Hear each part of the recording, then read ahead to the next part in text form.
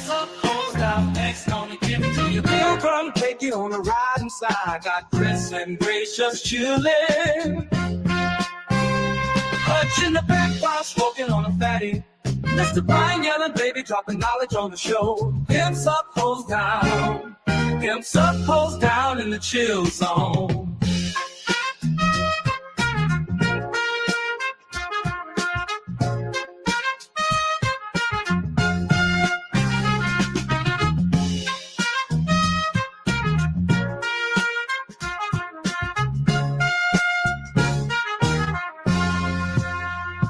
Pimps up, hoes down in the chill zone.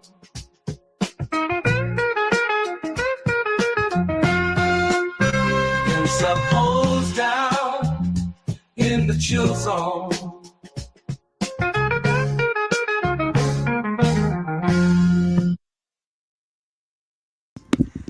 What up, brother Wiz, pimp of Arkansas? How you doing, dude? Everybody else, how y'all doing? Time travelers, gonna watch us in the future. It's gonna be a little bit of a shorter one. We're into this one about 9 o'clock in the morning. I do gotta work in the morning. I was planning on trying to do a live with some of the buddies, but tomorrow night, God willing, so I'll be getting off work at 5. Hopefully tomorrow night the buddies can come together on this and have a good time. Well, Wiz, I'm gonna need you to get back on that email, pimp. And last night I was gonna kind of attack by trolls, not really, but hey, a little off feeling. I feel that. Yeah, I can relate. But hit me up in the hit me up in the email because I'm interested to figure. Actually, let me see. I'm gonna email you right now. Let me hop off here and I'm gonna play Space Patrol. Y'all enjoy. Wheat checks, rice checks, and good hot Ralston presents Space Patrol! Yeah, there's somebody last night, he was saying that I had stolen his idea from him. I'm like, brother, like, I didn't steal your idea. I don't watch you. I haven't watched your shit in forever. You know, this guy was saying I stole his idea, and I promise him and everybody else that that's definitely, like, not a stolen idea. Y'all enjoy Old Time Radio. Yeah, Wiz, I want to get you on stream tomorrow and get Fabino on there too. High adventure in the wild, vast reaches of space. Missions of daring in the name of interplanetary justice. Travel into the future with Buzz Cory, Commander-in-Chief of the Space Patrol. In today's transcribed adventure, Cadet Happy is piloting a space observatory while a scientist studies a strange phenomenon. It's an invisible force that completely destroys all matter. Right now, Buzz Cory is in Terra the Fifth, warning Happy to veer away from the force, but too late. Out of control, the space observatory whirls toward the invisible menace. Happy, can you hear me? Pull away from it. I'm trying to, sir, but the rockets don't seem to have any effect. Use full power on your starboard rocket. I am, sir, but we're caught in some sort of a whirlpool. Have hit full repeller ray. If you're caught in there, you're finished. Somehow We'll be back wake in up to just be a 40 moment to with 50 today's people Space Patrol sleeping story, through it, brother. The Hole in Empty Space. No, do your thing, dude. Do your thing, my pimp. Read all about it. Buzz Cory offers an official Space Patrol spaceophone set to every boy and girl on Earth. Extra, extra. You hear that, gang? That's right. Buzz Cory will send you a real, honest-to-goodness Space Patrol spaceophone set. Sounds just like a walkie-talkie. Looks just like the spaceophone Buzz Cory himself uses. Imagine, you can talk on it to someone a straight 50 feet away. Let me show you with this spaceophone right here. Calling Bob Raitt. Can you hear me, Bob? I'll say loud and clear. Just like talking on the walkie-talkie and the telephone, right? Right.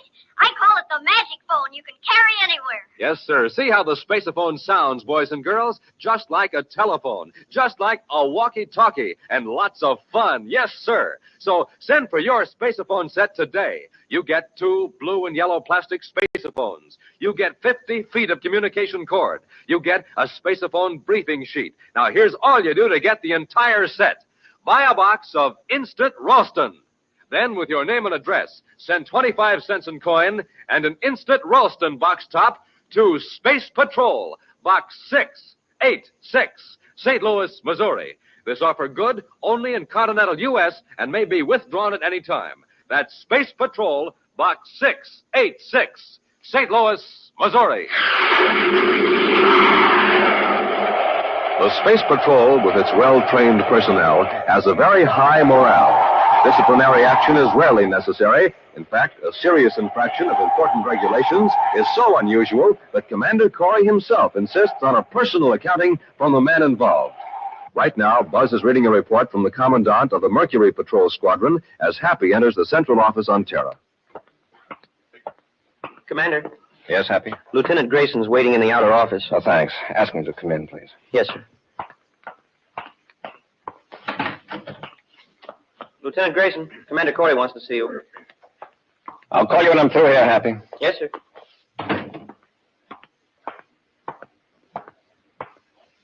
Commander? At ease, Lieutenant. Sit down. Yes, sir. You have an exceptionally fine record. I've been looking it over, and so far I can find no explanation for your behavior of the last few hours. I'm sorry, Commander. Is that all you have to say?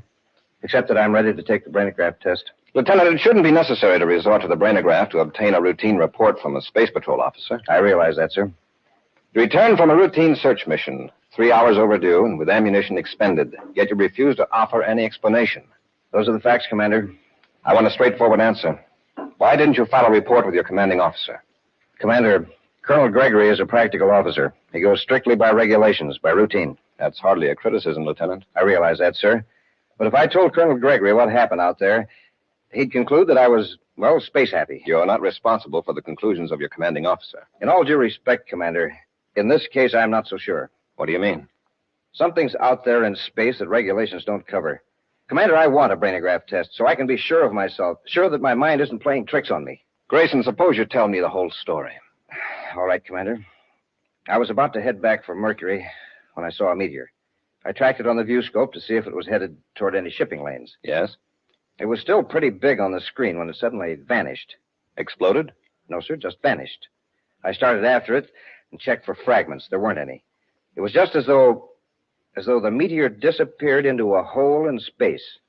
A hole in space? I know it doesn't make sense, but that's the only way I can describe it. Nothing showed up on the viewscope. I tried both the ultraviolet and infrared scanners. Nothing. What about the cosmic missiles you fired? I swung in a wide circle around the point where the meteor disappeared. Suddenly, a black spot appeared on the sun, as though a planet were between me and the sun, an eclipse. But it wasn't a planet? No, Commander. There was no planet within thousands of DUs. There was nothing, no solid object to account for that spot. Well, maybe it was on the sun itself. No, because it moved across the sun in relation to the movement of my ship. That's when I fired the cosmic missiles. What happened? The missiles vanished. Without an explosion? Without an explosion. Lieutenant, that's the strangest story I ever heard. You don't believe me? I didn't say that. I think your account deserves further investigation. You should have told Colonel Gregory. He'd have put me in the infirmary for mental and emotional checkup. I figured I'd get a brainograph test sooner if I risked disciplinary action. And I was right. He sent me here to Terra immediately. That isn't a very wise risk to take, Grayson. Commander, that thing in space, whatever it is moving. Moving toward the inner planets. Can you point out the location where you saw it on that wall chart? Yes, sir. It was approaching the Mercury orbit on a line from the star Myra. About here, sir. How fast was it moving? It seemed to vary, but at the time I wasn't in any condition to make accurate measurements. I thought I was going space happy for certain. Are you ready for that brainograph test? Yes, sir. Then come on. Oh, excuse me, sir. Happy, will you get Major Robertson? I want to run a brainograph test. Yes, sir. Oh, here's a top priority bulletin from communications, sir. A robot space freighter vanished. What do you mean, vanished? Well, it suddenly pulled off course. 2 passenger ships tracked it. It swung in a wide circle, then smaller and smaller circles, and then just disappeared. Not a trace on the viewscopes. Where did this happen? Midway between Mercury and Venus, sir. On an orientation line with Myra. Lieutenant Grayson, I think we'll cancel that brainograph test. Happy. Yes, sir. Get my ship ready immediately. I'll notify Colonel Gregory that Lieutenant Grayson is assigned to temporary duty with headquarters. Thank you, sir. As astrogator aboard Terra 5.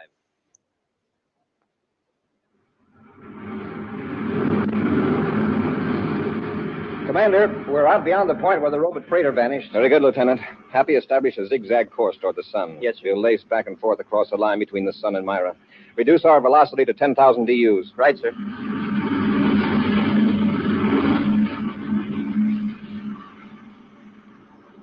All view scopes negative, Commander. What's our approximate position, Grayson? In a few minutes, we'll cross the Venus orbit, sir. This is the craziest search I've ever been on, Commander. Looking for something that isn't here. It's there, all right. It just doesn't show up on any instruments. If you could have seen that meteor vanish and those missiles... Oh, wait. There's something moving across the sun. A black spot. That's it. We've located it. Now, let's be certain. Check the viewscope, Happy. Yes, sir. Does anything register? Nothing except the sun itself. Reverse rockets while I turn on the spacephone, Happy. We'll hold our present position for the time being. Commander Cory and Terra 5 to Major Robertson at Space Patrol Headquarters, Terra. Commander Cory to Major Robertson. Major Robertson here. Go ahead, Commander. Robbie, we're at the Venus orbit, Sun-Myra orientation. We found what we're looking for. What is it? We don't know. It's visible only as a black spot against the sun, and it definitely is not a solid object. Well, I've contacted Professor Jelka for you, Commander. He's aboard Space Observatory number 2 off Saturn. Good. Robbie, spacephone and all planets bulletin immediately. All shipping is to avoid this sector of space until further notice. Yes, Commander. All commercial, private, and space patrol ships are to evacuate this sector immediately. Roger. Well, Professor Jelka is waiting on the 150 megacycle channel, Commander. Thanks, Robbie. Cory out. Happy switch to 150 MCs. Yes, sir. Commander Cory aboard Terra 5 calling Professor Jelka aboard Space Observatory number 2. Professor Jelka here. Go ahead, Commander. Professor, have you detected any unusual phenomenon in space the last few days in the direction of Myra? No, Commander. There's something out there, now within the orbit of Venus. It's not a solid object, but it cuts off light from the sun. Well, it's possibly a cloud of gas or tiny particles. Too sharp an outline, Professor.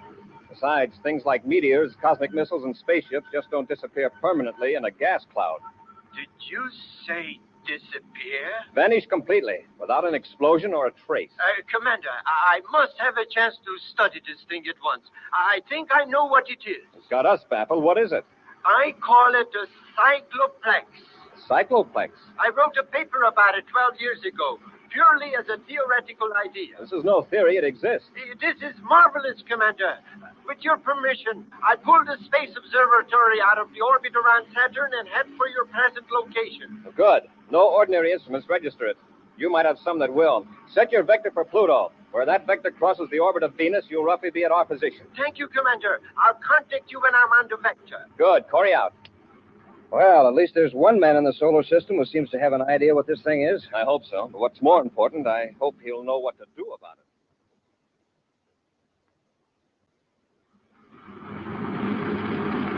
I've got the observatory in the viewscope, sir. It's only a few DUs away. A very good time, considering. Turn on the spacephone, Happy. Yes, sir. Cory aboard Terra 5 calling Professor Jelka. Jelka here. Go ahead, Commander. We've picked up the observatory in the viewscope. Have you located us? Yes, Commander, but I can't detect the cycloplex. I've used several types of detection devices. You'll see the black disk against the sun in a few minutes. We'll join space locks with you and come aboard the observatory. Very good, Commander. Cory out. Grayson. Yes, sir.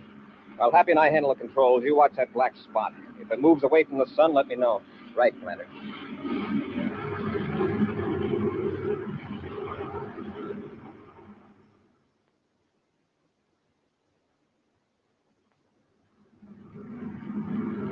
We're abreast of the observatory airlock, sir. Good. Stand by with magnetic holding field. Standing by, sir. Cory to Jelka. Go ahead, Commander. Professor, hold your space observatory on an even vector. We're going to make contact. Yes, Commander. Apply magnetic holding field, Happy.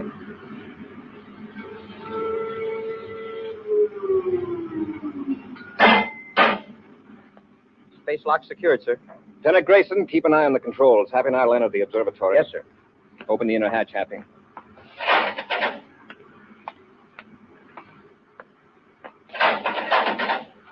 Press the release catch in the observatory hull.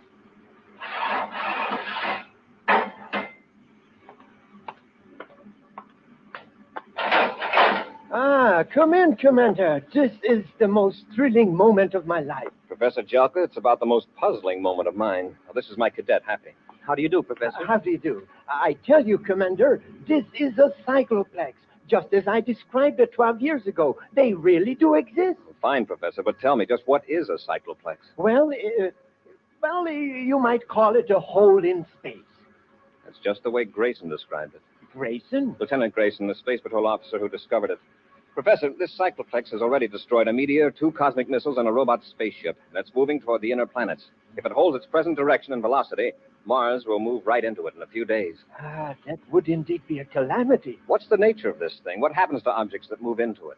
Well, they are transported into other dimensions, or perhaps into a matrix of several dimensions. Well, they cease to exist in space as we know it, that's certain. Yes, for years, mathematicians have speculated on the possibility of many separate dimensions existing simultaneously.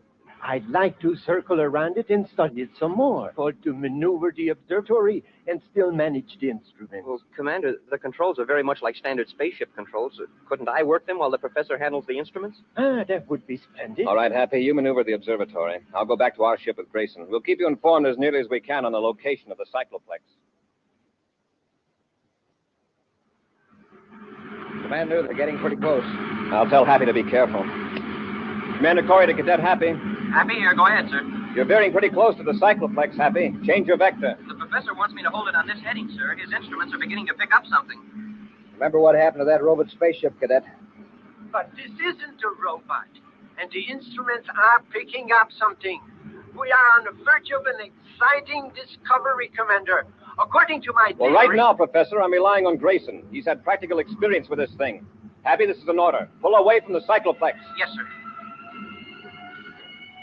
Look at the observatory. It's whirling toward it. Happy, pull away from it. I'm trying to, sir, but the rockets don't seem to have any effect. Use full power on your starboard rockets. I am, but we're caught in some sort of a whirlpool. Pat, hit full repeller ray. If you're caught in that cycloplex, you're finished. We'll be back with Space Patrol in just a moment. Hi, gang. Space Patroller Dick Tufeld speaking from the planet Earth. Today I'm doing a man-on-the-street report. Going to see what some of these young fellas here on their way to school think about those 3 checkerboard super cereals, Rice Chex, Wheat Chex, and Instant Ralston. Now, here's a sharp-looking lad.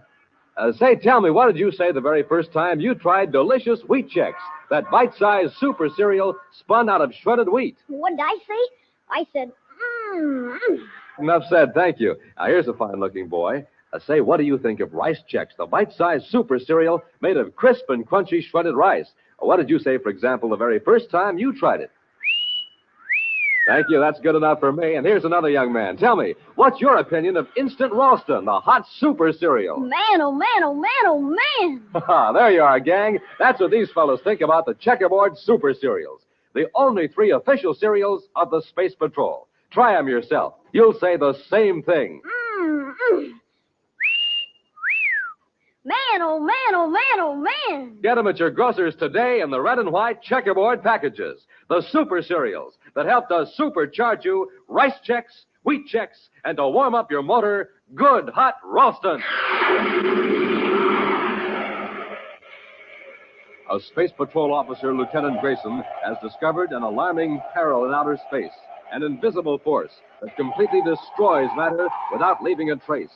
Professor Jela, an astronomer and mathematician, says this force, which he calls a cycloplex, is actually a hole in outer space.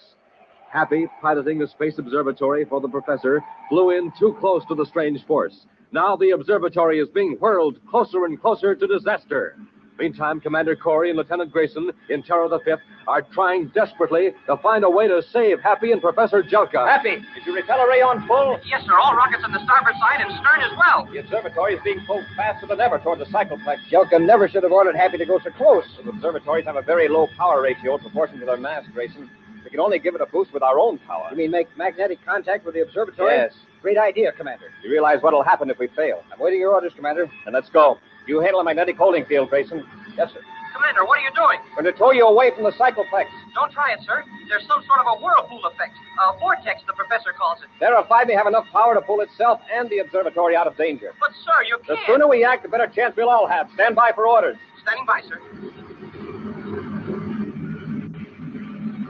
We're ready to make contact, Happy. Grayson, apply magnetic holding field. Yes, sir.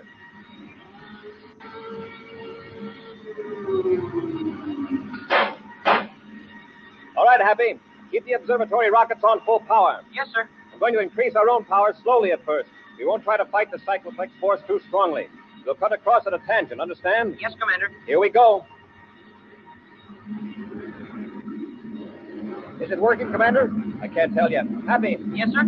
As I increase the ship's power, it'll put a terrific strain on the hull of the observatory. Watch for any sign of damage. I will, Commander. There's that sound again. What is it? Coming from the spacephone system. Happy, do you hear it? Yes, sir. You're picking it up from the professor's instruments. He says it's caused by the cycloplex. Commander, our vector's changing. We're moving away from the cycloplex. We'll add a little more power. Happy, did the professor turn off his instruments? No, sir. Then we're free of the cycloplex pull. That's right, sir. We're swinging away in the other direction. Good. Wow, what a relief. Happy, we'll proceed several DUs away from this position until we're sure we're safe before we break contact. Yes, sir. Then we'll join space locks and come aboard the observatory. Got it? Yes, Commander. I'll maintain vector till further orders. Check. Cory out.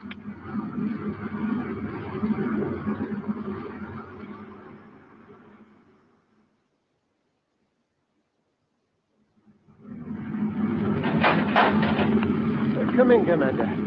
How did the observatory stand up under that pull? Well, apparently quite well. Smoking rockets, Commander. For a while there, I thought we were all going to plunge right into the core of that cycloplex. I thought so too, Happy. Professor, did you manage to find out anything about this phenomenon? Very little. Although it did finally activate some of the instruments. Exactly what is it, this force? I can't say. Apparently this vortex, the whirlpool effect, is some sort of an electromagnetism. And that might account for its effect on the instruments. This whirlpool effect extends beyond the core. Yes, it draws the objects into the center if they get too close. We sure found that out. And we also know that this force is moving steadily toward Mars. They've got to get busy and do something. Well, is this cycloplex big enough to swallow a whole planet? What about that, Professor? Well, the core itself is fairly small, but with that vortex of force around it, it might easily demolish Mars. Certainly, it would make it unlivable. Well, how can we fight this cycloplex? Every force we know of has some other force that can oppose it. But this thing is from some other dimension, Commander. It's an intruder into our space-time system. You mean it isn't even from another galaxy? From another part of our space? Yes, it's completely new to us, Cadet. It's impossible to imagine dimensions beyond the three we know: length, breadth, and thickness. Professor, you mentioned that it has some sort of magnetic effect. That's right. Suppose we could produce a powerful magnetic force to oppose it. It would take more power than any planet power system could produce. And how could we transfer it here? Professor, you've heard of Huddleston's ring, haven't you? Yes. Very interesting effect. What's Huddleston's ring, sir? It makes use of an effect that occurs at temperatures close to absolute zero. Oh, like those of outer space? Exactly. Extremely low temperatures, some metals become superconductors of electricity. Superconductors? They have no resistance to the flow of current. That means if a current is started in a ring made of a superconducting material, it flows indefinitely. Even when the power's cut off? Right. And if the power is constantly applied, the current builds up. It increases more and more. Oh, I see. A scientist named Huddleston has been conducting experiments with a giant ring in outer space near Jupiter. Yes. He has a laboratory spaceship in the center of the ring. Suppose that Huddleston turns the power on full, charging that ring and the magnets around it, and keeps the power on. Would it destroy the cycloplex? Perhaps.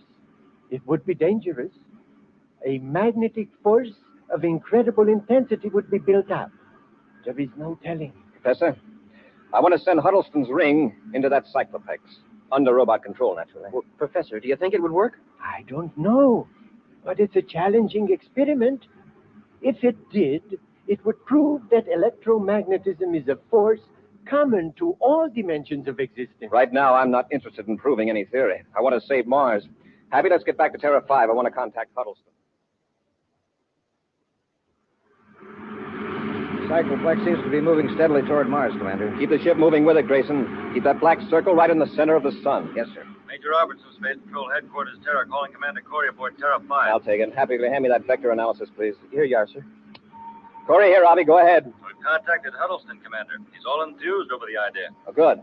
How long will it take him to get the ring on the way? Or does he have to convert the controls to robots? No, a robot unit was built into the ship. Huddleston's in the ring waiting for your instructions. Well, here's the procedure, Robbie. Huddleston will pull out of the orbit around Jupiter under manual control. Check. When he's on the vector, which I give you in a minute, a Space Patrol cruiser will pick him up in space. Huddleston will handle the ring and its lab ship by remote control until we pick it up on our view scope. Got it, Commander. Then I'll take control of the ring from that point on. Okay, Robbie. Now, here's the vector I want you to relay to Huddleston. Nothing in the view scope yet, sir. Widen the scanning arc, Happy. The lab ship may be slightly off vector. Yes, sir. Commander. Yes, Grayson. Cycloplex seems to be increasing velocity. Any change in vector? No, sir. I'll check with Professor Jelka. Cory to Jelka in observatory. Jelka here. Go ahead, Commander. Lieutenant Grayson reports an increase of velocity by the cycloplex. He's right, Commander. My calculations confirm it. Is it still heading toward Mars? Yes, Commander. Is there any possibility of its changing direction? I'm afraid its motion is unpredictable. We don't know enough about it. Well, that's all, Professor. Thank you. Commander, look at the view scope. I never saw an image like that before. Isn't very clear, Happy. See if you can get rid of that blur. I'll try it, sir. No, sir. That's as clear as I can get it. I'll check with Robbie. Commander Cory to Major Robertson. Robertson here. Go ahead, Commander. We picked something up in the view scope, but it doesn't look like Huddleston's ring and lab ship. You got a blurred blotch? Yes. Now, that's the ring, Commander. I've been tracking it from Jupiter. Huddleston says your screen's blur is a tremendous magnetic force. Right, Robbie. I'm ready to take over control of the ring. It's now 14:20 and 15 seconds, universal start time. Tell Huddleston the switchover will occur at 14:21. Cory out. The ring's approaching very fast, Commander. The robot control panel's ready, sir. Fine, Grayson. Happy you take over our controls. Yes, sir. Grayson, feed the viewscope data into the vector computer. Yes, sir. I want to get the ring headed for the target as soon as possible after switchover. It might be hard to control if that magnetic force builds up much higher. 10 seconds to switch over. Trajectory computed, Commander. Thanks, Grayson. 5 seconds. 3, 0. Now we'll find out if we've got the ring under control. Watch the viewscope, Grayson. See if the ring turns in the new vector. It's responding, Commander. Good. It's heading straight for the cycloplex now. Nothing to do but wait and hope it works.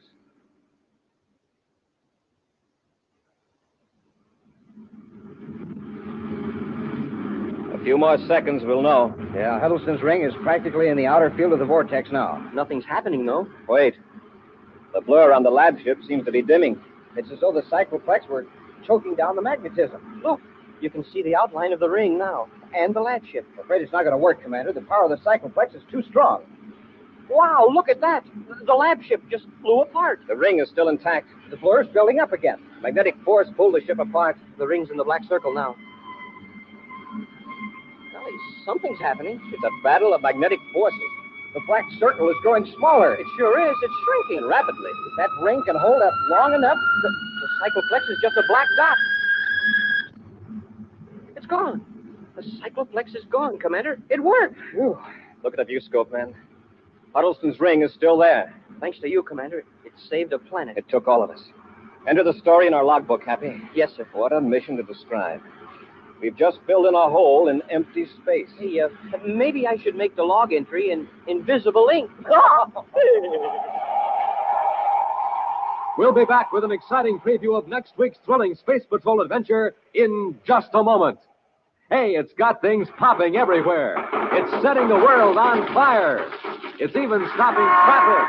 What am I talking about? I'm talking about the Space Patrol Spaceophone, and I'm going to tell you how to get a set. A set complete with 2 spacephones, 50 feet of communication cord, and an official briefing sheet on spacephoning. What an offer! What an invention! The magic phone you can carry everywhere. Sounds like the walkie-talkie in the telephone. Barrels of fun. You can talk to someone standing a straight 50 feet away. Now, I'll show you with this spaceophone here.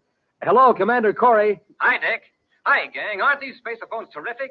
You can play Space Patrol with them just as though you were a real space patroller living up here on Terra. Yes, sir, gang. Your spaceophone will look exactly like the one space patrollers use. Only yours will be even more terrific because they're a special model made for use on Earth alone. And good-looking, too. Handsome blue and yellow plastic. Now, don't wait. Send for your spaceophone set today. Complete with 2 spacephones, 50 feet of cord, and a briefing sheet. Now, here's all you do. Buy a box of instant Ralston. Then, with your name and address, send 25 cents in coin and an instant Ralston box top to Space Patrol, Box 686, St. Louis, Missouri. That's Space Patrol, Box 686, St. Louis, Missouri. And now, an action preview of next week's exciting Space Patrol story. Buzz and Happy have been captured by 2 criminals. and are aboard a relay space station near the Pluto orbit. While the criminals are removing a secret power unit, Buzz and Happy are locked in a passageway looking for some method of escape. The lights. What happened to the lights? They must have disconnected the Cosmolite power unit. They'll be coming through the passage in a minute to get us, Commander. They won't need to, Happy. Stecker has already figured out how he's going to get rid of us. How? When they get back into their ship, they're going to leave the relay station airlock open. What? In a few seconds, this passage will be a complete vacuum. Every bit of air will escape into space. Be sure to be with us next Saturday for the exciting story, The Glowworm Project, when Wheat Checks, Rice Checks, and Good Hot Ralston again bring you Space Patrol! And now, a special message from Commander Cory. Boys and girls, this is your commander. I'm now holding an important bottle. When empty, it's worth very little. When filled, it's the most valuable bottle in the world. I mean, when it's filled with the greatest gift one person can give to another, his own blood. America has millions of these bottles to fill, and any grown-up can fill them. So, gang, will you help me get that message across to every grown-up in the USA? Then do this. Join the Space Patrol Blood Boosters now. Space Patrol, an original Mike Moser production starring Ed Kemmer as Commander Cory and Lynn Osborne as Cadet Happy, was written by Lou Houston, directed by Larry Robertson. Other players were Bela Kovach, Ken Mayer, Dick Beals, and Norman Jolly. Dick Tupel speaking. Now, don't forget to tune in next Saturday and every Saturday when Wheat Checks, Rice Checks, and Good Hot Ralston again present the new exciting Space Patrol. And be sure to see another exciting Space Patrol story on your local ABC television station. Consult your local paper for time and channel. Space Patrol comes to you transcribed from Hollywood. This is ABC Radio Network. Wheat Checks, Rice Checks, and Good Hot Ralston present Space Patrol! High adventure in the wild, vast reaches of space. Missions of daring in the name of interplanetary justice. Travel into the future with Buzz Cory, Commander-in-Chief of the Space Patrol! In today's transcribed adventure, Buzz and Happy are in their spacesuits, investigating a gigantic six-wheeled atomic digging machine on the planet Mercury. As they walk across the deeply cracked ground in 300-degree heat, the huge machine starts moving toward them with increasing speed. They're trying to run us down with the machine, Commander. Get to the ship, Happy. It's hard to run in these bulky suits. Maybe we can dodge the driller. Don't try it. The driller's big, but it can turn like a cat. It's gaining on us. Don't look back. Run. Hey! Quick, Hap, on your feet. My foot's caught in the crevice. Give me your hand. No, you sir. I can't get loose. I'm caught. Commander, get away, please, while you can. The driller's almost on top of us.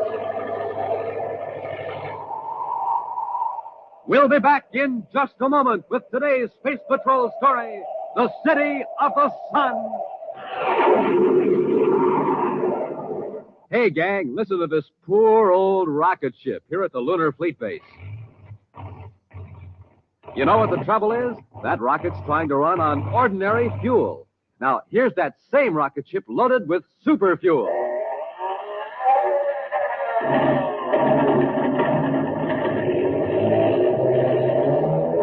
Now, that's what I call a real blast-off. And boys and girls, to get a bright and snappy start, you need super fuel, too, especially in the morning.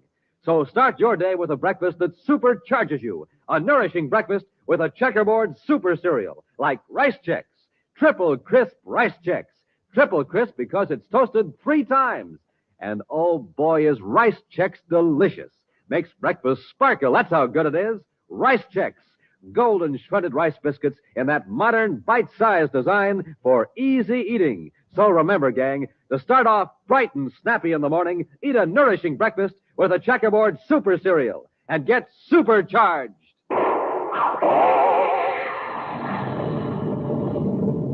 Today, try your spoon out on Rice Chex.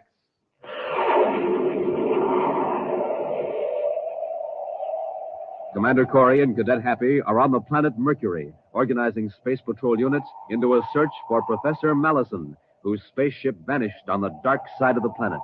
But now, a second emergency on another part of Mercury sends Buzz and Happy racing to the hot side of the tiny planet, to Solaria, the city of the sun. Who's behind the sabotage, sir? I don't know, Happy. It's what we've got to find out. But I've got a pretty good idea what the motive is. What's that, sir? Solaria has suddenly become very important because of the mineral deposits that have been found about 60 miles south of the city. South?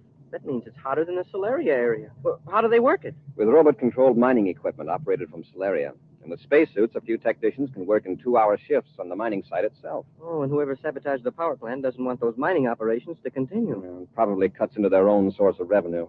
I suppose this is more important, but I sure would have liked to locate Professor Malison first. We've got the search units well organized, Happy. They'll comb the entire dark side of Mercury with infrared viewscope scanners. Well, do you think the professor could still be alive, sir? He's been missing over 4 days. That would be a long time to hold out in sub-zero temperature on the dark side of the planet. Well, how about the spaceophone signal picked up yesterday, though? That was from Malison, wasn't it? It was his code, all right.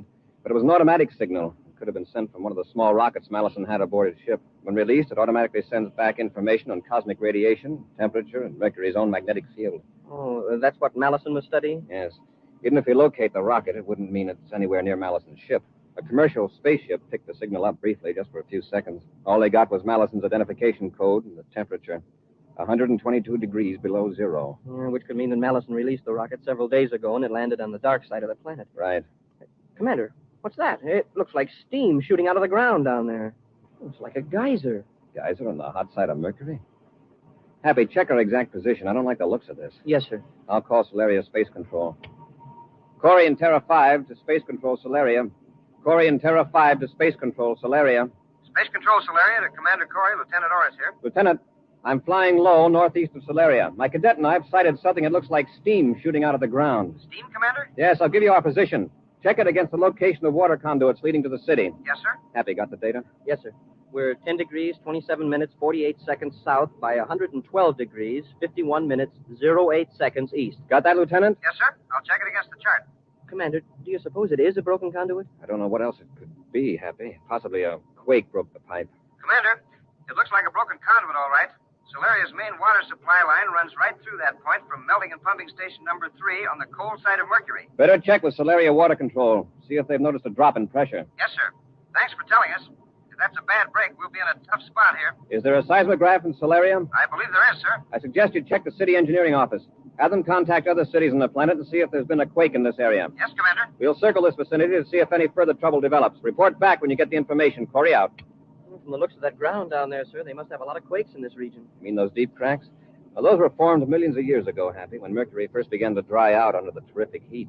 Yeah, but with one side of the planet covered with ice and the other side with blistering heat, well, wouldn't there be a lot of quakes? Well, as far as I know, there hasn't been a serious one reported in recent years. We'll keep circling till we hear from Solaria. Can't we take it easy, Burdock? This is pretty rough ground. Well, these atomic drillers weren't made for comfort, Grove. And I want to get plenty of distance between us and that broken water conduit. We're going 70 with this thing. If we hit one of those cracks at the speed, we'll tip over. Just quit worrying. We're riding on 6 wheels, and each of them are 20 feet in diameter, and every wheel has its own power drive. I think we're in more danger of being spotted by a space patrol ship than we are of upsetting this monster. What do we do with the driller when we get to our spaceship? We just leave it. It's pretty well camouflaged to blend in with this cracked yellow ground here. We can find it again if we need it.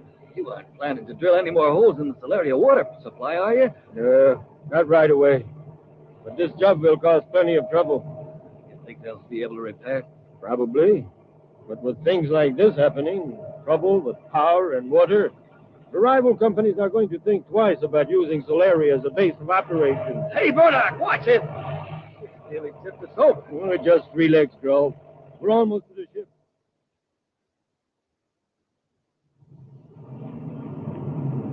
Well, sir, it looks like the conduit broke in just that one place. That's lucky, but even at that, it'll take several hours to get many equipment out here to repair it. Space Control Solaria calling Commander Cory aboard Terra 5. Cory here. Go ahead, Lieutenant. The maintenance crew is getting ready to leave Solaria now, Commander. They know the location. Oh, good. We'll head for Solaria.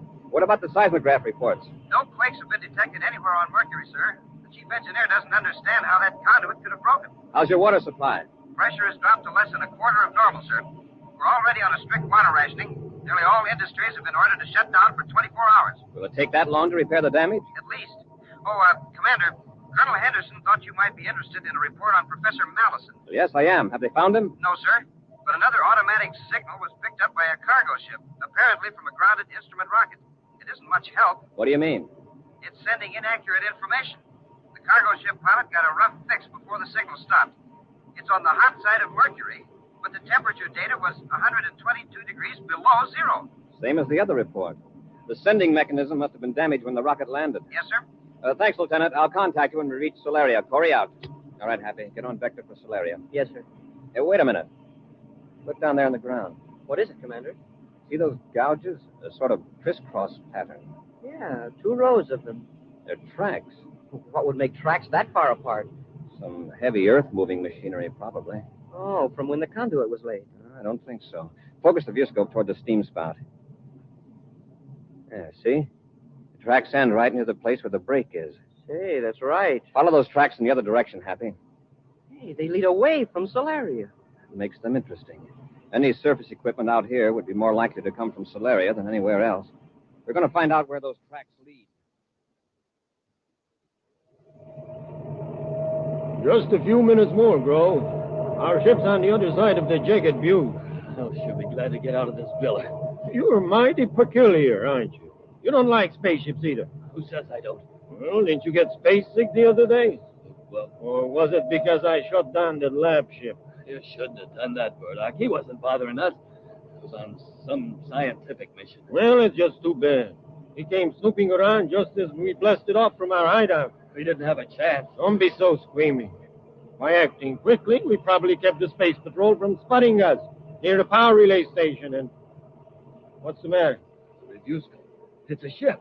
Yeah, it's flying low, right toward us. Think they see us? I don't know. Hey, why'd you stop the driller?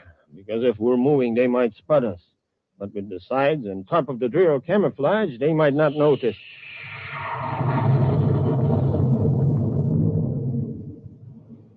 They went right over. It's a Space Patrol ship. They must have spotted the break in the waterline. Yeah, but why were they going so slow? How do I know? We'll just sit tight and see what they're up to. Happy, look down there. The tracks stop. It's hard to tell. The ground must be packed almost as hard as concrete in some places. I'll circle back. Use the viewscope scanner. Yes, sir. Uh-oh. Hey, there is something down there. A hump of something. A small hill, maybe. Now look closer. Did you ever see a hill on wheels? Yeah, I can see it now. It's a big piece of machinery, and it's camouflaged. Happy, get our spacesuits out of the locker. I'm setting the ship down. Yes, sir. Check the refrigeration units in the suits carefully. We're going to be walking around in oven temperature down there. They must have seen us. Why would they land their ship clear out here? Just take it easy, Grove. We're safe in the driller. Nobody could get in unless we open the door. Somebody's getting out of the ship. 2 men. Hey, that's Stera 5. Come into Cory's ship. If we don't open up, Cory will go back to his ship and report us. They'll send a crew out here with cutting torches. If Cory gets back to the ship. How can we stop him? We'll stop him all right.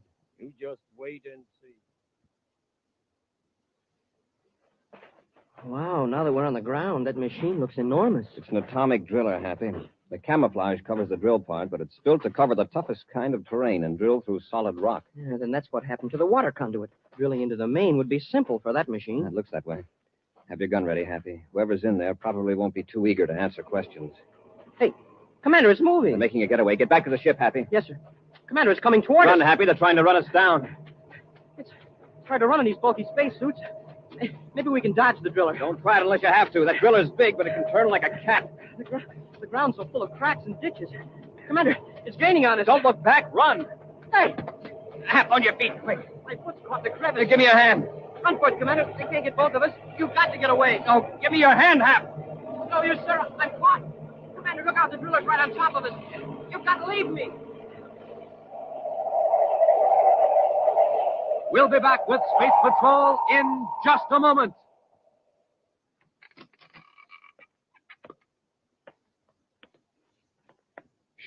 Space Patroller Dick Tufeld, gang. I've got a secret for you. Wait till I close the door.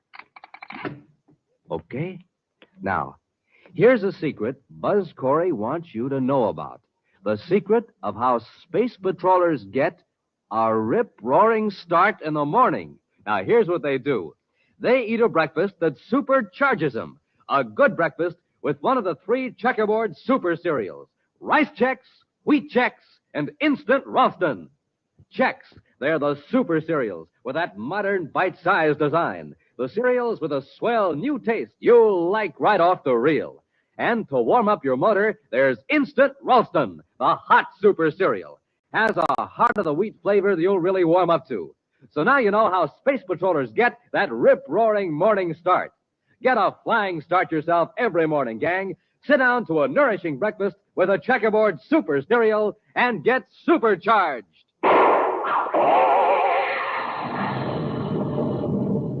Rice Chex, Wheat Chex, good hot Ralston, the super cereal. Flying low above the hot side of the planet Mercury, Buzz and Happy have sighted a gigantic atomic drilling machine.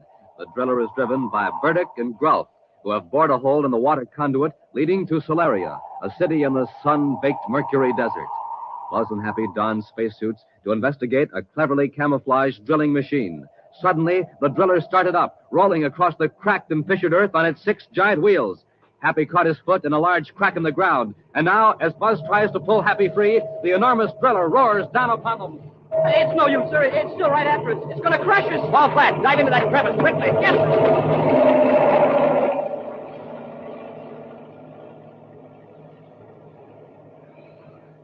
Happy, are you all right? I guess so, sir.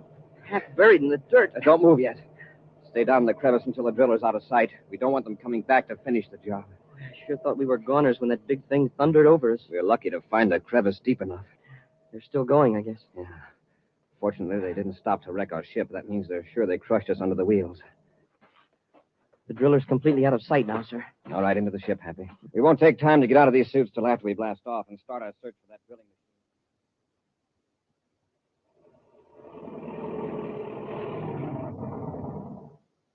Well, here we are. Here's your spacesuit, Burdock. Get into it and let's get to the ship. I see you're all ready. Yeah, all but the face piece. You know, sometimes I get the impression you don't enjoy riding in a driller. Let the funny stuff. Let's get out of here. How do we know Cory didn't send a space phone message before he got out of his ship? You're right, Grove. But before we leave, I'm going to set a magnesium bomb and leave it in here. What for? I'll make sure that this drill is useless to anybody else. And it'll leave this camp in such a mess that the Space Patrol can't find any fingerprints. All right. All right, but let's get at it. There's something up ahead, sir. Looks like smoke. You're right, Happy. It's the drilling machine that's on fire. It's not moving. Hey, do you suppose whoever was in it got out? Let's hope so. Wait a minute. By the color of the smoke, that must be magnesium. It must have been deliberately started to wreck the control mechanism. But where's the driver? Take a look at that scorched area on the ground a few yards from the driller. A blast-off scar. Uh-huh. Our driller operator had a spaceship hidden here. Turn on the viewscope, Happy. Maybe you can pick up a trace of him. I'll contact Space Control Solaria. Commander Cory aboard Terra 5 calling Space Control Solaria. Commander Cory calling Space Control Solaria. This is Space Control Solaria, Commander. Lieutenant Orr speaking. Lieutenant, relay this bulletin to all Mercury Space Patrol units. Yes, sir. A spaceship of unknown type just blasted off from the vicinity of the broken water conduit. Interrogate all spaceborne private craft. Ground all suspicious ships and hold the occupants. I'll relay that message, Commander.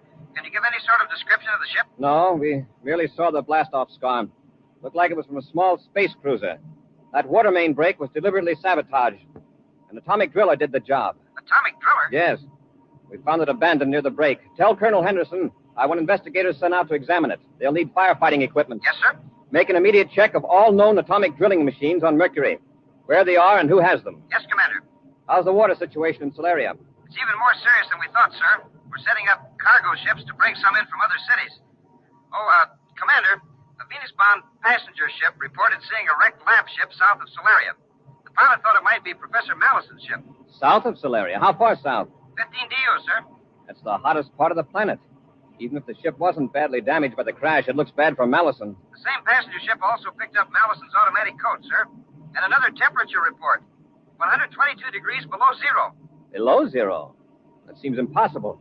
Have you sent any units to investigate? Not yet, sir. Colonel Henderson... Yes, I know. You've got problems of your own, Lieutenant. Give me the location of that crashed ship. I'll investigate it myself. And 87 degrees, 16 minutes, 43 seconds west. Burdock, suppose that's a ship you shot down? Shut up, Elvis. I got their frequencies, both of them. Got it, Lieutenant. One more thing, Commander. The passenger ship pilot isn't sure, but he thought he saw something moving near the crashed ship. It doesn't seem likely. No, it doesn't. But I'll get there as quickly as I can. Cory out. Cory, alive? Yeah, it was somebody else we ran over with the driller. Cut it off. That is the first ship you shot down, and there's someone still alive. There couldn't be. That was 4 days ago. And even in the best space suit made, nobody could live 4 days in that heat. What are we going to do? I'm going to make sure. Maybe we can get there before Cory does. And if not, we'll cut Cory's investigation short. Murdoch, maybe we didn't kill those men with the driller. Maybe it was Cory and somebody else, and they escaped somehow. Well, if he did, he wouldn't escape this time. You marked down those coordinates, didn't you? Yeah, they're right here. All right. I'll take the controls. You get on the view scope. We don't want to get close to another ship, especially Cory's. We're nearly to the location, sir. Drop her down a few thousand feet, Hap. Yes, sir. Hey, this part of Mercury looks even worse than where we were before. Rougher terrain. Yes, and it's even hotter, close to 500 degrees. Now, listen. Get that down, Hap. Yes, sir. MLS 28. Mercury Lab Ship 28. That's Malison's identification code. Temperature minus 122 degrees. Hey, it cut out. Minus 122 degrees. I got a fix in that signal, Happy. It's almost directly below us. Look. It's a cracked up ship, all right. A lab job, too. Get your spacesuit on, Happy. Yes, sir. Whatever we do, we've got to do it fast. Hey, Commander, down there by that cliff. It's a man in a spacesuit. That's incredible. He's waving to us. Stand by for repeller ray. That's the lab ship, all right. Even in the viewscope, you can see it's pretty badly smashed up. Yeah, but we're too late. Cory's ship is landing right near it. What do we do? He'll probably go in to find what's left of Malison. When he does, we'll swoop down and blast the wreckage, and then shoot up Terrify. Better not get so low, Burdock. They may see us. There's not much they can do about it. Anyway, I'm keeping between them and the sun. Nobody's going to look up at the sun, especially here on Mercury. Wait a minute. They're running right past the ship. Where are they going? Oh, maybe. Seeing something close to the cliff. Burdock, it's a man. And he's alive. After 4 days in the blast furnace down there, it's impossible. See for yourself. Must be Malison. We've got to make sure that none of them get out of here. Get your spacesuit on, Grove. We aren't going to land. Not unless we have to. But I'm going to make sure that all 3 of them are finished before we leave here. Check your suit spaceophone, Happy. That's working okay, sir. And so's the temperature control. And we'll need it. All right, open the outer hatch.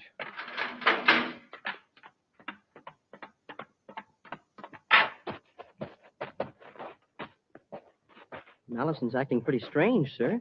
He just stands over there and motions to us instead of coming toward us. It's hardly a normal way to greet rescuers. Let's see if the spacesuit transmitter's working. Professor Malison, this is Commander Cory. Can you read me? He's just waving more excited than ever. Professor, if you hear me, hold both hands over your head. He's doing it. Apparently he can hear us, but his transmitter's out. I thought I heard something in the earphones just for a second and another voice. Professor, is there some reason why you want us to come over there? If there is, hold your hands straight out at your sides. Yeah, that's what he wants us to do. We better do as he asks. How did he manage to survive in this? Commander, it's a cave. Yeah, I see. Commander, can you hear me now? Yes, Professor. My spaceophone wasn't working, so I couldn't answer you. Commander, you've got to look at this.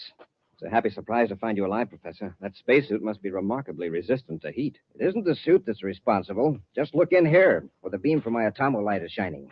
It just looks like an ordinary cave. Further back, look at the walls. You mean that shiny blue-black mineral? Commander, that's ice. Ice? In this part of Mercury? Right. Thousands of tons of it, perhaps millions. That's how you manage to stay alive. It's cool in the cave. Yes, with 570 degrees outside. Inside, it's a constant 122 below zero. And your automatic rocket transmitter was right. Commander, do you realize what this underground ice means to Mercury? To the people of Solaria in particular? You mentioned millions of tons. A conservative estimate. Think how easily it could be melted and piped to Solaria. Only a matter of a few miles in comparison with the present haul of more than 1,000. It certainly is a timely discovery. Dozens of conduits can be built from here to Solaria at a fraction of the cost of the one line that was broken. A spaceship. Yeah, it must be a space patrol craft. Let's get to our ship, Professor. Believe me, this news will be welcome in Solaria. Well, what I don't understand is how all this ice could be underground in the hot part of Mercury. The rock above insulates it. This is not a new phenomenon by any means. Why, on the planet Earth, more than 1,000 years ago, Indians in the Arizona desert used to get ice from a natural cavern such as this. Hey, wait a minute. It's not a space patrol ship. It's a private cruiser. You're right, sir. It's taxiing around on repeller ray. I've seen that ship before.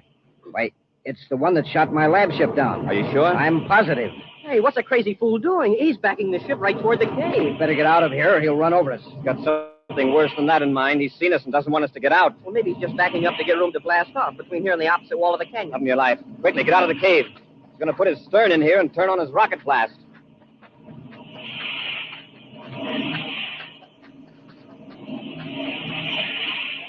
It's lucky we saw him in time to get out of the cave. Now get behind this rock. Maybe he won't see us from the ship. Hey, you're right, Commander. He's pushing the tail of his ship back in the cave with blasts from his forward rocket. He really intends to see that we don't get away from here. Now keep close to the rock. I think we'll be safe here. Hey, he's keeping his forward rockets on to hold the ship in the cave. Something tells me he's going to regret this.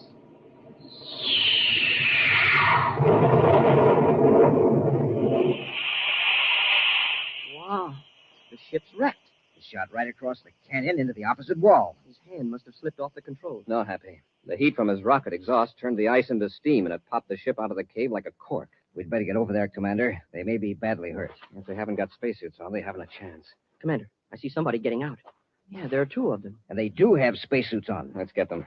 By their attitude, I don't think we'll have any trouble. No, sir. You know, during the last few minutes, sir, I really realized what a wonderful thing water is. That's so? Yes, sir. In the form of ice, it saved Professor Malison's life. And when those two fellows turned it into steam, it simply cooked their goose.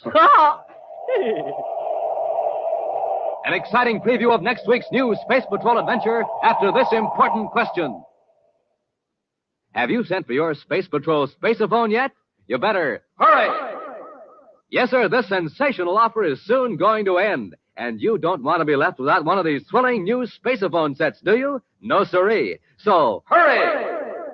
More fun. You can talk back and forth on the spaceophone to someone a straight 50 feet away, just like talking on the telephone, complete with two spaceophones, 50 feet of communication cord, and secret briefing sheet. Now remember, these are official spaceophones, made especially for you on Earth. Real beauties, too. Gleaming blue and yellow plastic. Look exactly like the spaceophones Buzz Cory and the gang use. So don't wait a single day. Hurry! Yes, sir, you have to hurry, because this offer soon comes to an end.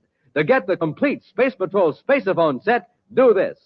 Buy a box of Instant Ralston. Then, with your name and address, send 25 cents in coin and an Instant Ralston box top to Space Patrol, Box 686. St. Louis, Missouri.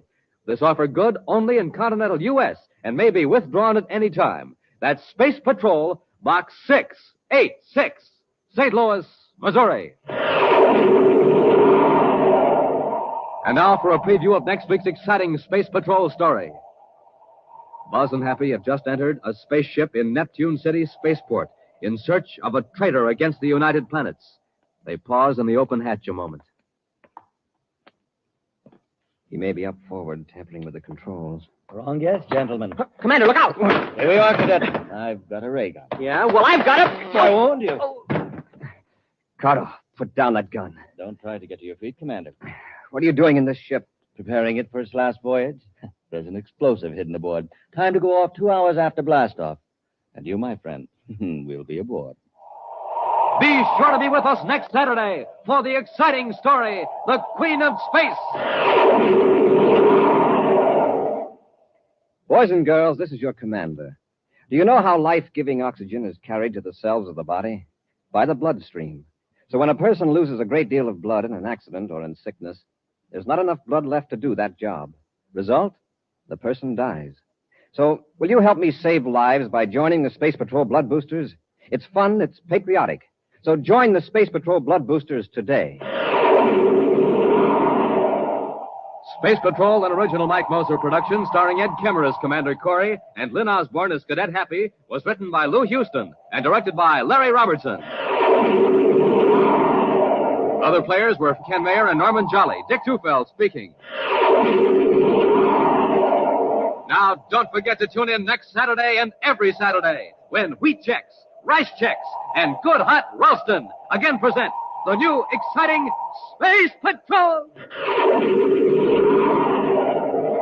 And be sure to see another exciting Space Patrol story on your local ABC television station. Consult your local paper for time and channel. Space Patrol comes to you transcribed from Hollywood. This is ABC Radio Network.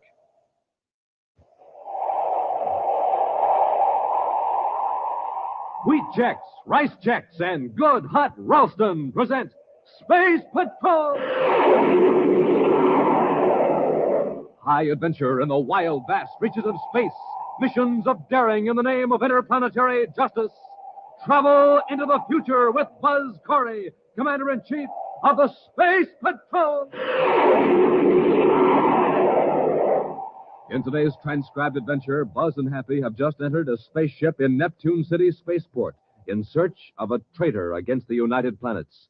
They pause in the open hatch a moment. He may be up forward, tampering with the controls. Wrong guess, gentlemen. Commander, look out! Stay where you are, Cadet. Oh, yeah? Cardo, put down that gun. Don't try to get to your feet, Commander. You'll get what the cadet got. What are you doing in this ship? Preparing it for its last voyage. There's an explosive hidden aboard. Time to go off 2 hours after blastoff. And you, my friends, will be aboard. We'll be back in just a moment with today's Space Patrol story, The Queen of Space. Gang, this is Space Patroller Dick Tufeld at an Aquajet boat race on Mars. Now, my favorite is the Shooting Star. But, hey, it doesn't have a chance. That driver's filling up the tank with ordinary fuel. You see what I mean? No zip, no zoom. Hey, but wait. The driver's now putting in some super fuel.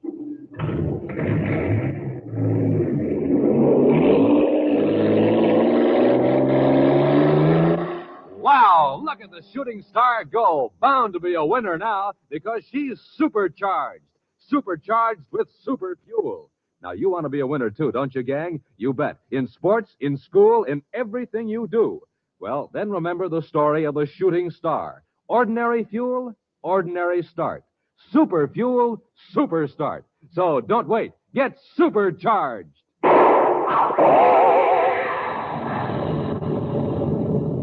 And, gang, get supercharged the way Buzz Cory does.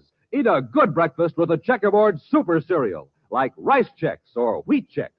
Some cereals, yes, sir. If you want flavor, just get Checks. If you want something different, just get Checks. C-H-E-X, Checks. Right for a bite because they're bite-sized. Get them at your grocer's today in the red and white checkerboard package. Rice Checks, Wheat Checks, the bite-sized super cereals that help to supercharge you. Commander Cory, Cadet Happy, and Tonga, Assistant Security Chief of the United Planets, are on the planet Uranus to investigate a series of accidents that have occurred to passenger ships. In the chart room of the Space Patrol office, Buzz is briefing Happy and Tonga. You two have made a lot of flights between the outer planets, so I don't have to impress on you the tremendous distances involved. No, sir. And you know that here in Uranus, we're outside the orbits of 7 of the 10 planets of the solar system. And yet we're barely halfway between the sun and Pluto. That's right. Now, everyone realizes that the companies running freight and passenger ships between Uranus, Neptune, and Pluto are working under handicaps. Yeah, the long hauls cut down on their profits. Right.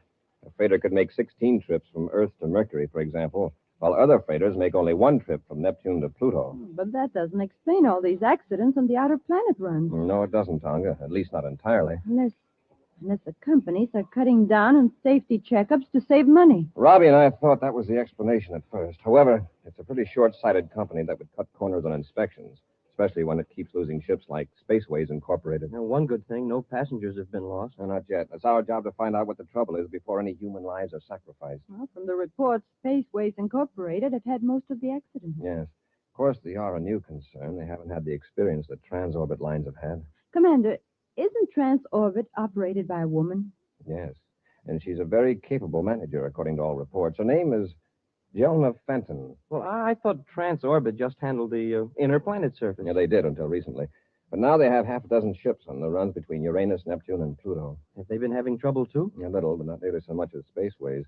Now, our regular Space Patrol inspectors haven't been able to find the source of the difficulty. So we're going to do a little undercover work. That's where you come in, Tonga. Yes, Commander. You'll pose as a writer for a magazine, gathering material for a series of articles on living conditions on the outer planets. Good. Then I can make trips from planet to planet without arousing suspicion. Yes, it'll give you a chance to observe conditions around spaceports and watch the personnel. What do you and I do, Commander? Well, for the time being, we'll just make routine inspections of Space Patrol bases and keep in touch with Tonga. How do you want me to contact you, Commander? Use your miniature spaceophone. Keep it with you at all times. I will. And don't use it when there's anyone around. When do I start? Immediately. There's a Spaceways passenger ship leaving Uranus for Pluto in the morning. Be aboard it. Right, Commander. Happy now, blast off and Terra the 5th a few hours after your ship leaves.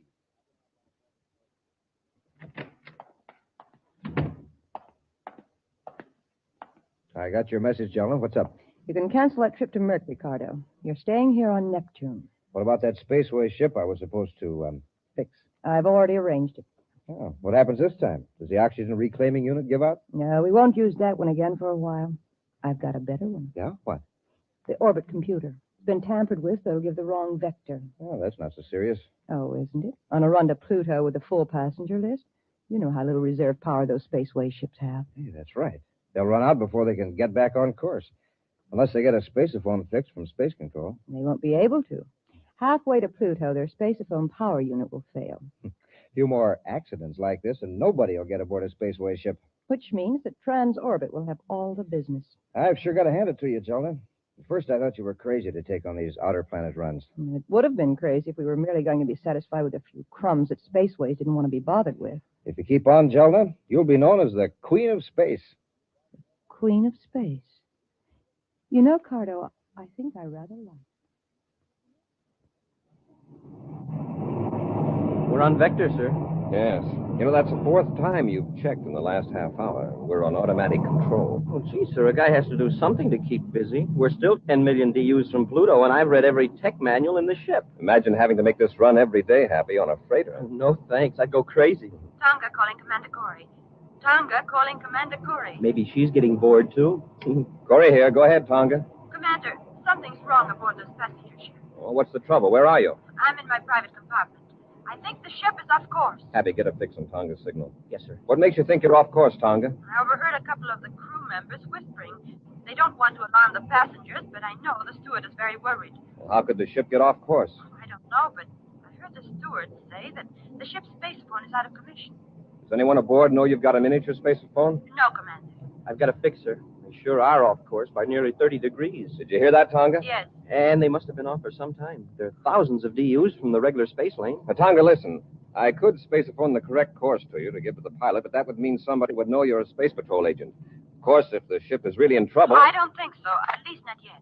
Well, then Happy and I'll change vector and come close enough so that the pilot will pick us up in his viewscope. He'll naturally follow us. And you lead the ship to Pluto. Now, just a minute.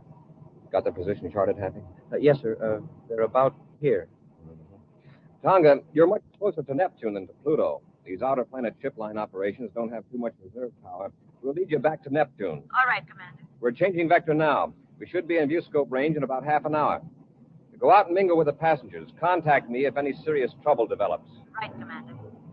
Cory out. Well, Happy, what was it you were saying about this Pluto run being boring?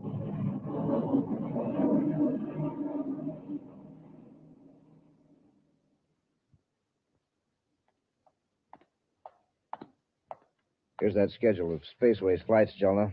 Most of them are inward bound from Pluto. Spaceways Comet is due this afternoon at Neptune City Spaceport. Leaves for Neptune's moon tomorrow morning. That doesn't give us much time. True, but it might give us a fine opportunity. How do you mean? Well, there's short haul to the moon coming up tomorrow.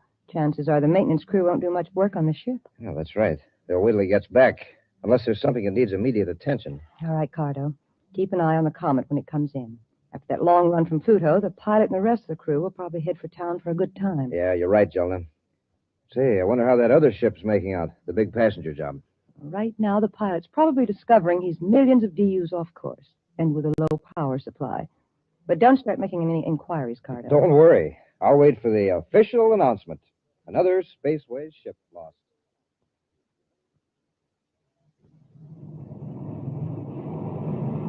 Do you think they see us, sir? We ought to. They show up strong enough in our viewscope. Well, I hope the pilot has sense enough to follow us. He'll probably be very glad to, Happy. I'm going to change vector now. Watch the screen, see if he follows us. Yes, sir.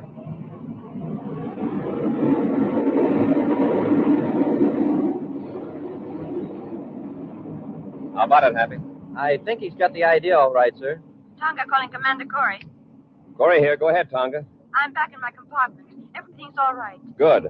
Does the pilot know we're headed for Neptune? He just made an announcement through the public address system. We passengers have been told that the ship is making an emergency landing on Neptune. There's no panic, I hope. No, we've been assured that it's nothing serious. There's a lot of grumbling about the delay, but nobody's alarmed. Well, find out all you can, Tonga. I'll arrange to meet you when you land on Neptune.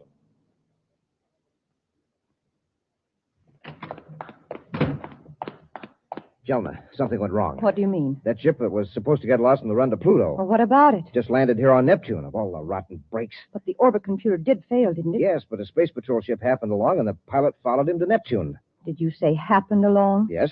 Apparently, the space patrol ship didn't even know the passenger ship was in trouble. At least the space patrol didn't attempt to make contact. Well, maybe it's better this way. Now we've got 35 or 40 unhappy passengers who'll tell their friends what an inefficient line Spaceways is. Next time they'll all take transorbit. One thing I admire about you, Jelena, you always look on the bright side of things. How about the comet? It's working out the way you said it would. The crew headed for town for a good time, and the ship is due for an overhaul after it gets back from Neptune's moon. But it won't get back, Cardo. It's going to be blown up on the way. Blown up? Yes. You can sneak aboard tonight and plant an explosive in one of the aft compartments. I suggest the emergency rations compartment. Suppose they check the ship before blastoff. It isn't likely they'd check the emergency rations before a short trip to that moon, especially when there's a major overhaul coming up in a couple of days. I've got it all worked out. The explosive will be in a regular emergency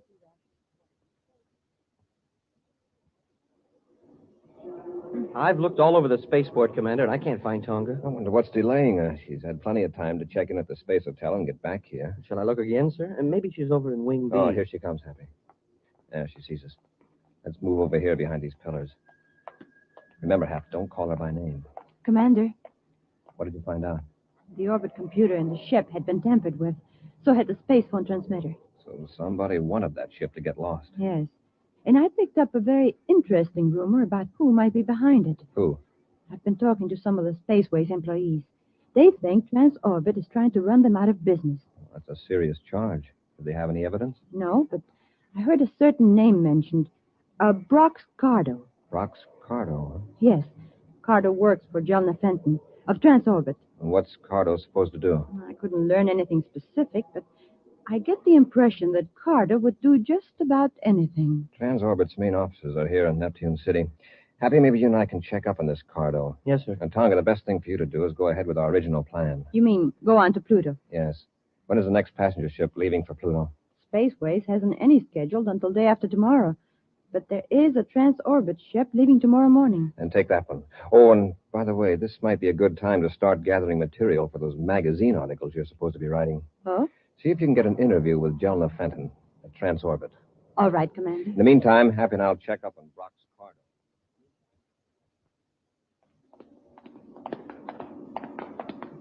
Let's slow down a little, Happy. We don't want Cardo to suspect we're trailing him. Yes, sir. He's heading for that spaceship. Yeah, that's the Comet. Just got in from Pluto this afternoon. See, it's a beautiful ship, isn't it, sir? Yes, it's the pride of Spaceways. Hold it, Happy. Cardo's getting in the ship. Yes. I'm very curious to know why a Transorbit employee is snooping around a Spaceways ship. What do you suppose he's got in that box he's carrying? Suppose we find out. Come on, Happy.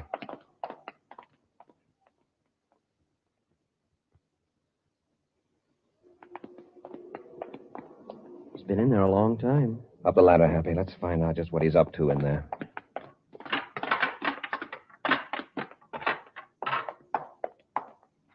Which way, sir? Look up forward. He may be tampering with the controls. Wrong guess, gentlemen. Commander, look out! Stay where you are, Cadet. Oh, yeah? Cardo, put down that gun. I'll try to get your feet, Commander. Forget what the cadet got. What are you doing in this ship? Preparing the Comet for its last voyage. What do you mean?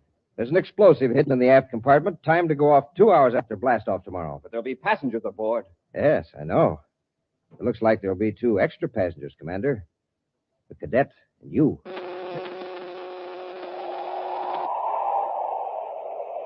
We'll be back with Space Patrol in just a moment. Gang, this is Space Patroller Dick Tufeld speaking from the Interplanetary School Stadium on Terra. Just saw a swell football game here. Listen to this crowd cheering the winners.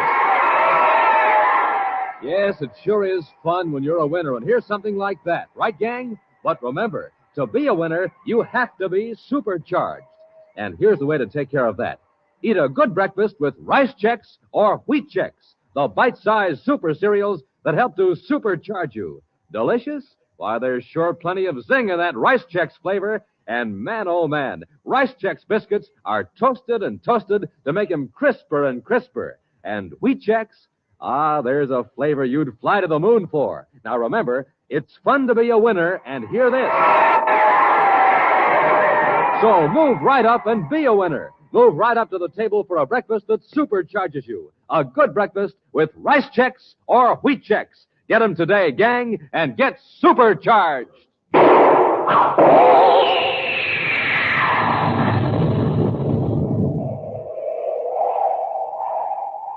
At the Neptune City spaceport, Commander Cory and Cadet Happy entered a spaceship to apprehend a suspected saboteur. The saboteur, Brox Cardo, attacking Buzz and Happy by surprise, put them to sleep with a ray gun. Now, heavily bound and gagged, they're locked in a compartment in the spaceship in which Cardo has planted an explosive, timed to go off 2 hours after the ship blasts off for Neptune's moon. Meanwhile, following Buzz's instructions, Tonga has called on Jela Fenton, head of the Transorbit Space Lines, in her office on Neptune City. To obtain information, Tonga is posing as a writer for the Inner Planets Weekly magazine. You've given me some very interesting facts, Miss Fenton. I won't take up any more. Jela, Oh, excuse me. Oh, it's quite all right. I was just leaving. This young lady is writing an article about us for the Inner Planets Weekly. Well, that's fine. Thank you again, Miss Fenton. Goodbye. Goodbye. And I think you're very wise to take a transorbit ship to Pluto. Thank you. The girl's not much of a space traveler. She was on the ship that got lost. Frightened her to death. That's all? Now I am glad that ship got here safely. She'll write up her horrible experience on a spaceways ship and give Transorbit a nice plug. Yeah, swell. Now, what I wanted to And tell I you... managed to work in that line of yours. You know, calling me the Queen of Space.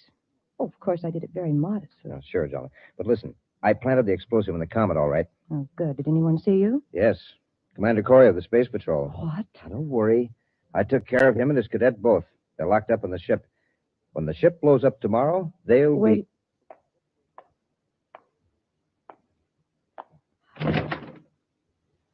Thought so. She was listening. Who? That girl, the reporter. Oh, do you think she heard us? We've got to find out. Come on, Cardo. We'll follow her and see where she goes. If I could only get my hands free. We've got to get loose, Happy. There's a bomb aboard this ship. Cardo set it to go off, and the ship's about halfway to Neptune's moon. There. I'll untie your hands. Thank you, sir. I don't know how we're going to get out of this compartment, but we've got to. Well, when somebody comes aboard, maybe they can hear us pounding on the door. Possibly. This ship is heavily soundproof. Can't even hear the roar of the rockets when... I wonder. You mean maybe we've already blasted off? That could be. Listen. No. I don't hear anything. There's no telling how long that ray gun put us to sleep. If we're in flight now, that bomb may go off any second. Well, let's try banging on the door. All right, Hap. Hey, open up. Open up. Anybody out there? Open up. Oh, wait a minute. Do you hear anything? Hey, somebody's heard us. Tonga! Commander. Happy, are you all right? Yes, Tonga, but how did you know we were here? I overheard Cardo tell Jelen. Oh, so we haven't blasted off? Obviously not. Now we got to find that bomb and get it out of the ship. Yes, sir. Commander, I think Cardo and Jelen are after me. They may think so, Tonga, but as a matter of fact, we're after them. As soon as we fix that bomb, we'll be on our way. Let's get at it, Happy.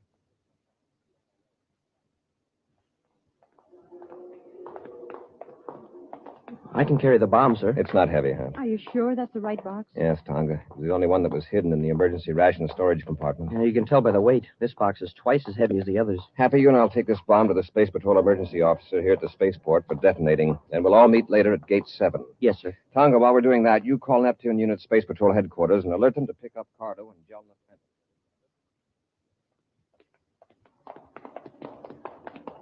Look, there they are. We're too late, Jela. That girl set them loose. Why didn't you give the commander and that cadet another blast with a ray gun? It would have kept them unconscious till after the comet blasted off. Oh, what difference does it make now? The girl found them. Makes a lot of difference. Commander won't lose any time in getting out an alarm for us. What do we do? Well, let's get to our ship and blast off. We've got to get off Neptune. Yeah, we got to get off Neptune before Cory has a chance to alert the Space Patrol. Oh, wait. Girl's leaving and coming this way. Get out of sight before she sees us. I'd like to really fix her. Never mind the girl. Wait a minute. It might be a good idea to take her with us. What for? Don't be an idiot. You've got that ray gun, haven't you? Yeah? Then get her. With all these people around? Come on. If we handle it right, nobody will notice. Just have that gun ready. Now, Cardo. In a hurry, miss? Oh, why, Miss Fenton. What a nice surprise. You're not half as surprised as you're going to be. This is a ray gun on your back. Now come along quietly. Get moving out toward the ships.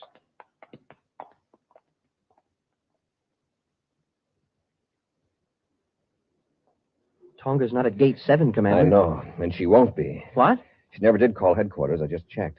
Tonga's not in the habit of disobeying orders. But what happened? Jela Fenton's own private space cruiser just blasted off. I got the report from Space Control. Well, sir, do you think she has Tonga with her? That's what I'm afraid of, Happy. Get to our ship. We're going after them.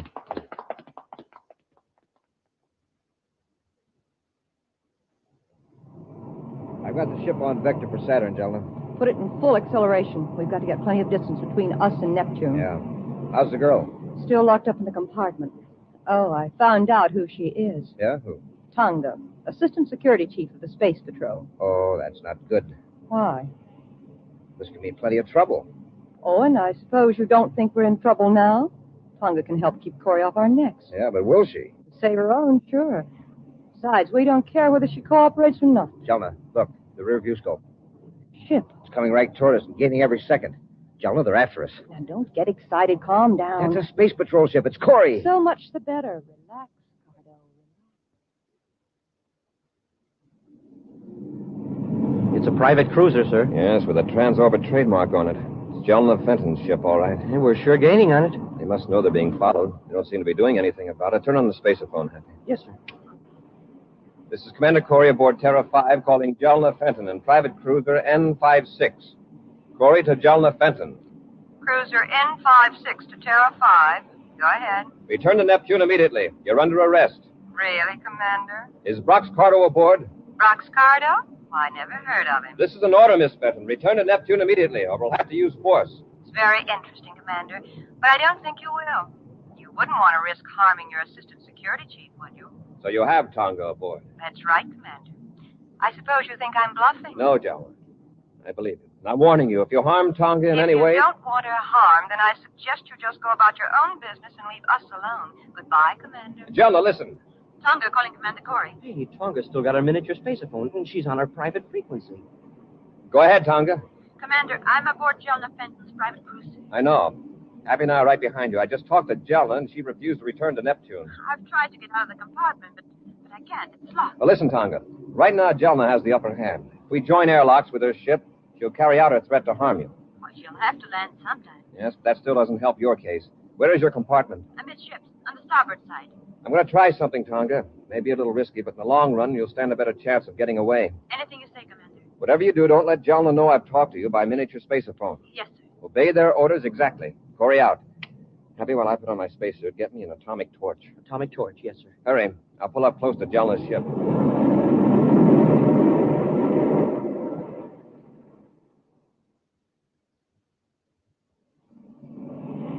Cory up to? His ship's right off our starboard. Now, I guess he doesn't believe we've got Tonga aboard. But if he starts anything, he'll find out soon enough. Cory to Jelna. Cory to Jelna. Going to talk to him? Yes.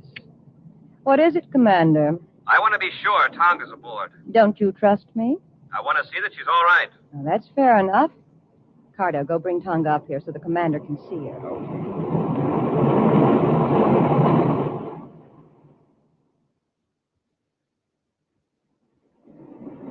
Keep pulling in closer to Jela's ship, Happy. We're nearly touching now, sir. I'm going to keep back so they can't see that I've got a spacesuit on. You know what to do. Yes, sir. As soon as you tell Jelna that you see Tonga, I let our ship drop back a little, and you go out the airlock and jetpack over to Jelna's ship. That's right. Turn on the spaceophone, Happy. Well, Jela, have you got Tonga? Let's see her. Yes, Commander. She's right here at the nose port. Don't you see her? Yes. Are you all right, Tonga? Yes, Commander. Now, are you satisfied, Commander? Just see that you don't harm her. Then get your ship away from here. Cut it, Happy. Okay, sir. All right. Drop back now. I'm going out the airlock. Be careful, sir.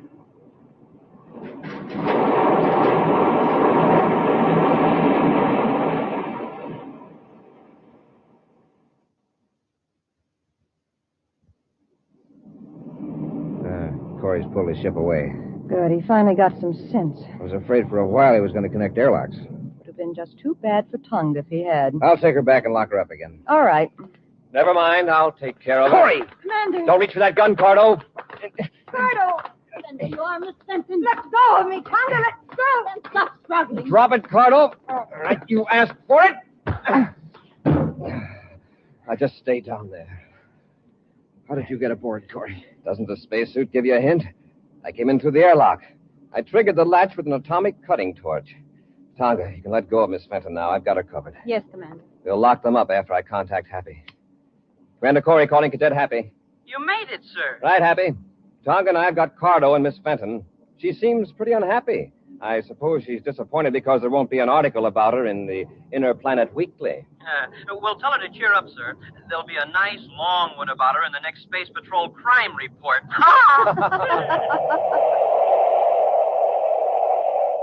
We'll be back with an action preview of next week's exciting Space Patrol story in just a moment.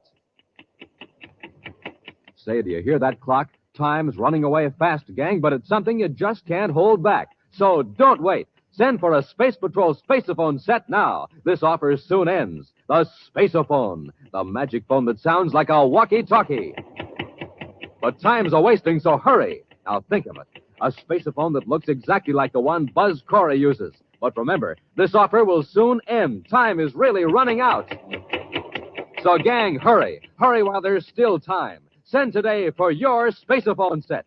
You can talk on it to someone a straight 50 feet away. But don't wait. Act now. This offer soon ends. You get 2 blue and yellow plastic Spaceophones, 50 feet of communication cord, and a briefing sheet.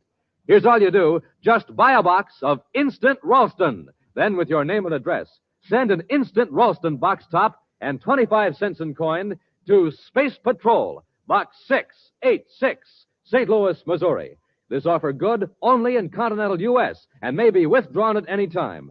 That's Space Patrol, Box 686, St. Louis, Missouri. And now for a preview of next week's exciting Space Patrol story. Buzz and Happy are climbing the face of a steep cliff on the planet Saturn in pursuit of a criminal. At one side of them, a great waterfall thunders down 1,000 feet to the valley below. Colgar must have reached the top, Commander. I don't see him. It's amazing. He went up this cliff like a mountain goat. It's sure hard to get a foothold. Look out, Happy. There's a rock falling. Smoke and rockets. Wow, that was close. There are more coming. Press close to the side of the cliff. Hey, it looks like the whole top of the mountain is coming down on us. That's Colgar's work. He started a landslide. And it's coming down right on top of us. What are we going to do? Be sure to be with us next Saturday for the exciting story, The Giant Bubble, when wheat checks, rice checks, and good hot Ralston again bring you Space Patrol!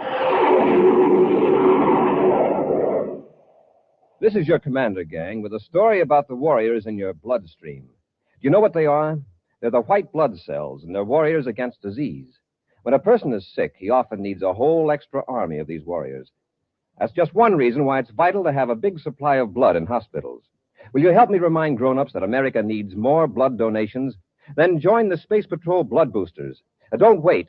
Join today.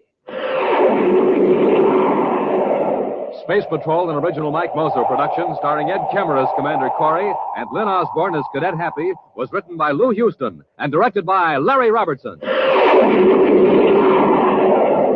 Other players were Nina Vera, Virginia Hewitt, and Norman Jolly. Dick Tufeld speaking. Now, don't forget to tune in next Saturday and every Saturday when wheat checks, rice checks, and good hot Ralston again present the new exciting Space Patrol. And be sure to see another exciting Space Patrol program on your local ABC television station. Consult your newspaper for time and channel. Space Patrol comes to you transcribed from Hollywood. This is ABC Radio Network. Wheat checks, rice checks, and good hot Ralston present Space Patrol! High adventure in the wild, vast reaches of space. Missions of daring in the name of interplanetary justice. travel into the future with Buzz Cory, Commander-in-Chief of the Space Patrol. In today's transcribed adventure, Buzz and Happy are climbing the face of a steep cliff on the planet Saturn in pursuit of two criminals. At one side of them, a great waterfall thunders down 1,000 feet to the valley below. Colgar must have reached the top, Commander. I don't see him. They went up the cliff like a couple of mountain goats, and with hardly any footholds. Look out, Happy, there's a rock falling. Huh? Wow, smoke and rockets, that was close. Now, there are more coming. Press close to the cliff. Hey, it looks like the whole top of the mountain is coming down on us. Colgar's work. He's going to the landslide. It's right on top of us. What are we going to do? We'll be back in just a moment with today's Space Patrol story, The Giant Bubble.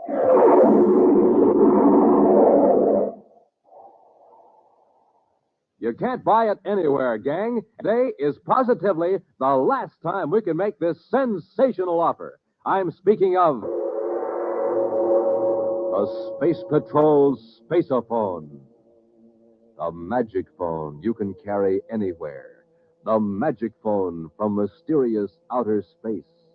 The magic phone created in the secret laboratories of the Space Patrol. The Space Patrol Spaceophone. Imagine, you can talk on it to someone a straight 50 feet away. Complete with 2 blue and yellow plastic spaceophones. Complete with 50 feet of communication cord. Complete with secret briefing sheet. But remember now, today is absolutely the last time we can make this unusual offer. The Space Patrol Spaceophone. To get the whole set, here's what you do. Buy a box of Instant Ralston. Then, with your name and address, send 25 cents in coin and an Instant Ralston box top to Space Patrol, Box 686, St. Louis, Missouri. This offer good only in continental U.S. and may be withdrawn at any time. That's an Instant Ralston box top and 25 cents in coin to Space Patrol, Box 686, St. Louis, Missouri. In Commander Cory's central office at Space Patrol headquarters on Terra, Cadet Happy is puzzling over some reports from the security section as Buzz enters. Oh, can't make head or tails of this thing. Happy, has Dr. Burman been in? Huh? Oh, beg your pardon, sir. What'd you say? Have you seen Dr. Burman? He was to meet me here. Oh, no, sir. He hasn't been in. Did the appropriation go through? Yes, Happy. Just got the Secretary General's approval. That'll make Dr. Burman just about the happiest man in the solar system. Yes, sir. Which, judging by your expression, is more than can be said for you. What's the trouble, huh? Well, Major Robertson asked me if I'd check over these reports of intercepted messages, and I haven't been able to make much headway. Those unidentified spacephone signals from Saturn. Uh-huh. All I can figure out is that the broadcasts seem to follow a time pattern, and they're in perfectly plain English, but, well, they just don't make sense. I know. One word keeps popping up in several of the messages.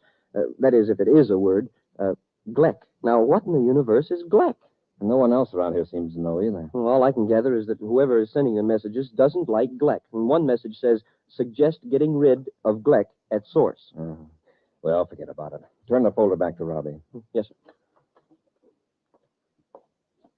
Commander Cory? Oh, yes, Dr. Burman. Come in. Thank you. Happy, this is Dr. Burman, the inventor of a new process of constructing atmosphere shells. Oh, I've heard about it. Yeah, it's something to do with blowing a big bubble out in space, isn't it? That's right, young man. A bubble of transparent electroplast. Dr. Burman's method might entirely do away with the old cumbersome method of constructing atmosphere shells section by section and sealing them together. With electroplast, sir? Yes, Cadet. With a strong plastic developed in a plant on Venus, which has the peculiar property of remaining in liquid state when powerful electromagnetic waves of a certain frequency are penetrating it. Oh, I get it. You blow a bubble with it out in the vacuum of space, and while the stuff is soft. Exactly. When the magnetic waves are cut off due to the cold, the electroplast hardens almost immediately. Hey, it's almost like freezing a soap bubble.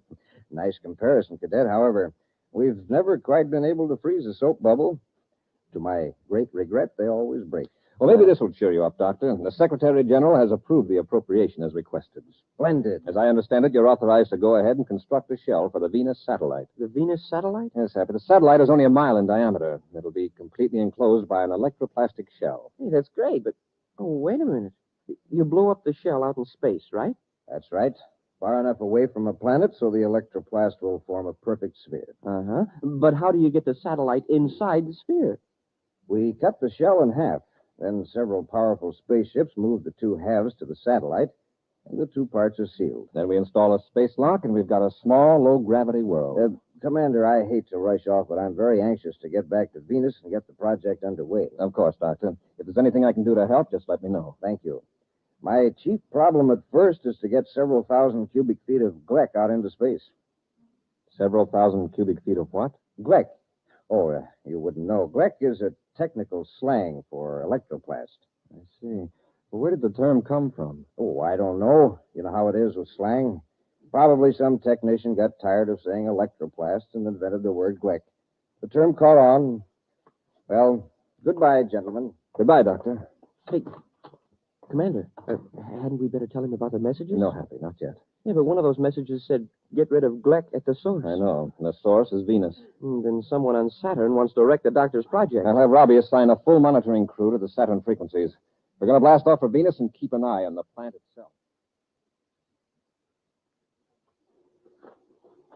It's dark enough now, Drovic. Let's get over to the tunnel. Okay. You better watch your step with that explosive. It won't take much of a jar to set it off. How much time have we?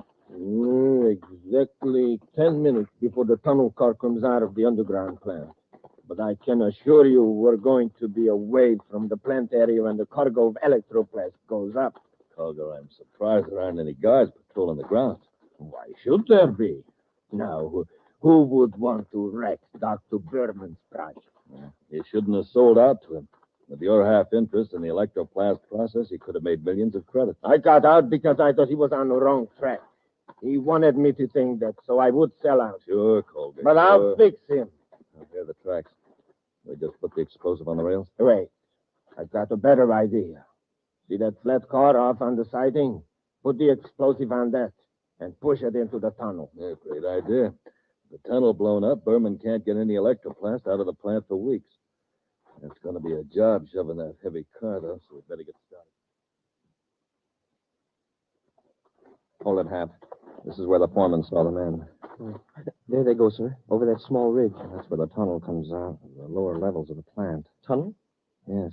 The tracks lead to the spaceport where the electroplast is pumped aboard cargo ships. What would they be doing out there this time of night? Well, let's find out. The odd foreman thought they were on some special detail. Well, it seems to me if they were on legitimate business, they'd carry a thermal light. Keep yours off until I tell you to turn it on. Yes. All right. Now, shove the car. It's as heavy as if it were on Jupiter. Once we get it moving, it won't be so bad. How far are we going to push it? Just inside the tunnel. The track has a downhill grade. The car will coast. All right, Happy. Turn on your light. Yes, sir. Skulda, somebody's seen us. Keep shoving only a few more feet, and it will be on the main track. Hold it a minute. What are you men doing? Why don't you mind your own business? Get that flat car off the main track. Here comes the tunnel car. Let's go through it. No, you don't. Come back here. Let him go, Happy. We've got to shove this car back on the siding quickly. Yes, sir. Hate to let him get away, but we've got to clear the tracks. Tunnel car's coming pretty fast, sir. A couple more feet. That's clear, sir. The switch. We've got to throw the switch, or the tunnel car will be derailed right into us. Hold your light here. Yes, sir.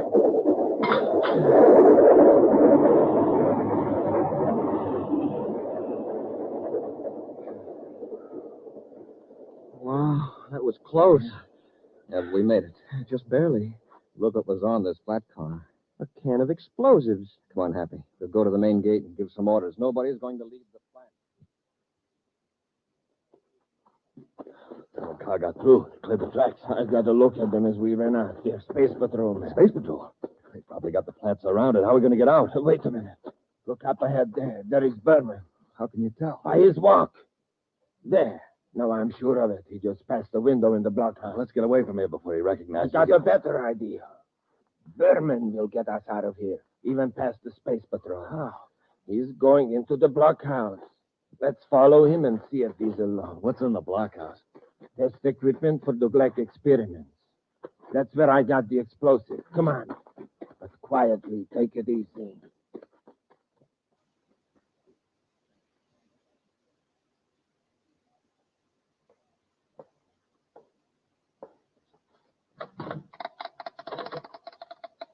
Done this all, Drowick.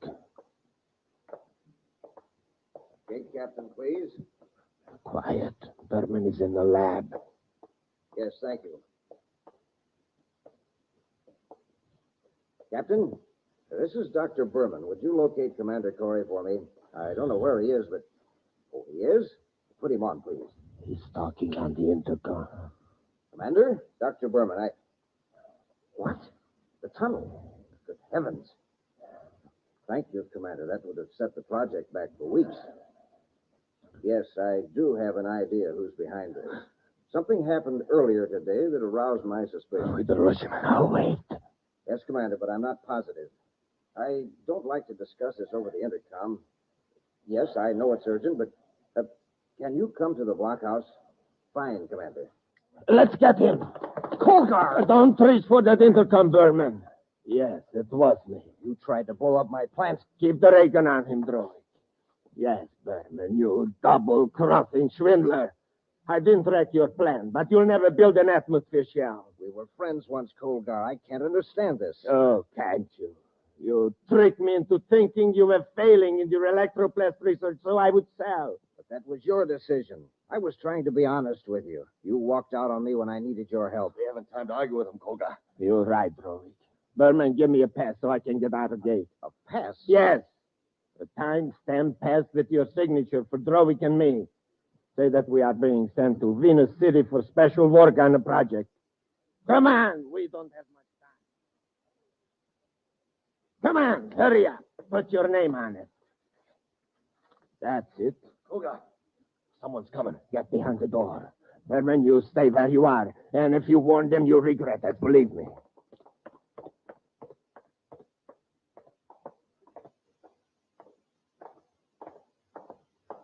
Right in here, Happy.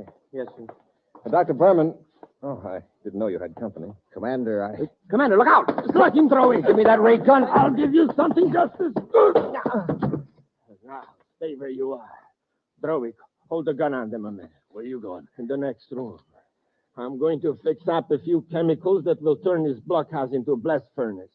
Then we'll lug these meddling space patrolmen in here with Burman. You'll never get out the gate. No, you don't. Watch it, Cory. What's that? Cory got clever. I cracked him with the gun butt. All right. Lock them in there. First, disconnect the intercom. Okay. Take care of... Good. And by the time we're out of the gate, this blockhouse will be blown to pieces. And Cory with it. We'll be back with Space Patrol in just a moment. Say, it's a fire. A 4-alarm blaze on Terra. But, hey, what's the matter with that atomic fire control power unit? Oh, too bad. It's trying to get along on ordinary fuel. But wait. Now that fire control officer is filling up the tank with super fuel.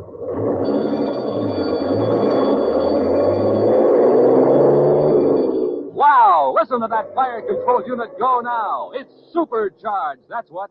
Supercharged with super fuel. Yes, sir, boys and girls. To really get going, the answer is super fuel. That's why Buzz Cory eats a good breakfast with the bite-sized super cereals that help to supercharge you. And I mean Rice Chex and Wheat Chex. Now, there's a couple of swell-tasting cereals. And, boy, both of them have that modern bite-sized design for easy eating. So, gang, get a quick start in the morning like Buzz Cory does. Eat a good breakfast with a checkerboard super cereal and get supercharged. Get them today. Rice Chex, Wheat Chex. Colgar and Drowick are determined to destroy Dr. Burman's plans to employ a new process for constructing atmosphere shells. The two criminals have knocked Buzz, Happy, and the doctor unconscious, locked them in a blockhouse on the grounds of Dr. Burman's Venus plant. They have also prepared chemicals that will blast the interior of the building. Now, as Colgar and Drowick head for the main gate, Buzz and Happy try to break their way out through the door. It's a cinch we can't break the door down. Let's see if we can rouse Dr. Burman. Maybe he's got a key on him. Yes, sir. Doctor. Commander. Did they get away? Yes. You have a key to the door. We're locked in. Locked in? Yes, and there's going to be an explosion any second. They wrecked the intercom, so we can't call for help. My keys? Where are my keys? They must have taken them. Hey, Commander, how about the window? It isn't very big, but I think if we smashed it, we could get through. This metal chair ought to do the trick. It's no use. Hit it again. You can't break it, Commander. It's electroplast. An electroplast. Yes, my discovery. And it's sealing us up in a death trap. Wait. Didn't you say it turns to liquid when electromagnetic waves strike it? A certain frequency, yes. Commander, you've got it. There's a generator in this room. Where is it? This cabinet. Do you need any help? After I set the dials, throw the switch on the lower panel. Wait. Now. I've got it focused toward the window. Watch it. How long will it take to work? Just a few seconds. It's starting to melt. Hey, it's just like wax.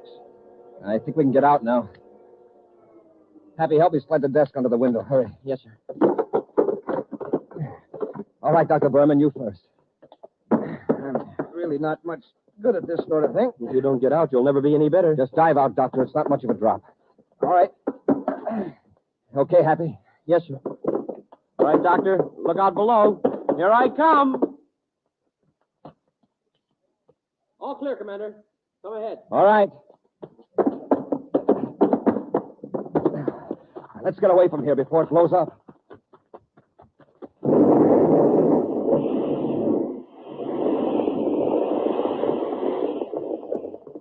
Wow. We got away just in time. Commander, if you hadn't thought of that electromagnetic wave when you did... Lucky you had the equipment in the lab, Doctor. Happy, let's get to the main gate and see if our friends have escaped. We were too late, Doctor. The guard let them through. Yeah, but we'll get out on all planets alarm. They won't get far. I think. He was once my friend. Dr. Burman, I know this has been a terrible experience for you, but I've got to ask some questions. Do you know where Colger might go? No, I don't. Some time ago, I heard he was living on Saturn. Saturn's a big planet. Any particular area? I don't know. You'll have the Saturn spaceports watched. Now, Doctor, is there anything destroyed in the blockhouse which would delay the construction of the shell around the Venus satellite? Fortunately, no. And you can go ahead and direct the project out in space. Yes, I want to do it right away. The lab ship is ready. Good. Happy and I are going to keep an eye on things, just in case our friends Kolgar and Drovic decide to try something else.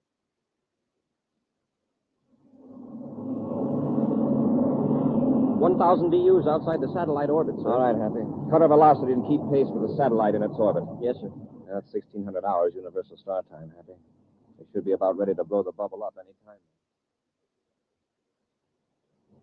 There it goes, Koga. It's getting bigger. We better not get any closer to Burman's bubble. Let's watch it from here. I didn't think it'd work, but look at it. We're going to wait till it's nearly finished. And blast the shell with a cosmic low-frequency missile. Yeah. But first, we take care of Burman's control ship. The shell will be an easy target after Burman's out of the way. How did he get out of the blockhouse? We saw the explosion. Well, he won't get out of this explosion. Keep his lab ship in your sight, Rover. The shell doesn't seem to be getting any bigger, sir. It is, though, Happy. Starboard view scope. A private cruiser. Yes. Heading in toward the lab ship. Let's go.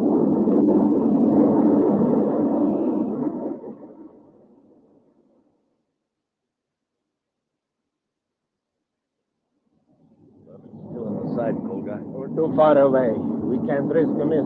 Hold your fire. If we get too close, he may spot us. So what? Those laboratory ships can't maneuver very fast. Kolga, hurry a view scope.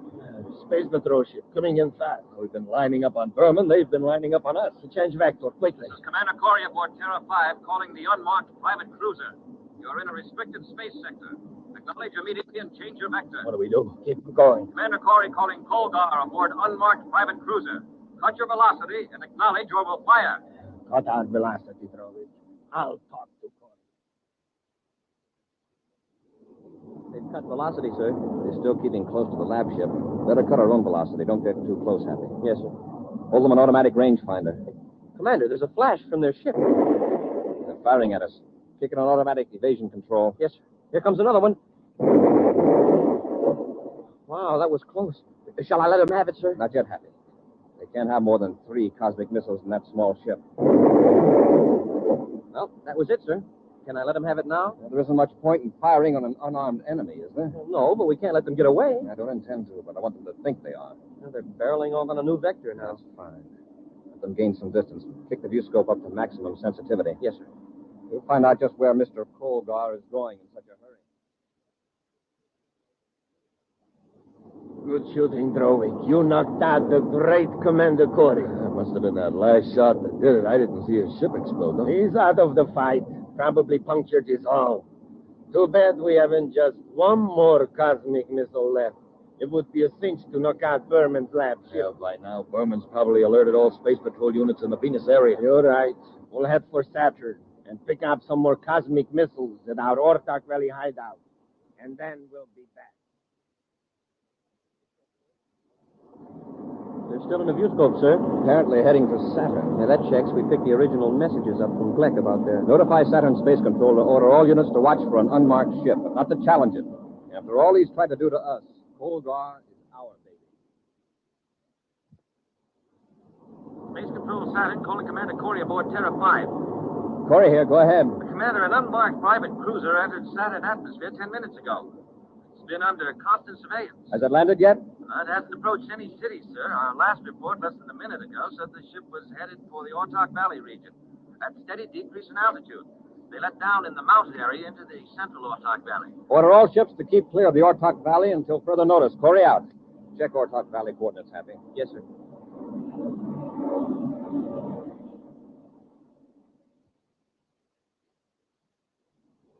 Terrifically low ceiling, sir. Yes. Keep her steady, Happy. We've got 1,000-foot cliffs on either side of us. Yeah, I'm checking them through the infrared viewscope, sir. I've got something on the ground scope, Happy. Cut our velocity. It's a spaceship. Yes. The one we're looking for. Their landing ladder is down, so they probably aren't in the ship. Just like to see them try to take off now. Set her down, Happy.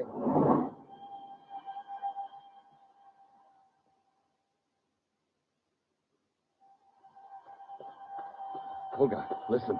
Yeah, a spaceship landing. Space Patrol. It's Terra 5. Cory tricked us. What do we do? We have no missiles aboard, and we can't get back to the ship anyhow. There isn't time. I know. Up the cliff, huh? Climb that cliff. It's straight up and down, 1,000 feet high. I know a fairly easy way up. If Cory doesn't see us start, he'll never suspect we took that way out. Come on, Drovik, before Cory gets out of the ship. 2 sets of footprints lead over here, Happy. Yes, sir. They lead away from the ship, and there aren't any coming back. Apparently they're headed for the cliff. They may be holed up in a cave, so be careful. Yes, sir. Hey, they end right at the cliff. The ground is harder here. Still, we make footprints, so they climb the cliff. What? Why, it's practically a wall. Look here. Some fresh dirt has been kicked away. Well, if they can climb it, we can. Sir, listen. The roaring sound. Probably a waterfall followed up the canyon. Okay, Hap, let's get going.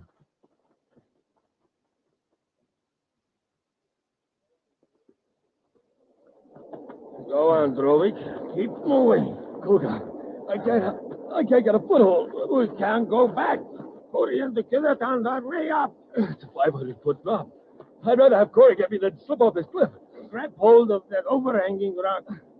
Swing your foot around this bulge. That is almost a pet from here on up. Go on. I can't get past you. So either move or I'll kick you off. No, I'll go on. Watch out for the soft shale. You'll slide off the cliff. I thought I was finished. Yeah. You started a miniature landslide. Yeah. That gives me an idea. Start pushing these rocks down. These boulders. Come on, get busy.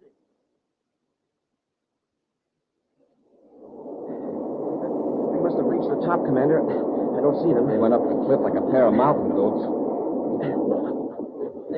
Look out, Happy. Rocks are falling. What? Smoking rockets. That was close. There are more coming. Press close to the cliff. Hey, it looks like the whole top of the mountain's coming down at us. That's Colgar's work. He's got a landslide. What are we going to do? Look, there's a ledge that leads over there toward the waterfall. Hurry. Be careful. Yes, sir.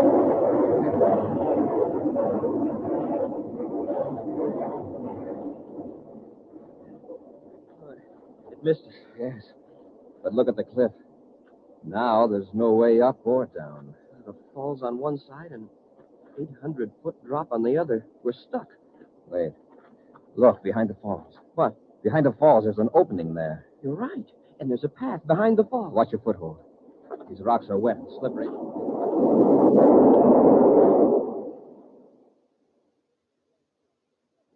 Well, I guess that landslide took care of them. Yeah, but how are we going to get down to our ship? It's a long way, but it's safer. Come on, let's get going.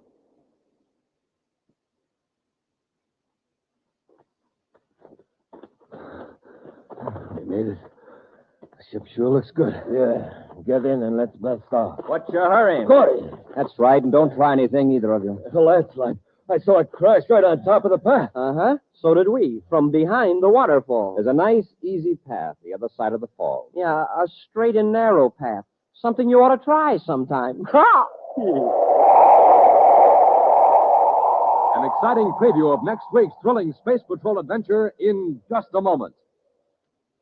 Right now, gang, this is Space Patroller Dick Tufeld. And Commander Cory. We're here to tell you that today is the last time we can offer you the Space Patrol Spaceophone. You get a whole set, gang, complete with 2 spacephones. 50 feet of communication cords. And secret briefing sheets. So don't wait. Send for it today. Just like talking on the telephone. It's the magic phone you can carry anywhere. Looks exactly like the spacephones my Space Patrollers use on Terra. Talk on it to someone a straight 50 feet away. Use it indoors or outdoors. But remember, today is the last time we can make this offer. So don't wait.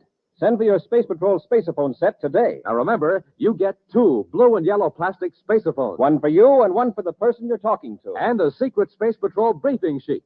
Now to get the whole set, do this. Buy a box of Instant Ralston. Then with your name and address, send 25 cents and an Instant Ralston box top to Space Patrol, Box 686, St. Louis, Missouri. That's Space Patrol, Box 686, St. Louis, Missouri. And now, a preview of next week's exciting Space Patrol story. Buzz and Happy are stranded on the Martian desert, 100 miles from the nearest city. They've just come to an expanse of tiny green plants carpeting the desert for miles. Something's wrong with my throat, Commander. It feels tight. It's hard to breathe. Mine's the same way, Happy. It couldn't be the dust coming up from the ground, sir. No, comes from the plants. Every time we take a step, the plants shoot out spores, poisoning the atmosphere.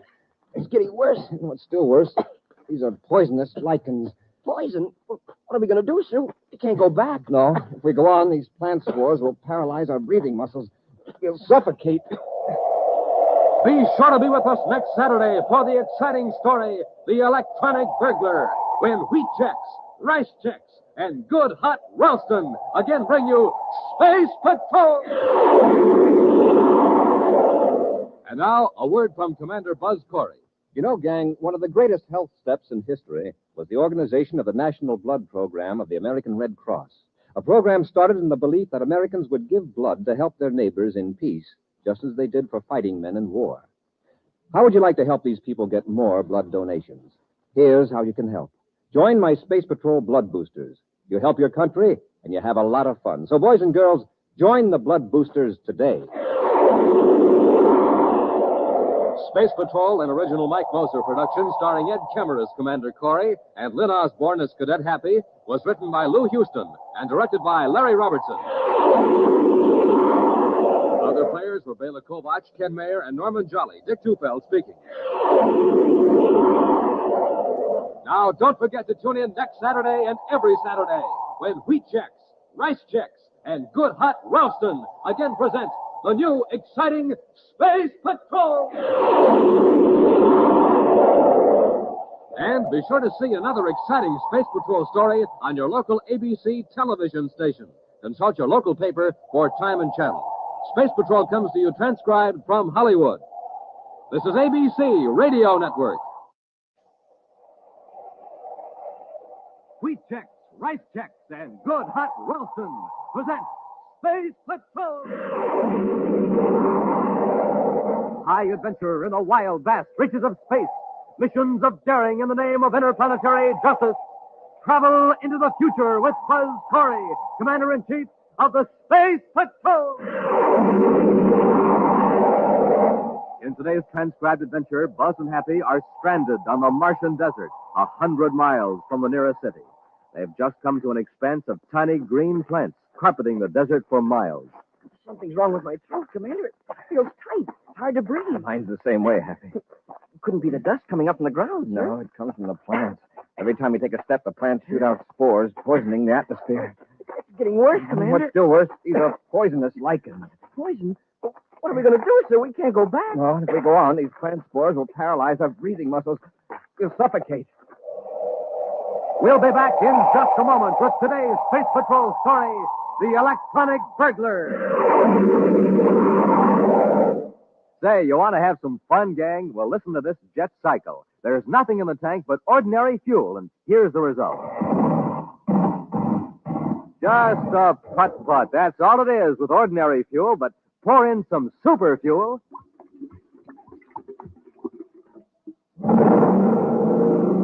Wow, that jet cycle is supercharged now. Yes, sir, gang. When it comes to supercharging, you need super fuel. And the same thing is true of you, especially in the morning when you haven't had a bite to eat for hours. So to really get up ahead of steam, to really get set for a lightning takeoff, you have to get supercharged. And here's Buzz Cory's way of doing it. He eats a good breakfast with rice Chex or wheat Chex, the super cereals that help to supercharge you. Bite-sized Chex. Chex, the cereals that taste so good. Chex, the cereals that are so crisp, so absolutely different. So take a tip from Buzz Cory. Eat a good breakfast with a super cereal and get supercharged. The super cereals, rice Chex, wheat Chex. Even on the man-made planet Terra itself, few citizens are aware of the existence of the Maris Design and Development Company. Yet from Mercury to Pluto, there's hardly a man, woman, or child whose life isn't made more secure and pleasant because of the engineering know-how in the creation of electronic devices by the Maris Company. And so when Howard Maris reported that his Terra offices had been burglarized, Commander Cory assumed personal charge of the investigation. Right now, Buzz and Happy are standing before the damaged door of the Maris Company vault, questioning the perplexed and worried executive, Howard Maris. I can't understand why the alarm system didn't work. I set it myself last night, just as I always do. How do you set it?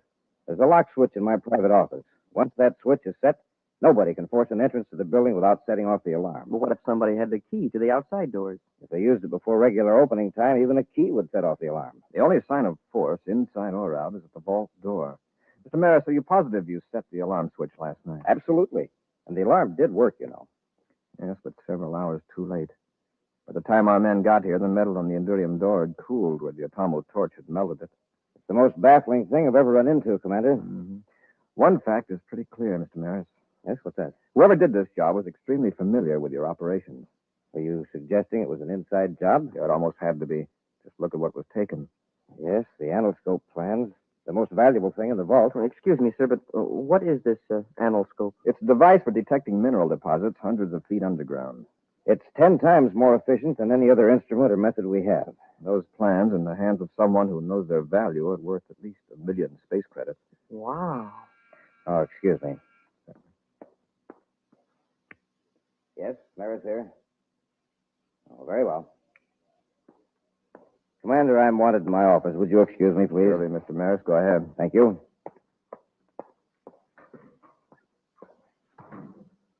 Well, Commander, if it was an inside job, why did the thief have to use an atomo torch on the vault? He got into the building without setting off the alarm. The alarm didn't go off until the thief was safely away. If I didn't know Maris so well, I'd suspect him of being involved in the robbery. Well, how about his chief engineer, Jela? They both agreed to a brainograph test. I think they'll pass it. They've worked with Robbie and me on top-secret projects a number of times. Maris and Jela are exceptionally honest. Well, the security department men have gone over everything and haven't found a single clue. What's the next step? The brainograph. Excuse me, sir, but have a look at this. What? On the floor of the vault here, it looks like broken glass. It is. Somebody dropped his glasses. Gather it up carefully, Happy. Yes, sir. Well, there's hardly anything left but slivers. Don't cut yourself, but get all of it. Hey, Maris doesn't wear glasses. Neither does Jela. Happy, don't mention this to anyone. We'll have a checkmate on Maris employees to see who does wear glasses. I hope there are enough large pieces there to tell what the optical formula is. I've got it, sir. The pieces are in this piece of paper. All right, Hap. We'll turn it over to the lab. Goodbye, Stokes. So long, Maris, and thanks. Don't make that any time. Now, Commander, you mentioned a brainograph test whenever you're ready. Fine, Mr. Maris. By the way, the man who just left, he looks familiar. Oh, that was Ward Stokes. He's a precision machinist. Does special assignments for me from time to time. Oh, sure. I remember him now. About a year ago, Major Robertson had him work on a special viewscope for the security lab. Oh, that's so? I had him in mind for the analscope job. Did you discuss it with him? Oh, no. No, I wouldn't do that until I'd checked with security. That's our standard policy on really important jobs. Stokes just dropped in to pick up an instrument case he left in my office. I see. Your man, Captain Scoville, talked to him. Captain Scoville and his men will remain on duty here for a day or two, Mr. Maris, checking the alarm system. Yes, Commander, I understand. They won't interfere with your regular operations any more than they have to. Now, if you'll get Jela, Happy and I will take you to headquarters for the brainograph test.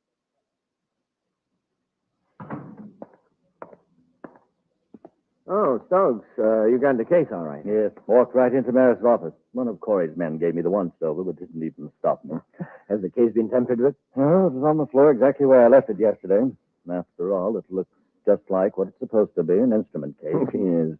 Not even Boss Cory would suspect this small box of being an electronic burglar. And now that we've got it back here, no one will ever suspect. Oh, I see you found your spare glasses. Yeah. You know, I worn glasses for 30 years, and I never broke a pair till last night. And you never cracked a safe till last night either. Oh, did you? Well, if I did, I wouldn't have been so awkward when I removed the protective goggles. Nah. Well, it was a small price to pay for what we've got. Yes. That reminds me, you better put that robot burglar away and help me copy the endoscope design. Where do you want me to put the burglar? In the staging room for now. All right.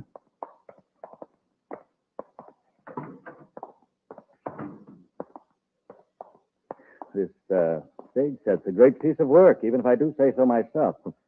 Startling duplicate of Mer's private office. Well, it would have to be, wouldn't it? Otherwise, we couldn't have trained our mechanical helper to find the alarm switch in the real office. You know, I've made dozens of machines operated by electric eyes, but until you came along, it never occurred to me to, to make a machine that works for you instead of somebody else. Yes, Bartram, I guess that's it. The toughest part of the whole job was getting a hold of Maris' burglar alarm key long enough to make a duplicate. Maris doesn't suspect us. Cory doesn't suspect us. I'd say we pulled it off without a hitch. But now we better get ready to blast off from Mars. Happy, I suppose you heard the results of the brainograph test. Yes, sir. Maris and Jela didn't have anything to do with the robbery. Not only that, but they haven't the remotest idea who might have done it. That's great. Except that it doesn't help us much. Oh, how about the fragments of glasses? Well, the lab couldn't tell a thing. The boys did their best, but the pieces aren't big enough to indicate the optical formula. Oh, well. Maybe it wasn't a thief that dropped it there anyway. Maybe not. Maris says that he and Jela are the only ones that go into the vault. We would get this clue just when our chief optical expert is in the hospital. Dr. Pricer? Yes. I contacted Pricer and showed him the fragments on the telescreen. He thinks he could determine the lens formula after he's out of the hospital. When will that be? In 10 days. You know, I think I'll take his suggestion. Pricer says this man Stokes might be able to help us. Stokes? Oh, the fellow Maris was talking about? Yes. Stokes helped Pricer on some high-precision optical work a while back. Pricer thinks he's great. He could well be, with both Maris and Pricer raving about him. Now, let's pay him a visit, Happy, and see if he can put our glass jigsaw puzzle together.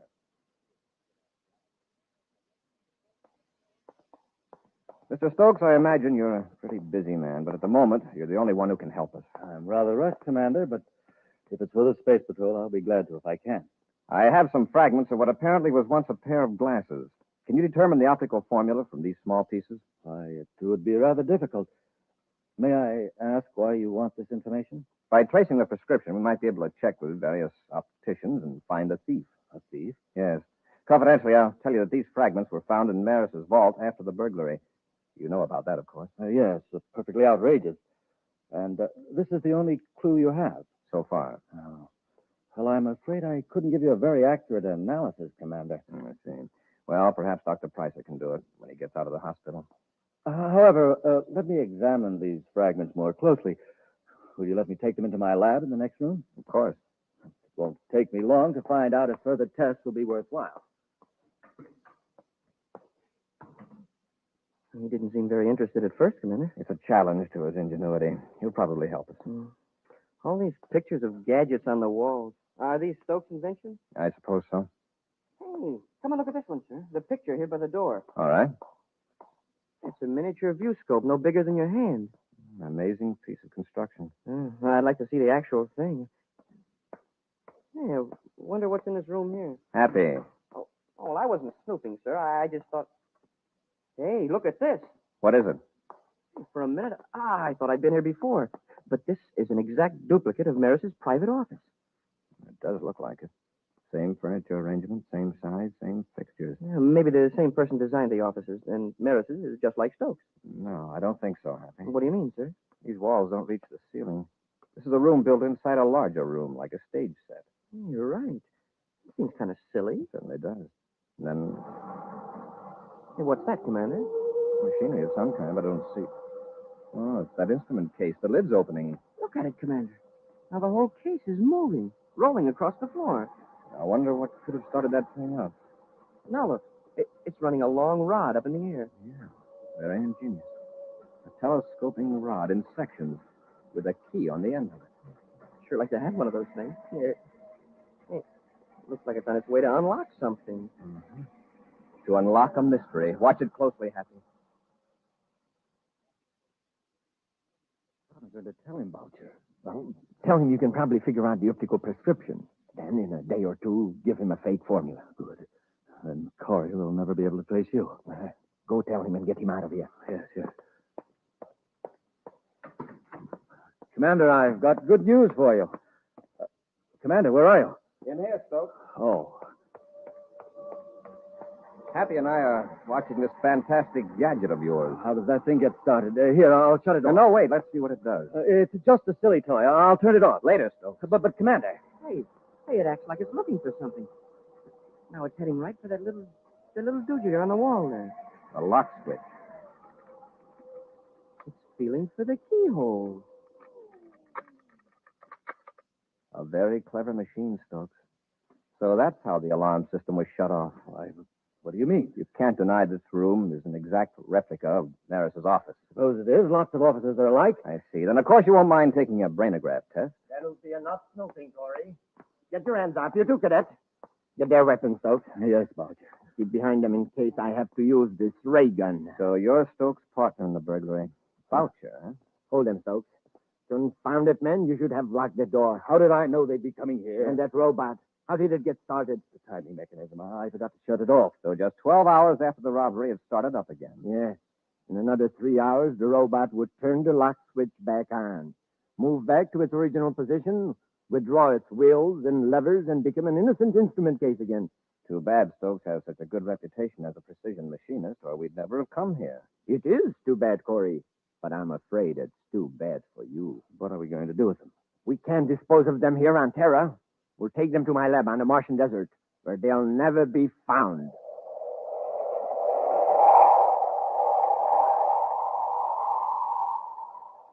We'll be back with Space Patrol in just a moment. Say, gang, listen to this boy going to the breakfast table. He doesn't care if he ever gets there, does he? He doesn't like his breakfast cereal, that's why. No zip, no lift, no flavor. Now, here's a girl. Listen to how she goes to breakfast. She doesn't even bother about going. Same trouble. A cereal dull as can be. No taste, no tang, no nothing. Now, here's another youngster going to breakfast. No wonder he's in a hurry. He's really going for breakfast, because this fella does what Buzz Cory does. He has a checkerboard super cereal for breakfast every single morning. Rice Chex or Wheat Chex. The cereals with that modern bite-sized design for easy eating. And boy, it's not just the size that makes Chex easy to eat. It's that flavor. Man, oh man, Chex have a flavor that keeps that spoon of yours going up and down, up and down, up and down until the cereal bowl's empty. So get the cereals that have you sprinting to the table for them. The super cereals that help to supercharge you. Rice Chex, Wheat Chex.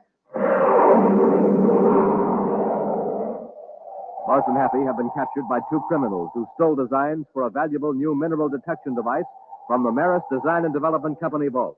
The thieves, Stoke and Boucher, have locked the space patrolman in a compartment on a spaceship and are heading for a hideout on the Martian desert. Certainly aren't taking any chances, sir. My wrists are tied so tight, my fingers are numb. If we can work loose before the ship lands, we might be able to fight our way out of this mess, Happy. Keep at it. Yes, sir. They cut the rockets. Feel that increased gravity pull? Yes, sir. They're carrying out their original plans. It means we're landing on Mars. We've got to work fast before they can land.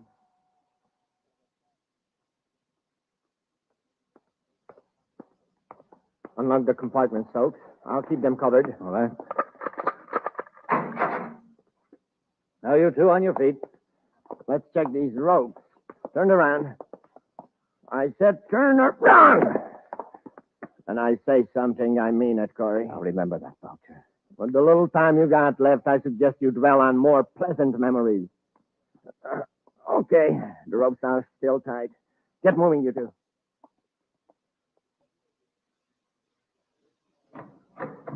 This is our little Martian hideout. Sure is a filthy little hideout. Well, maybe we'll let you clean it up before we do away with you. Let's get some heat on. I'm freezing. Stokes, you're going right back to the ship and blast off for Lowell City. You still think I should make contact with Bob? Yes. I'll stay here and guard Cory and the cadets until everything is set. Leave the designs here.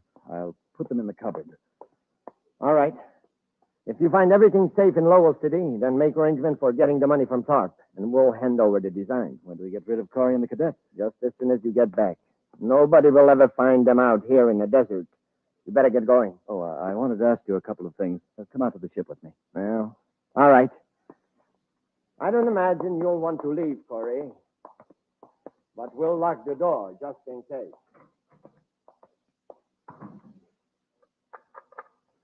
Well, sir, we've got until Stokes gets back to get out of here. Even if we overpower Boucher, we'll need Stokes' ship to escape. Do you see a space phone in here? No, sir. Maybe there's one hidden around someplace. Happy there's a heating control. Kick the switch with your foot. You cold, sir? No, but put it on full, quickly. Yes, sir. There it is. Good. Now, if this room will just heat up in a hurry.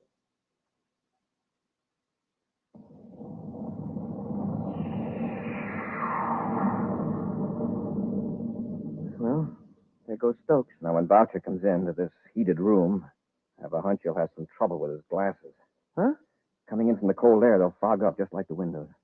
Yeah, then we can rush him. The best we can hope to do is knock him down with a headlong dive until we can get our hands free. Here he comes. Get ready. Yes, sir. All right, gentlemen. Now we'll just relax. Oh, you got the heat on. I told you space patrolmen were hardy souls accustomed to cool. Confound it. My glasses are... Okay, Happy? Hey, get off of me. He dropped his gun, Commander. Take it out of the way. That's it. Can you handle Boucher with your hands tight, sir? I won't have to. They're loose, Happy. All right, Boucher. Let go of me. And stop struggling. On your feet. I'll take the gun, Happy. Boucher, untie the cadet. Wait till I get my breath. You knocked all the wind out of me. It's all right, sir. The ropes are working loose. Good. Boucher, is there a spacephone in this building? No, there was a portable set on the ship, but I forgot to bring it in. You just have to wait till Stokes returns. You'll get a nice surprise when he walks in that door. Should we tie Boucher up, sir? That might be a good idea. You won't have to watch him so closely. Boucher, get away from that cupboard. I'll get him, Commander. They're not there. They're gone. What are you talking about? The anoscope design. Stoke never put them in a cupboard. I saw him walk over there. He double-crossed me. The dirty rat. What good would they do you if they were there? Don't you see? Stoke isn't coming back, and we're stuck here. He's right, Happy. This puts all of us in a tough spot. Boucher, how far did you say it was to the nearest city? 100 miles. 100 miles of desert. We don't have any way to call for help. We'll die out here. We only got food for 2 days. Maybe. We're not going to stay here. Let's take what food and water we can and start across the desert. On foot? We could never make it. We're going to try it. Now, where's the food locker? Come on, Boucher. You're lagging behind. Don't make me walk anymore, please. You've got yourself into this mess. We're going to keep moving. All right. I'll try to make it. That's it. Now stop blubbering and save your breath. Hey, these green plants are all around us. They're lichens, Happy. In the Martian summer, they turn rust-colored. Stop. Wait. Now what? I feel sick. Something's wrong with my throat. Well, I don't feel so good myself, but we've got to keep moving. Hold on a minute. There's something strange in the air. It's dust coming up from the ground, sir. Every time we step, a little puff of dust spurts up. From the lichens, Happy. They're spores. Spores? Yes, tiny cells from these plants. This kind is poison. What? Getting into our throats, lungs. Let's get out of them, quick. But we've got to keep on going. The plants stretch for miles in all directions except behind us. Well, then let's go back. We can't go back. Commander, these spores, what do they do? If we keep inhaling them, they'll paralyze our breathing muscles. We'll suffocate. I'm going back. Boucher, come back here. Grab him, Happy. Boucher, keep your head. All this stomping around's making it worse. Stand still, Boucher. Be quiet. Look around, examine the terrain. Maybe we can find a bare stretch of ground. It's hopeless. We're trapped. Trapped on the desert. I said be quiet. See anything, Happy? No, sir. Except that low hill there. Seems to be a tower of some kind. Yes, a power relay tower. There's one every 20 miles. Maybe there's a spacephone at the tower. If we can get there, we could call for help. That's worth a try. Come on, let's go.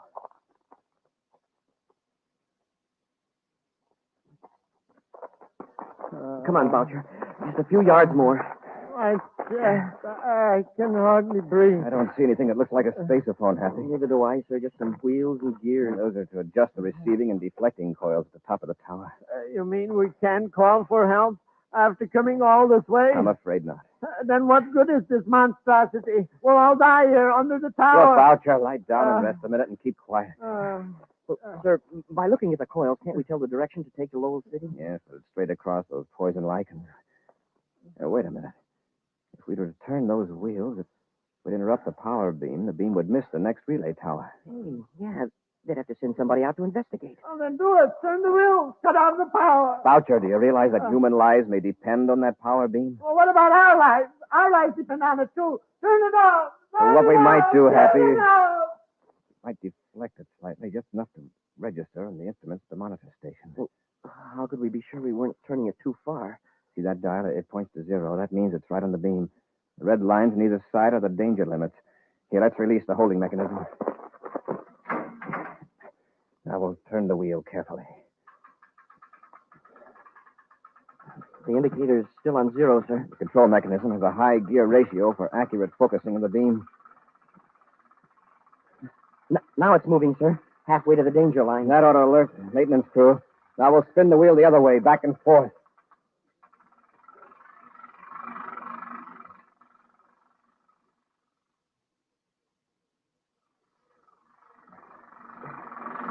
Want me to take over again, sir? You must be tired. All right, Happy. Thanks. You've been doing that for half an hour and nothing happened. Turn the beam off. Clear off. That's the only way to make them pay attention. It'll be dark in a little while. Nobody will be able to see us. Commander, look.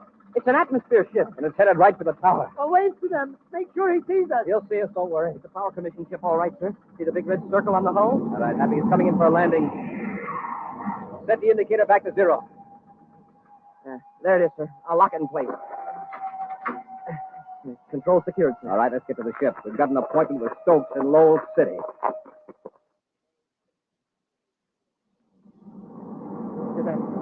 I told you and the commander how you can pick up Stokes and the man who's going to buy the design. They will go on my record one day. Oh, sure, but I'm afraid it's a little late now to start thinking about getting off easily. Happy, I just talked to Lowell City Space Control on the pilot's spacephone. They're putting a guard around Stokes' ship in case he tries to blast off. Fine. When do we get to Lowell City? In a couple of minutes. We'll turn Boucher over to the spaceport guards and go after Stokes and Son.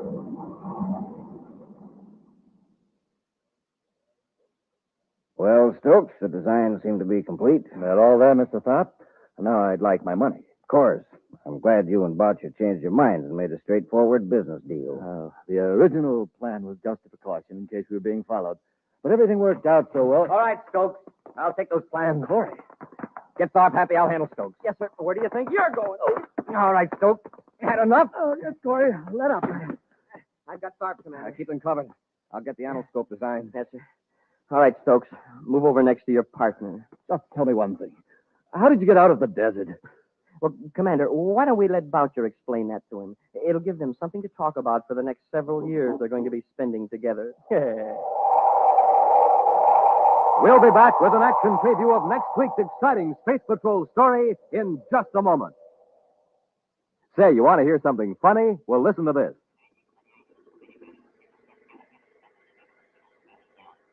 That's a word scrambler, gang, a machine that scrambles secret messages sent by space patrollers over the spaceophone. Now, do you want to know what the message said? Well, here, I'll have it unscrambled for you.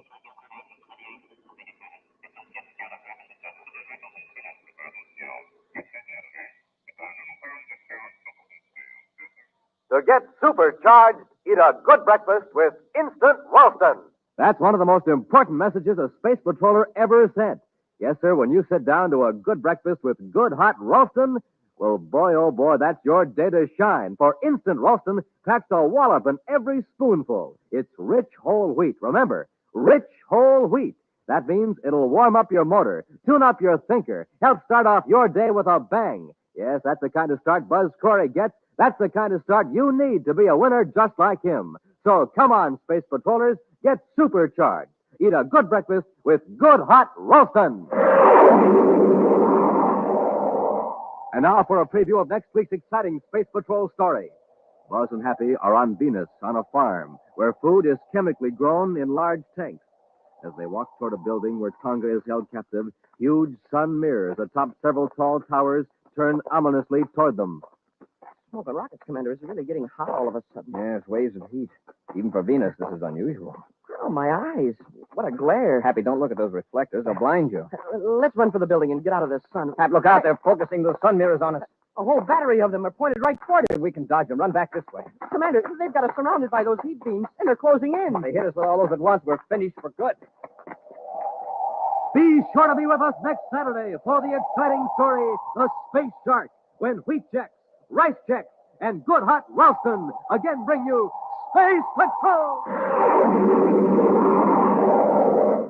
And now here's a message from Commander Buzz Cory. Here's a little riddle. What is it that is scarce, valuable, and necessary, yet given away free?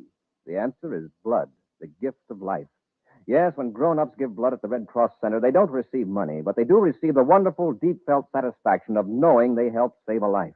Now, how would you like to help me get more people to save lives? Join my Space Patrol Blood Boosters. It's lots of fun, so how about it? Join today. Space Patrol, an original Mike Moser production starring Ed Kemmer as Commander Cory and Lynn Osborne as Cadet Happy, was written by Lou Houston and directed by Larry Robertson. Other players were Bela Kovac, Ken Mayer, and Norman Jolly. Dick Tufeld speaking. Now, don't forget to tune in next Saturday and every Saturday when wheat checks, rice checks, and good hot Ralston again present the new, exciting Space Patrol! And be sure to see another exciting Space Patrol story on your local ABC television station.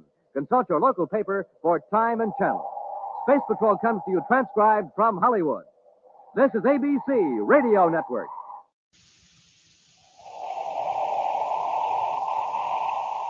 Wheat checks, rice checks, and good hot Ralston present Space Patrol! High adventure in the wild, vast reaches of space. Missions of daring in the name of interplanetary justice. Travel into the future with Buzz Cory, Commander-in-Chief of the Space Patrol! In today's transcribed adventure, Buzz and Happy are on Venus on a farm where food is chemically grown in large tanks. As they walk toward a building where Tonga is held captive, huge sun mirrors atop several tall towers turn ominously toward them. Smoking rockets, Commander. It's really getting hot all of a sudden. Yes, waves of heat. Even for Venus, this is unusual. Gee, my eyes. What a glare. Don't look at those reflectors. They'll blind you. Let's run for the building and get out of the sun. Happy, look out. They're focusing those sun mirrors on us. A whole battery of them are pointed right toward us. Maybe we can dodge them. Run back this way. Commander, they've got us surrounded by the heat beams, and they're closing in. They hit us with all of them at once. We're finished. We'll be back in just a moment with today's Space Patrol story, The Space Shark. It's the cereal of the future, the real space cereal. The cereal that's different from any other cereal in the universe. The cereal you see on Commander Cory's own breakfast table. Delicious Rice Chex.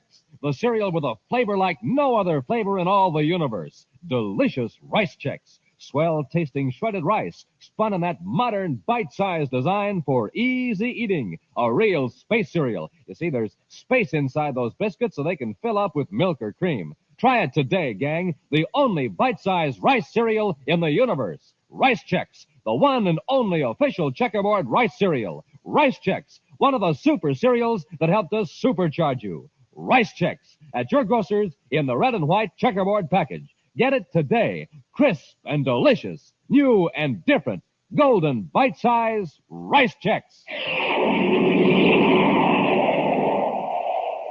Commander Cory and Cadet Happy have just blasted off from the planet Saturn, where they've been investigating mysterious contamination of chemically grown food shipped from Venus. In the meantime, Tonga, the assistant security chief, is also doing some undercover investigation work on Venus, working as a chemist on one of the farms.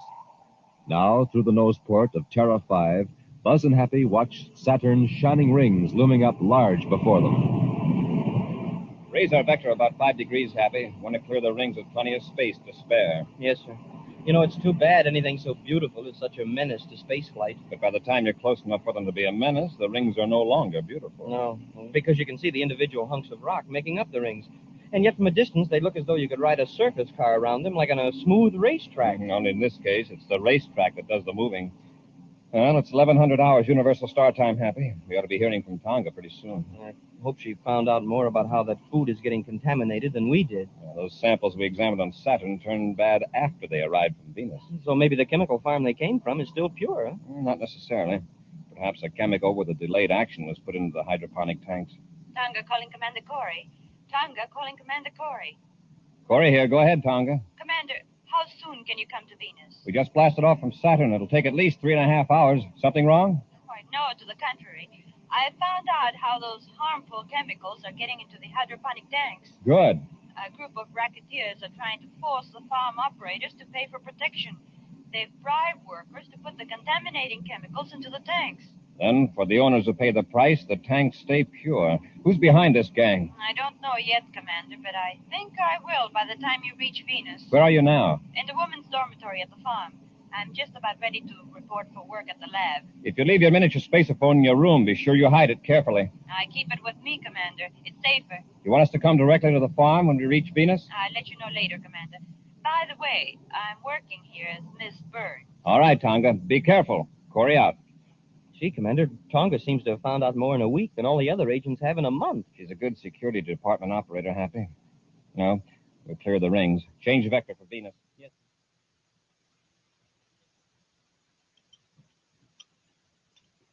Ready for the spectroscope check on specimen 28, Mr. Baxter? All right, Miss Burns. Negative. Well, this whole group of samples tests pure. I hope we have as good luck on the next group. Oh, never mind that now, Miss Burns. I'll handle it. Oh, but I thought you wanted all these samples analyzed before the morning shift ends. There isn't much more to do. I'd like to have you take this report over to the superintendent's office. Why, yes, Mr. Baxter.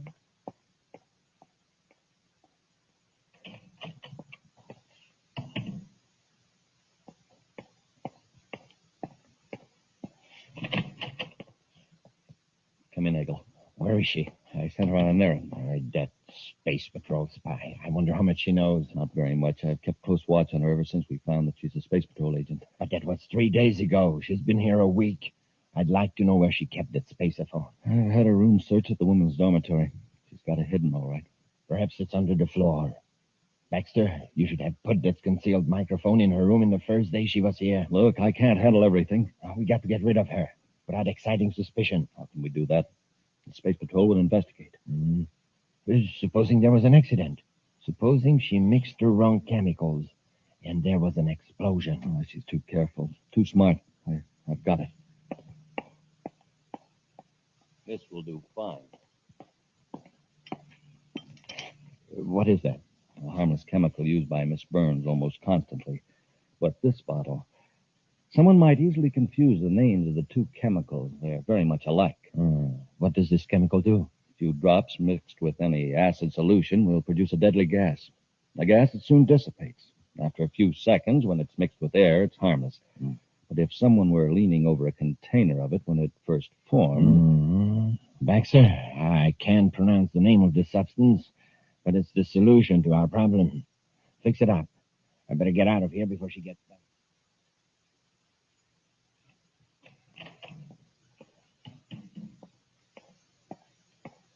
The superintendent said he'd check the report later, Mr. Baxter. Typical. He hollers his head off or something, then lets it sit on his desk for 3 days. Miss Burns, would you take over here? Of course. I've got to rush over to tank number 5. I'll be back as soon as possible. Right, Mr. Baxter.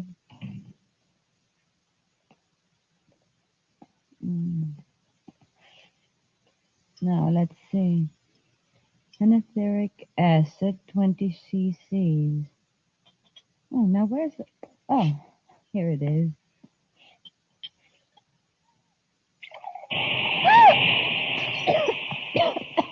Oh.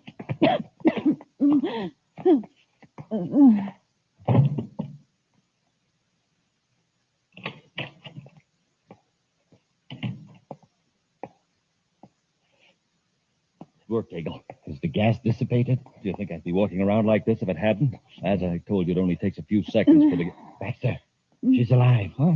Look at her. She's moving, tugging at her throat. She must have jerked her head back before it got into her lungs. Now what do we do? This makes it awkward. Let me think a minute.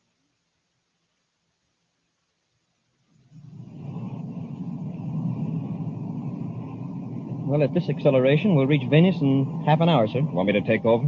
No, thanks, sir. I'd just as soon bring her in, if I may. Well, fine with me. Happy. Listen, I heard something in the miniature spaceophone. So did I. I got her, Baxter. We'll load our Miss Burns into a surface car and take her to my hyperdriving farm. So somebody sees us. Tell them there was a slight accident. We can say I'm a doctor. Take her to a hospital. Commander, they've done something to Tonga. Quiet, Happy. Take her to your farm. When she comes to, we can make her tell how much she knows. We certainly can't work on her here. That's right, Eagle. I'll stay here and watch Miss Burns. We got to get a surface car. Go on, get moving. Tonga managed to click on her spaceophone, so she's probably not too badly hurt. I wish they'd keep talking so we could find out who they are and where they're going to take her. Baxter and Eagle. Eagle has a chemical food farm. Happy, you keep listening to your miniature set. I'll contact Venus Space Control and have them check on the location of a hydroponic farm owned by a man named Eagle.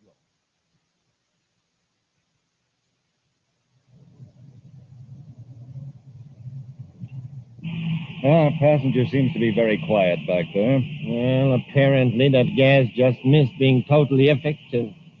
Here, pull up in front of this building. What's this place? A couple of storage rooms and a solar mirror control. Quite a layout you have. Yeah, very successful farm, Baxter.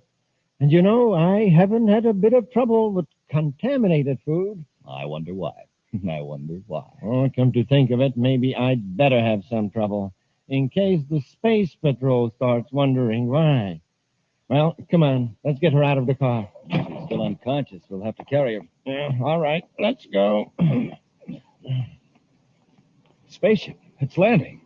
Quick, get her inside. It's a Space Patrol ship. Why do you suppose it's coming here? It's the commander's ship. I've seen it a dozen of times on Terra. He must know the whole deal. How could he? The girl tipped him off. Probably has been waiting for days for some open move on our part. What do we do with her? Where's one of those storage rooms? Oh, wait. There isn't time for that now. Bring her in here. We got to stop Cory. Stop? How? Set her down here. Look, why don't we lock her up out of sight? Maybe we can bluff Cory out of it. He can't know anything. Well, he's obviously been to the other farm and knows the girl was taken away in a surface car. Oh, nobody asked us any questions? No, but several people saw us. Why don't we get in the car again and get away from here? And be followed by Cory's spaceship? I'm not anxious to tangle with Cory. We won't have to. Come here. I'll show you something that will take care of Cory. Commander, I'm not sure, but I thought I saw two men carrying Tonga into that building down there when we were landing the ship. That means she's still unconscious. Yes, we've got to be careful, Happy. It's lucky she managed to turn on her miniature spaceophone.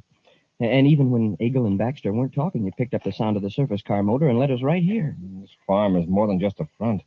Looks like a well-run operation. Well, then why does Milton Eagle get mixed up in a gang of racketeers? Well, very likely he's one of the higher-ups, if not the kingpin. This protection racket is his way of controlling competition. What are those big, shiny pieces of metal on top of the towers? Those are solar mirrors, Happy. They can be focused on the food tanks to raise the temperature. Some of them seem to be moving now. They have to keep pace with the sun. Also, if the mirrors were kept focused on one tank too long, it would scorch the plants, probably boil the water. Oh, I see. I'm not so sure our rival hasn't aroused interest, Happy, so be on your guard.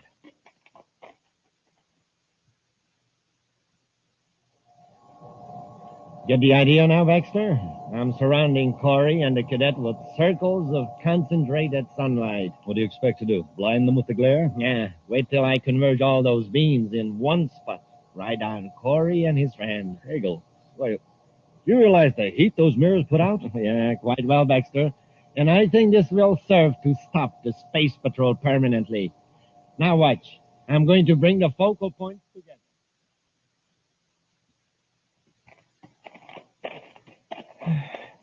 Gee, Commander, sure is getting hot all of a sudden. Yes, waves of heat. Even for Venus, this is unusual.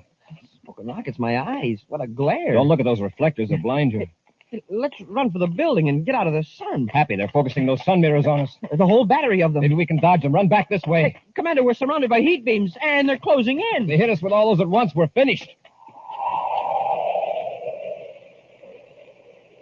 We'll be back with Space Patrol in just a moment. Right now, here's the story of a cosmic surface car in trouble. Listen. The trouble? Nothing to go on but ordinary fuel. You hear that? The driver's filling up the tank with super fuel. Now, something's going to happen now.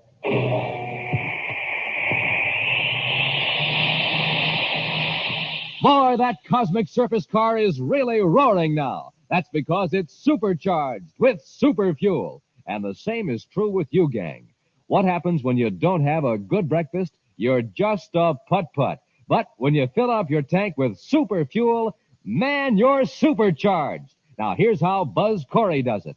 He eats a good breakfast with a checkerboard super cereal, rice checks or wheat checks. Wait till you taste them, gang. Boy, are they good. Flavor galore in every crisp, bite-sized biscuit. So get going, gang. Eat a good super cereal breakfast and get supercharged. Get the super cereals today. Rice checks, wheat checks.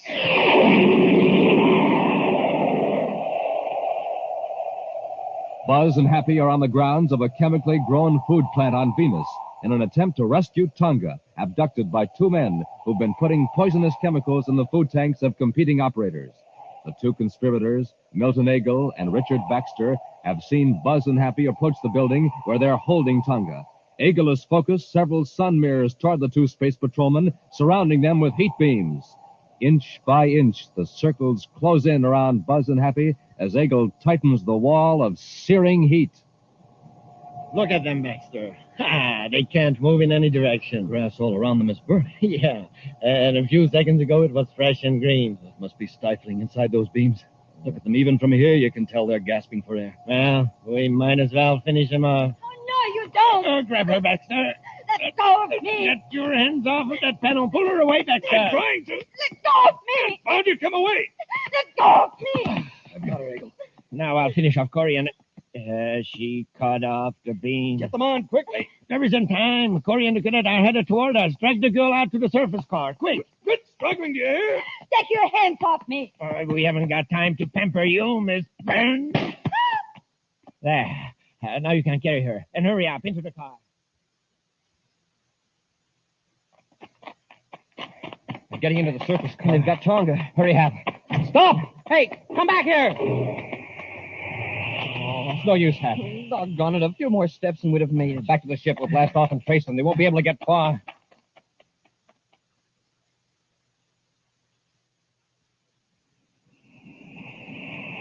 It was close. Plenty close. We aren't away yet. They'll look for us with their ship. Maybe put up a roadblock. Confounded girl. Why don't we get rid of her for good? Throw her out of the car. No, you fool. As long as she's with us, Cory won't get robbed. Where are you taking me? That's a good question. Where are we taking her? We're going to blast off for Neptune. Blasting up for Neptune? In this surface car? You must really have knocked her silly, Eagle. I got a spaceship in a private spaceport a couple of miles from here. With a little luck, we can blast off before Cory spots us.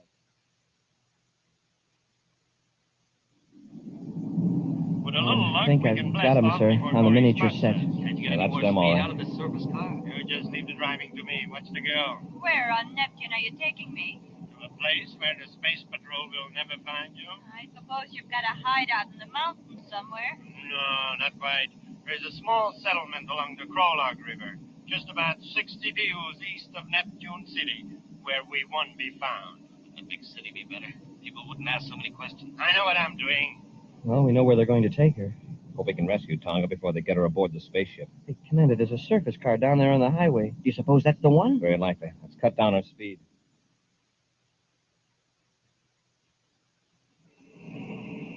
The spaceport isn't much further, Baxter. What kind of spaceship do you have? Man, such an inquisitive woman. But I'll tell you, I'm rather proud of it. It's a Class B space cruiser, one of the largest private ships made. A Class B space cruiser. How nice. It must be Venus Registry, then. Yes, Venus Registry. Anything else you want to know? Hegel, we're being followed. By a surface car. None showing on a highway radar. No, spaceship. It's pretty high up, but it's hovering. There's some binoculars in the compartment. See if you can make out what ship it is. All right. I don't like the looks of it. Why would a spaceship be traveling so slowly over this part of Venus? It's changing direction now. I can get these glasses focused. It's a space patrol ship, Terra 5. Cory again. Yeah. Maybe he didn't see us after all. There were other surface cars on a highway near my farm. Wonder how he happened to follow this one. Strange. Miss Burns, why do you keep playing with that locket? Why, I didn't know I was. Give me that. How dare you? Oh, rather large for a locket, isn't it? Snap it open. Well, now isn't this interesting? What is it, Baxter? Miniature spaceophone. So that's how Cory's been able to find us. We really ought to fix this girl now. Shut up, you fool. Turn that spaceophone off. Just a minute, Eagle. I know where you are and what you're up to. If either you or Baxter harm Tonga, both of you will regret it the rest of your lives. So your real name is Tonga, the assistant security chief. That's right. Cory, I got a proposition to make to you. What is it? If we turn Tonga loose, will you let us alone? You know I couldn't make a bargain like that. Well, I'm willing to take a gamble, Cory. I know you'll keep after us, but I'll trade Tonga for a few minutes' time. There's a small check a few hundred yards down the highway. I'll leave Tonga there. How about it, Cory? It's your best chance to get her back safely. All right, Eagle. I'll get you anyway, but I warn you, don't try to double-cross me. Cut the spaceophone off, Baxter. It's off. Here's the shack. We got to work fast.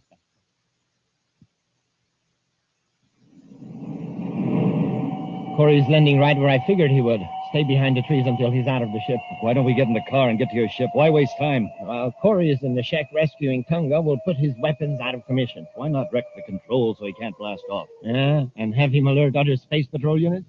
Our best bet is to have Cory after us himself. Tell me your ship is faster than Terra 5. No, but his ship isn't faster than the Shark. The Shark? Yeah, it's a cosmic missile with a special view scope device. I have one aboard my ship. And once it's launched at Cory's ship, he can dodge it or outrun it. Yes, and with his own cosmic weapons out of commission, he can't fire at the Shark. That's right. He can run all over the solar system. But sooner or later, the Shark will get him. Come on, get ready. Cory and the cadet are getting out of the ship.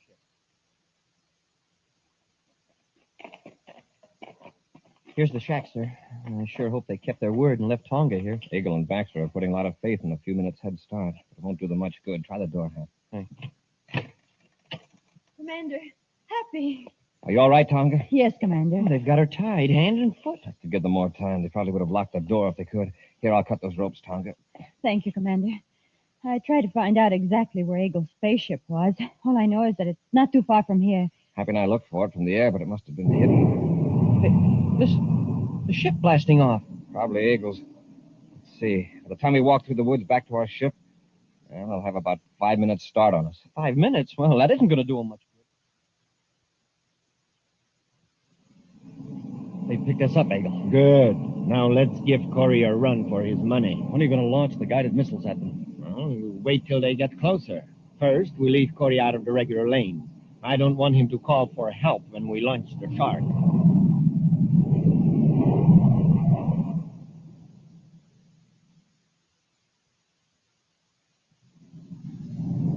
We aren't gaining very fast, sir. They must realize they can't escape. Turn on the spacephone, Happy, and I'll order them to surrender. Commander Cory aboard Terra 5 to Milton Eagle aboard private cruiser 398. Come in. Eagle to Commander Cory. Is something wrong, Commander? Eagle, the smartest thing you can do is surrender. Head for Saturn. It's the closest planet. Sorry. We have other plans. I order you to surrender. We're armed, you know. Oh, of course. Happy, stand by to fire a warning rocket. Yes, sir. Eagle, I don't want to use force unless it's necessary, but I'm prepared to do it. Commander, something's wrong with the firing mechanism. What? The electronic controls are out of order. What about number 2? Well, they're all out of order, sir. That's right, Commander. Baxter and I took care of that while you were rescuing Tonga. We can still overtake you, Eagle. Meanwhile, we can call units from Saturn. You're going to be pretty busy, Commander. Baxter and I are sending you a present. Catch. Eagle, if you fire on a space patrol ship, you'll be blasted out of space. Commander, look at the view scope. Something's leaving their ship. It's not a regular missile, sir. It's too slow. It may seem slow now, Cadet, but wait. Eagle, what did you just release? A weapon with your picture on it, Commander. It's gaining velocity, sir. It's a guided type missile with a cosmic warhead. Have fun. Eagle out. Happy. Change vector for Saturn. For Saturn, sir? Yes, and put on all the acceleration we can stand.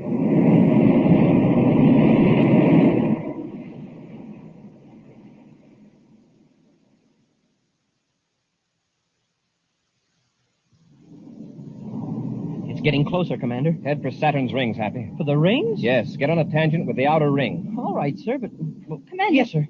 The rings are made up of big chunks of rock. If we get too close... That's the idea, Tonga. We'll get as close as possible. We're going to let those rocks run interference for us. What an idea. Just like football at technology school. Blocking back, trailing you. Tonga, bring the forward view scope up to full sensitivity. We'll pick out a nice big rock. Yes, Commander. That missile's awfully close, sir. At this rate, it'll hit us in a few seconds. There's a giant hunk of rock dead ahead. Good. I'll take the controls now, Happy. I'm going to see how close I can come to that rock. Tonga, watch the rear view scope. The missile's awfully close. Fine. We're going to jaywalk right in front of that rock. Wow. Oh, boy, was that close. Smoking rockets, have you ever seen such fire? Watch the rear view scope. The rock. It blew up right behind us. Guided missile hit it. Oh, that was luck. Luck, nothing. That was the trickiest spaceship piloting in the universe, Commander. You hit a guided missile with an unguided missile. Now, let's take care of some unfinished business. Eagle and Baxter. How are we going to find them now? I don't think it'll be difficult. They figure we're out of the way, so they might go back to their original plan. The Crawlock River place? We'll try it. Take over, Happy. We're clear of the ring.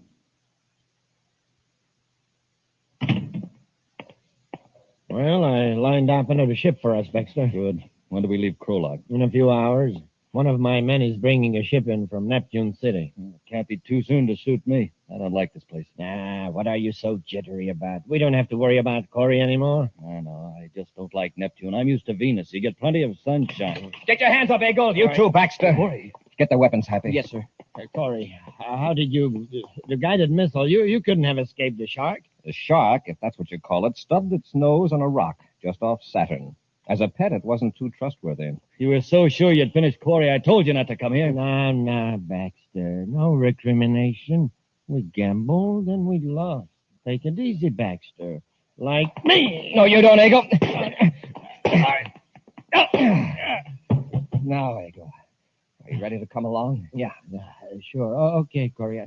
I'll come along. Yeah, you know, you're not very agile, Eagle. You'd better stick to taking it easy, like Baxter.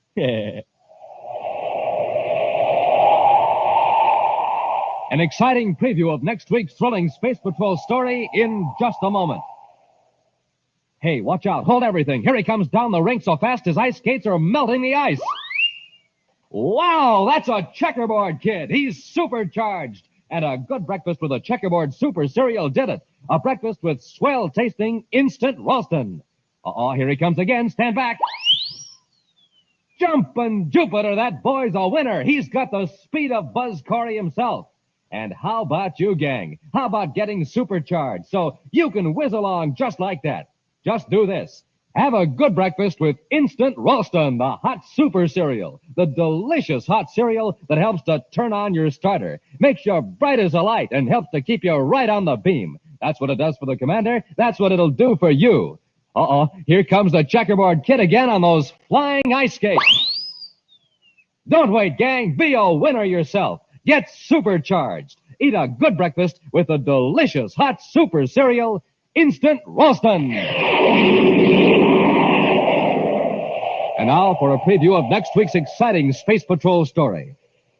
Buzz and Happy and their spacesuits on a tiny asteroid are approaching a criminal who has stolen evidence that's needed to convict a crime syndicate. He's got the metal box, sir, with the evidence. All right, Jela. Come out of that crater and get into our ship. I'm getting into my own ship, Cory, and you're not going to stop me. All right, we'll come down and get you. Take one more step and I'll use this gun on you. All right, have it your way. I warned you. Drop, Happy. Wow, that was close. The gun chipped a hunk of rock loose as big as your head. Stand still, Happy. I think Chora means business. Yeah, he does. And it isn't funny business either. Be sure to be with us next Saturday for the exciting story, The Search for Asteroid X, when wheat checks, rice checks, and good hot Ralston again bring you Space Patrol! And now, an important message from Commander Buzz Cory. Did you ever read in the paper about a boy or girl saving somebody's life? Ever wish you could do something like that? Well, you can. Just join my Space Patrol blood boosters. Here's what we do. We try to get more people to donate blood to the Red Cross. When you get somebody to donate blood, you save a life. So, boys and girls, join my Space Patrol blood boosters today. Space Patrol, an original Mike Moser production starring Ed Kemmer as Commander Cory and Lynn Osborne as Cadet Happy, was written by Lou Houston and directed by Larry Robertson. Other players were Bela Kovac, Ken Mayer, and Nina Berra. Dick Tufeld speaking. Now, don't forget to tune in next Saturday and every Saturday when Wheat Chex, Rice Chex, and Good Hot Ralston again present the new, exciting Space Patrol. And be sure to see another exciting Space Patrol story on your local ABC television station. Consult your local paper for time and channel. Space Patrol comes to you transcribed from Hollywood. This is ABC Radio Network.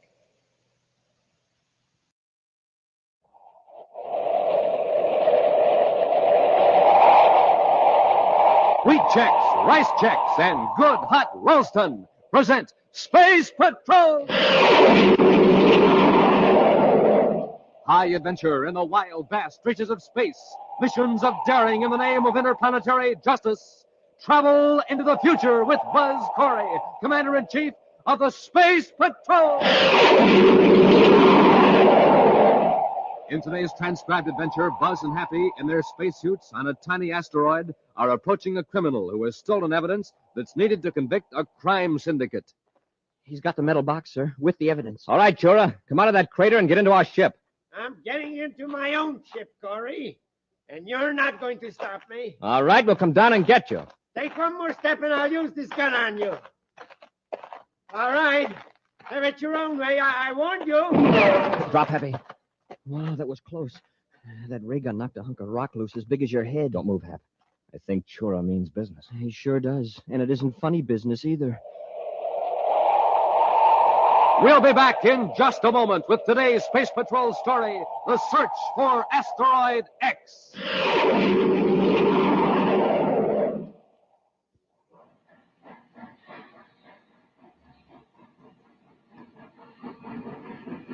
Say, did you hear that, gang? That was the Terra Express train trying to get up speed on ordinary fuel. Not very speedy, was it? But now listen to that same train with super fuel in its tank.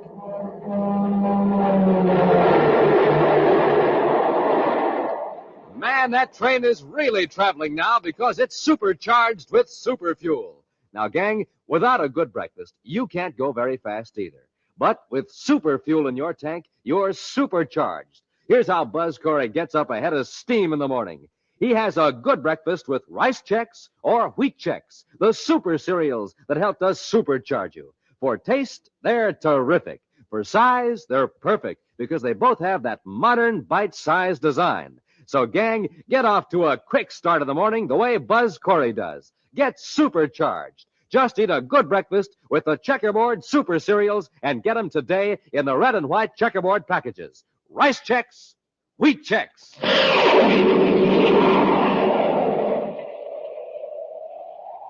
After months of careful investigation, Space Patrol agents have gathered evidence against the leaders of the notorious Saturn Syndicate. This gang, for months, has been victimizing honest businessmen on the outer planets of the solar system. Commander Cory has been awaiting the arrival of an agent with the evidence that will convict the leaders of the syndicate. Now, Buzz grimly enters his central office on Terra, where Cadet Happy is decoding spaceograms. Lock those messages in the file, Happy. You can work on them later. Is something wrong, Commander? There certainly is. I've just received a report that Fraser's in the hospital. All the evidence is gone. What? Somebody jumped Fraser while he was on his way here in a surface car. He was knocked unconscious. Every scrap of evidence was stolen. Documents, microfilm, everything. Do you have any idea who did it, sir? No, I understand the doctors won't let our security people see Fraser yet. Is he badly hurt? Fortunately, no.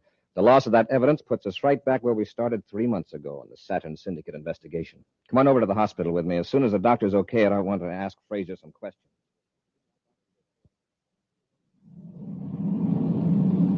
Cut your speed and go lower, Hunley. I think I see something down there. Where? Right near that small pond. Isn't that a building of some kind? Hey, you're right, Chura. Well, I hope it's occupied. Say, there is a man down there by the pond. That's surprising to find anybody in this part of Mars. Set the ship down. We'll load up with food and water. Suppose this guy won't give us any? Well, then he'll get what our friend, the Space Patrol agent, got. Do you think you finished that guy, Chora? Who cares? We got the evidence. Yeah, but I won't rest easy until we get it hit on Asteroid X. Kick on the repeller ray. Repeller ray on.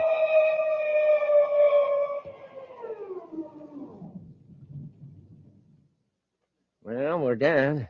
If we get enough supplies here, we can go into free fall near the asteroid belt till we decide what our next move is. I wonder who this guy is. He sure must like solitude. Now, we don't want any trouble if we can help it, Hundley. Let me do the talking. Don't you always? all right, let's go.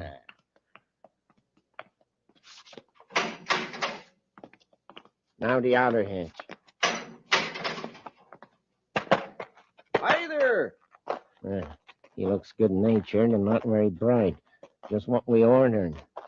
Hello, friend. Having trouble with your ship? No, but we're out of supplies, food and water. When we left Lowell City, we thought we had enough to get to Neptune, but looks as though I miscalculated. Well, I got plenty here, gentlemen. Come on in, take what you want. We'll pay you for it. Oh, no, I got plenty. Come on in the house and help yourselves. Right, that's mighty generous of you, Mr. Noonan. Marty Noonan. By the way, I don't believe I got your names. Well, I'm Steve Chura, and this is my friend Wally Hundley.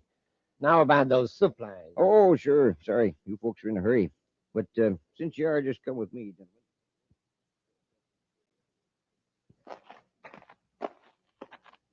I brought this extra box of rations, gentlemen, just in case of emergency. Here, I'll pass it up to Chura.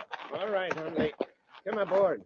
Hey, sure wish you fellas could stay a while. Don't get many visitors. So do we, Mr. Noonan. But we got to get going. Well, I understand. Well, very much obliged, Noonan. Oh, no trouble at all. So long. Take care of yourself. Goodbye. Better stand back and watch our rockets. We're going to blast off. Sure, a couple of swell fellas. Say, what's this? Little box. They must have dropped it. Hey, wait!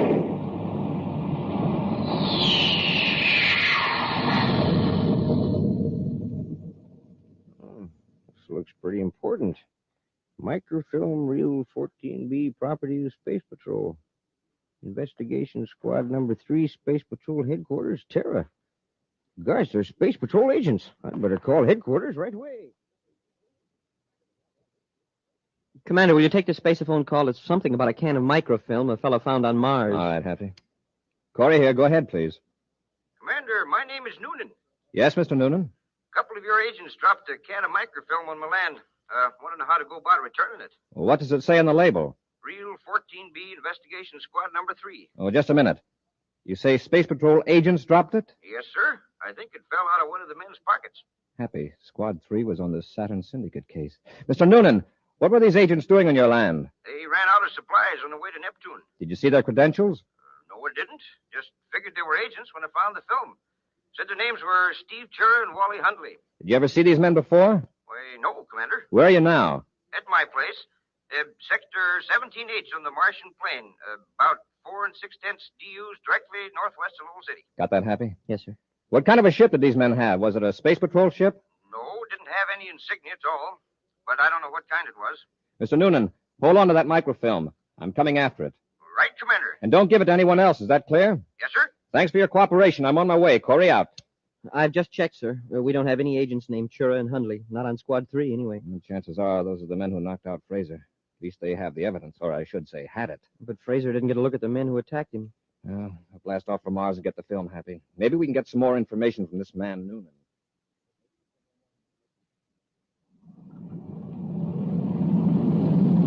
I finished decoding the patrol unit messages, sir. Good. Will you read them, Happy? Yes, sir. Quote, to Commander-in-Chief aboard Terra 5, Jupiter Patrol searched Mars to Neptune orbit. No suspicious craft sighted. Unquote. From Saturn Patrol, same, negative. Neptune Patrol also replies a negative. Any more? Well, Patrol Ship 34A, asteroid belt, picked up an unidentified object in their view scope. They're investigating it. Happy, we're going right into Lowell City. And how about the microfilm at Noonan's place? Now, you can go after it in an atmosphere ship after we land. I'll call Noonan, describe the credentials you'll present to him to relieve him of my original order. All right, sir. See how much you can find out about those men he saw. Get a full description. Very likely their right names aren't Chura and Hundley. It's almost certain they lied when they told Noonan they were going to Neptune. Shall I bring Noonan back to Lowell City? If you think he can give us any useful information. Yes, sir. We'll reach Mars in 20 minutes, sir. I'd better check Lowell City Space Control. Better get the evidence ready. We're nearly to asteroid X. All right, sure. What a terrific place to hide it. Even if somebody knew it was on an asteroid, how would they know which one? Now remember, Hunley, when we get to the asteroid, be sure to mark the exact universal start time to the 10th of a second. Why? Well, otherwise, the orbit computer can pinpoint its location when we want to find the asteroid again. Yeah, I get it.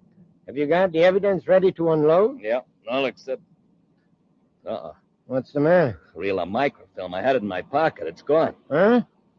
What was it doing in your pocket? That spilled out when we took the stuff from the agent's surface car, so I just stuck it in my pocket. Oh, well, probably doesn't matter. What do you mean it doesn't matter? That reel might be just the one to convict the boss. And us.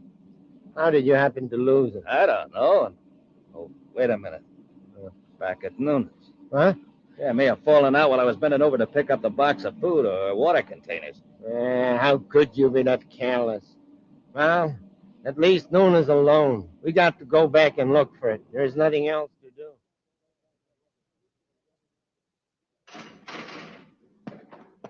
Hi there. Are you Marty Noonan? Yep, that's right.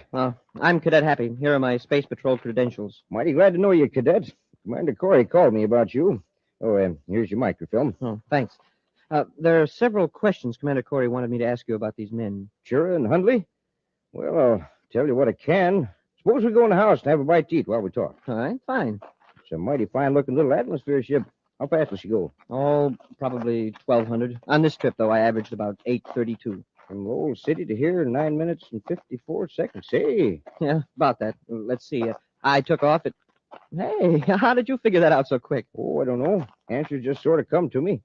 Don't have to think about it. It's lucky, too. Because if I had to tell you how I do it, I'd get all confused and come up with the wrong answer. I have to figure everything out on paper or use the electronic computer in the ship. Well, first, Mr. Noonan, can you give me a description of these two men? Well, Chur is about 45, 6 feet tall, weighs about 210. Well, Mr. Noonan, you've given me a very complete description of these crooks, and their ship was very likely a Class C private cruiser from the way you describe it. Could you come to Lowell City with me, Mr. Noonan? I think Commander Cory would like to question you further. Why, of course. I'd like to get back as soon as possible. Do you mind if I use your spaceophone? Okay, Noonan. You two, Cadet, get your hands out. Sure, and Hundley. That's right. Don't make a move for your gun, Cadet, or I'll use this one. Okay. Which one of you has the microfilm? What microfilm? You know what microfilm. Noonan must have found it or you wouldn't be here. Hundley, take the cadet's ray gun and search him for the tape. Sure. The film's in my jacket pocket, and it's going to stay there. You want to play rough, eh, Cadet? You let him alone. You keep out of this, Noonan. Sure, help me. All right, I'm coming. All right, Cadet. He nearly got the gun away from me. Well, after this, don't be so careless. I got him. Here's the microfilm. Now, let's get back to the ship. The cadet's coming, too. And I got an idea. We're going to take him with us. What for? Let's finish him here. Oh, not till we find out how much he knows. Come on, Cadet. Come on your feet. You got a nice long walk. Walk? Where to? To our ship. What about Noonan? Oh, that stupid oaf. Leave him here. Smash his spaceophone. And the one in the cadet's atmosphere ship as well. Okay. Where are you going to take me? Never mind. But I'll tell you this much. You better enjoy it because this is the last trip you ever gonna take.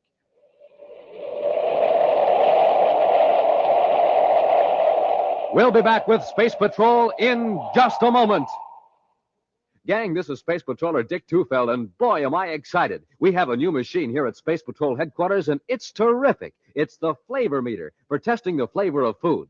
Now, I have a plain, ordinary cereal right here, so let's test it. The better it tastes, the louder it'll ring the bell. Now, all I do is place the cereal in this slot and push the button. Not much flavor there, is it? Let's put in some other ordinary cereal and see what happens. Why, not even a tinkle. Now, gang, here's a couple of super cereals I'd like to test. I'll put them both in. Wow, that did it. Those cereals really ring the bell for flavor. You bet. They were rice checks and wheat checks. Checks, the cereals with that modern bite-sized design.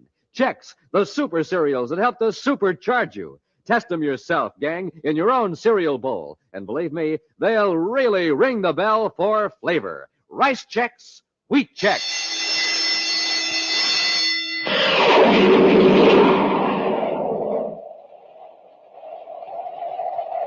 Commander Cory has sent Happy to Marty Noonan's isolated dwelling on the Martian plain to recover some stolen evidence, a roll of microfilm.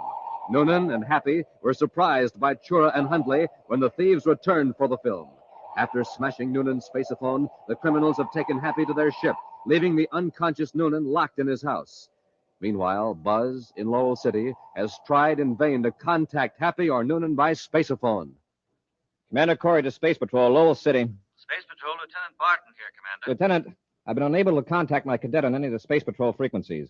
And Noonan doesn't answer either, so I'm blasting off to see what the trouble is. Would you like an atmosphere ship, sir? No, a spaceship in case I need it. I'll go on Terra 5. Keep monitoring those frequencies. If you hear from either Cadet Happy or Marty Noonan, notify me on my private frequency immediately.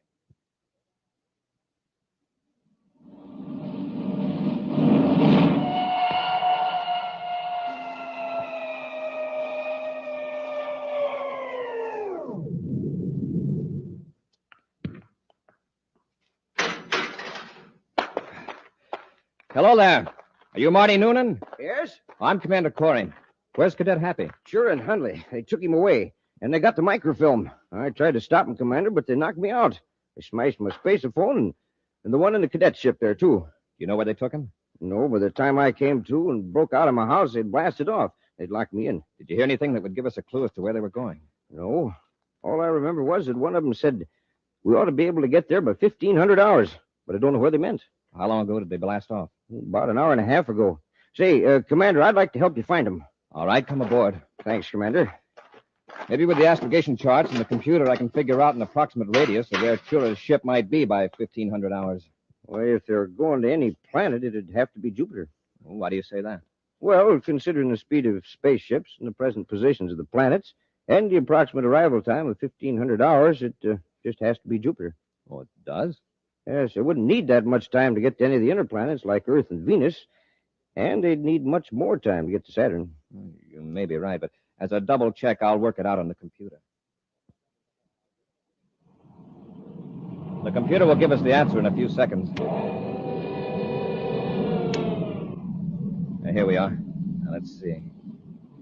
Well, what do you know? What'd you say, Commander? Mr. Noonan, this is amazing.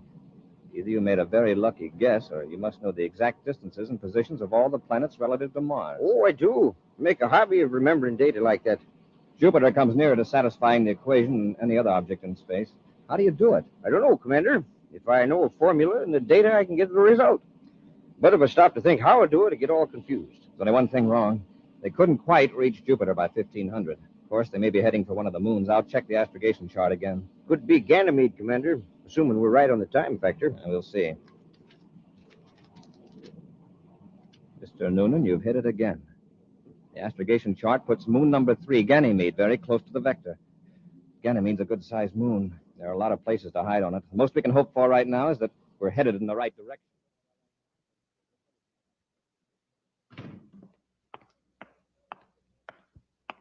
I just talked to the boss. What'd you tell him? Just that we got the evidence against the gang away from the space patrol, and that we're on Ganymede. And the boss is going to stay on Saturn now that he's safe from prosecution. How long do we stick on Ganymede? Until the excitement over, the stolen evidence dies down a little. Say, where's the cadet? Sitting over there. He's gone. I told you to watch him. The spaceophone. Look in the next room, quickly. And I'm being held on Ganymede, Sector 9J. Hey, get away from the spaceophone. Grab him, Hundley. Sector 9J. I'll teach you, Cadet. Now, watch him after this. That was Happy. He was cut off. Sounded to me like somebody hit him. Sector 9J. That pinpoints the location, Mr. Noonan. We'll make a slow glide approach and land with repeller ray. Maybe Chura and Hundley won't hear the ship.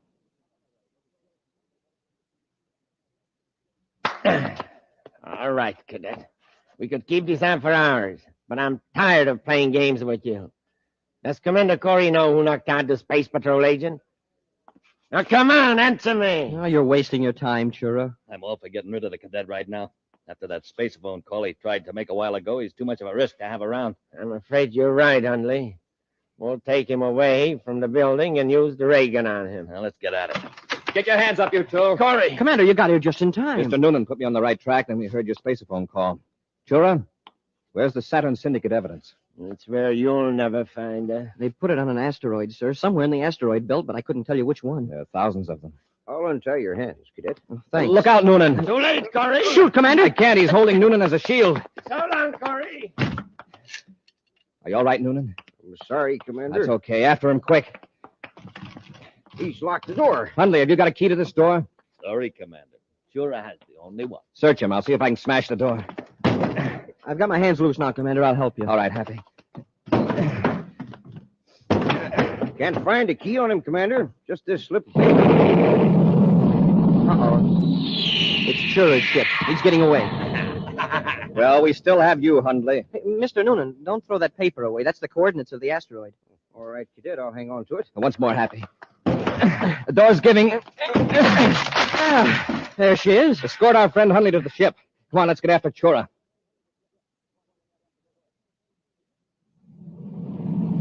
No sign of Chura's ship in the viewscope, sir. Hundley, you must know where he'd be most likely to go. Really, Commander? I haven't the slightest idea. He's probably heading for that asteroid to pick up the evidence. Mr. Noonan, let's see that piece of paper. Here it is, Commander. Yes. These coordinates are for a point somewhere in the asteroid belt. Yes, sir, but the asteroid has moved thousands of DUs by now. Yes, but the time is down here to the second. You mean the time the coordinates were taken? Yes. So by using the computer, we can tell just where the asteroid will be at any future moment. Commander, look at Hundley. Hey, get away from that computer! Get him, Happy! All right, Hundley. Quiet down or I'll knock you cold. Look what he did to the computer. Put it completely out of commission. Here, now let's see you find asteroid X. Well, what are we going to do, sir? We can't possibly locate that asteroid until we get another computer. I know. There are thousands of asteroids in that belt. Commander, can I see that piece of paper? All right, Mr. Noonan. 16 degrees, 23 minutes, 7 seconds. Sun Arcturus orientation, 123 million DUs from Sun Center. Commander, I think I can give you the approximate location of that asteroid. You can work out that orbit equation in your head? Already have, sir. You show me an astrogation chart, I'll mark down the coordinates. Smoking rocket. That's impossible. Nobody could solve an equation like that so quickly. Not in his head. I've seen Mr. Noonan work, Hundley, and I think you're in for a surprise. Here's a chart, Mr. Noonan. Center that asteroid in the viewscope, Happy. Yes, sir. The approximate location you gave us, Mr. Noonan. The question is that asteroid X? There are hundreds of asteroids in this region. Yeah, but look, there's a spaceship circling it. Hey, it's going to land. Mr. Noonan, it looks as though you pinpointed the right one. Sheer luck. Increase our velocity, Happy. We may be able to catch Chura before he leaves the asteroid. Yes, sir.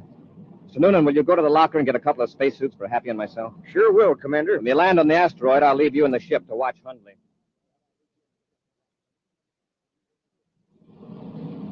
There's Chura, sir, in that small crater. We'll set down between him and his ship. Cut rockets. Rockets out, sir. Hit repeller ray. Repeller ray on, sir.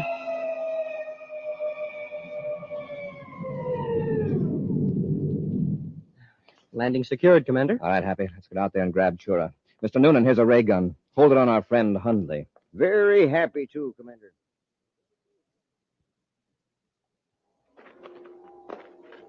He's got the metal box, sir, with the evidence. All right, Chura. Come out of that crater and get into our ship. I'm getting into my own ship, Cory, and you're not going to stop me. All right, we'll see about that. Now take one more step and I'll use this gun on you. I warned you. Drop, Happy. Oh, that was close. That blast knocked loose a hunk of rock as big as your head. Next time I'll widen the angle, and I won't miss. Shall we rush him, sir? Don't try it. Move 1 inch closer, Cory, and you're finished. There's nothing we can do. Back to the ship, Happy. Yes, sir. Commander, isn't there any way we can get him? Just get into the ship. Close the hatch. Yes, sir. Well, he can't hold out there very long without food and water, sir. Do we just wait? You have to give up eventually. But he destroyed the evidence before he surrendered. I guess there's nothing to do but blast off. Turn your transmitter signal to low output so Chura can't hear us. Yes, sir. All set. Hey, Commander, He'll have to pass right by this hatch to get to his own ship. Yes, there's one weapon that might work. Right here in this container. Liquid air. But how is... Unfasten the bracket. Well, yes, sir. Now, as he passes the hatch, open it as quickly as possible. And I'll open the valve on the nozzle. We'll squirt a jet of liquid air at Chura. But what good will that do? Is the pressure strong enough to knock him down? No, but the temperature out there in that asteroid is minus 240 degrees. Liquid air freezes at minus 218. Yeah, but I still don't see... There he is. Open the hatch, Happy, quickly. Good shot, sir. It's hitting him. I'm trying to spray it over his hand. Hey, Cory, what are you trying to do? Fight with a water pistol? There, I got his hand. Turn it off, Cory, or I'll put a blast charge into your ship. Well, I can't raise my arm. That's right, Chura. Your gun hand is encased in a mass of frozen air. Yeah, that'll hold him, Happy. Hey, he's just standing there like a statue. Let's go out and bring him into the ship. He's harmless now. Well, what's funny, huh? He thought he was hot stuff, but now he'll have to be defrosted. We'll be back with an action preview of next week's exciting Space Patrol story in just a moment. Say, gang, did you ever hear the robot mastermind work? It's the amazing Space Patrol machine with a mechanical brain. It knows the answer to everything. Now listen while I ask it some questions. What's the only hot cereal Buzz Cory ever eats? The hot wheat cereal that helps to supercharge him. Instant Ralston. Right, Instant Ralston, the hot super cereal that helps to supercharge you. And when you want a hot cereal that's really delicious, what do you ask for? Instant Ralston. Right, Instant Ralston. And when the morning's cold and you want to warm up your motor? Instant Ralston. Yep, the robot mastermind is right on the beam. So remember, to get supercharged, eat a good breakfast with... Instant Ralston. Hey, the robot mastermind answered for me. Instant Ralston. I can't stop it. Instant Ralston. Instant Ralston. The robot mastermind has the right idea, so get it today. Instant Ralston. Instant Ralston. Instant Ralston. Instant Ralston. And now for a preview of next week's exciting Space Patrol story. Buzz and Happy have been locked in a building by two criminals who have blocked their only means of escape by pouring sodium-potassium alloy on the stairs. The liquid metal has burst into flame on contact with the air. Commander, the heat is terrible. We're going to face something worse than heat when the automatic fire extinguishing system starts to work. But, sir, the water will put the fire out and we can escape. Not with this alloy, Happy. It burns in air, but when water hits it, it explodes. What? The second that spray starts working, this whole building will be blown to bits. Smoking rockets, unless we find a way out, that means we'll be blown to bits, too. Be sure to be with us next Saturday for the exciting story, The Lady from Venus, when wheat checks, rice checks, and good hot Ralston again bring you Space Patrol! Now, gang, a word from Commander Buzz Cory. Can you answer this question? What group of boys and girls are doing all they can to get grown-ups to donate more blood? These boys and girls are helping their country and having fun, too. They're my Space Patrol blood boosters. And I'd like you to join them today, right now. And here's something else I'd like you to do, too. Tell your mom and pop to buy the Christmas seals that the National Tuberculosis Association mails out. Christmas seals help fight TB. Just think, TB kills one person every 17 and a half minutes. So join the fight. Buy the beautiful Christmas seals of the National Tuberculosis Association. Space Patrol, an original Mike Moser production, starring Ed Kemmer as Commander Cory and Lynn Osborne as Cadet Happy, was written by Lou Houston and directed by Larry Robertson. Other players were Bela Kovach, Ken Mayer, and Norman Jolly. Dick Tufel speaking. Now, don't forget to tune in next Saturday and every Saturday when wheat checks, rice checks, and good hot Ralston again present the new exciting Space Patrol! And be sure to see another exciting Space Patrol story on your local ABC television station. Consult your local paper for time and channel. Space Patrol comes to you transcribed from Hollywood. This is ABC Radio Network.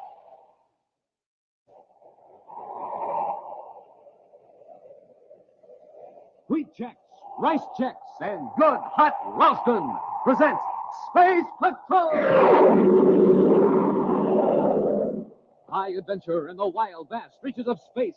Missions of daring in the name of interplanetary justice. Travel into the future with Buzz Cory, Commander-in-Chief of the Space Patrol. In today's transcribed adventure, Buzz and Happy have been locked in a building by two criminals who have blocked their only means of escape by pouring sodium-potassium alloy on the stairs. The liquid metal has burst into flame on contact with the air. Commander, the heat's terrible. We're going to face something worse than heat when the automatic fire extinguishing system starts to work. But, sir, the water will put the fire out and we can escape. Not with this alloy, Happy. It burns in air, but when water hits it, it explodes. What? The second that spray starts working, this whole building will be blown to bits.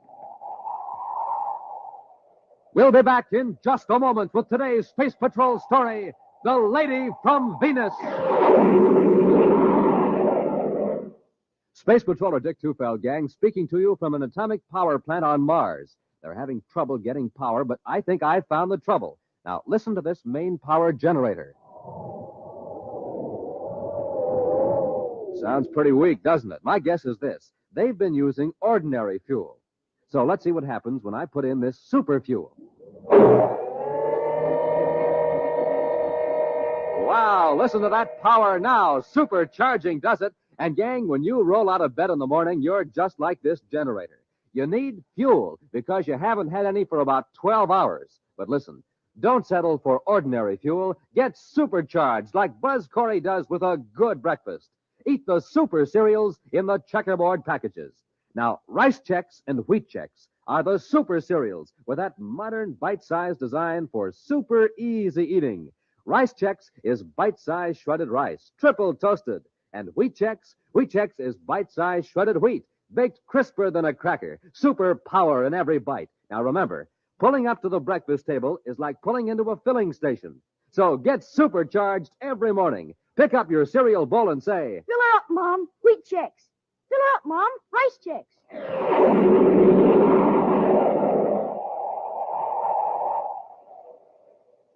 In Commander Cory's central office on Terra, a tall, middle-aged man anxiously paces the floor while Cadet Happy checks the Space Patrol search mission reports.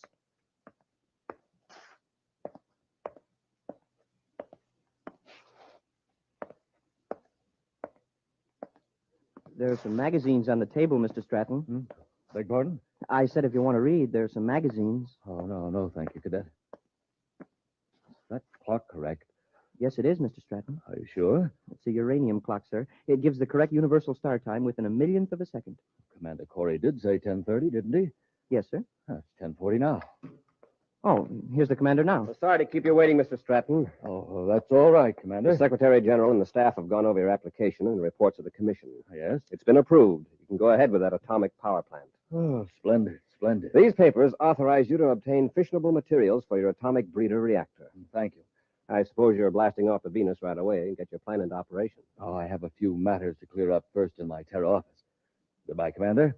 And, Cadet, thank you for your courtesy. Well, that's all right, Mr. Stratton. Goodbye.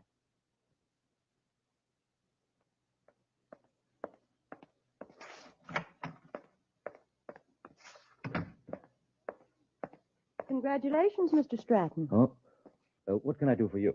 Why, Mr. Stratton, you don't recognize me. Why, Miss Bennett, forgive me, but you look so different. Don't tell me I've aged that much in 5 years. Oh, no, it's not that. It's I'm a blonde now instead of a brunette. Oh, yes, that's it. Of course, your hair. And I dress more expensively than I did when I worked for you. I always thought you dressed very nicely, Miss Bennett. Why so formal, Edward? On Mars, you used to call me Elspeth, the lady from Venus. What are you doing now, Elspeth? Oh, that's better. Well, right now I'm in the manufacturing business on my own. Well, we're competitors, eh? No, not entirely, Edward. In fact, I'm actually interested in becoming one of your customers. Splendid. We parted on very unpleasant terms, as I recall. I'm glad you're willing to let bygones be bygones. Yes, and I was delighted to hear that the Secretary General gave you the go-ahead for your reactor on Venus. Why, I just came from Space Patrol headquarters myself. How did you know about it so soon? Oh, I know a lot of things about you, Edward. I was one of the people questioned by the Space Patrol's security agents. Evidently, your replies were favorable. Thank you. How soon will your plant be in operation? Well, it'll take 3 weeks to get into active production. Good, then I can count on you for a shipment of plutonium in less than a month. Oh, I'm not joking, Edward. I'm ready to pay you a fair amount of credits for a small percentage of your plutonium output. You have a United Planets authorization to buy it? Oh, no. That's why I have to get it from you. But I can't sell it to you. I can sell you power, but not plutonium or other fissionable materials. It's illegal. Stratton, how long do you think you'd be permitted to operate that plant if I should go to Space Patrol with certain evidence? Evidence of those shady deals on Mars 5 years ago? You know I had nothing to do with those. You engineered them behind my back. Yes, but the evidence I have still points to you, not to me. I've been keeping it, Edward, for just such an opportunity as this. You know I've got to account for every ounce of plutonium. Surely you can find some way to get around the regulations. You want to keep that plant, don't you? That's blackmail, Elspeth. Blackmail? When I'm paying you for the plutonium? That's unfair.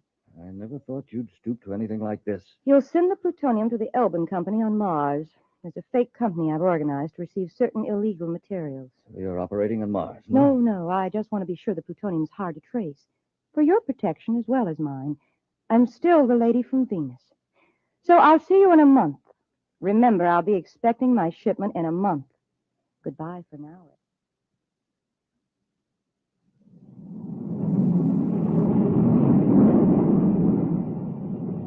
You know what I'm going to do when we get to Lake Azure, Commander? What, Happy? I'm going to go for a swim, and then I'm going to the club and have a steak that thick. And then Wait a minute, Happy. There's one thing I forgot to tell you when we blasted off from Terra. What's that, sir? Officially, this is a pleasure trip. Unofficially, we're on official duty. Huh? I'm all confused. Remember the man Stratton who was in my office about a month ago, the fellow who was authorized to operate an atomic reactor plant on Venus? Oh, yes, sir. I remember Mr. Stratton. He ought to be producing by now. He's in some sort of trouble. We're going to Lake Azure and see if we can clear it up. What kind of trouble? Well, he's afraid to tell me by spaceophone, so I arranged to visit him at his cottage on the north shore of the lake. Oh, then the swim and the steak are out. Until after we talk to Mr. Stratton. Then we'll see about the swim and steaks. Because in the long run, I want to be sure that everybody thinks we're visiting Venus for pleasure.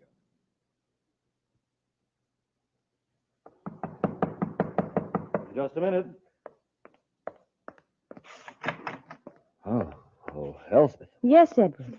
I heard you were resting here at Lake Azure after getting your plant into operation, so I thought I'd pay you a visit. Well, aren't you going to ask us in? Mr. Stratton, this is my assistant, Ivan Almond. How do you do? Hello. Shake hands with him, Edward, or Ivan will think you don't like him. He's very sensitive. Yeah. Shake, huh? Oh, easy, Ivan.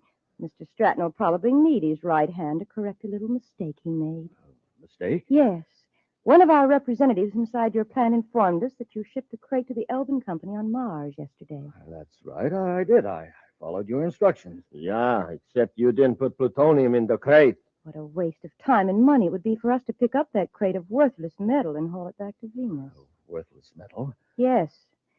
So I brought Ivan with me to persuade you to correct this oversight. You like me to work him over, Miss Bennett? Well, that's up to Mr. Stratton. Yes, I'll correct the oversight. Good. But the next time you make a mistake, Ivan will work you over, as he calls it. And I'll turn my evidence over to the Space Patrol. It won't happen again. See that it doesn't. Come on, Ivan. All right, Miss Bennett.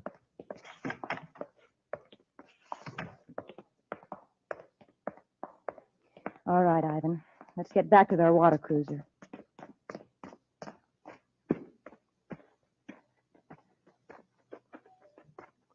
Miss Bennett, look. There is another water cruiser pulling up to Stratton's wharf. Yes, men in uniform. Quick, get over behind those bushes before they see us.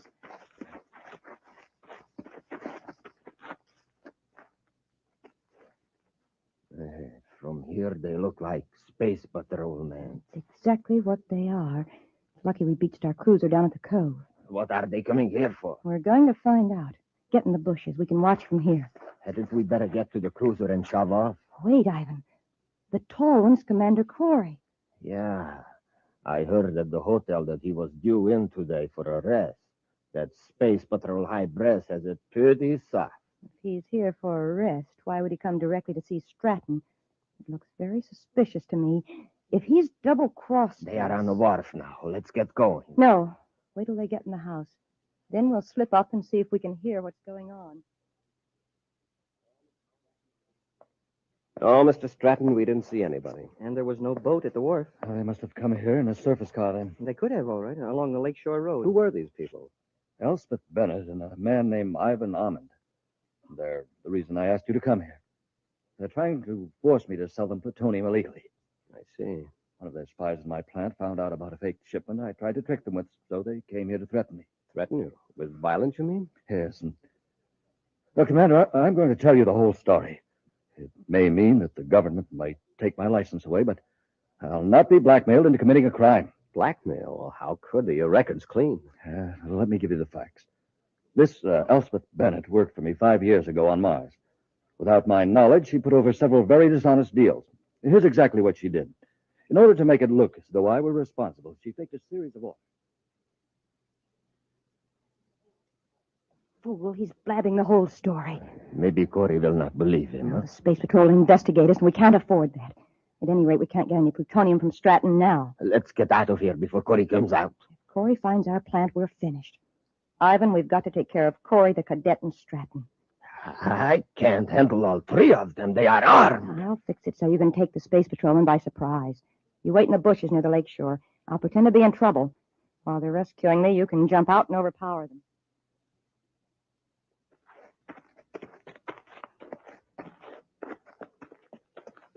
You know, Commander, somehow I think Mr. Stratton was telling the truth about being framed. Well, so do I, Happy. If he weren't thoroughly honest, he could have sold radioactive materials illegally. Yet he's willing to risk losing his plant. Help! Commander, listen. It's a woman. She's fallen into the lake. Come on, Happy. Save me, I can't swim. We're coming, lady. Here, I'll jump in, sir. Now, wait, Happy. She isn't far out. Grab the end of this stick. That's it. Get a good grip. You're going to be all right. Just hang on. We'll pull you in. Oh, thanks, goodness, you heard me calling. I've got her, sir. Watch the edge of the bank, Happy. It's not very solid. That's how I fell in. Here, I'll give you a hand, Happy. We'll have you out in just a second. Oh, I didn't realize the water was so deep, so close to the shore. There you are. Now, don't try to get up for a while. Just rest. And you rest too, Cory! Hey, what's the big idea? I got them both, Miss Bennett, just like you said. Well, there's no time for gloating, Ivan. Go in the house, get Stratton, and bring him out here. Maybe I'd better finish Cory and the cadet now. Give Stratton a chance to get away? No. Somebody's going to find 3 bodies here by the lake. Cory, the cadet, and Stratton. And they'll find the evidence against Stratton in Cory's pocket. Yeah, but the evidence is fake. Well, of course it is, but no one will suspect it. It'll be obvious to everyone that Stratton did away with him to keep from being exposed. How are you going to explain Stratton? Why, Cory wounded him in the fight. Now, get Stratton. Suppose the cadet come too while I'm gone. Either one of them moves, this heavy stick will take care of them.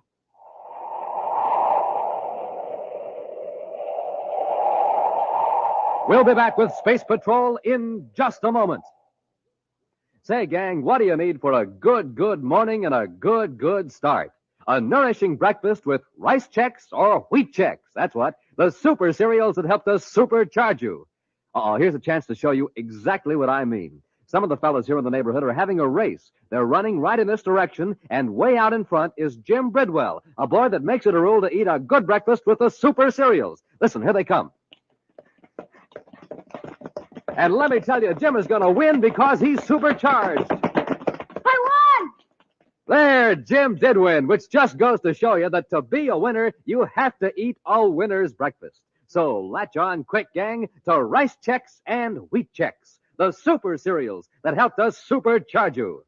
Hi, Space Patroller. Hi, Jim. Nice job of running you did there. Supercharged, that's me. That's what I was telling the gang, that you eat the super cereals. Sure do. Rice Chex and Wheat Chex. You just can't find another cereal like them. Right you are, because they're the only modern bite-sized cereal anywhere. And talk about delicious. Boy. Get them today, Space Patrollers. Rice Chex, Wheat Chex.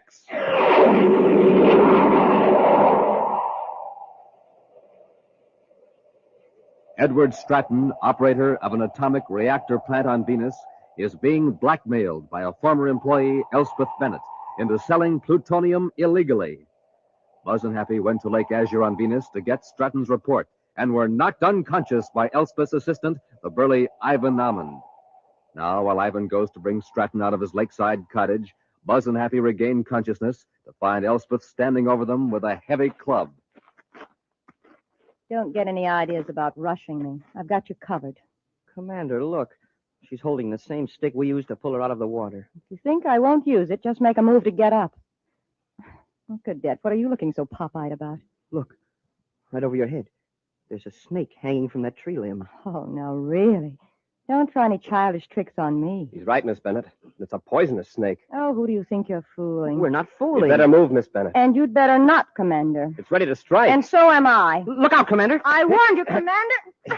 Let go of that stick. I was hoping you'd swing at me. Now, give me that claw. I don't want to hurt you. There. If you hadn't ducked, I'd have fixed you good. Yeah, and if the commander hadn't yanked you forward, something would have fixed you for good. Look what's on that branch. It is a snake. Oh. I've got her, Hap. 1 minute she's swinging a club at us, and the next she faints dead away. Women are sure temperamental. At least this one is. You know, Commander, if that snake had bitten Miss Bennett, I'm afraid it would have been one sick snake. This is no time for jokes, Happy. We've got to save Stratton. Come on.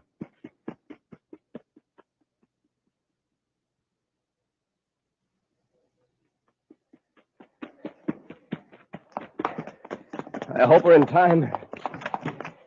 Commander. Stratton, are you all right? Yes, I'm all right. Where's Ivan? He saw you coming, hit me, and then ran out the back door. Stratton, Miss Bennett is out by the lake. Watch her till we get back. Come on, Happy. Let's see if we can pick up Ivan's trail.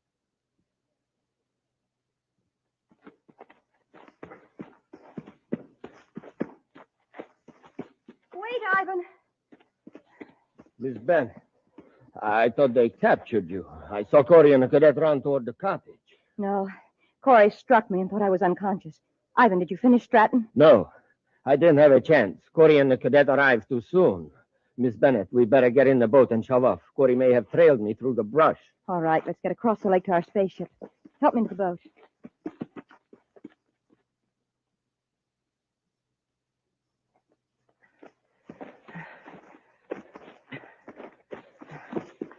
This brush sure is thick. Yes. Some of these small branches are broken.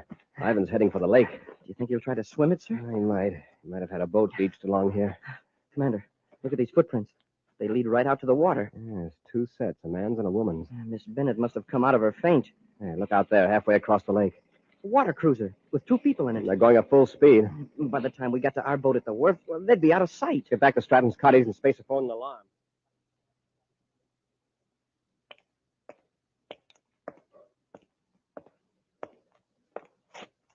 I'm sorry that Bennett woman got away. I got to the lake shore, she was gone. Don't worry, Mr. Stratton. The commander's alerting the lake patrol. She won't get very far. I think she was planning to destroy us all in cold blood. Elspeth's always been a determined woman. But I had no idea she was so utterly ruthless. I just talked to the manager of the Lake Azure Hotel. Neither Ivan nor Miss Bennett were registered there. But the manager recognized their descriptions. They've been hanging around there the last couple of days. They must have been picking up information. I've alerted the Lake Patrol and Venus City headquarters. Mr. Stratton, do you have any idea where Miss Bennett's factory is? No, other than she hinted at somewhere here on Venus. So what's the name of it? I don't even know that. I was supposed to ship the plutonium to the Elbin Company on Mars. It's a fake outfit she uses just to acquire illegal materials. The Elbin Company. Chances are she must do quite a bit of business under that name. I'll have Space Patrol units contact all spaceports and shipping centers to see if there's any freight on hand for the Elbin Company. Mr. Stratton, you'd better come with us to Venus City. Until we capture Elspeth Bennett and Ivan, your life is in danger.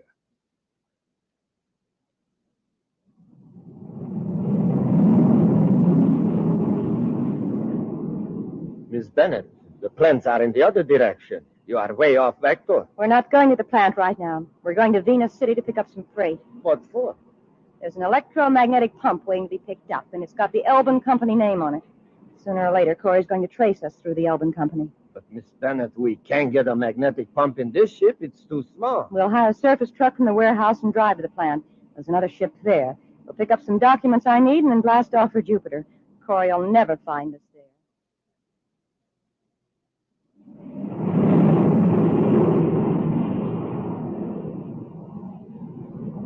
We're about 2 minutes out of Venus City, sir. Shall I contact Space Control? I'll handle it, Hap. Space Patrol Headquarters, Venus City, calling Commander Cory.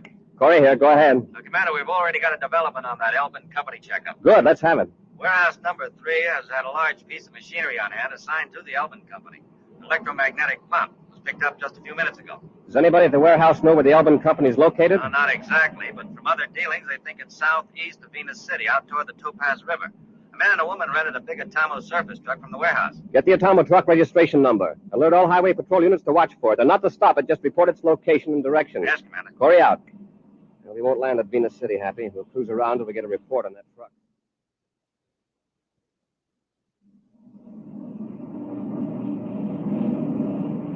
I've got the Atomo truck in the viewscope, sir. It's the only vehicle on the highway for miles. Well, that must be it, then. Check that chart of the Topaz River region. Yes, sir.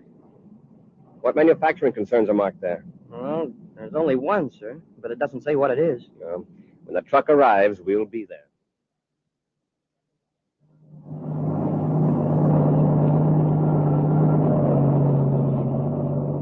You know, Miss Bennett, I've got to admit I didn't think much of this planet first. But we sure got Cory off our trail now. With that electromagnetic pump out of the warehouse, there's nothing on Venus to give him a hint where our plant is. What about the spaceship we left at the freight yard? The false registration will throw Cory even further off the trail. Do you want to go to the administration building first and get those papers? No, stop here, by the reactor equipment building. What for? Just stop the truck. I'm going to leave orders for my men to get rid of all equipment which might connect this plant with illegal radioactivity work. We'll go in here and take a quick inventory. Well, I can tell you what is in there. A container of sodium potassium coolant, heat exchanger, a receiving tank. Yes, I know, but I don't want any slip-ups. Come on, get out. It's going to be a job to dispose of all that, and a real shame to destroy it. It'll just be hidden. A few months from now, I'll set up a plant on another planet. Nobody's going to stop the lady from Venus. I can promise you that. Now, come on. All right, Miss Bennett. Ivan, stay where you are. Cory! Quick, into the building. Stop! Quick, open the door. Up the stairs. We can cross to the next building with a catwalk.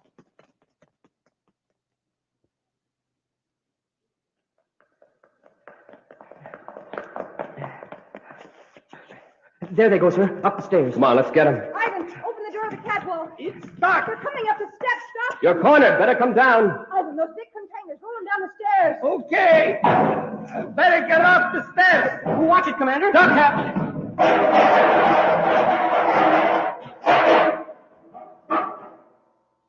Shall I roll this one now? Ivan, wait. Don't roll it. Open the valve and let it pour down the stairs. Huh? Tip it over and point the valve toward them. Hurry. Commander, what do you suppose she's up to? I don't know. Cory, this drum contains sodium potassium coolant. It's using atomic breeder reactors to carry off heat from the reactor core. When it's exposed to air, it will burst into flames. Turn the valve, Ivan. There it goes. Stand back, Happy. Now let's see you come up those stairs. Commander, the heat, it's awful. All right, Ivan, get that door open. Yes, Miss Bennett. Happy, we can't get up through that flaming liquid, and they can't get down. We'll go outside. Sorry, Commander, you won't be leaving. She's closed the The door. electronic control switch is up here. It's no use, Cadet. You can't open that door. I got this one open, Miss Bennett. We're leaving you now, Commander. Oh, by the way, there's an automatic fire extinguishing system in here. In a minute or two, water will be sprayed all over that sodium-potassium alloy. And that's your life. Come on, Ivan, we haven't got much time. Hey, did you hear that, Commander? The sprinkling system will put the fire out. And if it works If quickly... the sprinkling system starts, we're finished. Huh? This coolant has to be kept in a closed, airtight system. It burns in there, but when water hits it, it explodes violently. All these containers will blow up. But Commander, we've got to get out of here. Now, look, there's an electronic hoist. The chain runs up to that pulley fastened to the beam. That hoist will lift us high enough we can swing over to the balcony and get out the way they did. Grab the hook, I'll throw the switch. Yes, sir. Get a good grip. I'll hold the chain and kick the switch with my foot. Hey, it's working, sir. We're going out. Start swinging. When we're level with the balcony, jump. Yes, sir. Hey, the sprinkling system. It started to work. Let's hope the water doesn't hit that coolant until we get out of here. Jump, Happy. Quickly. Out the door across the catwalk.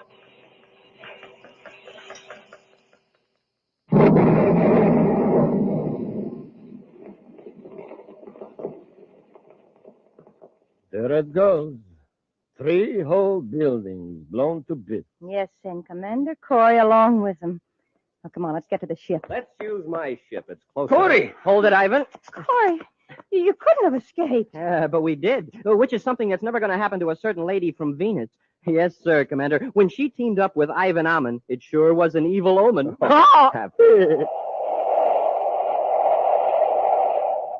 We'll be back with an action preview of next week's exciting Space Patrol story in just a moment.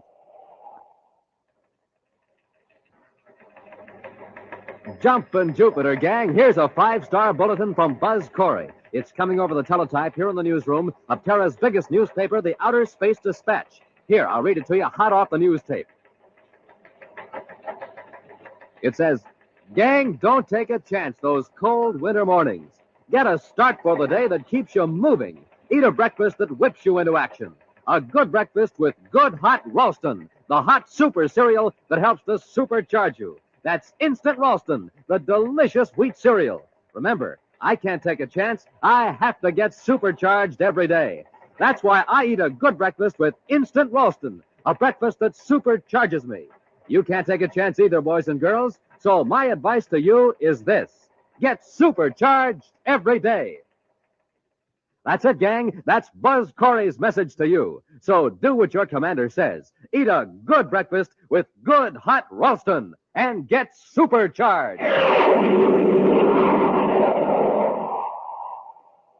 And now, a preview of next week's exciting Space Patrol story. Buzz and Happy are in the lower shaft of a secret mine on Saturn's sixth moon.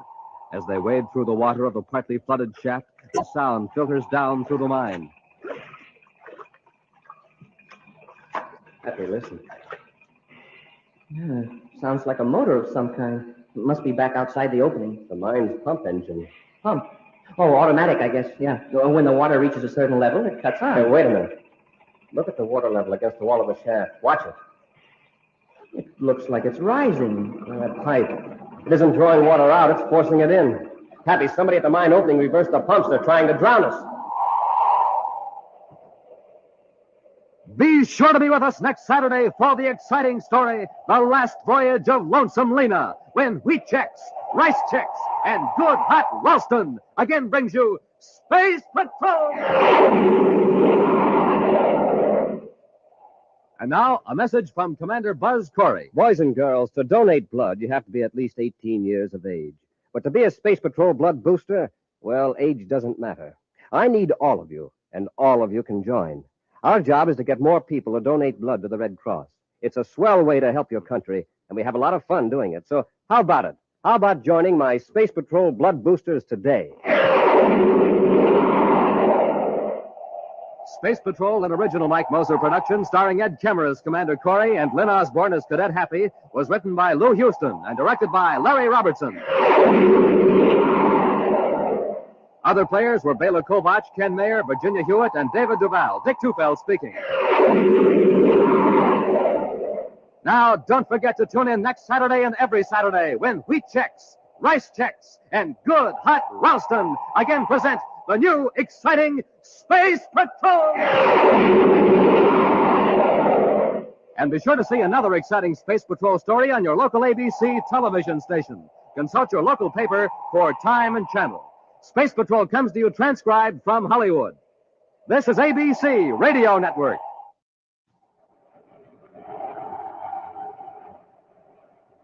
Wheat checks, rice checks, and good hot Ralston present Space Patrol!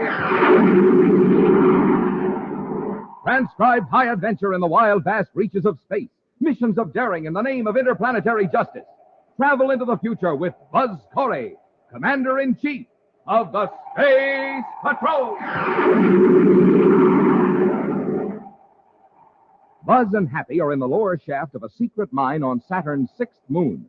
As they wade through the water of the partly flooded shaft, a strange sound filters down through the mine.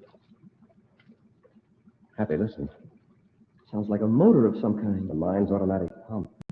When the water reaches a certain level, it cuts on and draws off the water. But, Commander, look at the water level against the wall of the shaft. It's rising. You're right, Happy. That pipe isn't drawing water out, it's forcing it in. Someone reversed the pump. They're trying to drown us.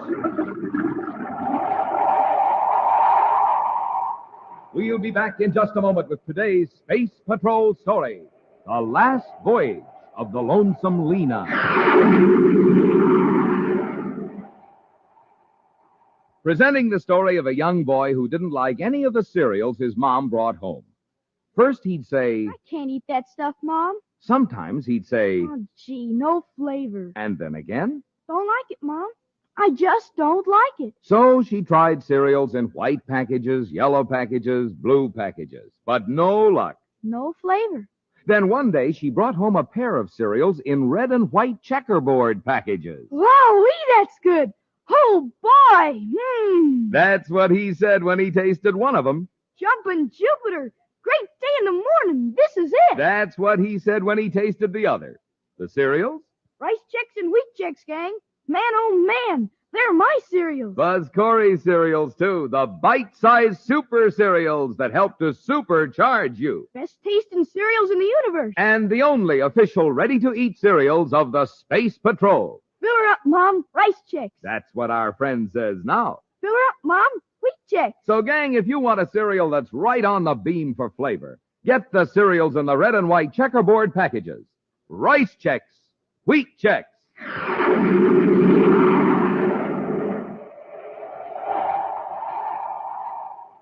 Saturn's number 6 moon, Titan, has become increasingly important to the commerce of the outer planets. However, rumors of illegal activity on Titan have caused Commander Cory to send Tonga, his assistant security chief, to the Saturn satellite to investigate. Now, Buzz and Happy aboard Space Patrol battlecruiser Terra 5, headed for Titan, are talking to Tonga by spaceophone, as she reports from the satellite's chief settlement, Titan Center.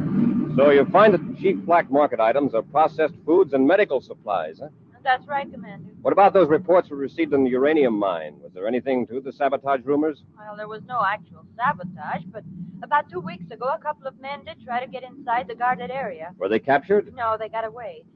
But there haven't been any recent incidents. Have you found out who's behind this black market food situation? No, but there's a lot of talk about a Captain Kruger. Captain Gustav Kruger? Yes, he's the one. He's quite a legend in this part of the solar system. I think I've heard of him, Commander. Isn't he that old-time space pilot who has the broken-down cargo ship? Yes, Happy. Lonesome Lena, he calls it. He's been shuttling back and forth between Saturn's moons for years. I've never heard of him being mixed up in anything dishonest. Who gave you this information? A man named Sherwin McCurdy, for one. He's behind a lot of this new development in Titan. Kruger has given McCurdy some trouble, but I don't think McCurdy takes the old gentleman too seriously. Have you met Kruger? No, not yet. He just got back from Saturn. He's at Titan Center Spaceport repairing his ship. We'll have a talk with him when we land. Meet us at the spaceport and we'll go over together. Yes, sir. Cory out. Well, stand by for landing, Happy. Standing by, sir. Kill rockets. Rockets out. Hit repeller ray. Repeller ray on, sir.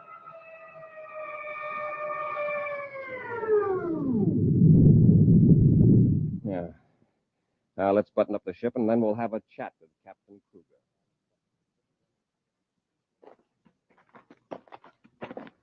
So that's the Lonesome Lena. Boy, that ship must be 100 years old. Well, not quite, Happy, but it has seen a lot of service. It's so patched up. And look how it's pitted with meteor hits. Only a real space pilot could keep it in operation. Is that Kruger coming down the ladder? Yes. Captain Kruger! Oh, Captain Kruger! He looked right at us and then turned away. Oh, I told you he was independent. Let's get over there. He's checking the hatch.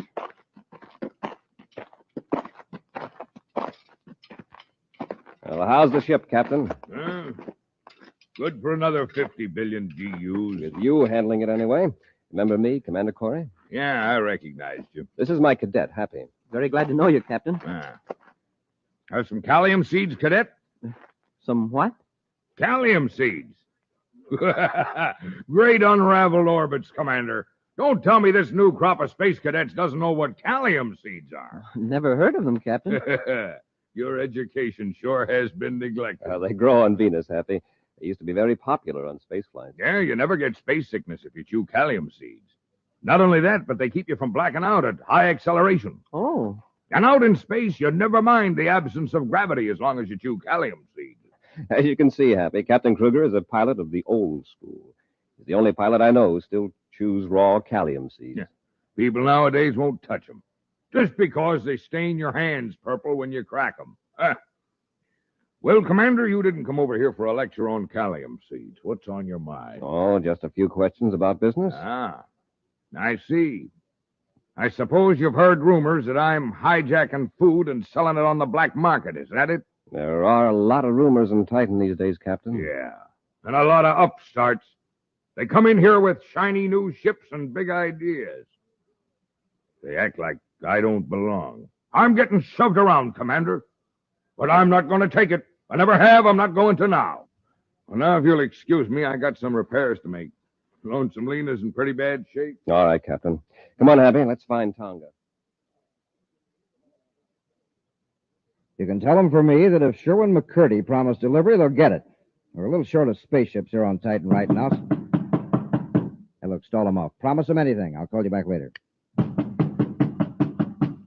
Come in. McCurdy, I want to work with you. Well, Captain Kruger, glad to see you. Put your hand back in your pocket, McCurdy. Why, what's the matter, Captain? You seem angry. Why wouldn't I be? For 10 years, I've been setting the old lonesome Lena down on Titan any place I wanted, or on any moon in the Saturn system. Folks were mighty glad to see me whenever I rocketed in, until your crowd got here. My crowd, Captain? One of your hired flunkies just told me I can't set down on the Titan Center spaceport anymore. Oh, what kind of high-handed nonsense is that? It isn't nonsense, Captain. You can't put the Lonesome Lena down on this port. Well, that old bucket of bolts you call the Lonesome Lena's a menace. If I had my way, I'd report you to the Space Patrol. They'd melt up that old hulk. Oh, you would. You'd melt up a ship that has helped keep people alive for the last 40 years out here on these moons. Ship's out of date. It served its purpose. Now it's finished. Who are you to decide whether the Lonesome Lena's finished? Well, one patch on that old battered hull is worth 10,000 of you. Melt her up, would you? I warn you, McCurdy, if you ever say that again, I'll slap you. Take your hands off me. Take your... All right, Captain, that's enough. Commander Cory, this man attacked me. You got here just in time. What's the trouble here? I was merely pointing out that his spaceship violates Space Patrol safety regulations. That's a bald-faced lie, McCurdy. The Lonesome Lena's safe as any ship in the space lane. Does it have repel array equipment? Well, no. Does it have infrared view scope equipment? I don't need it. I can land it blindfolded on any spaceport in the solar system. Does it have Class A radiation shielding on the space drag? Her shielding's good enough. I ought to know. I built it. I see, Commander. Obviously, he can't be permitted to land here at Titan Center. Those are regulations. Commander, I've always respected you. Are you going to side in with this planet lubber? I'm sorry, Captain Kruger, but I don't make the regulations. My job is to enforce them. There are thousands of people here in Titan Center. Their safety comes first. They're safer with Lonesome Lena than with half the amateur pilots in these new ships, and you know it. Captain, if we made an exception in your case, we'd have to do it for everyone. However, we won't be concerned if you have these safety devices installed. But that takes money, Commander. I haven't got it. I'll never be able to get it if I can't land here to load and unload freight. Well, perhaps you can work out some arrangements to land outside a 10-mile radius of Titan Center. 10 miles? Might as well be 10 DUs out in space. I'm sorry, Captain Kruger. There's nothing I can do. You win, McCurdy. Have some calcium seeds. I won't be needing them anymore. Well, Captain is very dramatic, isn't he? I don't find it amusing, Mr. McCurdy. That old ship of his means more than his livelihood. It's his life. Well, Commander, I wouldn't let my sympathies blind me to Captain Kruger's sharp practices. What do you mean? Kruger's lived by his wits. He's been a lone wolf. Now he's up against the rules of society, and instead of abiding by the rules, he takes the attitude that everyone's against him. Watch him, Commander. I confess I'm rather afraid of what he might do. I'm here on Titan to prevent trouble, Mr. McCurdy. That's why I came to see you. I'd like to talk to you about conditions here. Of course. Sit down. All right, now, I just want to make an appointment. I have a few matters to talk over first with my assistant security chief, Tonga, back at our temporary headquarters. I see. How about later today? That'll be fine, Commander. I'll look forward to it. So the captain is really sore, huh? Yeah. In a way, I can't blame him. Oh, Tonga, did you tell the commander about the uranium mine? Uranium mine? Yes, the big one, halfway around Titan. Someone is planning to tap the mine, dig into it from a natural cavern on the other side of the mountain so they can steal the ore, or sabotage the mine. Who's behind this? I don't know. But I do know that some mining equipment has been hidden in the cavern. And I know the location. They're being very careful. The crust tunnel is being worked only when the cavern is on the night side of Titan. It's daylight there now. I think Happy and I ought to take a look at it. Do you want me to go too, Commander? No, you stay here in Titan Center. Call Sherwin McCurdy. Tell him I won't be able to keep that appointment. May not be back in time.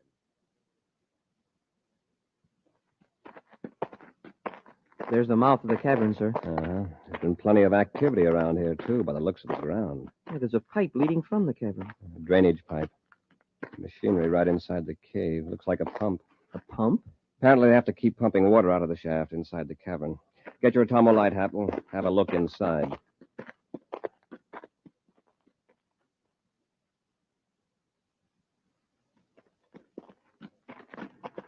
Don't bump your head when you go through this opening, Happy. I wonder how close we are to the regular mine. It's hard to tell. Hey, we're in water over our ankles. Oh, the shaft can't go much farther. We must be halfway into the mountain by now. The water's getting deeper, sir. It's nearly up to my waist. Yeah. Listen. Sounds like a motor of some kind. Must be back outside the cavern. The automatic pump engine. When the water reaches a certain level, it cuts on and draws off the water. But, Commander, look at the water level against the wall of the shaft. It looks like it's rising. You're right, Hap. That pipe isn't drawing water out, it's forcing it in. Someone reversed the pumps. They know we're down here, and they're trying to drown us.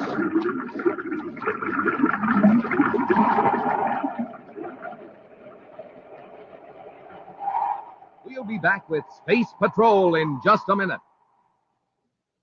They call him Whizzer, and there's not another boy in the neighborhood who can play basketball half as well. What's your secret, Whizzer? No secret. I just get supercharged every morning. You mean you have a good breakfast with a checkerboard super cereal? You bet. Rice Chicks, Wheat Chicks, or Instant Ralston. That's how Buzz Cory gets supercharged.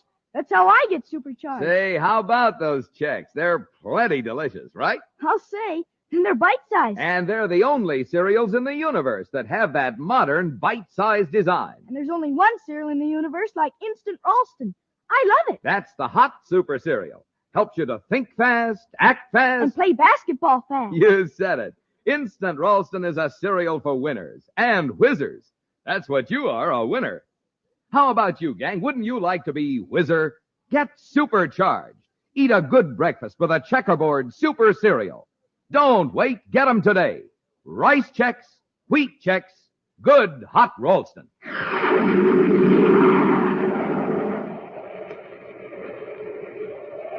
Buzz and Happy have entered a cavern on Titan, sixth moon of the planet Saturn, to investigate a hidden shaft that they believe leads to a uranium mine.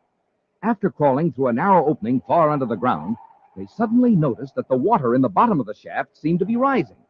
Then they heard the sound of the pump echoing down from the cavern opening and realized that water was being deliberately pumped into the mine shaft to drown them. With the water up to their chests, they flashed their atomolites around them, searching for a way to escape. Hey, wait, Hap. Listen. I don't hear the pump anymore. Maybe it's been shut off. No. The water's still gushing in from that pipe. We don't hear the pump because the water is over the narrow opening. Well, then how are we going to get through? We'll dive under long enough to get to a place where the water doesn't fill the shaft. All set, Happy? Yes, sir. Dive deep.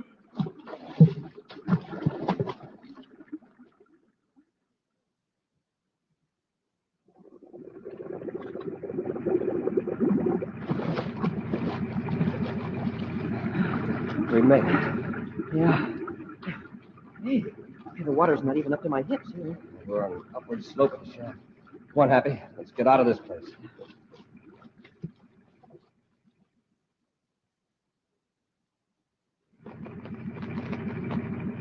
I'll shut it off.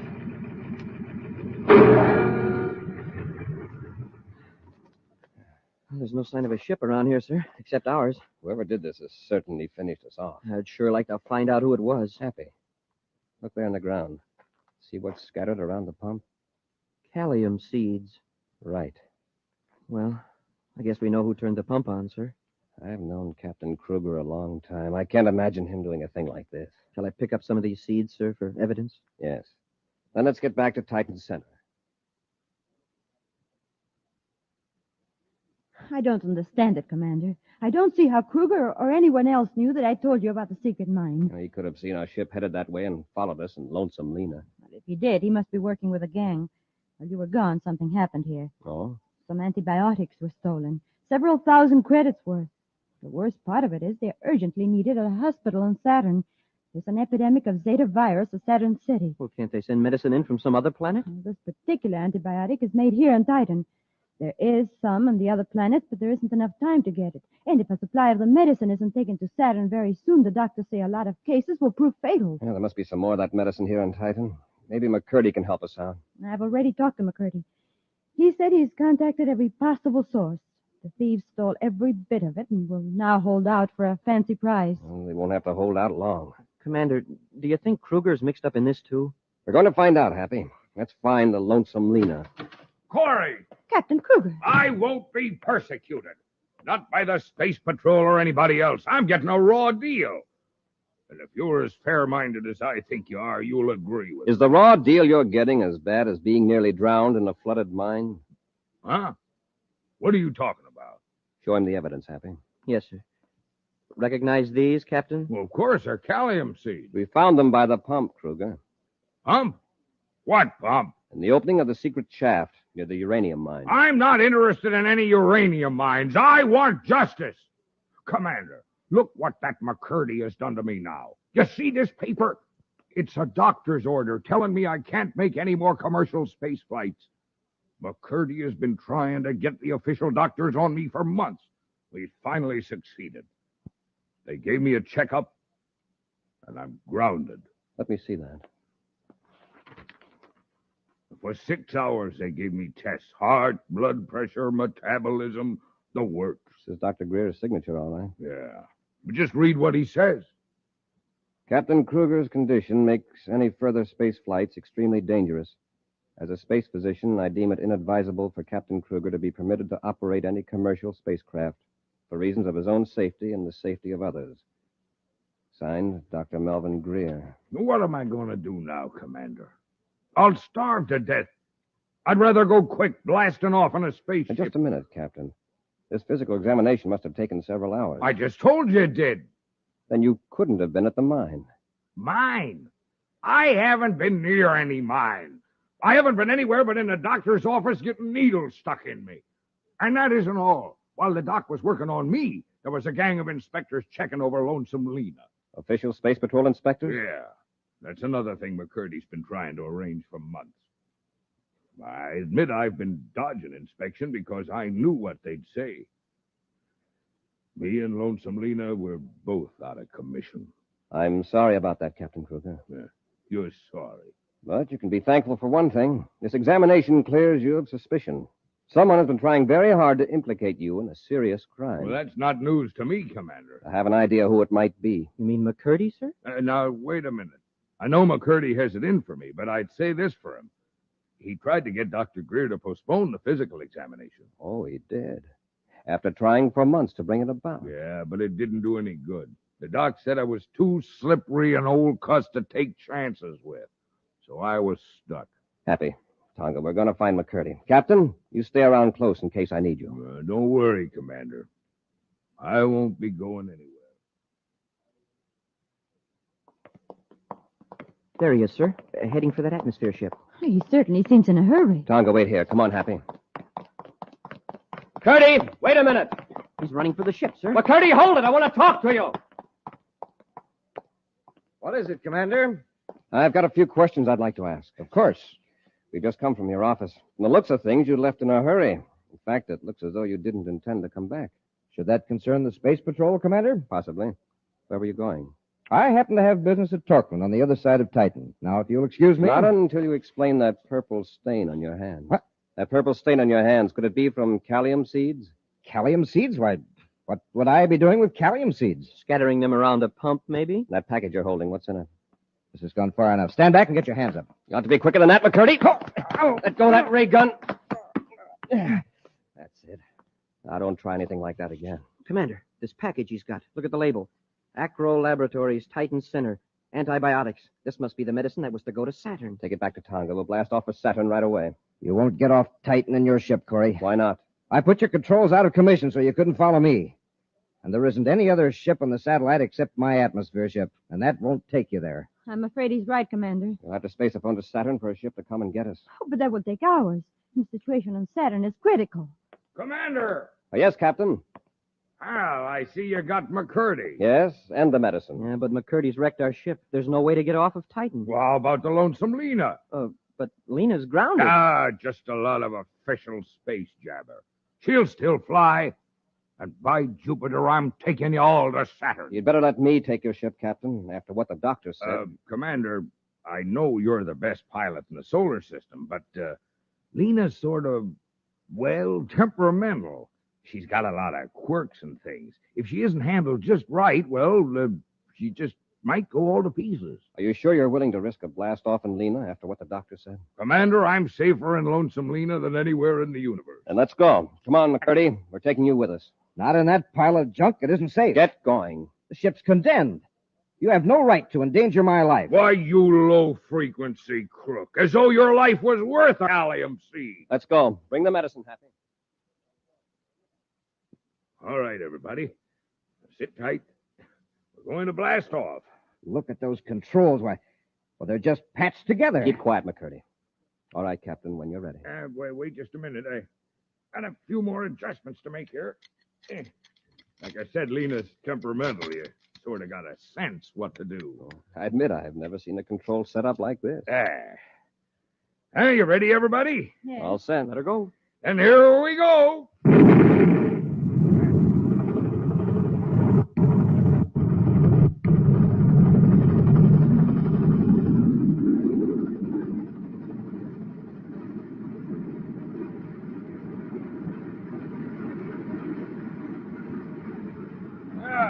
There she is, Commander. We're spaceborne. An excellent blast-off, Captain. Yeah, just like I said. Captain, what's wrong? I'm going to get the first aid kit, if there is one. He's passed out. Now what are we going to do? Happy. Yes, Commander? Help me let the captain out of the pilot's seat. Yes, sir. There. Happy, you and Tonga see what you can do to make him comfortable. I'll take the Lonesome Lena into Saturn.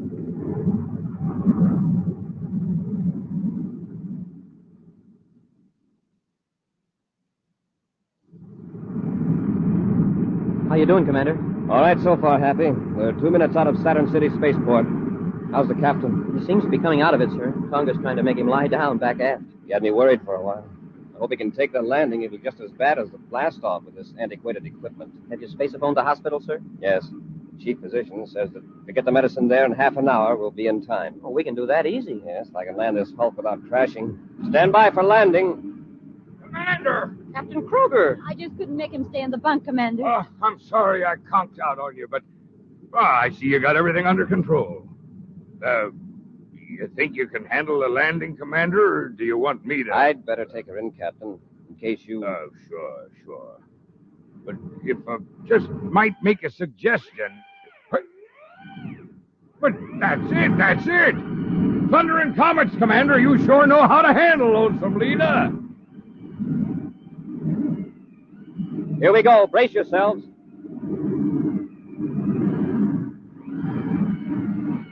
That's it. You've got it.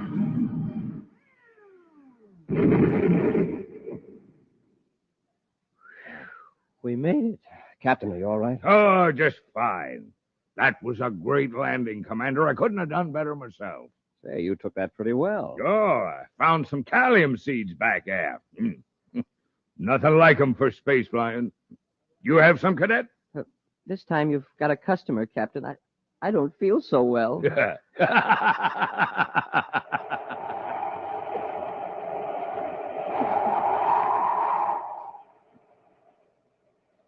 This is Commander Cory. And Marvin Miller. Reminding you that pulling up to your breakfast table is like pulling up to a filling station. Give him our example, Marvin. A jet cycle has just pulled into a filling station to get its tank filled. The man has it filled with ordinary fuel. Listen.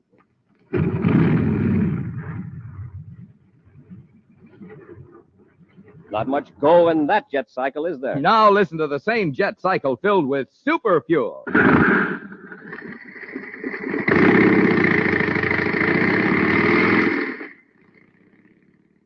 That cycle's flying like a rocket now because it's supercharged with super fuel. Same thing is true for you, gang. To get going in the morning, you need super fuel, too. So get supercharged the way space patrollers do. Eat a good breakfast with Instant Ralston, the hot super cereal. Instant Ralston helps you to think fast. And act fast. So remember, when you pull up to your breakfast table, it's just like pulling up to a filling station.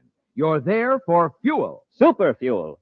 So you can get supercharged. Take a tip. Eat a good breakfast with Instant Ralston and get supercharged. Get it today in the red and white checkerboard package. Good hot Ralston.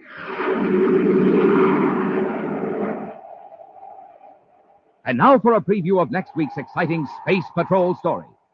Buzz and Happy have gone to the offices of John Crozer to rescue a noted scientist abducted by Crozer.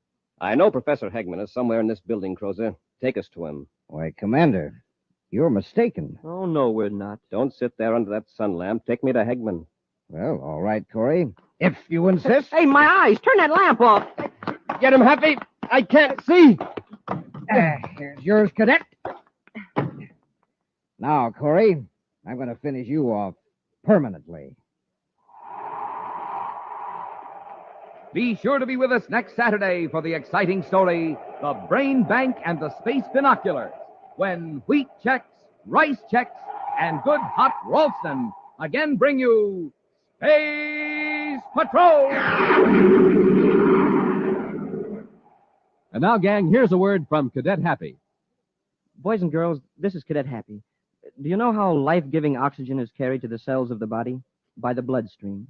So when a person loses a great deal of blood in an accident or in sickness, there's not enough blood left to do that job. Result? The person dies. So will you help me save lives by joining the Space Patrol Blood Boosters? It's fun. It's patriotic. So join the Space Patrol Blood Boosters today. Space Patrol, an original Mike Moser production, starring Ed Kemmer as Commander Cory and Lynn Osborne as Cadet Happy, was written by Lou Houston and directed by Larry Robertson. Other players were Marvin Miller, Nina Vara, and Norman Jolly. Don't forget to tune in next Saturday and every Saturday when wheat checks, rice checks, and good hot Ralston again present the new exciting Space Patrol! Be sure to see another exciting Space Patrol story on your local ABC television station. Consult your local newspaper for time and channel. Space Patrol comes to you transcribed from Hollywood. This is ABC Radio Network.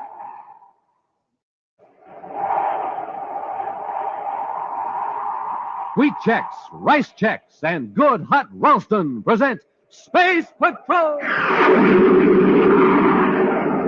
High adventure in the wild, vast reaches of space. Missions of daring in the name of interplanetary justice.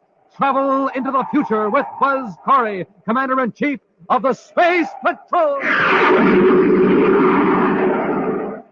In today's transcribed adventure, Buzz and Happy have gone to the offices of John Crozer to rescue a noted scientist abducted by Crozer. I know Professor Hegman is somewhere in this building, Crozer. Take us to him. Why, Commander, you're mistaken. Oh, no, we're not. Don't sit there under that sun lamp. Take me to Hegman. Well, all right, Cory, if you insist. My eyes! Turn off that lamp! Get him, Happy! I can't see! Here's yours, Cadet! Now, Cory, I am going to finish you off permanently. We'll be back in just a moment with today's Space Patrol story, The Brain Bank and the Space Binoculars. Wow! Man, oh man, oh man!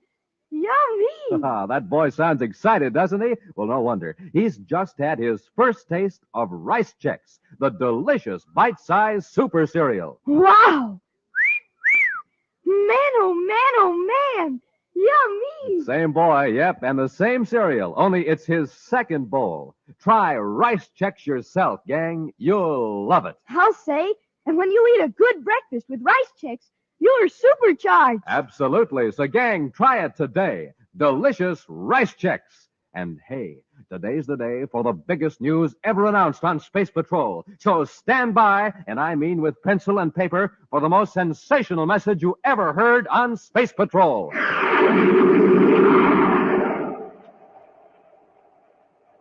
Not far from Space Patrol headquarters on the man-made planet Terra is the Crozer Building. From his spacious offices on the top floor, John Crozer directs his far-reaching enterprises. It is Crozer's proud boast that his payroll list is virtually a scientific hall of fame, an interplanetary who's who of distinguished men and women in every field of science and technology. His rugged features and penetrating eyes are reflected on the polished surface of his mammoth Endorium desk as he confers with his director of plant operations, Erla Becker, and the noted physicist, Professor David Hegman. Miss Becker, is there anything else on the agenda which concerns Professor Hegman? Yes, you wanted me to remind you to congratulate the professor. Oh, yes, the Kleinhurst Medal. I understand you're to receive it at a banquet this evening. That's right, Mr. Crozer. Congratulations. You're upholding the Crozer tradition. Crozer tradition. Of course. For the past 3 years, every winner of the Kleinhurst Medal for Scientific Achievement has been associated with Crozer Enterprises. Oh, I understand that the medal is given for work, which I did before I joined your organization. Well, I speak in jest, more or less. Well, that completes our conference, Professor. I have something to tell you, Mr. Crozer. Yes?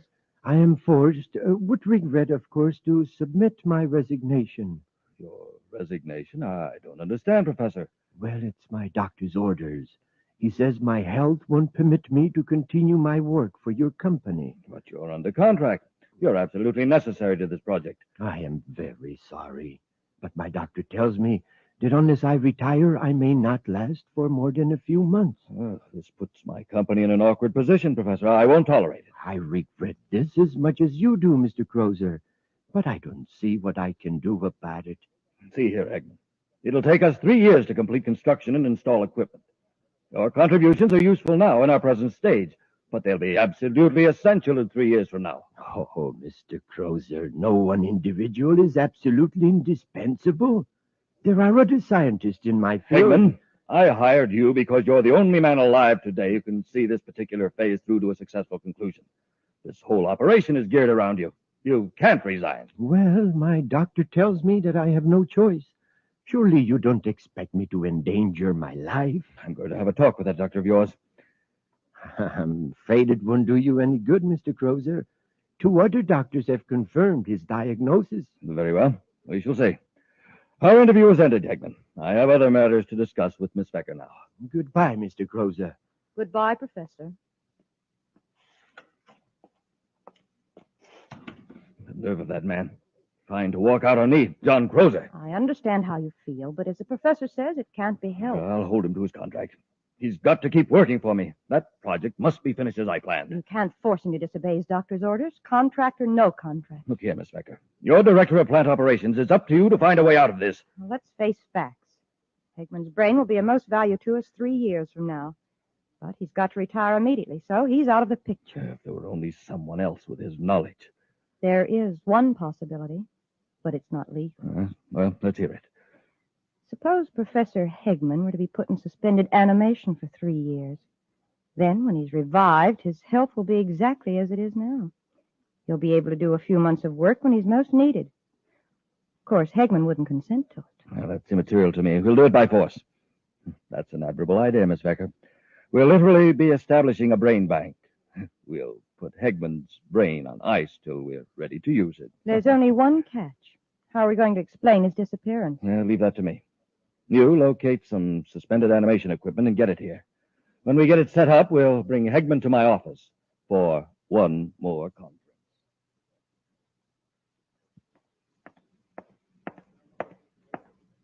Well, nobody seems to know where the professor is, Commander. I've even checked with his doctor. I've just phoned Crozer. He hasn't seen him either. Well, maybe the professor forgot about his appointment with you. He could be out with friends celebrating. After all, he's just received the Kleinhurst Medal. I doubt that he'd forget the appointment, Happy. He seemed very anxious to talk to me. You knew, didn't you, that the professor has to retire? No. Why, sir? His doctor warned him that he can't keep up the pace. Oh, by the way, there's something I've been wanting to show you. Yeah. Have a look at this new Space Patrol equipment. Binoculars? Yes. Not just ordinary binoculars, Happy. They're space binoculars. Can I try them out, sir? Sure, they're yours. Gee, they've got a band on them so you don't have to hold on to them. Yeah, the band fastens them around your head. Right, it leaves your hands free. Now take a look over the city with them, Happy. I'll take the polarization off the windows. Wow, these are great, sir. Why, I can even read a small sign on the space terminal building. A sign I can't even see without the binoculars. Wait till you get out in space, out of the atmosphere of Terra, then you'll really see something. You mean they're even better out in space? They're so sensitive, they'll pick up very small objects many miles away. They're designed especially for pilots on search missions. Within a planet's atmosphere, they're good 4-power binoculars. Wow. Hey, look, there's some people walking 5 blocks away, and it looks as though I could almost reach right out and touch them. Hey, from what you say, Commander, I'd sure like to take a look through them out in space.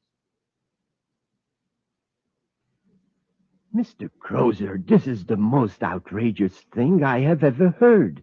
I refuse to let you do it. Professor, I'm afraid there's nothing you can do about it. Don't you know that even if I gave you my consent, It is still illegal for private persons to use the suspended animation process. Now, if you'll unlock the door, Crozer, I'll leave. Hegman, my friend, you're not leaving. Miss Becker, we might as well get started with the process. Give him the preliminary injection. All right, Mr. Crozer. Get away from me. Hegman, get away from that window. I wouldn't advise jumping out, Professor. It's a long way to the street. Yes, and it wouldn't be suspended animation. It would be terminated animation. Go on, Miss Becker. Give him the electronic injection. Get away from there. I've got my hand over his mouth. Quickly, Miss Becker. Oh, hold him still. Quit struggling, Hegman, or you'll really get hurt. There. How long does it take for the electronic injection to knock him out? Just a few seconds. Good. He's losing consciousness. All right, Miss Becker. Let's carry him into the suspended animation chamber. Commander, look. I can see the lettering on the windows of the Crozer building. These binoculars are fantastic, even in the atmosphere. Take a look at Terra Park, Happy. You can probably see the ants on the rose bushes. Yeah, they aren't that good. But I can see people inside the Crozer building. Look, sir. On the top floor, there's a man standing in the window. I can see him just as plain. Here, sir, try him. All right, I'll take just one look, but then I think we'd better get to work. Yes, sir. It's the fourth window from the corner of the building, see? Yeah, it is clear. Why, that's Professor Hegman. Huh? At least I think it is. Oh, he's gone now. Wonder why Crozer didn't have the professor call me. I suppose Hegman's busy closing up his work with Crozer. Yeah, I think he'd at least phone you. I'll tell you what, Happy. I've got an errand to make right near the Crozer building. Let's drop in and see the professor on the way over. I've checked the suspended animation equipment. Everything's working fine, Mr. Crozer. How long does it take? Another hour and we'll be through. Oh, good. You aren't going to keep him here in the building, are you? No, in a day or so we'll take him to Mars. We'll have to take the equipment there, too. We have to give him booster treatments every 3 months. Say, haven't you been under that helio lamp long enough? Oh, I've got it on low setting. You ought to try it, Miss Becker. It's really very relaxing. Not as relaxing as that treatment we're giving Hegman. Yes. He'll be relaxed for 3 years. Speaking of Hegman, did you see him throw anything out of the window when you were struggling with it? I know. Did you? Well, he made a sort of throwing motion with his hand. I think I better go down the street and check. Yeah, that's right. He certainly didn't have time to scribble any note. But let's not take any chance. Come in. Hello, Mr. Crozer. Commander Cory. Nice to see you. Thank you. This is Cadet Happy. How do you do, Cadet? How do you do, sir? Sit down, gentlemen. I hope you don't mind if I go on with this lamp treatment. I'm acquiring a tan for myself. I see you are. Unfortunately, I don't have the opportunity to get it the natural way as you space patrolmen do. That's quite a high-powered lamp. Yes, it can be if it's turned up. I have to know how to handle it. The reason I came over, Mr. Crozer, is to see Professor Hegman. The professor isn't here. Remember, I told you I'd ask him to call you if he showed up. We saw him standing by the window of this office just a few minutes ago. You saw him in the window? Happy and I were testing some new Space Patrol binoculars. We thought we saw Hegman. Hegman? You must be mistaken. Oh, I know. One of my attorneys was here a while ago. He's about the same height and build as Hegman. Yes, come to think of it, there is a resemblance. Funny, I never thought about it before. Well, apparently we made a mistake, Mr. Crozer. Sorry to have bothered you. No bother at all. No bother at all. The old fool threw this out of the window. I didn't know there was anyone in here. We were just leaving, but I've changed my mind. May I see what you have there? Oh, it's nothing at all. No, Commander. Just a little promotion gimmick one of our companies is putting out. May I see it? Yes, of course.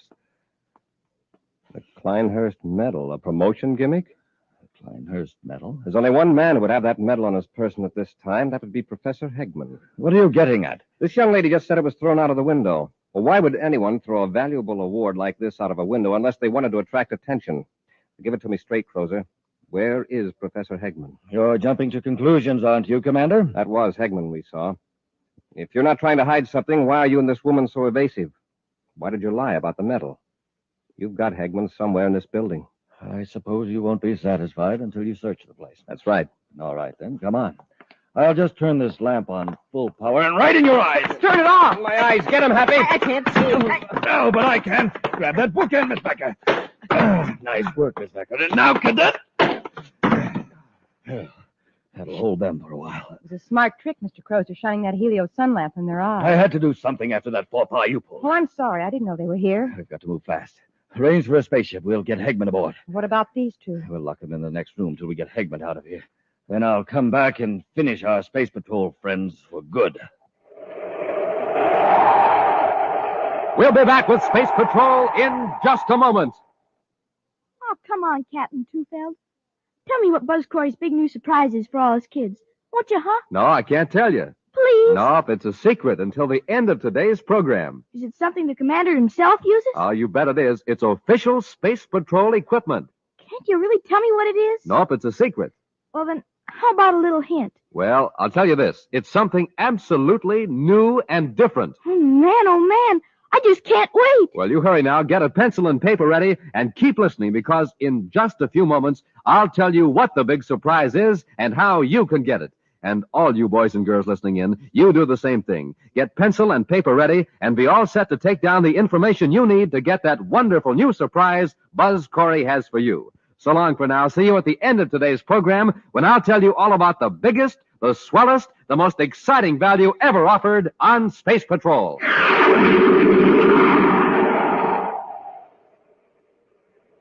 John Crozer and his assistant, Erla Vecker, have placed Professor Hegman in suspended animation, intending to revive him 3 years later to finish vital scientific work on a vast project Crozer is managing. When Commander Cory and Cadet Happy decided to search the building for the professor, Crozer blinded them with a beam from a high-powered helio sun lamp and then knocked out the virtually defenseless space patrolman. Buzz and Happy have just regained consciousness and their vision and find themselves locked in a room. That's no use, Happy. We can't break down that door.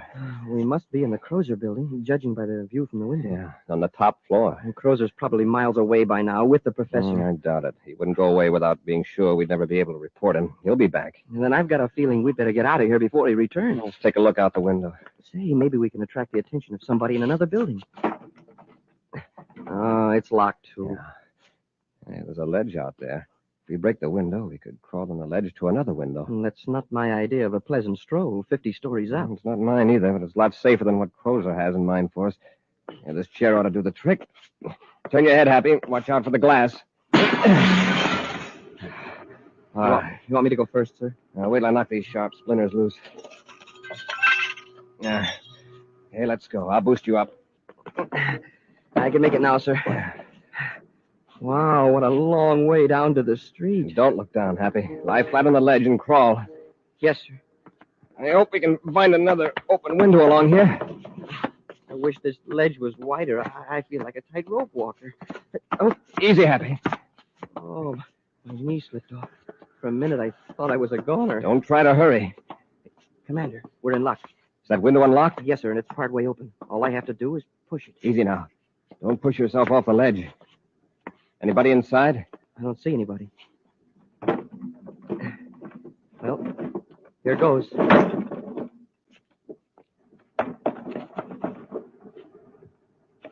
Nobody in here, sir. Watch the door.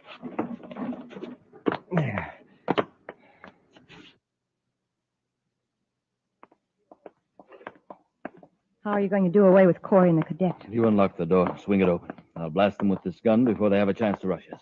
Open the door and be sure and stand back. Don't worry. All right, Cory. We'll... Go on. Go on. This room's empty. Look at the window. Well, they couldn't have climbed down the side of the building. Yeah, they certainly wouldn't jump. The ledge. They use the ledge. By now, they've probably given an alarm. This whole building will be swarming with space patrolmen soon. Well, what'll we do? We've got to get out of here. We'll have to forget about the equipment. We've got to get to the spaceport and blast off right away. Hurry, Erla. We haven't a second to spare.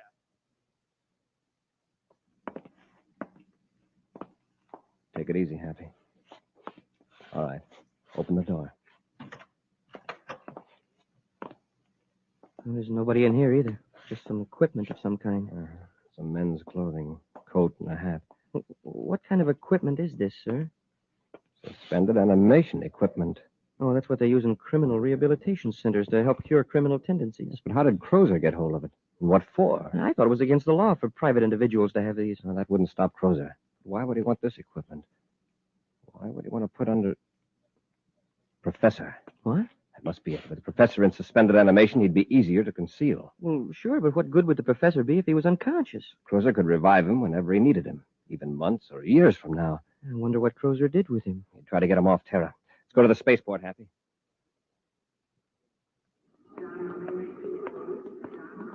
Happy, I've just checked with the space control dispatcher. There was a slip-up. Crozer blasted off. Didn't they try to stop him? The order to hold him wasn't relayed to the dispatcher in time. How long ago did Crozer blast off? About 15 minutes ago. I've got a description of his ship. Come on, Hap, let's get aboard Terra 5. We're going after them.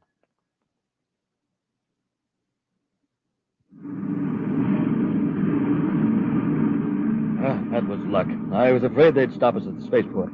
Look in the viewscope. There's a ship following us. The space patrol? Now we are in a spot. We can't outrun that ship. No, but we can get rid of the professor. Cory doesn't find Hegman on the ship. He can't prove anything against us. Well, what do you intend to do? Just shove the chamber out into space? Oh, yeah. Chances are the professor will never be found. Come on, we've got to get rid of Hegman, and then we'll take our evasive action. Cory won't stand a chance of locating that box with Hegman in it.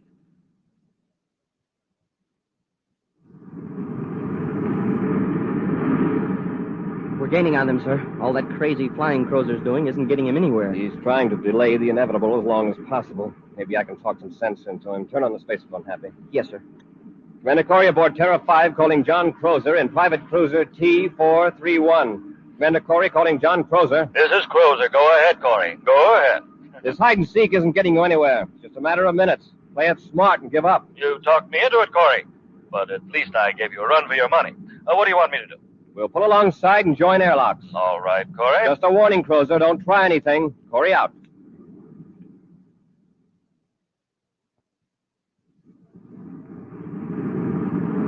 They've joined airlocks with us. All right. Have you got the electronic injection? Yes, it's right here. They won't suspect anything from you. Watch your chance and use it on Cory. I'll jump the cadet. He won't be in your way. And then when they're unconscious, they can join Professor Hegman out there in space. All right, Earl. Here they are. Careful. Don't make any slips. All right, Crozer. Get your hands up. Of course, Commander. Searching for weapons, Happy. Yes, sir. Where's Professor Hegman? Professor Hegman? Why, we haven't the slightest idea. Come on, quit stalling. What did you do with him? We haven't got him. Search the ship if you don't believe me. That's just what we will do. He doesn't have any weapons on him, sir. All right, keep your gun on them, Happy, while I search the ship. All right, lady. Get over there next to Crozer. My name is Erla Vecker, and I'll be glad to. Oh, excuse me. Commander? Oh, no, you don't. What have you got there? Let go of me. Open your hand. Come on, Erla. That's it. Well, electronic injector. I'll take that gun, Cadet. Oh, no, you don't. All right, Crozer. Hey, nice one, Commander. Don't try anything like that again, Crozer. And no tricks from you either, Erla. It's lucky you saw her with that electronic injector, sir. You should have had us in deep freeze. That was a very foolish move on your part, Erla. Now you're in this just as deep as Crozer. Now let's have it. Where's Hegman? All right, I'll tell you, but you'll never find him. He's somewhere out in space. What? You threw him out of the ship? That's right. All sealed up in a nice cozy box. Chances are he'll float forever in space, in suspended animation. Happy, get these two into our ship. We'll cut loose and start a search. They're going to stay right with us till we find them.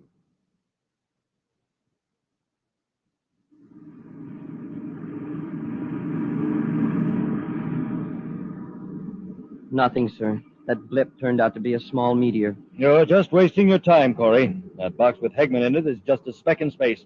Your viewscopes won't show it unless you happen to be very close. We'll just keep looking.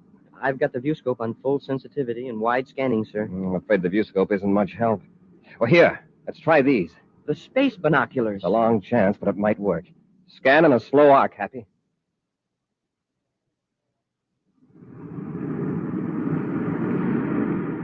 There's something. Oh, no, it's just another meteor. Let me have a look. Hey, wait a minute. It's a rectangular shape. Check it, Happy, about 10 degrees high. I see it, sir. Yeah, it's a box, all right. That's it. We found it. Change vector, Hap. Let's hope we're not too late.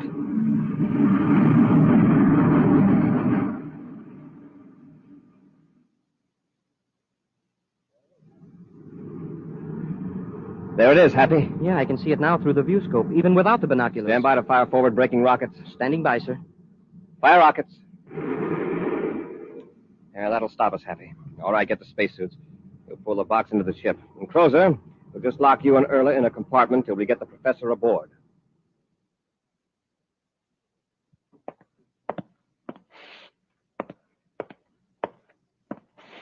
Why don't you sit down and relax, Crozer? You'll wear out the commander's carpet. Why don't we hear from the hospital? Yeah, you're pretty worried now, aren't you, Crozer? You know, if Professor Hegman doesn't come out of that deep freeze, it's going to go mighty hard on you and Erla. Oh, they should know by now. Oh, for Saturn's sake. Sit down and stop that pacing. Oh, here's the commander. Crozer, look who's with him. Professor Hegman. That's right. Certainly lucky for you two that the professor pulled through that treatment. Yes. And, Mr. Crozer, it will give me a great deal of pleasure to testify against you. And show me with more of his work than the doctor first thought. Well, in that case, we actually did you a service, Professor. Commander, that should be taken into account. Don't think you're going to get off easy on that account. It's just luck, and the fact that we had these space binoculars that saved the professor. Yes, Happy. I had no idea that the binoculars would actually help us save a life. You sure were right about their being terrifically powerful out in space. And they're great in a normal atmosphere, too. I'm not going to lose any time in issuing them to all Space Patrol personnel. Sir, did you know that when you look through the binoculars the wrong way, you can see into the future? Oh, I was under the impression that they just smallify. But if you say so. Oh, that's ridiculous. It just makes objects look far away. Uh-huh.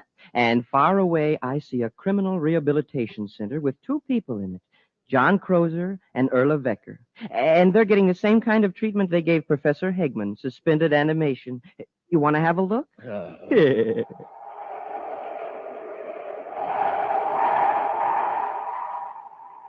In just a moment, we'll give you an exciting preview of next week's thrill-packed Space Patrol adventure. But first, gang, oh boy, first of all, here's that big, wonderful surprise we promised you. Get your pencil and paper, get all set to go. This is the greatest value we've ever offered on Space Patrol. Commander Cory, you tell the gang what this terrific new item is. Boys and girls, our surprise for you is a pair of those wonderful new Space Patrol space binoculars. Binoculars like the ones I used today when I spied the professor floating in that box way, way off in the distance, remember? Gang, you'll be able to see way, way off in the distance with the Space Patrol binoculars you get, too. Yes, sir, these binoculars are 4 power binoculars with 4 lenses. And when you look through them, they make people, houses, buildings, cars, everything else blocks and blocks away look bigger and nearer and clearer. No adjusting necessary. The lenses are fixed focus lenses.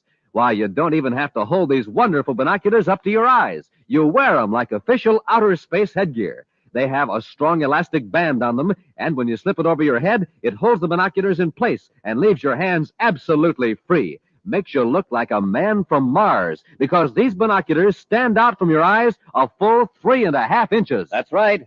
These are not flimsy little celluloid goggles or a mask.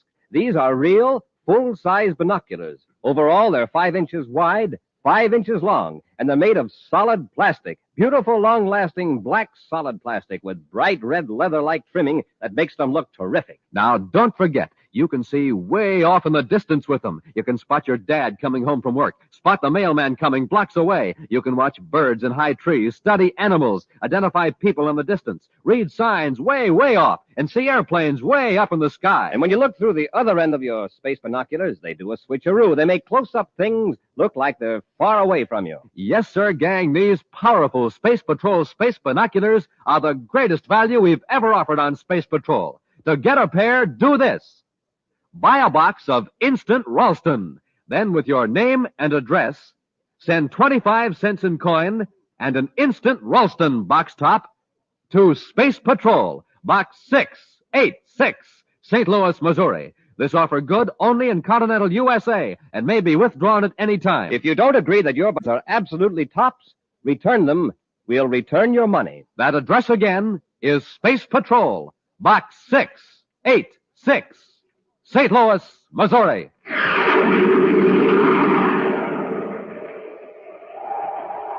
Buzz and Happy are approaching a building where the Secretary General's daughter Carol is held captive.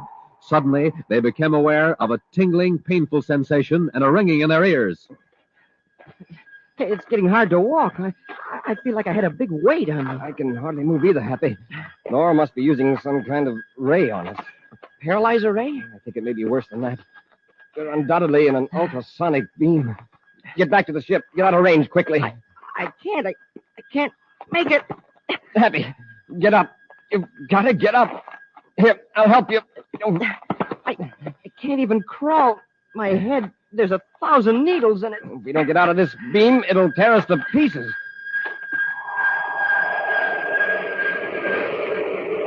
Be sure to be with us next Saturday for the exciting story, The Sleepwalker, when wheat checks, rice checks, and good hot Ralston again bring you Space Patrol!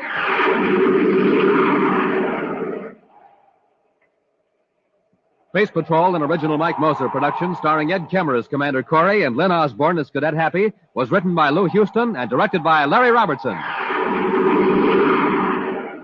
Other players were Virginia Hewitt, Ken Mayer, David Duval, and Bela Kovach. Dick Tufeld speaking. Now, don't forget to tune in next Saturday and every Saturday when Wheat Chex, Rice Chex, and Good Hot Ralston again present the new, exciting Space Patrol. And be sure to see another exciting Space Patrol story on your local ABC television station. Consult your local paper for time and channel. Space Patrol comes to you transcribed from Hollywood. This is ABC Radio Network.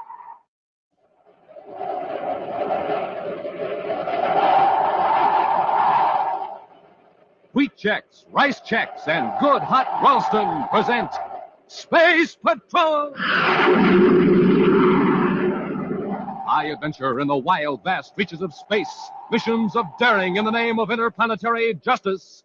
Travel into the future with Buzz Cory, Commander-in-Chief of the Space Patrol!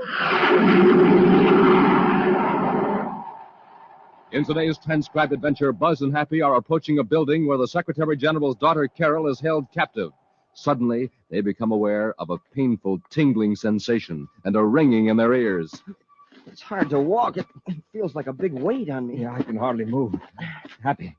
Nora's using some kind of a ray on us. Paralyzer ray? It's worse than that. We're in an ultrasonic beam. Run back to the ship. Get out of its range quickly. I can't. Happy, get up. Here, I'll help you. I can't even crawl. My head is 1,000 needles in it. If we don't get out of that beam, it'll shake us to pieces. We'll be back in just a moment with today's Space Patrol story, The Sleepwalker. And now, gang, here's some terrific news. Here's how to get a pair of the Space Patrol Space Binoculars, the most unusual binoculars ever designed. You wear them like official outer space headgear. That's right, a strong elastic band holds them snugly to your eyes, leaving your hands absolutely free. Now, these are not flimsy celluloid goggles, not a mask. They're the real McCoy. Big, full-size, solid plastic binoculars you can see way off in the distance with. Overall, they're a complete 5 inches in width, a complete 5 inches in length. And when you wear them, they stand out a full 3.5 inches from your eyes. Powerful? Oh, you bet. These are 4 power binoculars with 4 fixed focus, pure lucite lenses. You can spot airplanes in the sky, watch for your dad coming home from work, read signs way off in the distance. Truly, the greatest Space Patrol value in all our experience. The most sensational offer we have ever made. Now, here's how to get a pair. Buy a box of Instant Ralston. Then, with your name and address, send 25 cents in coin and an Instant Ralston box top to Space Patrol, Box 686, St. Louis, Missouri. If you don't agree that your space binoculars are absolutely tops, return them and the Ralston Company will cheerfully refund your money. The address again is Space Patrol, Box 686, St. Louis, Missouri.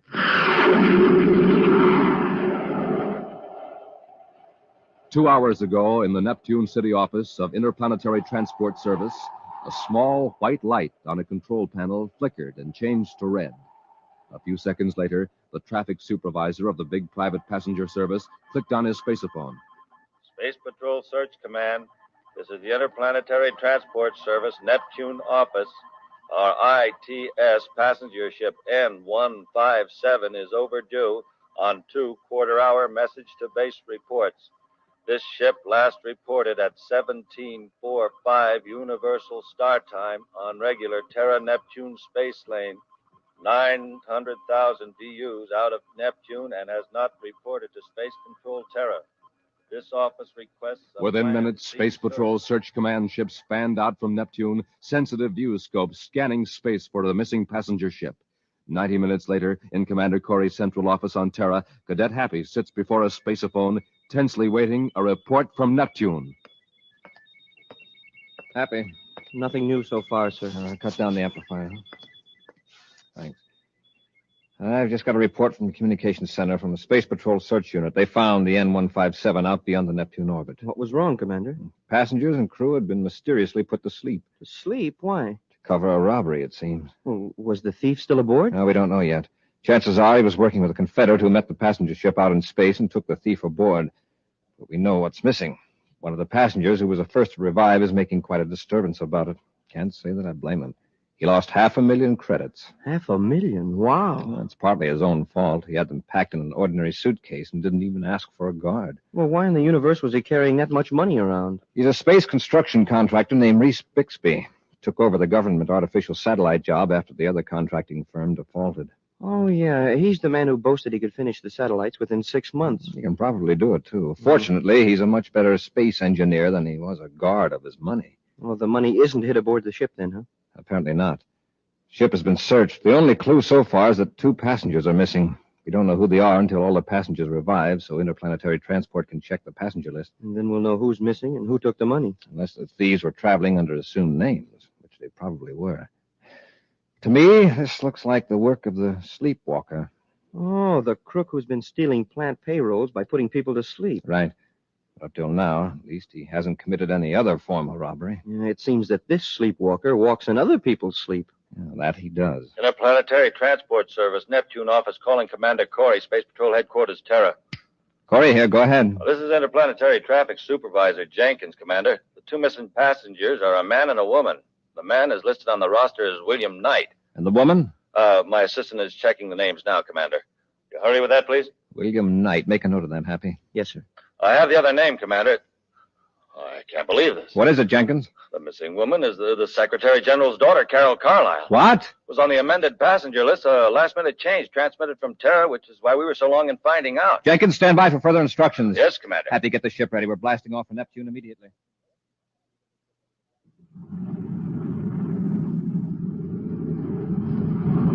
I wish we'd get a report from the Neptune Search Command, sir. Well, by this time, the other ship could be thousands of DUs away, Hap. And we haven't the slightest idea of what kind of ship to look for. Carol shouldn't have made a trip without notifying the Space Patrol. Carol calling Commander Cory. Carol calling Commander Cory. On the miniature spacephone channel. Carol, thank goodness you're safe. Oh, Buzz, I was taken off of a passenger ship inside the Neptune orbit. Yes, we know that. Happy and I are headed for Neptune now. Where are you? The aft compartment of a private cruiser, Class C. You know the registry number? Yes, it's PCV-85. I got a look at it when it joined airlocks with the passenger ship. Then you weren't affected by the sleep gas. No, I was in my compartment. When I came out, a man grabbed me and forced me into the other ship. Well, what man? What's his name? Well, he was one of the passengers. His partner calls him Woody. Woody Noor. Who's his partner? He was piloting the private cruiser. His name is Bob Morgan. You know where they're taking you? No, all I know is someone's coming. Hide your miniature spacephone, Carol, but leave it on. Cory out. I've changed vector toward their position, sir. Good, Happy. Increase our acceleration to 4 Gs.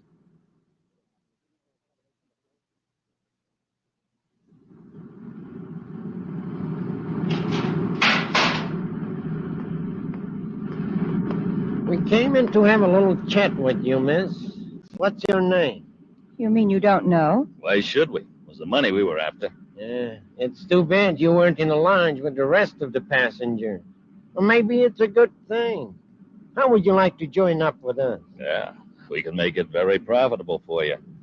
Nice-looking kid like you would go far in our organization. Why, of all the insulting... So you want to play rough, huh? Well, I'll be glad to oblige you. Let go of me! Let her alone, Morgan. Just get her identification. No dame's going to slap me and get away with it. Send me her purse. All right, Woody. Hey, look at that bracelet on her arm. Jupiter emeralds. I'll bet they'd bring in a few credits. She must be some big shot's daughter. I've changed my mind, Woody. This dame is an extra bonus. Shut up, Morgan. Do you know who we got here? It's the Secretary General's daughter, Carol. Of all the passengers in that ship, we have to grip the one who could give us the most trouble. Let's go back and take her out front so we can watch her every second. They've left the compartment. I hear the sound of their rockets in the spacephone. The ship will be easy to follow on our viewscope finder. I've got a rough 3-point fix on their trajectory. If they keep on that vector, it'll bring them close to Venus. Got to cut down the distance between their ship and ours. If we don't get them in the viewscope before they land and cut their rockets, we'll lose them.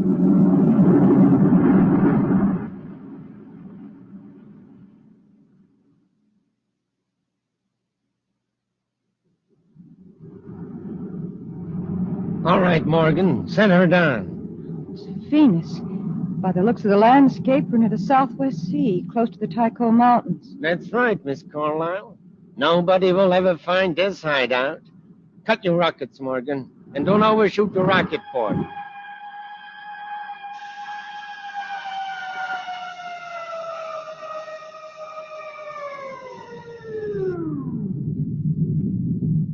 You take the money. I'll handle the girl.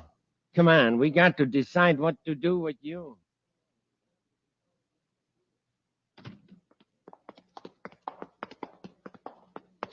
All right. Just sit down and relax, miss. Yeah, you can watch us count the money. We got to reach a decision and right away. What do you suggest? Well, we can't keep her here, and we can't turn her loose. She knows too much. That leaves only one thing. Do away with it. Yeah. But so far, we never had to resort to anything so drastic. That's our own fault. My fault.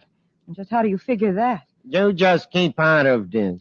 Just leave it to a woman to spoil a man's perfect record of crime without violence. Me, Woody Nord, the sleepwalker. I pulled off dozens of robberies and never even had to slug anybody. I've got it. We can take some of this money and hire somebody else to take care of it. Morgan, have you no code of ethics? The principle is the same. Ethics. Hey, listen, spaceship.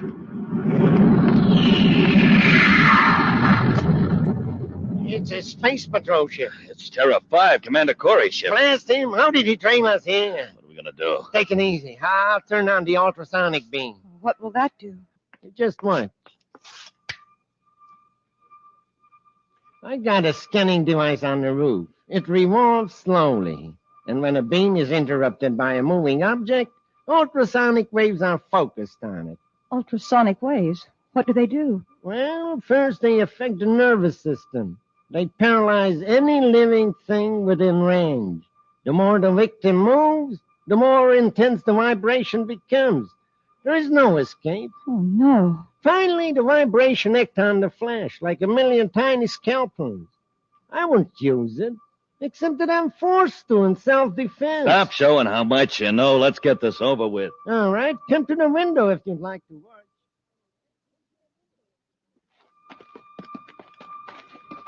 I thought I saw somebody at the window up there in the hideout, Commander. They've seen us. Keep your ray gun in its holster, Happy. Suppose they start firing at us. You may be taking them by surprise. Not?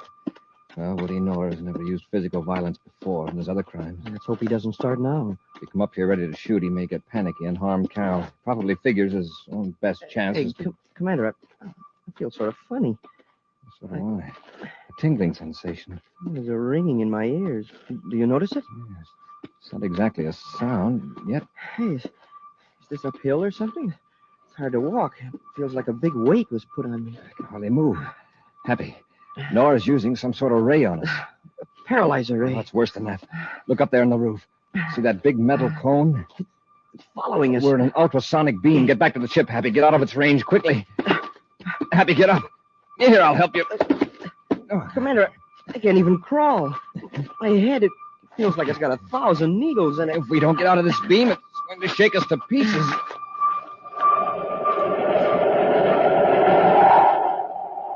We'll be back with Space Patrol in just a moment.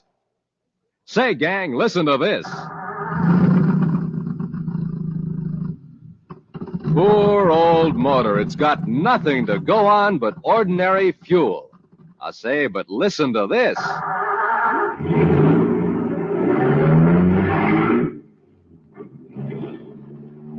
Wow, there's a motor that's supercharged. Got super fuel in it, that's why. Now, gang, you know the same is true of you. When you have ordinary fuel for breakfast, what are you? Just a putt-putt. But when you have super fuel for breakfast, well, that's when you can be a super somebody, because you're supercharged. So, gang, eat the super fuel Buzz Cory has in the morning. A power breakfast with wheat checks or rice checks, the bite-sized super cereals. Good? Ah, wait till you try them. The swellest tasting cereals in the universe. And the only cereals in the universe with that modern bite-sized design. So don't be a putt-putt. Be a super somebody. Eat a breakfast that supercharges you. A power breakfast with the super cereals, rice checks, and wheat checks. Hey, Commander, I can't even crawl. My head, it feels like it's got 1,000 needles in it. All right, Woody Knorr and Bob Morgan have stolen 500,000 United Planets credits from a passenger ship and abducted the Secretary General's daughter, Carol, because she was the only person aboard the spaceship who could identify them. However, Buzz and Happy were able to follow the thieves' spaceship by tracing through Carol's miniature spaceophone. As the commander and his cadet walked toward Knorr's hideout on Venus, Knorr turned on an ultrasonic beam. The beam could first paralyze and then destroy them.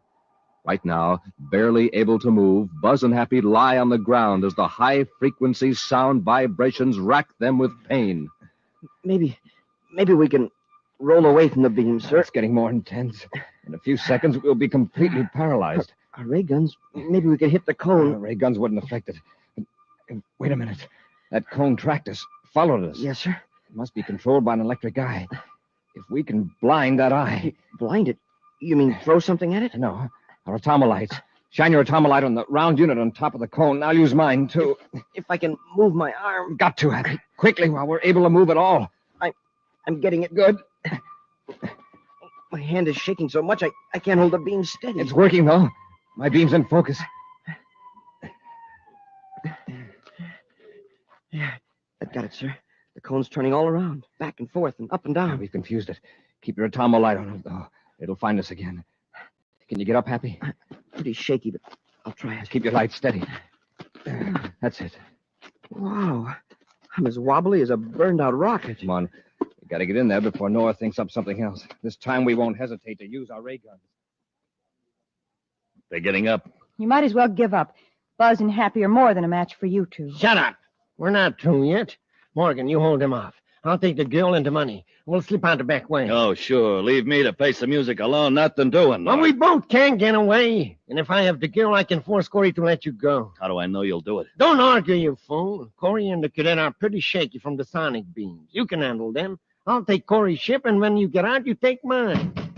There they are. Hold them off. All right, miss, let's go. Come on. Stop it. Let go of me. Let's come on. Oh. Hey, Woody, you got a ray gun. Now, use that iron bar and lock his door behind him.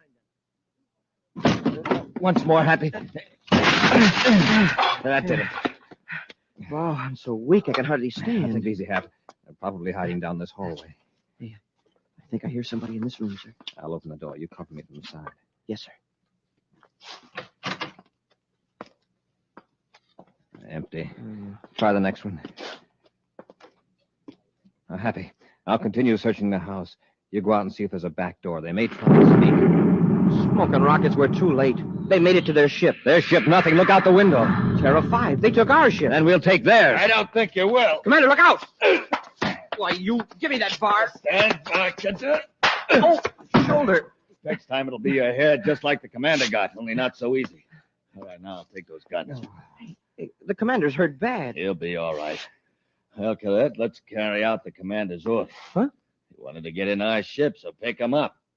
Come on, you're going to have to carry him.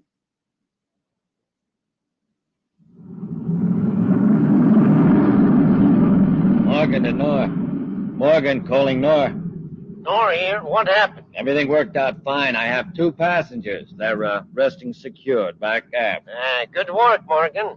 You blasted off without any difficulty then. A little. Everything's fine now. What's next? Say, if we're going to talk business, switch over to the scramble circuit. Okay. Go ahead. Well, we'll rendezvous near the uncompleted artificial satellite. What about our passengers? Well, unload yours on the satellite in spacesuits and without the jetpacks. Then I'll transfer to our ship. What about the girl? I'll leave her in Terra 5. All comfortable and secure, except for one little thing. All right, Cory, cadet. Get into the airlock. You aren't going to drop us off in empty space. If I was going to do that, I wouldn't have shut off the rockets. When you open the outer hatch, you'll step right off onto the unfinished artificial satellite, the one swinging around Venus. What about Carol? Is Nora going to leave her with us? She won't be far away. Now get out. Close your helmets and step out. I want to know what you're going to do with Carol. You're going to get a blast of this ray gun if you don't move. I'll tell you about Carol when you're outside the ship. There's Terra 5, sir.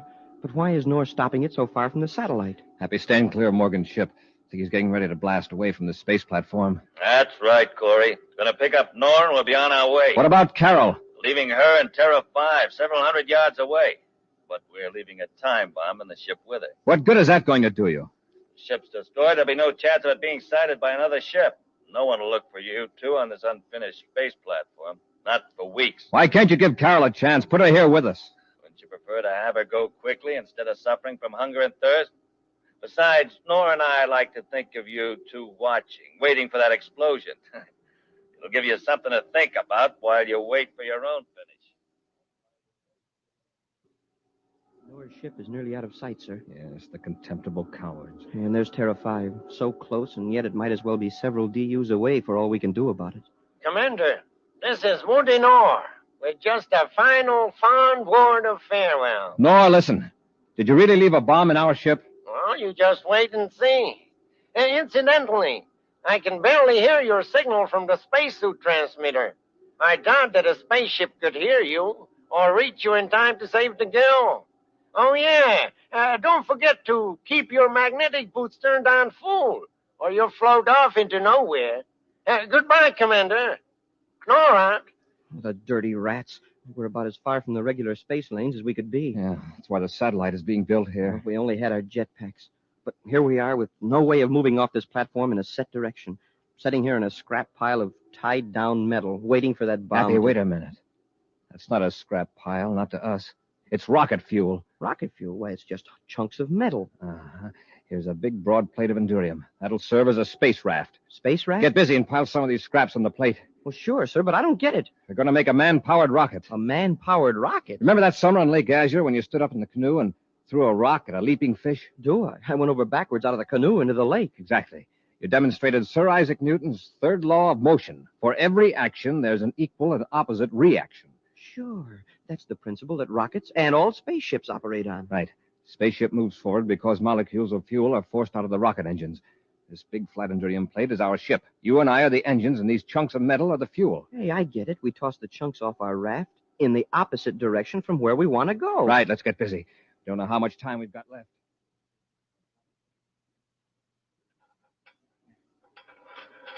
There. That's enough scrap metal, Happy. Get on the raft and brace yourself firmly. Yes, sir. Now, let's throw together and smoothly, or we'll zigzag. I'll give us a start by pushing away from the satellite with my hand. Make sure your magnetic boots are firm on the raft, or you'll be in trouble. We're moving. Hey, just like pushing away from a pier in a boat. It's not very fast, but we'll gain speed. Now start throwing. 1, 2, 3.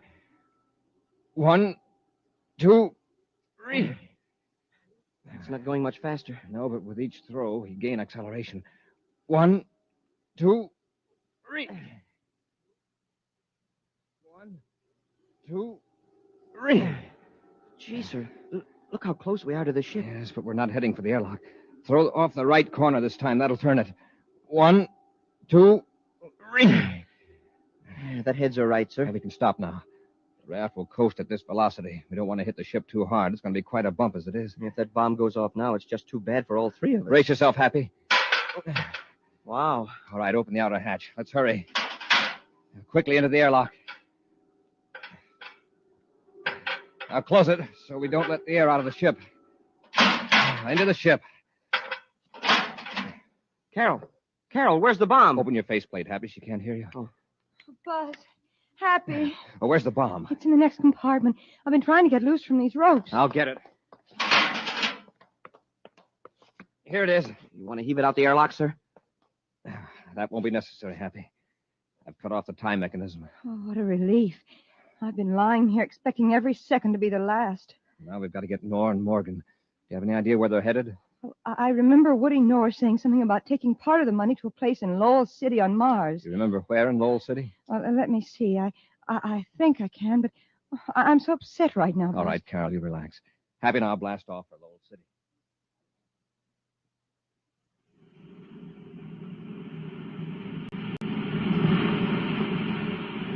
All right, pull the surface car up here, Morgan. Okay.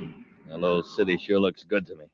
Hey, sure this guy can get rid of these credits for us without getting caught? Oh, yeah. He's got a perfect setup. He spreads the stolen credits among the bank's funds, gives us other money for the hot stuff. Less 10% for his services. Okay, let's get out of the car. I'll bring the load. Help you with your luggage, gentlemen? Cory. Run for it, Morgan. Oh, no, you don't. Hey, let go of me. And this one's for that sonic beam. If that's a gun you're reaching for, drop it. I've got Morgan, sir. Hang on to him, Happy. Get up, Noah, on your feet. All right. Don't need me anymore. You got off that space platform, but how? Didn't the ship explode? No. We got to the bomb about 2 minutes before it was set to go off. Somebody rescued you. It's impossible. There wasn't a ship near enough to get you in time. No living person could help you off that satellite. Yeah, you're right, Nor. No living person did. But somebody did help us. One of the greatest scientists who ever lived. A man whose name was Sir Isaac Newton.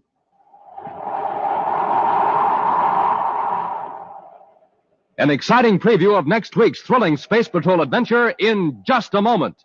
But first, This is your commander. Cadet Happy. and Captain Dick Tufeld, gang, we're going to tell you how to get a pair of those sensational new Space Patrol space binoculars that you can see way off in the distance with.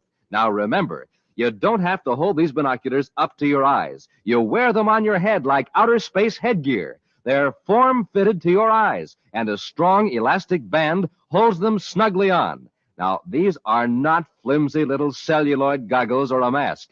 They're real, full-size, 4-power binoculars with 4 pure lucite lenses. Real binoculars 5 inches long, 5 inches wide, made out of solid black plastic with a bright red leather-like trimming. And when you wear them, these big, handsome space binoculars stand out from your eyes a full 3.5 inches. Remember, these are 4-power binoculars. This means they make objects way off in the distance look 4 times closer. You can spot airplanes in the sky, boats on the water, far-off objects on land.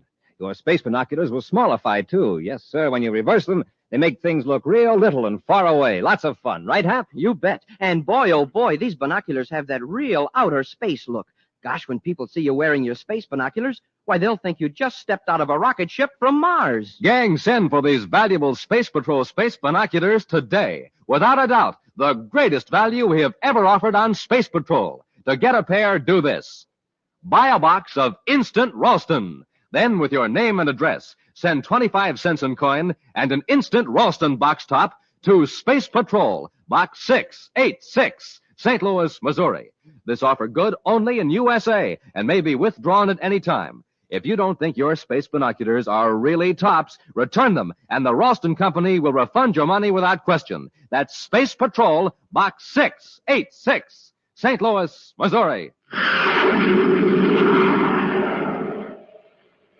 And now, a preview of next week's exciting Space Patrol story. A strange fever, the wandering fever, has struck the planet Neptune, and people are leaving by the thousands. Happy, who's been on Neptune with the commander, has caught this strange fever and taken off alone in a spaceship.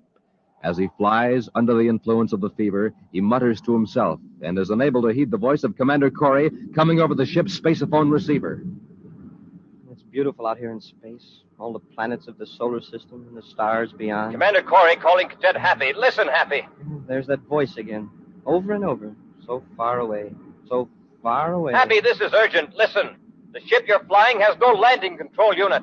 Oh, why don't I go to Pluto? Yes. Yes, I'll head for Pluto. Happy, listen to me. You're in serious danger. If you try to land that ship, you'll crash. Be sure to be with us next Saturday for the exciting story, The Deserted Planet, when wheat checks, rice checks, and good hot Ralston again bring you Space Patrol! High adventure in the wild, vast reaches of space. Missions of daring in the name of interplanetary justice. Travel into the future with Buzz Cory, Commander-in-Chief of the Space Patrol.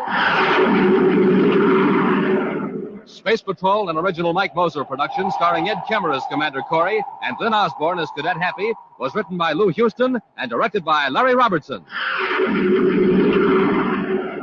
Other players were Ken Mayer, Virginia Hewitt, and Bela Kovach. Dick Tufeld speaking. Now, don't forget to tune in next Saturday and every Saturday when wheat checks, rice checks, and good hot Ralston again presents the new exciting Space Patrol. And be sure to see another exciting Space Patrol program on your local ABC TV station. Consult your paper for time and channel. Space Patrol comes to you transcribed from Hollywood. This is ABC Radio Network.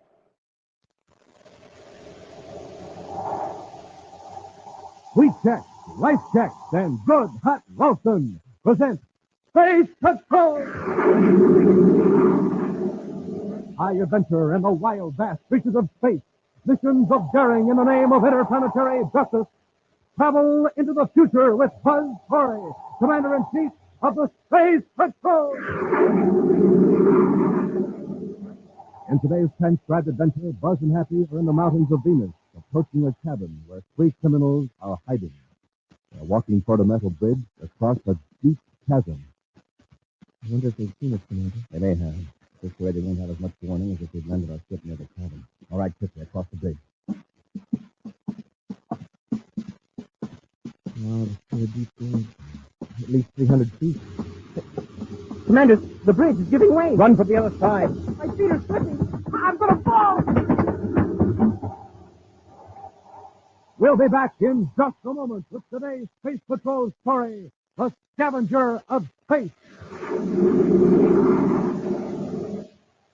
Hi, gang. Captain Dick Tufeld reporting. And Captain Jack Nars reporting. We're going to tell you all about those wonderful new Space Patrol space binoculars. We're going to tell you how to get them, How to use them, what they look like, what they do, the fun you can have with them. the thrills you can have with them. Space Patrol Space Binoculars. Gang, you can see way, way off in the distance with them. People, houses, and stars blocks and blocks away look nearer, bigger, clearer. You'll wear them on your head just like outer space headgear. They stick out from your eyes a full 3.5 inches. Makes you look like a strange person from another planet. Wear them when you're watching sports. And when you play Space Patrol. Spot airplanes in the sky. Spot your dad coming home from work while he's still way, way down the block. Have fun with them no matter where you go. One end magnifies. Makes faraway objects look close. The other end does a switcheroo. Makes close objects look far away. Not flimsy celluloid goggles or a mask, but real, solid plastic binoculars with a beautiful leather-like trimming. Giant size, too. 5 inches wide, 5 inches long. The greatest value ever offered on Space Patrol. But we can only offer it for a limited time. Now, to get a pair, do this. Buy a box of Instant Ralston. Then, with your name and address, send 25 cents in coin and an Instant Ralston box top to Space Patrol, Box 686, St. Louis, Missouri. This offer good only in the USA and may be withdrawn at any time. That's Space Patrol, Box 686, St. Louis, Missouri.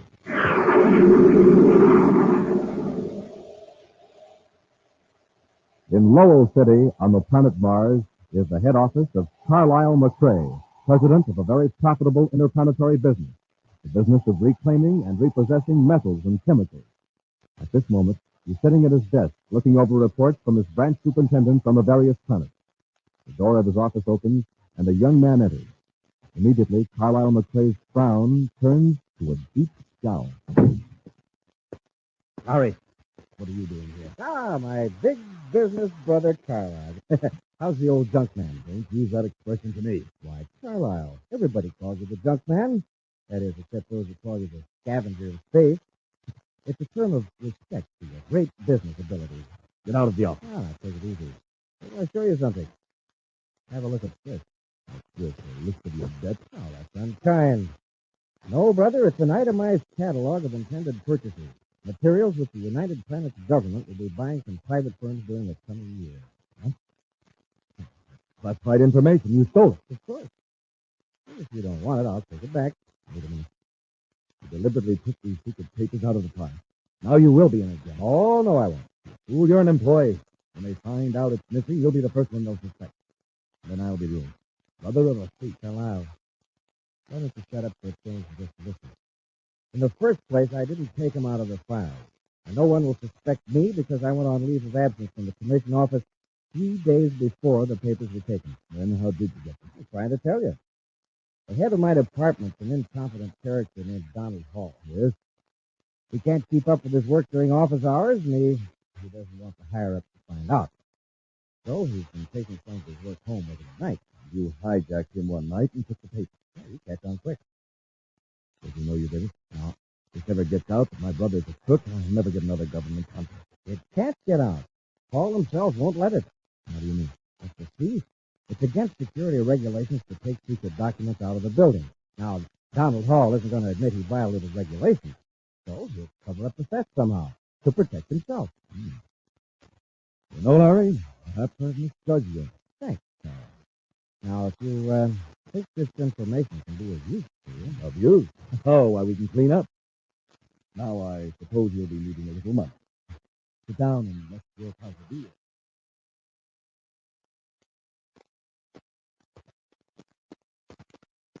Donald Hall's office is over there, Happy. Oh, I see, Commander. United Planet Purchasing Commission. Mr. Hall seemed very upset about something, but he wouldn't tell me what it was over the phone. Mr. Hall? Commander Cory, something awful has happened. Oh, can I speak to you? It's all right. This is Cadet Happy. How do you do, Mr. Hall? Fine. Commander, I want to show you something. Will you come this way, please? All right. Come on, Happy. The filing cabinet. This morning I opened this one to get some documents and found this. It's sort of a spooky tote. Exactly. What is it? This drawer is supposed to contain classified information. Somebody has apparently poured acid in here and converted all those papers to this foggy, indistinguishable mess. Who has access to this file? Why, all of the employees in my section. 18 to be exact, including myself. Why would anyone do a thing like this? It's obviously sabotage. A deliberate destruction of these documents. Perhaps. You'll find out quick with the brainograph. Brainograph? Yes, I'll put all of your employees through a brainograph test. If they know anything about this, it'll show up. Are they available for the test? Why, yes. Except one. He's away on a leave of absence. He's been gone for several days. We'll test him anyway. If he's innocent, he hasn't anything to worry about. Who is he? Larry McRae. I believe he went to Mars. Lowell City, to be exact. We'll look him up.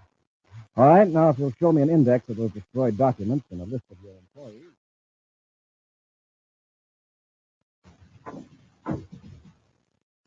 All right, Larry.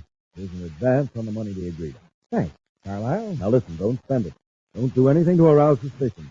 When your leave is over, go back to Terra and your job with the purchasing commission. Understand? Sure. Look, I'll pick up a couple of things in the next room. Be right back. Now, don't worry about a thing. McRae, go ahead. Mr. McRae, you don't know me, and please don't ask any questions. I have some vital information concerning your brother, Larry. My brother? Yes, Oh, sir. let's have it. He's to be questioned about some documents which were destroyed in the office where he worked on Terra. Document? What document? Please, no questions. Just listen.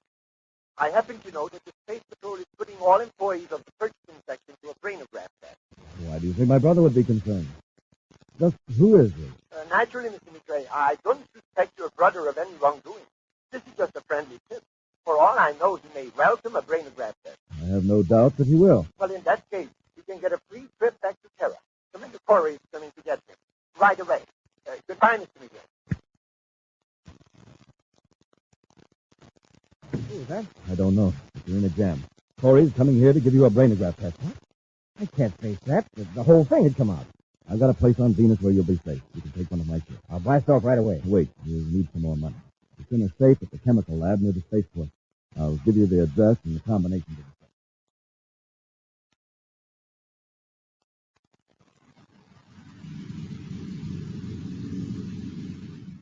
Take the diagonal ramp at the next corner, Happy. It's a surface car cutoff lane to Sector C of Lowell City. Right, Commander. And Carlisle McRae's company's on Avenue R? That's correct. Well, if Larry McRae is involved in this sabotage, he wouldn't have gone right to his brother's place of business. Well, maybe not. At least he hasn't made it difficult for our Martian agents to locate him. But Larry may have some subconscious knowledge of subversive activity in the purchasing section. The brainograph will reveal it. No, we certainly didn't get anything from the other employees. Space Patrol Unit Headquarters, Lowell City, Mars, calling Commander Cory and Surface Car 294. This is Commander Cory. Go ahead. Agent L47 has just reported that Larry McRae has left his brother's office and is headed down Lowell Freeway toward the spaceport. Do you have McRae's vehicle number? Yes, Commander. LP145H92. I've just been handed a new report. McRae's surface car has taken lane 7 on the Civic Center Cloverleaf. That would take him west of the spaceport. Dispatcher, inform Agent L47 that I'll follow through personally on McRae. Relieve all other agents on McRae case until further notice. Cory out. Turn off the ramp to the next cutoff, Happy. It'll take us into lane 7 south of the Cloverleaf.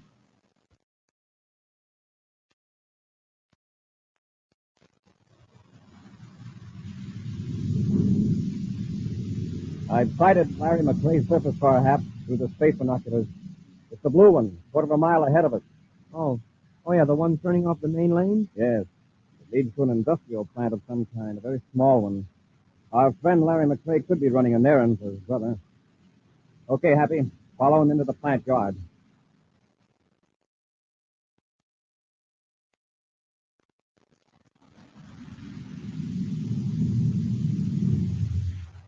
Well, let's go, Happy. I just went inside the building. Yes, sir. Well, this plant doesn't seem to be in operation, Commander. One of Carlisle McCray's properties, all right. McCray Synthetics, the sign says. I thought he was chiefly in the junk business. Only in a very general sense.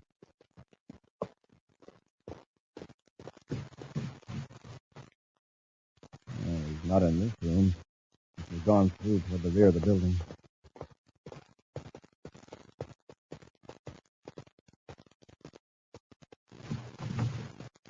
What do you want? Are you Larry McCray? Yes? I'm Commander Cory. What do you want with me?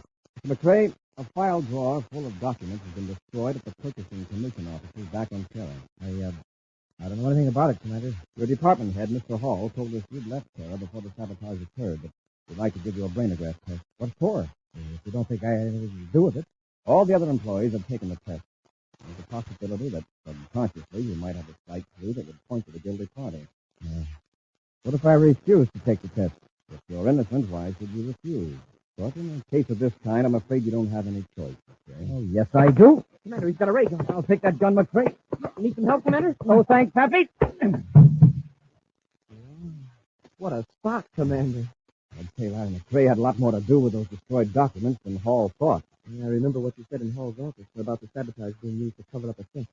Looks like you sure were on the right vector with that one, sir. Keep an eye on him, Happy. I'm going to phone Space Patrol headquarters here in the city and arrange for them to take Larry back to Terra right away. I'll watch him, sir.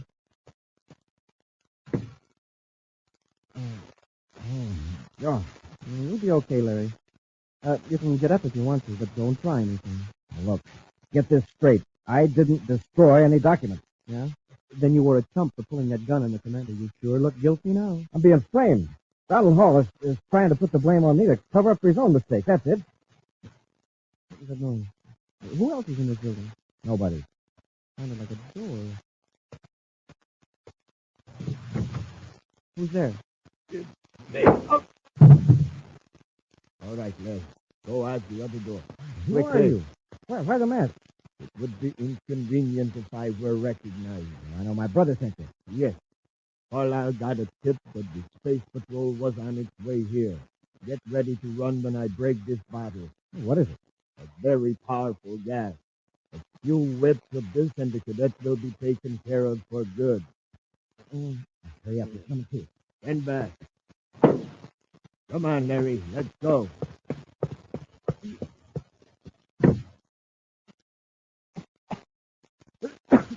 Commander, Commander.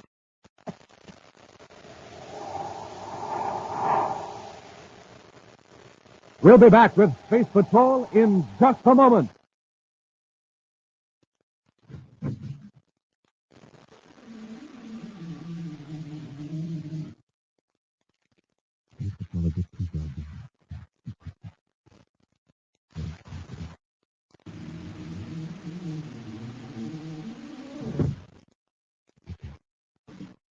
Here's a secret Buzz Cory wants you to know about.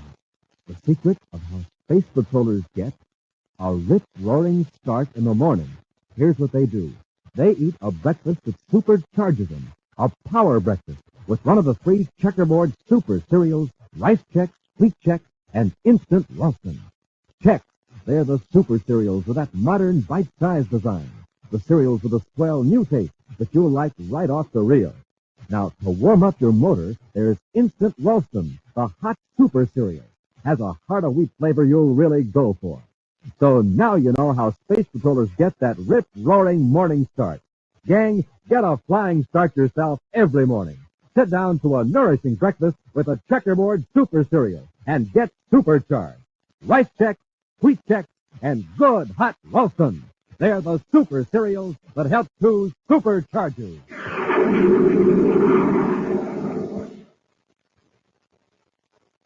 Larry McCrae, an employee of the United Planets Purchasing Commission, has waylaid his office manager and stolen some secret documents. The minor executive, Donald Hall, has not reported the theft, but has told Commander Cory an entire drawer full of documents has been destroyed by acid. When Buzz Cory and Cadet Happy stopped Larry McCrae for routine questioning, he resisted arrest and was knocked out by the commander. But while Happy was guarding Larry, a mysterious masked man attacked the cadet, and after bursting a bottle of poisonous chemicals, helped Larry McCrae escape. Right now, Happy is lying on the floor, nearly overcome by the deadly fumes. Commander. Okay, Happy, bring McCrae out. Happy! Commander. Don't try to talk now. Wait till we hit the fresh air.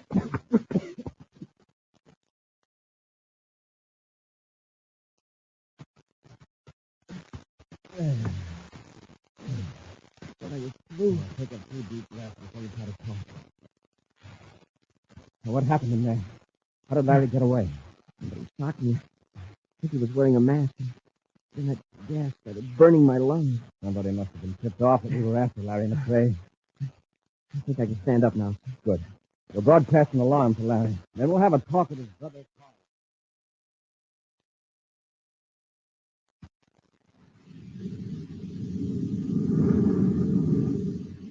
I don't know who you are, but thanks for the help. Just keep driving.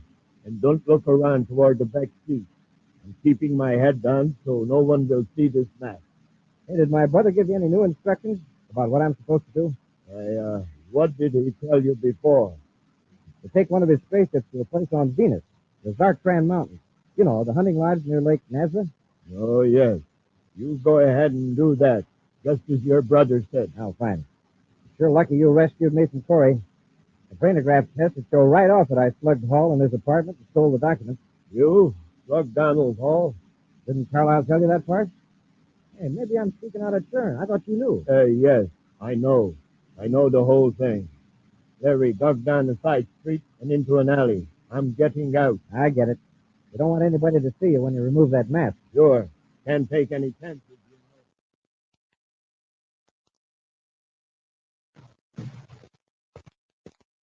You. I want you to return a favor I just did you and your brother. What do you mean? I just rescued Larry McCrae from Commander Cory and the cadet. You aren't referring to a phone call tip-off by any chance? Something else, too. Larry was under arrest when I interfered. And what favor do you want? The documents Larry stole from a certain Donald Hall. Are you crazy? Why, those are worth a fortune to me. They're worth more to me. My good reputation. I don't get it. Who are you? I am Donald Hall. What? Then this yarn you told the Space Patrol about a lot of documents being destroyed. Yes, it was just merely to cover up the loss of papers your brother took from me. I had no idea he was the guilty party until a few minutes ago. Now, Hall, I'm sure we can work out a deal together. Give me those documents. You wouldn't use that gun, huh? I didn't hesitate to get rid of a Space Patrol cadet. Why would I hesitate to eliminate a character like you? Now get the papers. All right, Hall. They're locked in this cabinet. No tricky stuff, you know. No, don't worry. Hurry. I haven't much time. They're right in here. By the way, my brother must have been surprised when you appeared to rescue him. He didn't know who it was. I wore a mask. A mask? Yes, this one. Not taking any chances, are you? The papers, if you please. Sure. Here they are. Thanks. Yes, these are the ones, all right. Now, you read a little script. I warn you. Try to outfox me, will you? Now, I'm going to win it and really take care of it.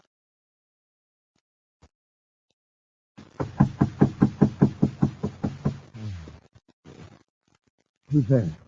Space Patrol. Oh, come in. McCrae. Commander Cory, this is Cadet Happy. Yes, Commander.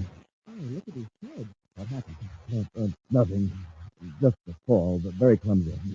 Seems to be a lot of clumsiness lately. You didn't get that many bruises from one fall. Who did it? As I tell you, I fell. I get dizzy spells. All right, I hope you're all right. We came here to find out where your brother was headed after we left that chemical plant of yours at the spaceport. Brother? I haven't the slightest idea. Did he come back here? I told you, I don't know. Commander, look at this. I found it on the floor. Oh, man. Do you wear this at work, Carlisle? It's a dust rag. A dust rag with eye holes. Hand it here, Happy. Yes, sir. It has a strange, pungent odor. Very powerful and unpleasant. Smell the mask, Happy. Ooh, that's a strange smell of that chemical back there where I got slugged. Exactly. Carlisle, either you rescued your brother, or the man who did came here afterward and dropped that mask. Probably in a fight with you. I don't know anything about it. The mask, I mean. All right, fine. You don't want to press charges against the man who attacked you. That's your affair. Come on, Happy. Yes, sir. Sorry to have bothered you, Mr. McRae. Goodbye, Cory.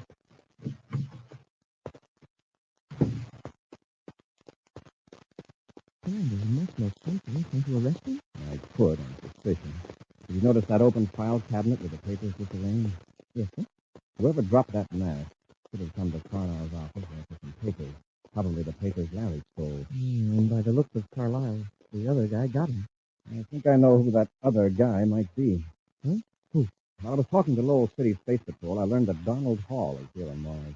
Oh? Yes, seems he came to consult a certain doctor. Well, what's our next move, sir? Well, for one thing, we'll just keep an eye on Carlisle and Trey. If he makes a move, we'll follow him.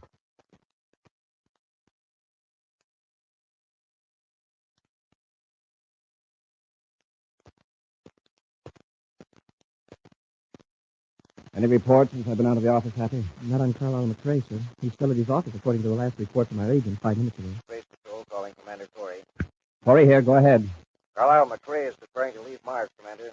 Our agent at the spaceport reports that McRae's private cruiser is being given a pre-flight check by his chief engineer. We'll blast off ahead of him and pick him up after he leaves Mars. Cory out. Let's get to our ship, Happy.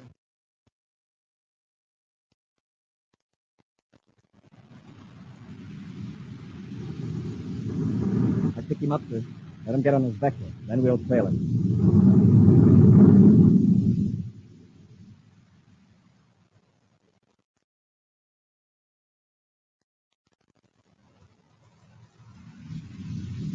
He's setting his ship down about a mile from Lake Nazareth. Carlisle sure picked a good hideout for his brother. If we hadn't trailed him here, we never could have found it.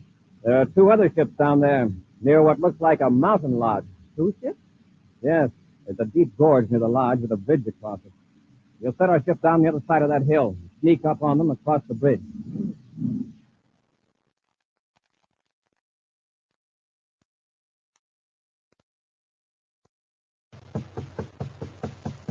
Just a minute, Carlisle. Come in. I recognize the ship. Hey, what's wrong? What's that other ship doing out there? Oh, that. I've got a guess. Donald Hall. I thought so. Came to my office, got the documents, and marked me out. Where is he? Tied up in the back room. He came here to be sure I'd never be able to expose him in a brainograph test, but I managed to get the first blow. You've got to get rid of Hall. He's as dangerous to us as you are to him. I suggest... Larry, look out the window. Huh? 2 space patrolmen. That's Cory and the cadet. They're smarter than I gave him credit for. What are we going to do? Now, don't get panicky. They're still on the other side of the gorge. The bridge control. Drop the bridge so they can't get across. Now, let me handle it. Take just a few seconds more.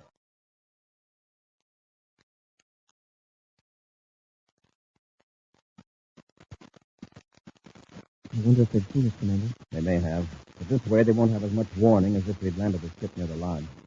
All right, quickly, across the bridge. There's still a deep gorge. At least 300 feet. Commander, the bridge is giving way. Run for the other side. My feet are slipping. I'm going to fall. I've got you, Happy. Grab the railing. Hang on tight. Oh, I'm sure I'd lose my grip. You're lucky you grabbed me. Close for both of us. The bridge is hanging straight down. Climb up the railing, hand over hand. Use the braces as a ladder. All right, sir. We're about 10 feet from the top.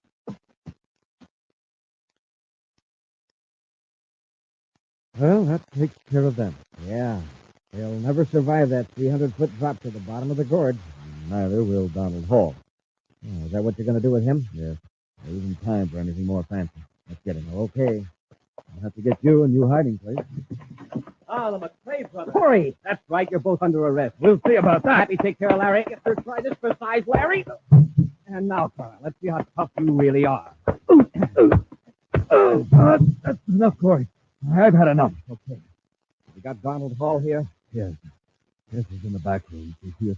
I'll do it, sir. He's here all right, sir. All tied up. Commander, you've got to listen to me.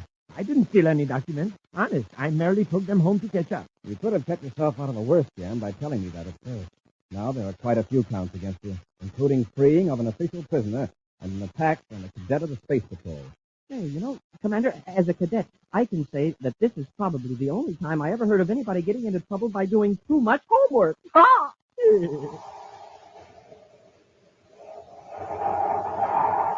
An exciting preview of next week's thrilling Space Patrol adventure in just a moment.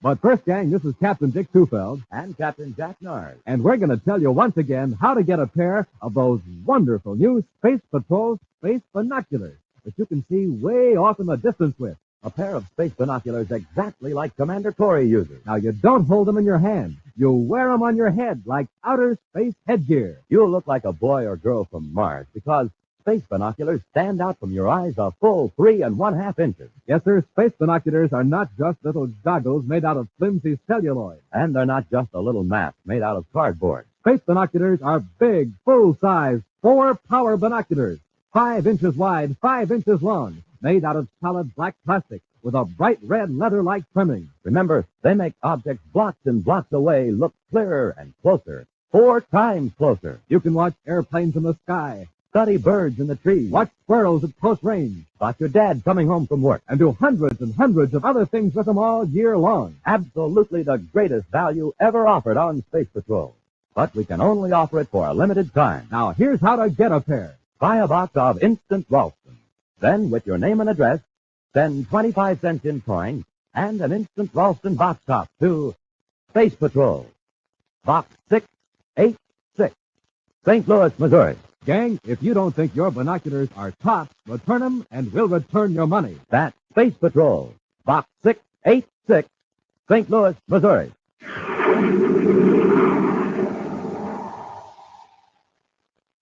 And now, a preview of next week's exciting Space Patrol adventure.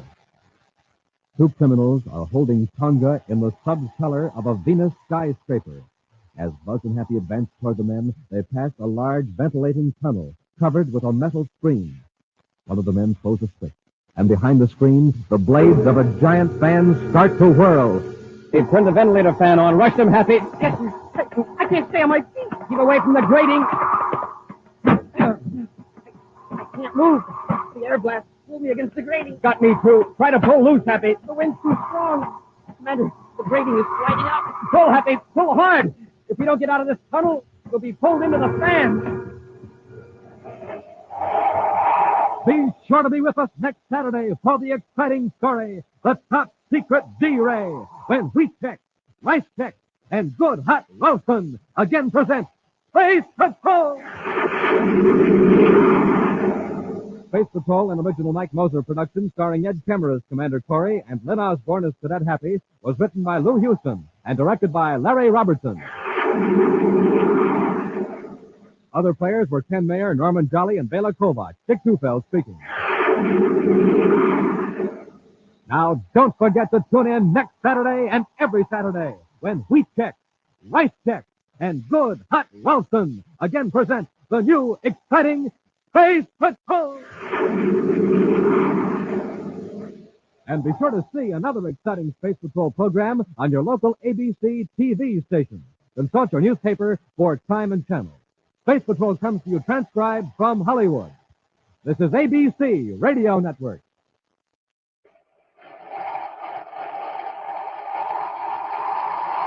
Wheat Checks, Rice Checks, and Good Hot Ralston presents Space Patrol!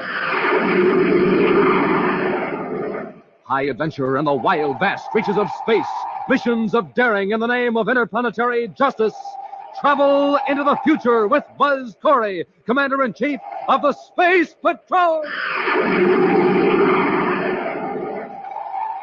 In today's transcribed adventure, 2 criminals are holding Tonga in the subcellar of a Venus skyscraper.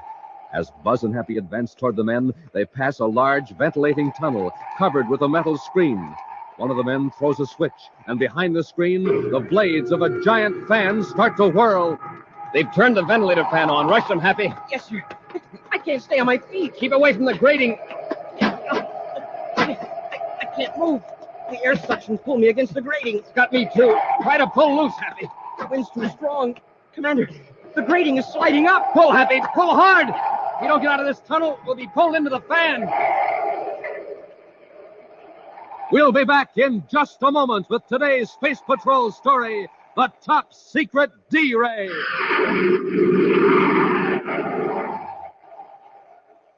Boy, oh boy, gang, here's something I'll bet you just never dreamed you could own. I mean a pair of those amazing new Space Patrol space binoculars. A pair just like the commander uses himself.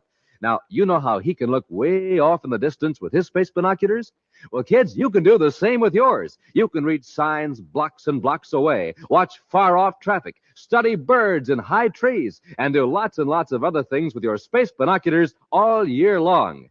Now, these are not flimsy goggles or a mask. These are great big plastic space binoculars that stand out from your eyes a full 3.5 inches. Why, you don't even have to use your hands when you're looking through space binoculars. They have a strong elastic band that holds them snugly to your eyes. It's swell for playing Space Patrol because then your hands are free to drive your rocket ship or to hold your cosmic smoke gun. Now remember, these are real fixed-focus 4-power binoculars with 4 pure lucite lenses. Real binoculars 5 inches long, 5 inches wide. The greatest offer we've ever made on Space Patrol. But, gang, the offer soon ends, so don't miss out. Send for your space binoculars today. Just buy a box of Instant Ralston. Then, with your name and address, send 25 cents in coin and an Instant Ralston box top to Space Patrol, Box 686, St. Louis, Missouri. If you don't agree that your binoculars are tops, send them back and we'll return your money. That's Space Patrol, Box 686, St. Louis, Missouri.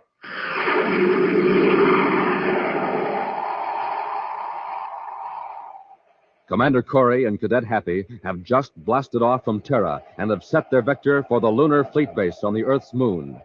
One of the busiest spaceports in the solar system, the fleet base is also the center of scientific research into the development of space flight. For the past week, it's been open house at the base, with guided tours for throngs of visitors from Earth and many of the other planets. Tonga has been assigned to special duty at the base to see that security regulations are observed. Buzz and Happy plan to spend 2 days at this moon spaceport and then bring Tonga back to Terra. Mind if I tell you something, sir? What, Happy? Well, I didn't say anything one way or the other, but, well, I'm certainly glad I wasn't assigned to duty at the fleet base this week. Somehow I get the impression that you don't exactly care for the idea of herding tourists around. Oh, it might have been fun for a couple of days, but, gee, a whole week. Why, I'd rather fly through the Meteor belt in a birdcage. I know what you mean. Just the same, Visitors Week at the lunar base has been fine for public relations. You'd be surprised at the number of people who are on the moon this week who've never made a space flight before. Tonga, Lunar Fleet Base, calling Commander Cory aboard Terra 5. Tonga, calling Commander Cory aboard Terra 5. Cory here. Go ahead, Tonga. Commander, I have an emergency message. I'm cutting to Scrambler Circuit, code 5. All right, Tonga. I'll adjust the receiver. Code 5 circuit cut in. Go ahead. There has been a security leak on the D-Ray project here at the base. The D-Ray project? Yes, Commander. A strip of microfilm containing the basic designs has been taken from the files. Do you have any idea when the theft occurred? Within the last 3 days. Order the base commander to declare condition red and ground all spaceships. The thief may still be on the base. Condition red is already in effect, Commander. Colonel Jacobson issued the order 20 minutes ago. Good. That film must not be smuggled off the base. Tonga, cut on your tape recorder and take this message. Feed it through the public address system at the spaceport every 10 minutes. Ready, Commander. Here's the message. Attention, everyone, base personnel and visitors. No film of any kind is to be taken from the base until checked by security officers. Film that is cleared will be sealed and returned to passengers after they're permitted to board their ships.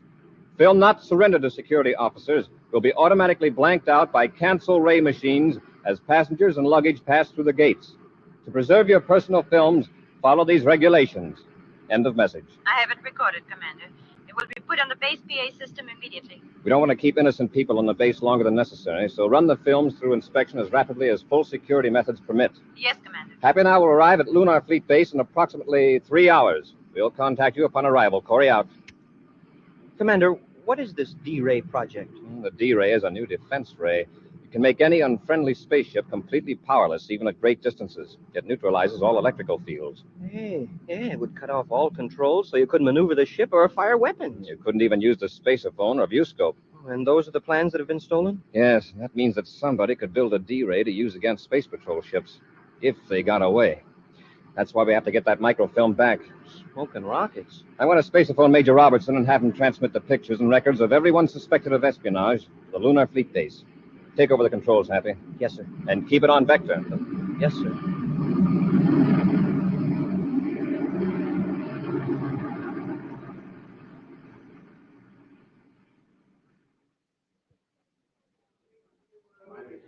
Your film has been cleared, sir. It will be returned to you aboard your ship as soon as transportation is available. Next. Your name, please. Bob Morgan. You have some film to declare? Yes, ma'am. It's in this can. It's a home movie of my family and some friends. Only a couple of shots of the fleet base. The guide said it was okay to take them. I'll have to run them off, Mr. Morgan. If you'll step into the projection room with me. Sure.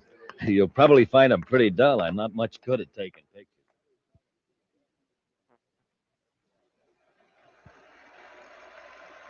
Now, this is about the last of the shots I made on Venus.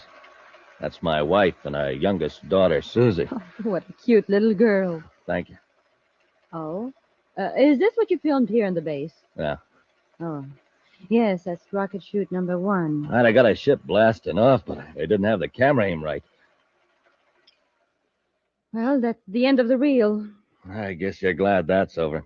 Unless you know the people involved, home movies are pretty dull usually. Well, I'm sure you and your family will enjoy these when you get back to, Mars, isn't it, Mr. Morgan? Yeah. Films are all right then? Oh, perfectly. I'll give you a clearance check, and they'll be returned to you aboard the Mars Express. Thanks, miss. Hope you find what you're looking for. Ladies and gentlemen, please.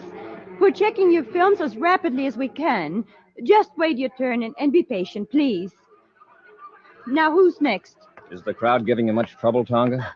Oh, Commander. No, I haven't had any trouble, but the people have had their holiday and they're impatient to get home. The thief or thieves must have planned to take the microfilms when we had thousands of visitors on our hands. Can we go somewhere where we can talk? We can use the room next to the projection room. Fine. Let's go. Happy will be with us in a few minutes. I have him waiting for some pictures and data Robbie's sending us by viewscope facsimile. In here, Commander. Any trace of microfilm, Tonga? No. The only microfilm any of the security officers have found is of a regular business record nature. Any indication of blow-ups of microfilm to regular amateur size? None. Wow, what a mob. I thought I'd never get through. Cadet, how much longer do I have to wait? Cadet, why is the Space Patrol interested in pictures of my daughter's wedding? It's understandable, Happy. Got the pictures? Oh, yes, sir, quite a batch of them. And background data as well. Look through these, Tonga. See if you can recognize any of these people as having been here at the fleet base. All right, Commander. Anything on the D-Ray films, Commander? Not yet, Happy. Commander, this man looks familiar. I think I've seen him here. Which one? This one. He had some amateur movies of his family. A reel he'd taken on Venus. Morgan is his name. Bob Morgan. Very interesting. According to the record, Morgan was picked up on Mars last week. He was suspected of violating security regulations there and released for lack of evidence. Well, there was nothing wrong with his films. Just his wife and daughter Susie and, well, a couple of harmless shots of the base. Yes, but look at this. Morgan was also questioned on Venus with a certain Art Robertson, also released for lack of evidence. Say, Morgan doesn't have any children. In fact, he isn't married. What? Now, why would a man lie about a perfectly harmless amateur film? Tonga, have you got someone who can take over your duties here? Captain Thornton has been working with me. He will assume your duties. You're to blast off for Venus City and try to get a line on Morgan's friend, Art Robertson. Happy and I'll head for Mars to check on Mr. Morgan. As soon as you have any information, relay it to me through Space Patrol Unit Headquarters on Mars.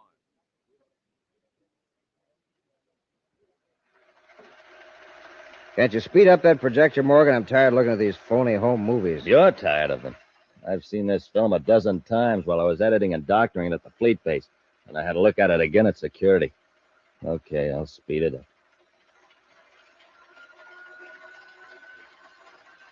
Well, the place where I dubbed in the documents is coming up shortly. You must have done a good job if the assistant security chief passed it. It's lucky I took all that trouble out. Even though we thought we could get off the fleet base before anyone discovered the D-ray plans were gone, it didn't work out that way. Now what happened? Well, some eager beaver engineer started his shift 3 hours early. Now, we're getting close. Watch this, Art. There. I've stopped the film on the frame of the little girl. I don't see anything unusual. No, neither did security. Watch now. I'll switch to the microfilm lens on the projector. All I see is a plain white space with a blue border. That's a blow-up of one of the white checks on the girl's skirt. The blue border is made by the adjoining blue squares. You mean one tiny square fills the whole screen? I still don't see anything. You will, when I cut off the regular lamp and turn on the infrared. Jump on Jupiter, the D-ray plans. Right. That's page 1. The next 20 frames, there are other pages concealed in squares of the girl's skirt. Great job, Morgan. Terrific. Yeah, really went nuts. First, I had to project the original microfilm, photograph it in infrared on another microfilm. Then came the tough part. I had to superimpose the plans on the regular-sized film inside one of those tiny squares. You did a great job, Art, and take the D-ray strip to Venus. Now, where we collect? Yeah. But it'll take me a couple of days to establish contact with the man who pays off. Naturally, he's...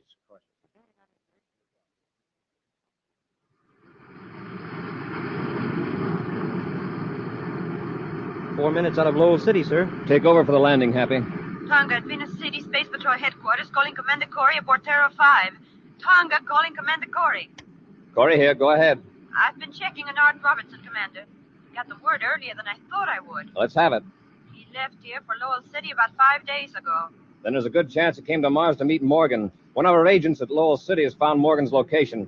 We'll stay in Venus City, Tonga. Find out who Robertson's friends are. See if you can run down any definite contacts or connections between Robertson and Morgan. Yes, Commander. Happy and I'll handle things at Lowell City, and Cory out.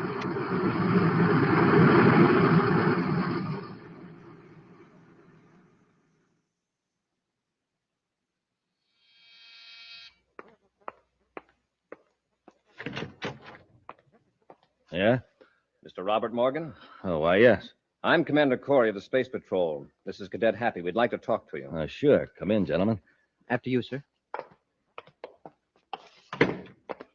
Mr. Morgan, you brought back some film from the Lunar Fleet Base, I believe. Yeah, that's right. I have the clearance certificate from your security officer. Like to see it? We'd like to see the film. We want to examine it again. Sure. I have it right here on the table. Thank you.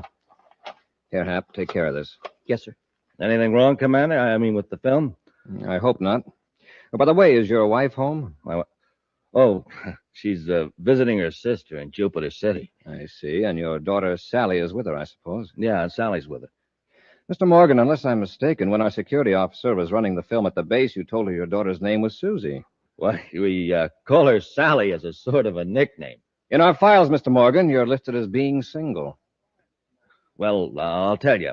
Actually, that film belongs to a friend of mine. I thought I could get it through inspection quicker if I acted as though it were mine. I realize now it was foolish and unnecessary. We'll give the reel a very thorough examination at the security lab. You'll hear from us then. Fine, Commander. Say, that's a pretty fancy projector. I was just noticing that, Happy. An expensive professional model, isn't it? Yes, hobby of mine.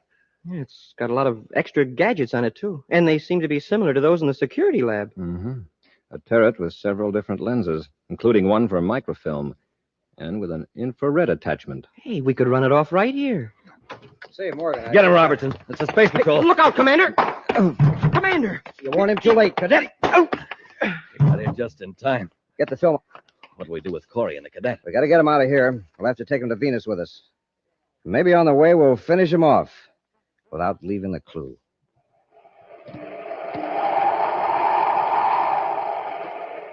We'll be back with Space Patrol in just a moment. But in the meantime, here's a quick 3-act play. Act 1 begins with a boy and his mother in a house in a kitchen in the morning. Fill her up, Mom. Rice checks. Now there's a boy who knows what he's talking about. He wants a bowl of delicious rice checks for breakfast. Rice Chex, the shredded rice super cereal, spun in that modern bite-sized design. Act 2, next morning, same house, same boy. And in the kitchen, he's lifting up that bowl again. Fill her up, Mom. Wheat checks. Yep, today he wants wheat checks. Power-packed wheat checks. Swell-tasting shredded wheat biscuits in that same modern bite-sized design.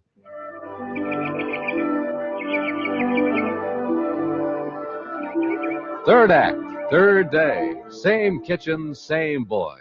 Fill her up, Mom. Instant Ralston. Yes, sir, today he wants to warm up his motor, so for him, it's Instant Ralston, the cereal with flavor galore. Good hot Ralston. And so ends our play. And gang, here's the moral. For a super breakfast, eat a super cereal. Rice Chex, wheat Chex, good hot Ralston. Bob Morgan has stolen a set of microfilm plans for the secret D-Ray from the Lunar Fleet Base by superimposing them on an innocent-appearing film of regular size. Buzz and Happy, suspicious of Morgan because of discrepancies in his story, found the film containing the defense secret. But before they could examine it, Morgan's accomplice, Art Robertson, arrived, and the two men overpowered the space patrolman in a fight in a darkened room. Right now, with Buzz and Happy locked in a compartment, Morgan and Robertson are in a spaceship approaching Venus. We aren't going to land in Venus City with Cory and the cadet aboard, are we? No. Now, we'll set the ship down at my place on the Turquoise River and get rid of them then. Get the ozone cylinder, hook it up. We'll turn it on just after we land. And leave Cory's compartment unlocked. I'll land the ship.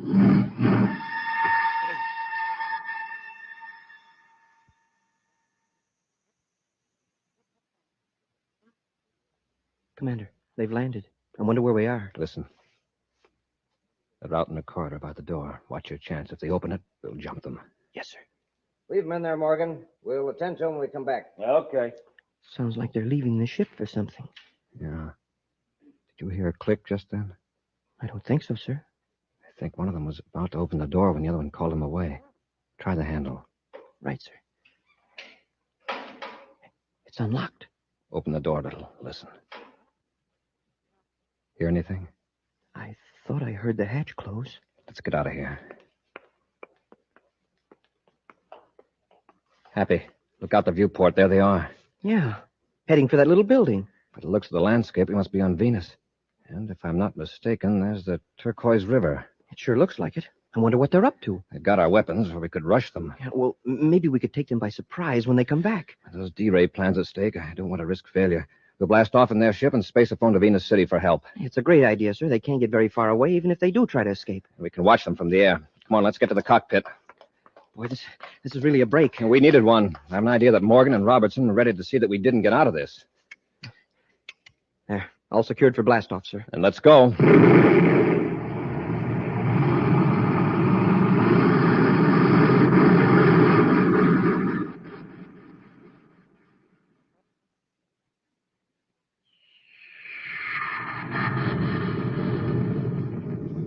There they go. Yeah, just the way you planned it. How long will it take for that ozone to take effect? Just a couple of minutes. After a few lungfuls of that contaminated oxygen, they'll get sick and dizzy. Before they can land, they'll black out. And there'll be a terrible tragedy on the Space Patrol records. Where's your submarine? It's hidden under the wharf on the river. Come on, let's get down to it.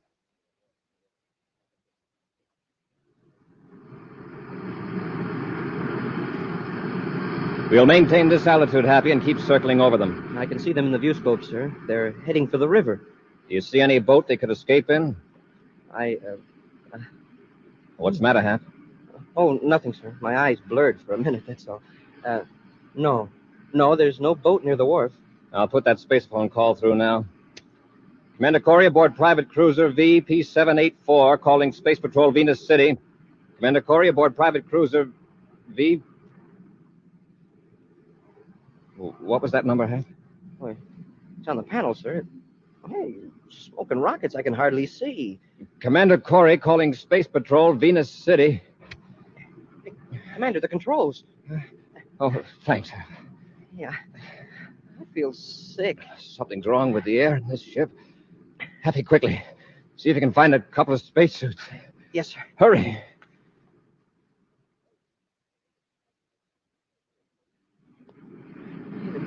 The suit's hard to get on. I feel so weak. I'll help you, Happy. There. Now close the facepiece. Let's Let's hope the oxygen supply works. Is your suit receiver working, Happy? Yes, sir. I read you. Take several deep breaths. My head's clearing already. So is mine. I checked the view scope. Do you see Morgan and Robertson? No, sir. Last I saw of them, they were headed for the wharf. Hey, do you suppose they're swimming across the river? Well, keep watching, Happy. I'll check the air analyzer and see what's wrong. Of course, they might have gone back to the building while we were putting on our suits. Boy, I sure thought I was going out there for a while. No wonder. The ship's air indicator's in the red. A few more breaths and we'd have been finished. Hey, there is a boat down there. It's coming out from under the wharf. It's an odd-looking craft. Hey, now it's gone. It sank. Submerged is more accurate. A submarine? A miniature sub? Right. I'm afraid we fell into a trap. They wanted us to blast off on this ship. Happy, check the air system and see what they rigged up. I'll notify Venus River Patrol to take soundings up and down the river for that sub.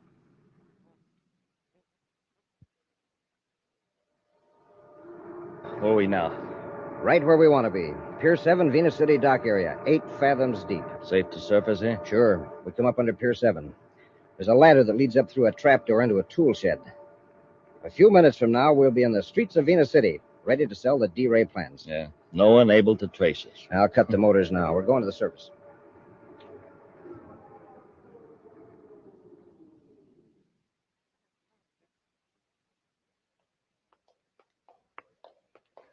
We hit Venus City at just the right time. The streets are deserted. Yeah. Turn left at this corner. We'll walk over to the business section and hail a surface taxi. No. Sorry, lady. Why don't you look where you're going? I beg your pardon, but you came around the corner. Yeah, our fault. We're sorry. Wait, you're Bob Morgan. We're in a hurry. Wait, you're under arrest, both of you. We're bumping into you? Don't be stupid. She's from the fleet base, a security officer. That's right. And you have to come with me to headquarters. That's what you think. Let go of me. Put your hand over her mouth so she can't yell. Okay. Hold still, you. We can't ever spread the news we're in town. Drag her into the alley. Leave her there? No. The new building my company is moving to is a block from here. There won't be anybody there this time of night. I'll guard her while you go get a surface car. Surface car? Yeah, so we can haul her to the river. Come on, I'll help you carry her. Where am I now? Told you before, you're in the basement of the Marcab building, 4th Avenue and Venus Boulevard, Venus City. Here's Morgan. Hey, what took you so long? I had trouble renting a car, but I got one. Come on, let's get her out of here. Okay, Tonga. Here we go. All right, Morgan, Robertson. It's Cory and the cadet. Let go of Tonga and get your hands up. Quick, Morgan, down this corridor toward the ventilator intake. Take the girl. Cory won't dare shoot. Let go. Come on. Commander! They're getting away, Commander. After them, Happy. Robertson, it's a dead end. Go to the far wall. We'll make a stand there. Come on, you. Commander! You haven't got a chance. With that girl here, we can bargain with Cory. All right, press back into this corner, under the switch box. You might as well give up, you two. Come and get us. Come on, Happy. Are you crazy? Left our ray guns in the sub. Cory will have to pass in front of that big grating. When he does, I'll throw the switch. What'll that do? There's an 8-foot ventilator fan back there. It'll create a vacuum strong enough to pull them right up against the grating. Commander! Happy, don't come any closer. Shut up. Morgan, pull the switch. Rush them, Happy. Yes, sir. Turn that off. Hey, Commander, I can't move. Come on and get us, Cory. That's suction. Now, Cory, I'm going to release the grating. Happy, if we could slump down, maybe we could crawl away from the vent. Commander, the grating is sliding up. We'll be pulled back into the fan. I can still move my arm. I can throw my gun and hit that switch and short it out. Aim straight, Commander. Here goes. Hey, you did it, sir. A bullseye. Quickly, Happy, rush them. They hit the switch. Morgan, pick up that ray gun. No, you don't. Get away from it, Morgan. Oh. All right, Robertson. Oh, yeah. No more. No more. I've had enough. How about you, Morgan? Sorry, Commander, but Mr. Morgan is out. Are you all right, Tonga? Yes, Commander. I guess you heard my miniature spaceophone. Yes, and Robertson's ship. Good thing you had it on. It was lucky Morgan had trouble locating a surface car. All right, Robertson, where's that film strip? It's right here in my pocket. Hand it over. Happy, see if you can revive our fleet-based tourist, Morgan. Oh, he's not a tourist any longer. Where he's going, he'll be a permanent resident. We'll be back with an action preview of next week's exciting Space Patrol story in just a moment. Hey, gang, have you sent for your Space Patrol space binoculars yet? Well, you better hurry, because this offer is soon going to end. Now remember, space binoculars are real binoculars. Big, powerful binoculars you can see way off in the distance with. And when I say they're big, when I say they're powerful, I mean it. Space binoculars are 5 inches long, 5 inches wide. They're 4 power binoculars, and that means they make people, cars, buildings, everything else in the distance look 4 times closer. Now, they're not old-fashioned binoculars that you have to hold in your hand. They're sleek, new, modern plastic binoculars with an elastic band that holds them snugly to your eyes. Just think of the fun. You can spot planes in the sky, watch birds and squirrels in the trees, identify cars blocks away, read signs way off in the distance, and do lots and lots of other things with them day and night all year long. Absolutely the greatest value we've ever offered. But don't forget, this offer soon ends. So hurry. Send for your official Space Patrol space binoculars today. Just buy a box of Instant Ralston. Then, with your name and address, send 25 cents in coin and an Instant Ralston box top to Space Patrol, Box 686, St. Louis, Missouri. This offer good only in the USA and may be withdrawn at any time. That's Space Patrol, Box 686, St. Louis, Missouri. And now, an exciting preview of next week's exciting Space Patrol story. Buzz and Happy have conceived an extremely daring and dangerous plan to surprise 2 criminals who are holding Carol captive in the Martian hills. Right now, they're nearing the hideout in a small atmosphere ship. We're getting close, sir. Fasten your safety belt, Happy. Here's where we would develop power failure intentionally. I'm all set, sir. Hang on. I'm about to make the worst landing of my career. The ground's coming up awfully fast. You gotta make this look like a disastrous crash. Okay, but it's beginning to look too realistic. Brace yourself. It's beginning to look like a real thing to me, too. We're losing control.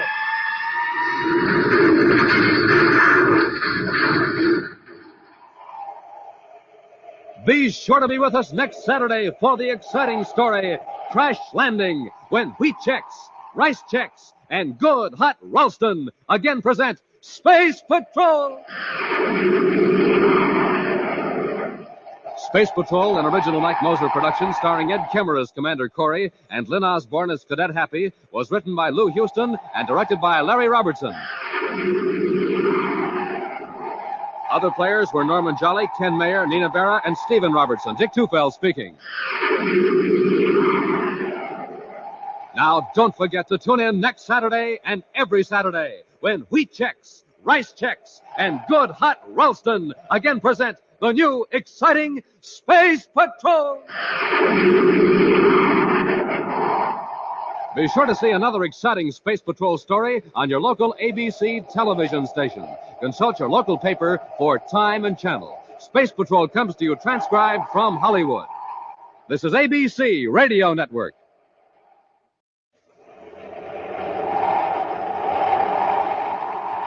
Wheat Chex, Rice Chex, and Good Hot Ralston present Space Patrol! High adventure in the wild, vast reaches of space. Missions of daring in the name of interplanetary justice. Travel into the future with Buzz Cory, Commander-in-Chief of the Space Patrol. In today's transcribed adventure, Buzz and Happy have conceived an extremely daring and dangerous plan to surprise 2 criminals who are holding Carol captive in the Martian hills. Right now, they're nearing the hideout in a small atmosphere ship. We're getting close, sir. Fasten your safety belt, Happy. Here's where we intentionally develop power failure. I'm all set, sir. Hang on. I'm about to make the worst landing of my career. The ground's coming up awfully fast, Commander. Gotta make this look like a disastrous crash. Okay, but it's beginning to look too realistic. Brace yourself. It's beginning to look like a real thing to me, too.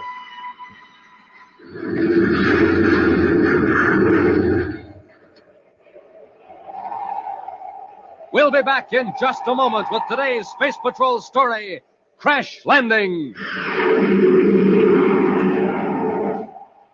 Yes, it's Space Patrol, but first, a direct broadcast from the yard of Public School Number 10 on the planet Terra. It's recess here, gang, and I've got my eye on a fast-moving boy named Jeff Fisher. Man, is he supercharged. Hey, Jeff, come on over here and tell the gang how you get supercharged every morning. I just do it the way Buzz Cory does it. I ate a good breakfast with a checkerboard super cereal, like Rice Chex. Rice Chex? Say, that Rice Chex is real swell eating, right? I'll say, and it's bite-sized, too. Only bite-sized rice cereal in the universe. Only rice cereal for me, boy. It's plenty keen. You betcha. So, boys and girls, don't you think it's about time you tried Rice Chex? Remember, to think fast, to act fast, you have to eat a breakfast that supercharges you. A power breakfast with a checkerboard super cereal. So today, make it Rice Chex, the delicious bite-sized super cereal that helps to supercharge you.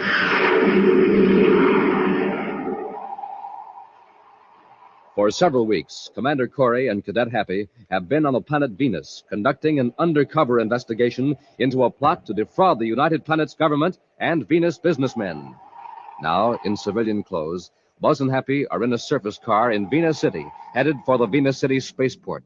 Between them is a sealed pouch containing the results of their intensive work.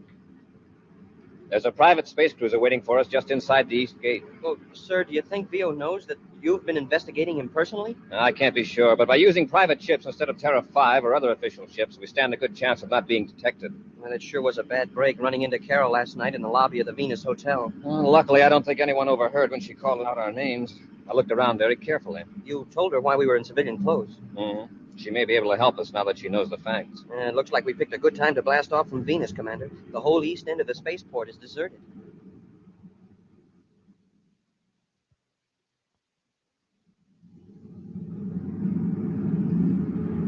We're in luck, Mr. Veal. Cory's car is the only one on the side road. Well, we'll need a lot more luck to get that evidence away from him. It's a break for us that he picked this deserted end of the port. Speed up, Bob. We can pass him before he gets to the gate. Then inside the gate, I make a quick turn, slam on the brakes, and you tumble out of the truck. Yeah.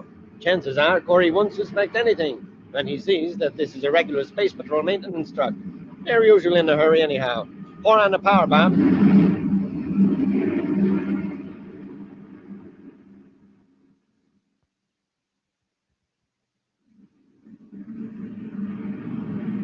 There's a car behind us, sir. They're blinking their lights to pass. By the way they're closing in, they must be in a hurry. Slow down a little and pull over. Yes, sir. Be on your guard in case they try anything. Wow, that guy drives like a maniac. Did you see him whiz past us? It's a maintenance truck. I'll bet the driver's another one of those washed-out space pilots. They always drive like they're sore at the universe. Hey, look at him barrel through that gate. Commander, the fool's gonna turn. Abby, stop. Somebody fell out of the truck. Smoking rockets. What a spill.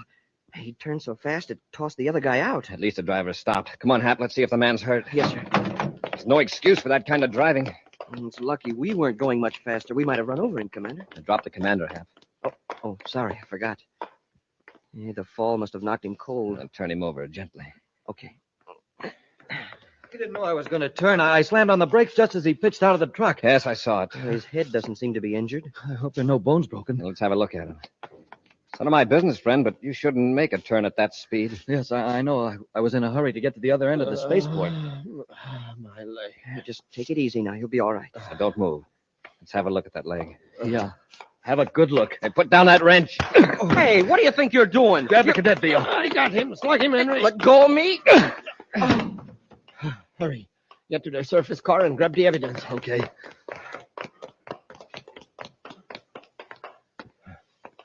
And there is a dispatch case in the seat of the car. That must be it. Take a look in the back, just in case. We want to get all of it. There's nothing back there, Veal. All right, come on. Let's get to the truck. Look down the road. Here comes another surface car. It's headed right for the gate. We'd better get the truck rolling before they get here and start asking questions. Oh, we won't stand a chance in that truck. Let's take a spaceship. Huh? Hurry. We can blast off before the car gets here.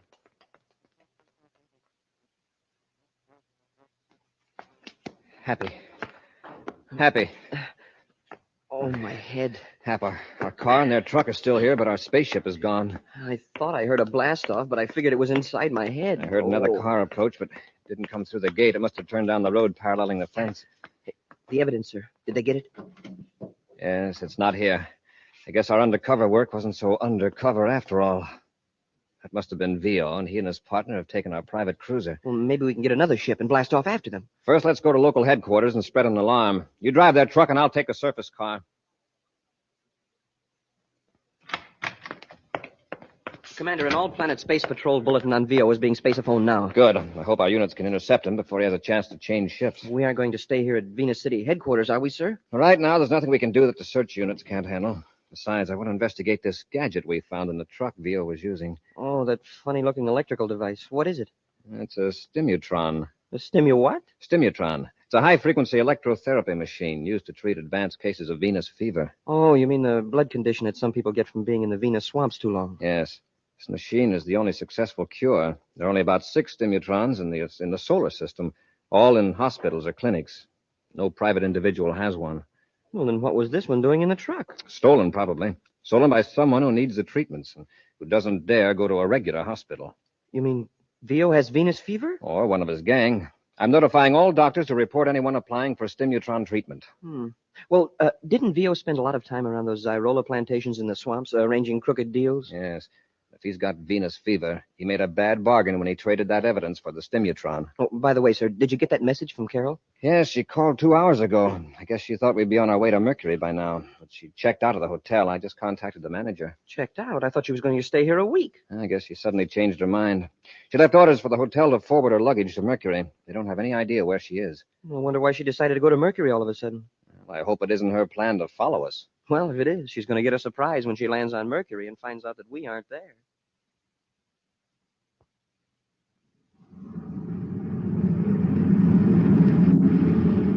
Be on Mars in a couple of hours, Mr. Veal. That was a great idea of yours, taking Cory's space cruiser. Well, I've been checking over this evidence Cory gathered. You know, if this ever got to court, I'd be finished. Well, there's nothing to worry about now. All we've got to do is lay low. Henry! Oh, no. What's the matter, Mr. Veal? Oh, the stimutron. I left it in the truck. Oh, well, there's probably one in Lowell City Clinic on Mars. I can't just walk into the clinic with every space patrolman in the universe looking for me. I got to have those treatments. You know what that Venus fever does to me. It makes me helpless as a baby. Well, what are we going to do? We can't go back to Venus. Of course not. Henry, this is awful. Listen. What? I thought I heard the compartment door close back out. Oh, you're just nervous. Relax, Mr. Veal. You'll think of a way to get those treatments. Yeah, sure. I just got to. Buzz, Happy, I hope you won't be angry. What are you doing aboard? Well, I thought this Veal. was... It's the girl we saw at the hotel. Shut up, Henry. All right, miss. What are you doing aboard our ship? Your ship? This is Commander Cory's ship, Mr. VO. You know who I am. You have the advantage of me, Miss... Carlisle. Carol Carlisle. The Secretary General's daughter. That's right, and I demand you return this ship to Venus immediately. That's impossible. We can't keep her with us, Mr. Veal. She's dynamite. The smartest thing for us to do is drop her off somewhere and be sure she's safe. Yes, I know. You're right, Henry. But if we do, we're running a good chance of being captured. Why did you have to spoil everything by being aboard? I had some information to give Commander Cory about you, Mr. VO, and your friend Bob Henry. I was going to tell them where they could find you. Well, your attempt at playing detective has put you in a delicate position, and me in a dangerous one. Can't let anything happen to her, Mr. Veal. I'd say it's worth the risk to see she's returned safely. Wait a minute. Maybe this is a break for us after all. Some break. We can get this girl off our hands and still have a chance to avoid being captured. Henry, we'll go on to my hideout on Mars. I know how we can contact Cory without the risk of being captured.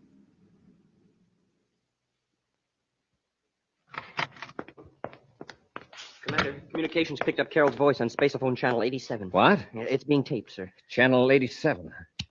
Perfectly safe. I can't tell you where I am, but Don Vio and Bob Henry intend to release me. That's her, sir. This is Don Vio, Commander. Veal's got her. Don't try to contact me, just listen. I've got Carol Carlisle, but it's her fault, not mine. That's true. I was aboard your private cruiser at Venus City Spaceport.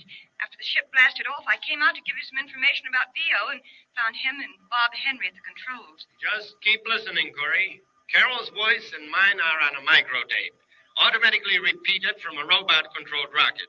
It won't do you any good to locate the rocket. He's a tricky crook, all right. Get this, Cory. I want to get Carol off my hands. All I ask is a break. I've got Venus fever. If I don't get that stimutron back, I'm finished. Here's my proposition. Put a man in a spacesuit and drop him off in space at a point which I will give you in a moment. Withdraw your ship 10,000 DUs and wait 2 hours. I will pick up the stimutron from your agent and leave Carol near him. Also in a spacesuit, of course. Now get this. Carol's suit will be equipped with a cartridge that can be exploded by an electronic signal from my ship. Oh, that space train. Quiet, Happy. If any attempt is made by your men to space a phone, you, before the 2-hour limit is up, I'll detonate the cartridge. Now, here's the point to drop off your men. Write this down, Happy. Yes, sir. Sector 4, Jupiter orbit, at intersection of celestial meridian 22, sun ecliptic angle 2 degrees, 23 minutes, 15.84 seconds. Got it, sir. If you agree to these terms, spaceophone your answer on 139 megacycles. I'll be listening. Stand by for a repeat of this tape. VO out. Cut it, Happy. The tape is on automatic rewind. What are you going to do, Commander? Give him the stimulotron? Of course. I want VO, but I want him alive. When we get Carol back safely, we can go after VO with everything we've got. Switch to 139 megacycles, Happy.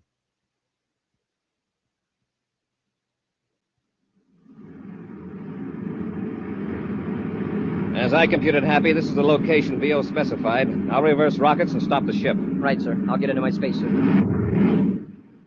Now, there's the stimulotron. What about that gadget I'm supposed to attach to VO's ship? Oh, right here. Well, it's a miniature spaceophone transmitter. With a magnetic attachment to hold it to the hull of the ship. It's set to start sending a signal 2 hours after it's fastened to the ship. All right, into the airlock, Happy. Don't waste your spacesuit transmitter until I contact you. Remember that explosive cartridge in Carol's suit.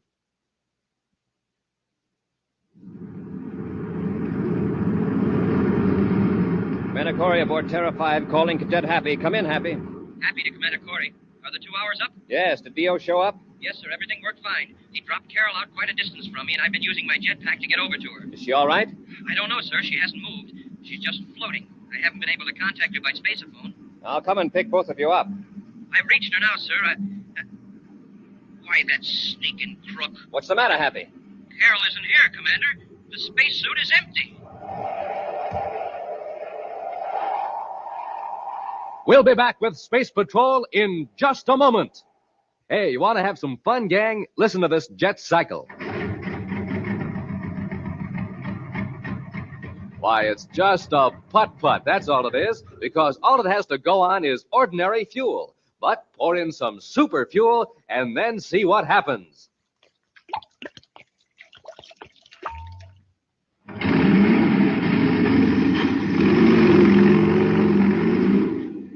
Wow, that jet cycle is supercharged now. Yes, sir, when it comes to supercharging, there's only one answer: super fuel. And the same thing holds true for you, especially in the morning when you haven't eaten for hours. To really get going, you have to get supercharged. Now, here's Buzz Cory's way of doing that.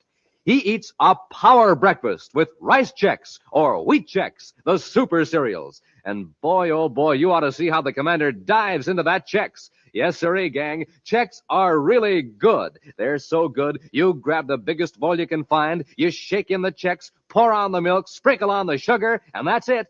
You're eating the best tasting cereal in the universe. And to make a good thing even better, rice checks and wheat checks have that modern bite-sized design for easy eating. Zip, zip, zip. That's how easy it is to eat checks. Now remember, gang, a rip-roaring breakfast with checks is Buzz Cory's way of getting supercharged. So get going in the morning the way he does. Get out a big bowl and fill it with rice checks or wheat checks, the super cereals that help to supercharge you.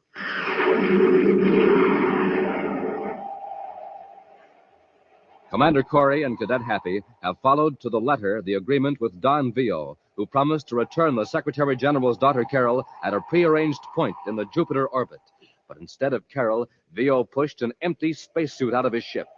The commander has arrived at the scene of the rendezvous, and Happy, now aboard the commander's ship, is removing his spacesuit. That double-crossing, underhanded space rat. VO is all of that, but now we've got to help Carol. He must have done something to her, and now he's got the stimulotron. He's also got a miniature spaceophone attached to his ship. Hey, that's right. Do you think we can pick up the signal yet? I'll turn on our receiver. Hey, it's working, sir. Now we can track him down. Yes, we've got to be careful. As long as Carol's in his hands, we can't take a chance on closing in on him. Oh, doggone it. Cosmic ray interference. See if you can filter it out, Happy. Yes, sir. All the times for that to happen. Well, it seems to be getting worse. We'll keep on this vector. Maybe we'll pick up the signal again.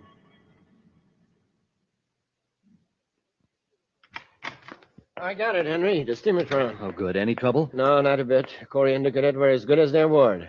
Have you found Carol yet? No. Frankly, I haven't looked. If she was stupid enough to crawl out the back room window, let her take the consequences. Don't you understand? If she's not found, we'll have to take the consequences.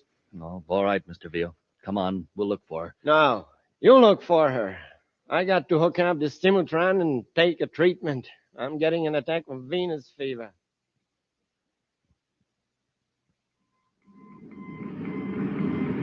The interference is gone, sir, and I've got a fix on the signal. Good. It's coming from the direction of Mars, and the source is stationary. Then Vio has landed. We'll head for Mars and locate the ship.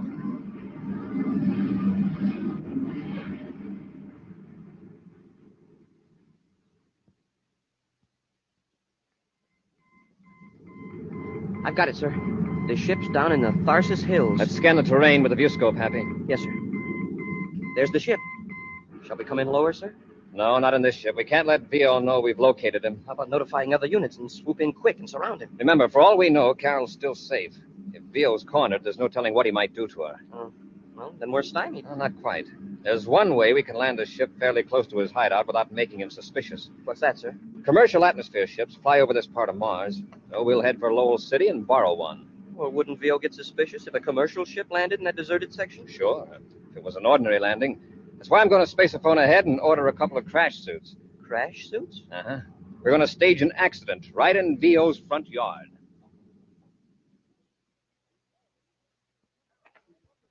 Carol! Miss Carol, I see you. Don't try to get away. Come here.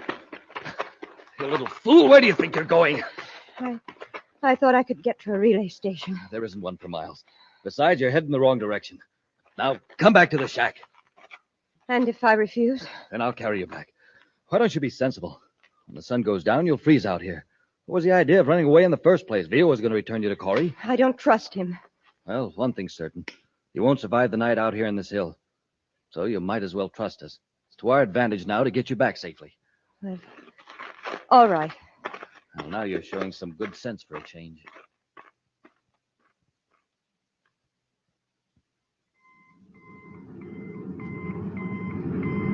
We're getting close, sir. Yes, we can cut the signal now. Well, fasten your safety belt, Happy.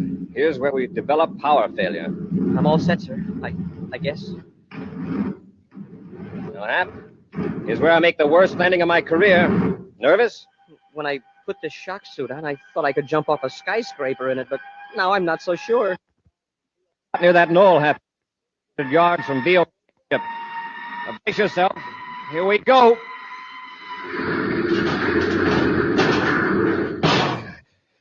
Well, here we are. Everybody out. A very realistic crash, sir. Are you all right? I guess so. Except I can't move my right foot. It's caught in the wreckage. Does it hurt? No, sir. The padding of the suit protected it. It's just wedged in. Vio or his partner will be running out here very soon.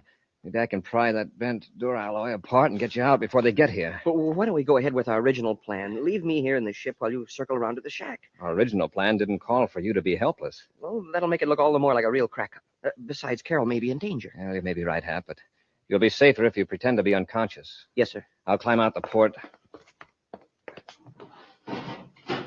Hey, we did a good job. What a mess. If you're in trouble, use your miniature spacer-phone. I'll keep mine on. Here, where are you going? To the ship. Oh, no, you don't. I'll get back to the shack. Look, somebody might be hurt. We've got to help them. Nobody could be alive in that mess. Well, I'm going to see anyway. Carol, come back here. We've got to get Vio and blast off before the rescue ships arrive. Get Vio if you want. I'm going to help. Carol, come away from that wreck. It might explode.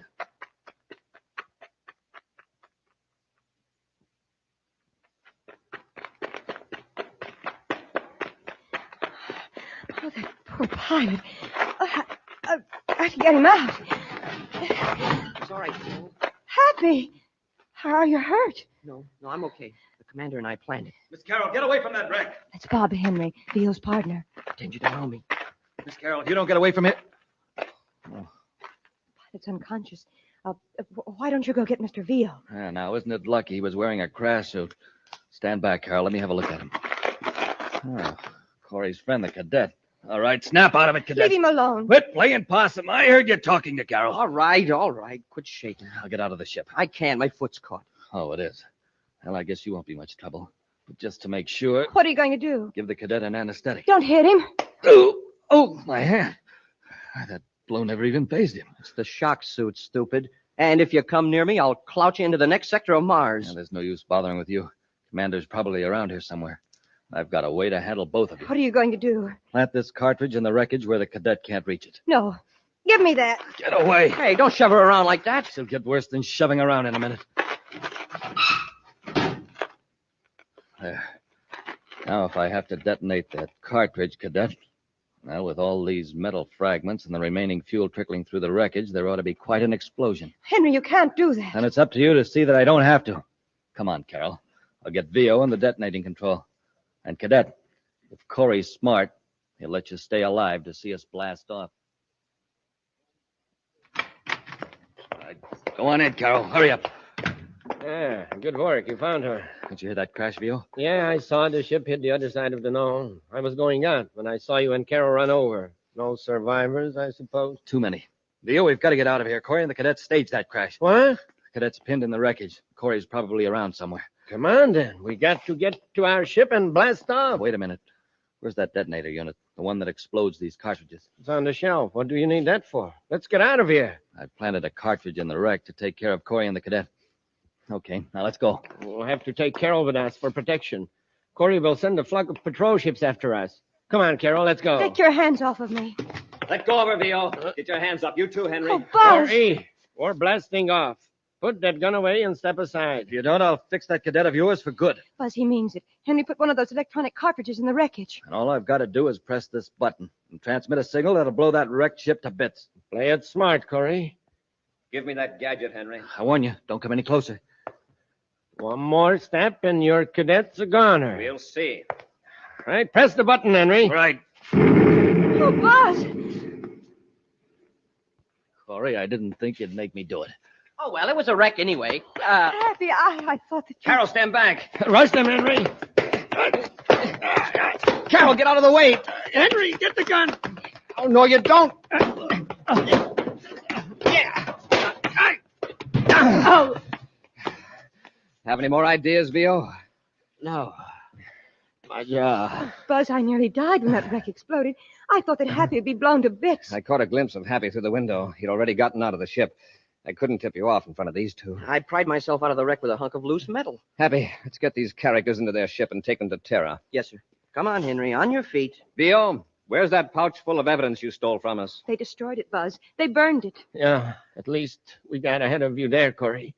Now you can't convict us of larceny and fraud. That isn't going to help you, VO. No, compared with what we've got on you now, larceny and fraud are going to sound like flattery.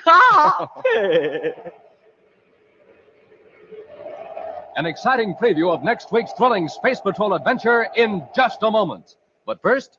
Hi, boys and girls. This is your commander reminding you to send in today for a pair of space binoculars. Send in today because this offer is soon going to end. You see, I don't want you to get left without one of these swell new binoculars. They're an item I want every single one of you to have. I just couldn't get along without my space binoculars. And for you to be a real space patroller, for you to be one of my own gang, you should have a pair of official Space Patrol space binoculars, too.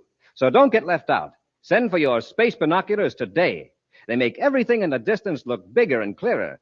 You don't even have to hold them. You slip them over your head, and a strong elastic band holds them snugly to your eyes. You can study birds in the trees, spot planes in the sky, read faraway signs, see who's coming up the block, and do all kinds of other things with them all year long. Yes, sir, they're the real McCoy. 4-power space binoculars exactly like mine. Big plastic binoculars, 5 inches long and 5 inches wide. When you wear them, they stand out from your eyes 3.5 inches. So you see, they're not flimsy celluloid goggles or a mask. Now, don't get left out. This is the biggest value we've ever offered, and the offer soon ends. Captain Dick Tufeld, tell the gang how to get their space binoculars. Buy a box of Instant Ralston. Then, with your name and address, send 25 cents in coin and an Instant Ralston box top to Space Patrol, Box 686, St. Louis, Missouri. This offer good only in the USA and may be withdrawn at any time. Gang, if you don't agree your binoculars are tops, return them and we'll return your money. That's Space Patrol, Box 686, St. Louis, Missouri. And now, an action preview of next week's exciting Space Patrol adventure. Buzz and Happy have descended into a canyon on Venus to rescue a wounded space pilot. As they reach the injured man, a flash flood roars down the river, piling water up behind the dam above them. We got to get him out of here quickly, Happy. The water's rising fast. Once we get him to the ledge, we shouldn't have any trouble carrying him to the top. It's a landslide. Press close to the dam and keep your head down.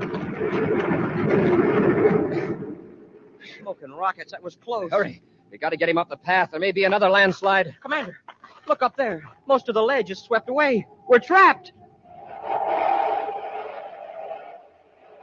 Be sure to be with us next Saturday for the exciting story, The Mysterious Meteor, when Wheat Chex, Rice Chex, and Good Hot Ralston again present Space Patrol.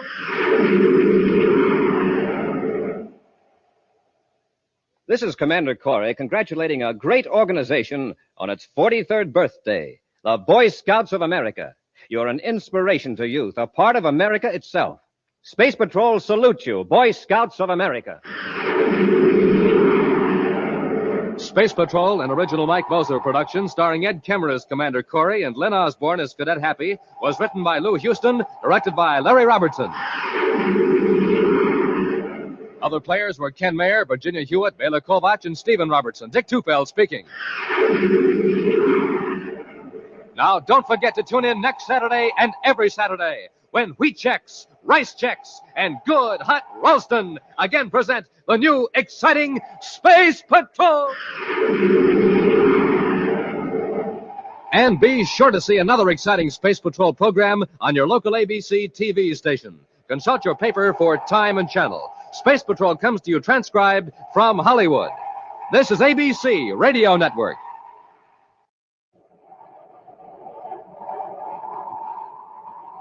Wheat Chex, Rice Chex, and Good Hot Ralston present Space Patrol!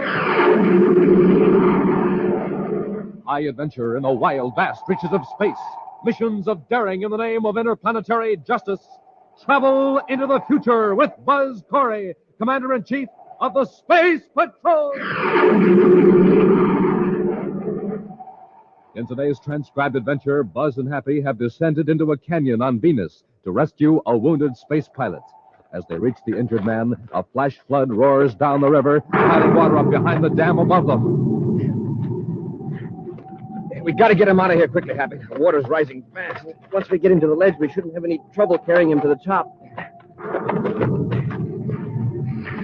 It's a landslide. Press close to the dam. Keep your head down.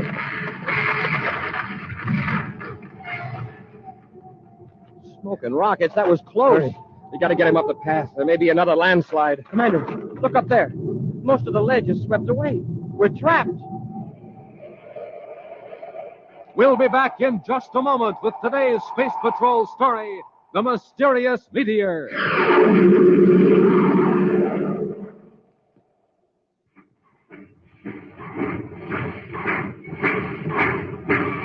Do you hear that, gang? That's the Terra Express train trying to get up speed on ordinary fuel. Not very speedy, is it? But now listen to that same train with super fuel in its tank.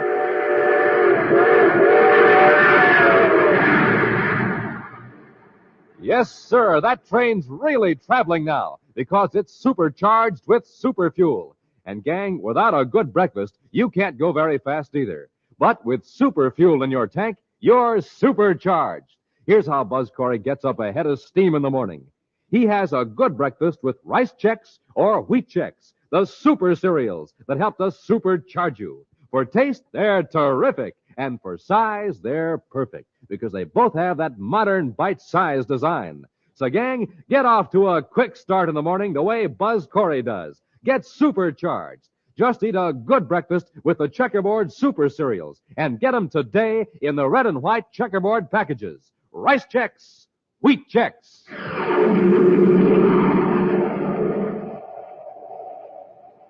One of the 30th century's greatest achievements has been the transformation of barren desert areas on the planet Earth into rich, fertile farmlands. Buzz, Happy, and Major Robertson are in one of those regions now, completing inspection of a new spaceport at the Arizona city of New Arcadia, center of a thriving agricultural district. While Robbie is finishing up a few details in the city, Buzz and Happy have taken a surface car for a drive out in the country. Commander, look at that. Another meteor. Must be fairly low in the atmosphere. Hey, it must be a whopper, too. Wow, did you see that? It got so hot it exploded. And what a flash. It lit up the whole countryside. Quite a show. I never saw one like that before.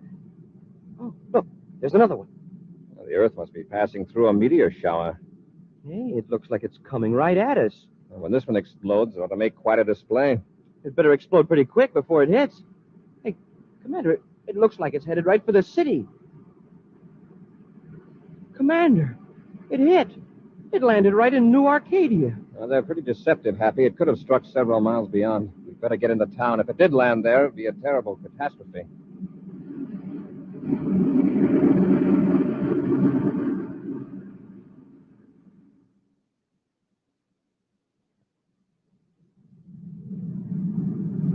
We're getting close, Commander. There's a whole area roped off up there. And the people are jammed around it. Yeah, we'll have to stop here and get out, Happy. We can't get through the crowd with this surface car. Hey, look. There's Major Robertson. Commander, I'm glad you're here. What happened, Robbie? A meteor landed right in the middle of the park. Anybody hurt? No, by a lucky chance. But a few people got showered with dirt, and a couple of hundred got the scare of their lives. Well, how big is the meteor? It's hard to tell. Dug a crater about 20 yards wide. The meteor's way down the bottom of a deeper pit, glowing and red hot. Let's get through this crowd and have a look. Right, Commander. All right, make way, please. Space Patrol coming through. What a crowd. Well, there she is. Hey, it looks like a huge red eye. We don't know how large it really is. Part of it's buried by the dirt that fell back into the pit. Look at the size of the crater, Robbie. A miracle it landed where it did. A very lucky miracle. Well, they're bringing up the Tomo power shovel now. Well, aren't they going to wait until it cools off before they try to pull it out? Professor King wants to uncover it so he can make some tests. Professor King? Yes, sir. Professor James King, the meteorite expert. Hold it right there. Hold it. That's the professor shouting at the shovel operator. Professor King's been lecturing at the university here. Oh, I recognize him now. I met him a couple of years ago on Mercury. Well, apparently he's seen you. Here he comes. Commander Cory, isn't this most fortunate? Hello, Professor. Yes, it is fortunate. It could have been a terrible calamity. Exactly. If I had followed my usual custom, I would have been home in my study. But something urged me to go for a stroll, and I was only half a block from the park when this green streak roared out of the sky. I was thinking it might have killed someone. That would have been tragic, of course. But think of it. A rare meteor falling right at my feet, so to speak. Commander, do I have your permission to test it? Of course. Thank you. I already examined it for radioactivity. How does it test? Well, it's rather high, but not unusually so for an object that has spent millions of years in outer space. It's not dangerous, then? Oh, no, except that right now it's rather hot from the friction of the atmosphere. The shovel operator is going to scoop away some of the dirt so I can check its size. Would you care to watch? Of course, Professor King. Oh, by the way, this is Cadet Happy. How do you do, sir? Glad to know you, Cadet. Your first meteor? Well, not quite. Happy's had quite a few experiences with meteors in space. Oh, of course. Now, here comes the first scoop.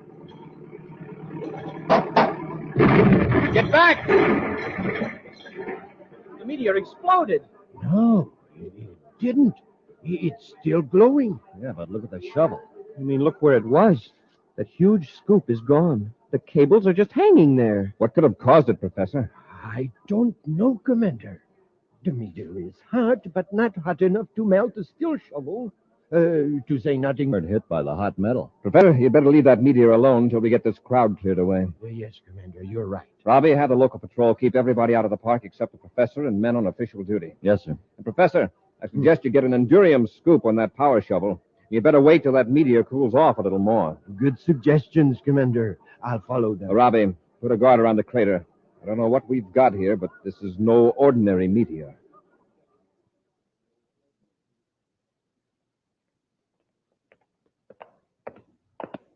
It's going to be a hot day, Commander. Yes, but it was cool last night. I hope the meteor has lost most of its heat. Oh, I see Professor King is already at the crater. Yeah, with his power shovel. A lot of paraphernalia, it seems. Good morning, Commander. Good morning, Professor. Well, I made a few tests. What did you find out? The object has cooled considerably, although it's far too hot to touch. Well, I wouldn't advise touching it at all till we know a lot more about it. I managed to make a spectrographic analysis of it. It seems to be of ordinary meteorite composition, chiefly iron and nickel. The colors show a fair percentage of cobalt, copper, magnesium, and the common gases. Did you find anything to account for what happened to the steel scoop? No, young man. There were no unusual elements present. At least none have shown up. Commander, I'd like to dig that meteor out and have it shipped to Terra for a thorough test. It might be a pretty heavy load for a spaceship. Oh, I don't think so. I was able to make some magnetic detection tests. There isn't much more of it underground. It should only weigh about 500 pounds. Well, hand me that case, Happy. Before we start that Endurium shovel, Professor, let's make a few simple tests. What kind of tests? We saw what happened to that hard steel last night, so I brought a few small samples of different metals. I thought we might toss them down on the meteor and see what would happen. Excellent idea. Let's go down into the crater a little farther. Aye.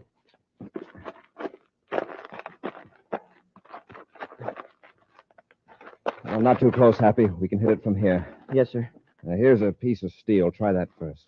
Right, Commander. I hope my aim is good. It's gone. Vanished. Why, that fragment disintegrated. Yes.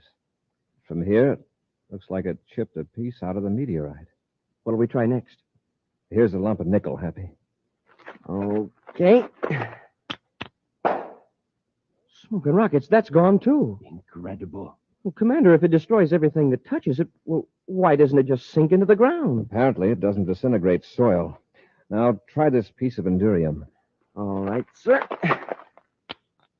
Hey, nothing happened. The Endurium is just lying there on top of the meteor. Well. Now at least we know we can dig the meteor out with an Endurium shovel. Yes, but don't forget, if you're going to move that object, it'll have to be packed in an Endurium box. That's right.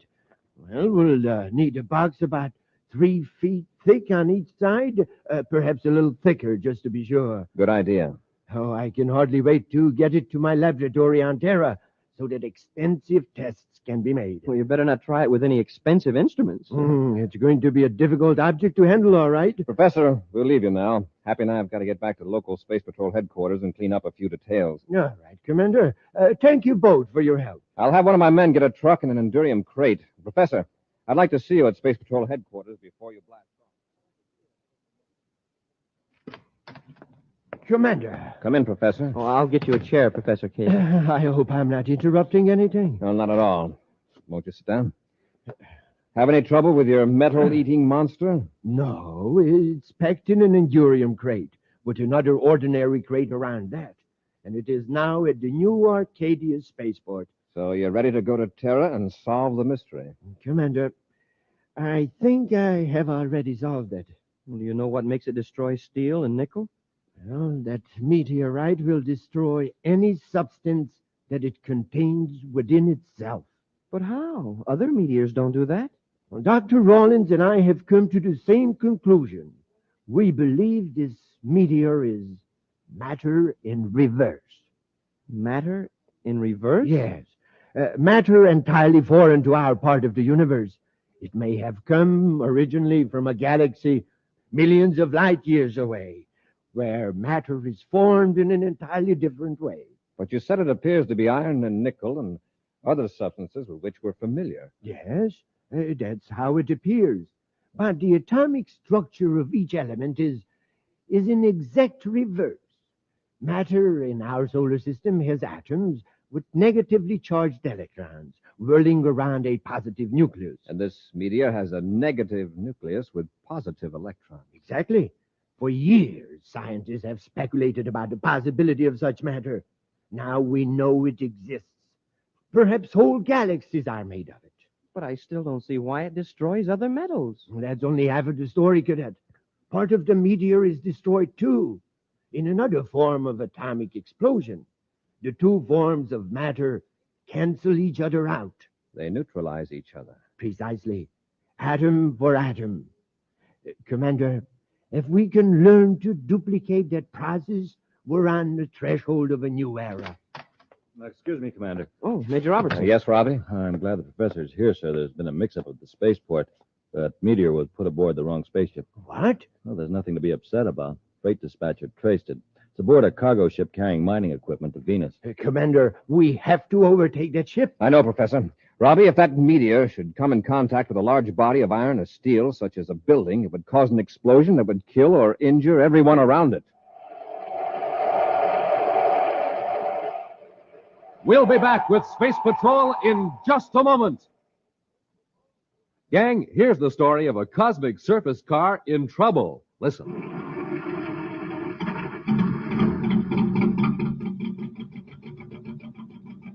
The trouble? It's got nothing to go on but ordinary fuel. But you hear that? The driver's filling up the tank with some super fuel. Something's going to happen now.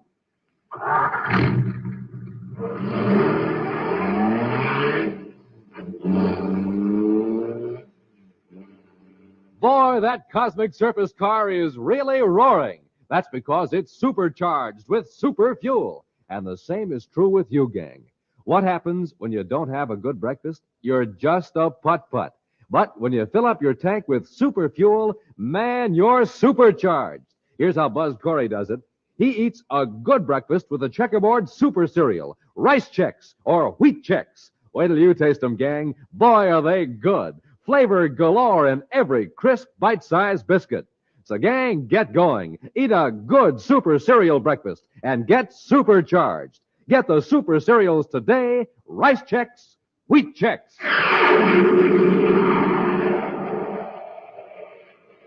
While Buzz, Happy, and Major Robertson were in Arizona on the planet Earth, a strange meteor hurtled out of the sky and buried itself in a city park. Attempts to dig it up resulted in steel digging tools being disintegrated in a blinding flash. So far, only the metal endurium has resisted the strange destructive force. It's now believed that the meteor is composed of matter with reversed electrical charges, matter from outer space that can destroy matter as it's known in our solar system. By mistake, the endurium crate containing the meteor was put aboard the wrong ship.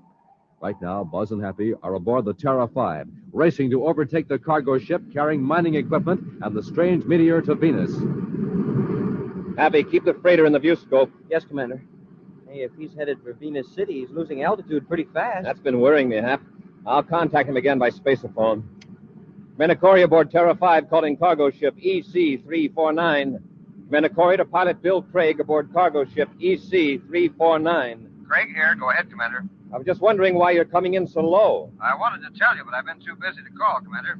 I'm sure you know your business, but those Torlock Mountains aren't exactly anthills. You bet they aren't. Believe me, I'd enjoy being about 3 miles higher. Having trouble with your ship? Yes, sir. I came into Venus atmosphere on automatic trajectory control, and the control's out of adjustment. Looks like I'm going to have to set down outside the city somewhere on repeller aim. You don't sound very worried. Should I be? Well, you know your ship. Commander, exactly what am I carrying aboard this ship? Why is everything so mysterious? I'll explain it later, Craig. I wish somebody would. All Space Control told me is that something was put aboard my ship by mistake, that you'd meet me at Venus City Spaceport and supervise its removal. We didn't want to cause you any undue alarm. The fact is, you've got something very dangerous aboard. Explosives? Don't worry, I've hauled some pretty ticklish stuff in my day. You've never hauled anything quite like what you have aboard now. Everything will be all right if you just set her down easy. Okay, Commander. Well, look, right now I don't think I can get above that Torlock range. If I can get any power out of the rockets, I'll deflect a few degrees and head up the canyon. Wow, he must be in a spot. Do you have any rocket control at all? A little. Enough to maneuver between those mountains. All right, Craig. Good luck. We'll be watching. Cory out. I hope he can reach a broad level space to set her down. I hope she does, too, Hap. Keep an eye on him through the view scope. Yes, sir. Sir, why didn't you tell him he was hauling a wild meteor? No sense wasting time explaining. He knows he has a problem. Yeah, I guess you're right, sir. He made it, Commander. Yeah, he's headed up the canyon. I guess he's okay now. Let's hope so.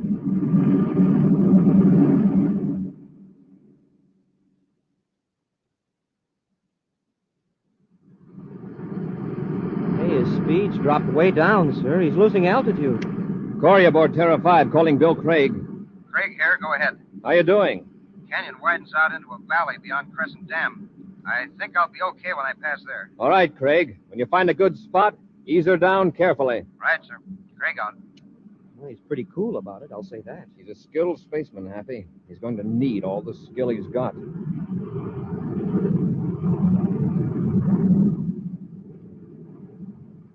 There's the dam up ahead.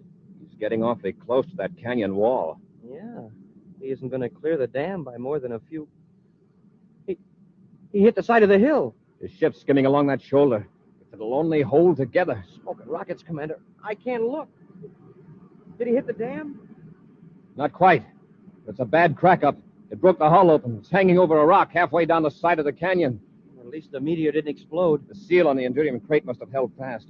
We'll set the ship down on that flat stretch on the other side of the dam and get to Craig as quickly as possible. Looks at that sky, there's an ammonia storm brewing. Hope it holds off until we get Craig.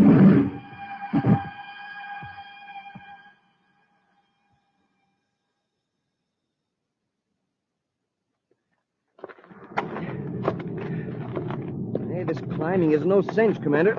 This terrain is rough. A few more feet and we'll be even with the top of the dam. See anything yet, sir? I can see part of the wreckage from here, but no sign of Craig. Come on, Hap, we've got to hurry. Feel that wind. Wow, that storm is roaring down the canyon a mile a minute. Better work fast, Happy. Commander, look. Some of the cargo spilled out of the ship and rolled down into the water. Yes. A lot of the crates have smashed open. Hey, I hope the meteor didn't roll into the water. That looks bad. The hull is smashed right near the pilot's compartment. I hope Craig is all right. Let's work our way down into the ship. Commander, look. Isn't that a man down there at the edge of the water? It's Craig. He must have been tossed out of the ship. He sees us. He's waving. He's hurt. Come on, hurry. Watch your step. It's steep through here. Happy, there's a ledge that slopes right down to the dam. A couple of crates stopped there. Sir, it leads right up to that ladder on the dam, near the gate. Now, let's head for it.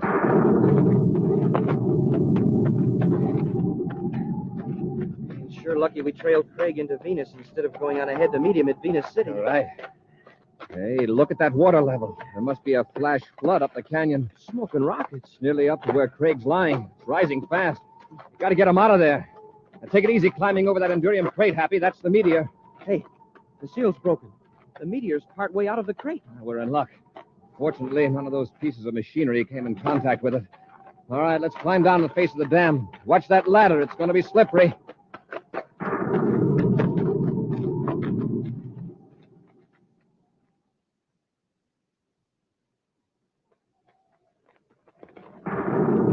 Commander, we'll have you out of here in a few minutes, Craig. Here, Happy, help me lift him to his feet. It's my right leg. I didn't mind the ship crashing, but bouncing down the mountain like a rubber ball was pretty rough.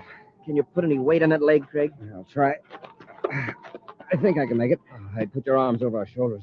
Rest most of your weight on us. How do we get him up over the dam, sir? The tough part will be the ladder.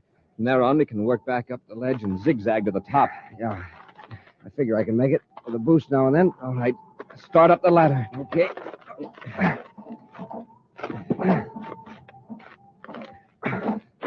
It's okay. I can make it. Look at that water. It's rising fast. A landslide. Press close to the dam. Keep your head down.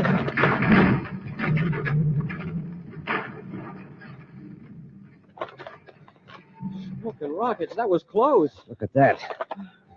If you men hadn't come for me, I'd be buried under several tons of dirt right now. Let's get out of here. There could be another landslide. Commander, look up there. How are we going to get out? The landslide has swept away most of the ledge. He's right. We can get as high as a sluice gate, but from then on, it's sheer wall. Let's get up to what's left of the ledge. We'll be out of the water at least.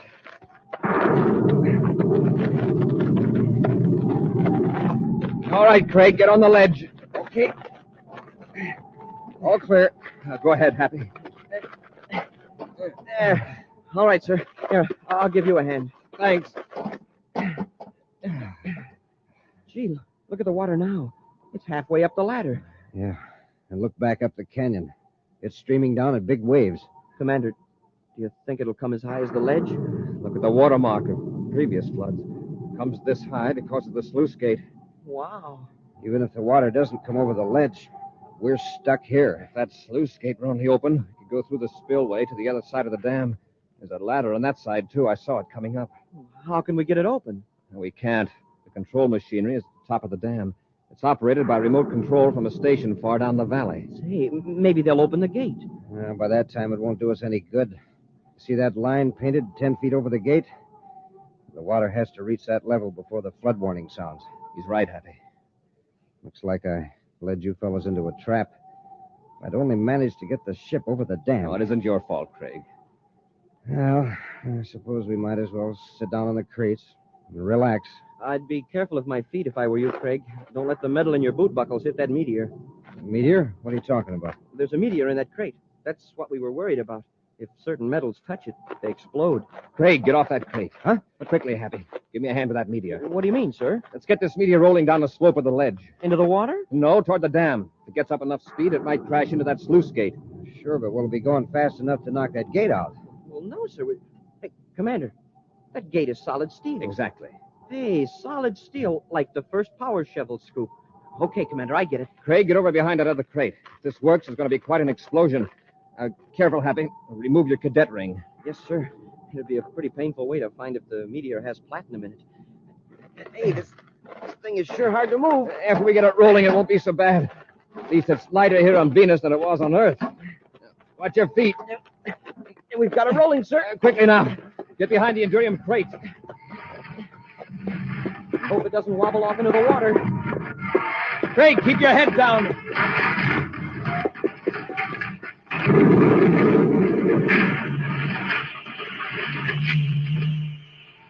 Commander, it worked. There's a great big hole in the sluice gate. Come on, let's get off this ledge into the spillway. Yeah, let's get through before the water does. Hey, Commander, can you see through the dam to the valley? There's our ship. Now, that's a beautiful sight. Commander, what about Professor King? What's he going to say? I'm afraid the professor will have to be content with telling another story about the big one that got away. An exciting preview of next week's thrilling Space Patrol adventure in just a moment. But first, gang, here's something that's more fun than anything you ever owned. Something that rates as the biggest value we have ever offered. Something new, different, exciting. I'm speaking of that wonderful new thrill, Space Patrol Space Binoculars. I call it a wonderful new thrill because this amazing piece of Space Patrol equipment makes it possible for you to see houses, buildings, cars, and people way off in the distance. Yes, sir, when you look through your Space Patrol Space Binoculars, you can see what's going on blocks and blocks away. And when you look through your Space Binoculars, you don't even have to hold them. No, sir, they have a strong elastic band that holds them snugly to your eyes. Makes you look like somebody from outer space, because when you wear your binoculars, they stand out from your eyes a full 3.5 inches. Now, that's right. I'm not talking about flimsy little goggles or a mask. I'm talking about real, honest-to-goodness 4-power binoculars with 4 pure lucite lenses. The real McCoy, in other words. Real binoculars. They're made of solid black plastic, and they have a bright red leather-like trimming that makes them look terrific. Overall, space binoculars are 5 inches wide, 5 inches long. And boy, oh boy, the fun you can have with them. You can see who's coming up the street. You can read signs way off in the distance. You can spot planes in the sky. And you can name the kinds of cars you see blocks and blocks away. And hey, when you look through the other end of your space binoculars, they smallify. Yes, sir, they do the opposite. Instead of making far-off things look close, they work the other way around. They make close things look far away. Lots of fun. Now, gang, to get a pair of these space binoculars, a pair exactly like Buzz Cory wears, do this. And, boy, you better do it quick because this offer soon ends. Just buy a box of Instant Ralston.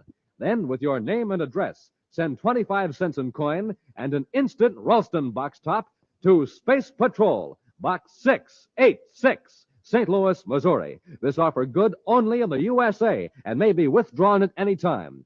Gang, if you don't think your space binoculars are tops, send them back and we'll return your money. The address again, Space Patrol, Box 686, St. Louis, Missouri.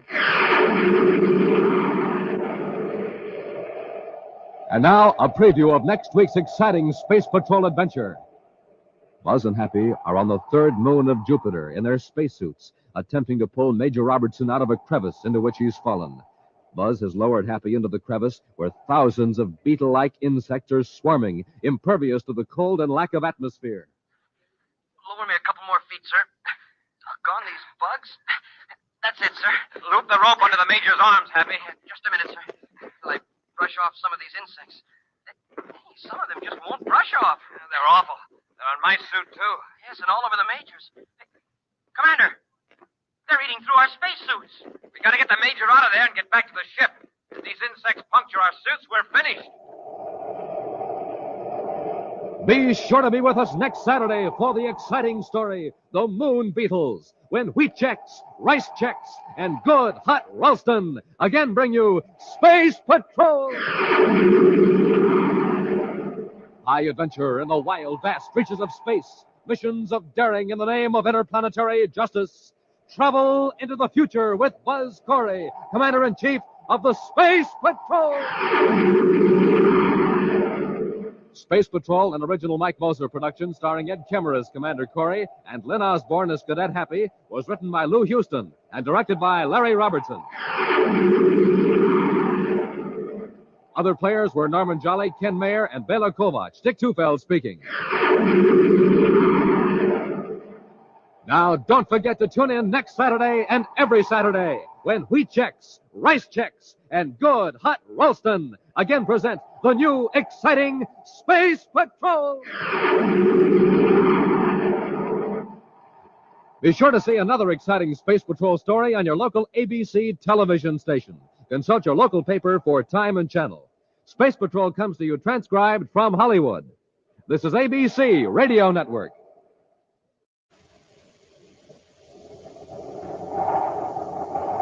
Wheat checks, rice checks, and good hot Ralston present Space Patrol!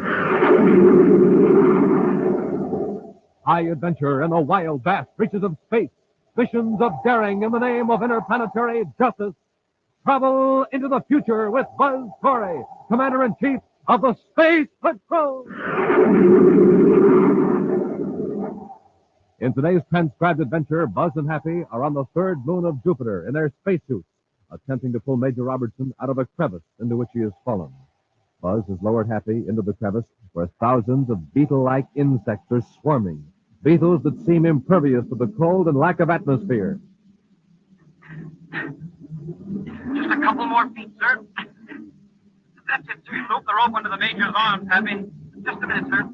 I brush off some of these insects. Gee, some of them just won't brush off, sir. They're awful. They're on my suit, too. They're all over the majors. Hey, Commander, they're eating through our spacesuits. We've got to get the major out of there and get back to the ship. If these insects puncture our suits, we're finished. We'll be back in just a moment with today's Space Patrol story, The Moon Beetles.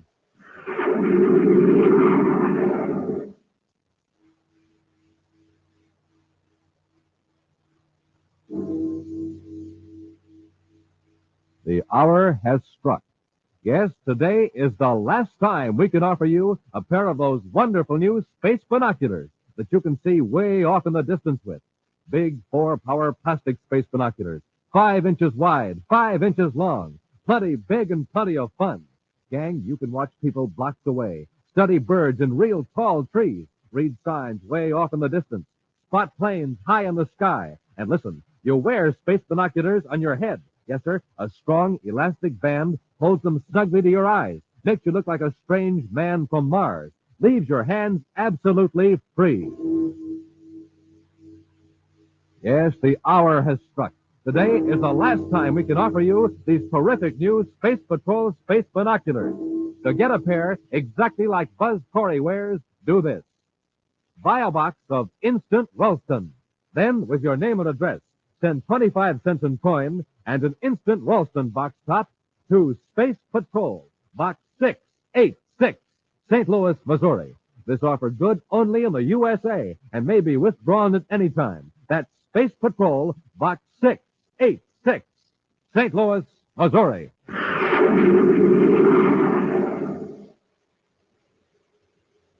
And now, today's Space Patrol story, The Moon Beetles.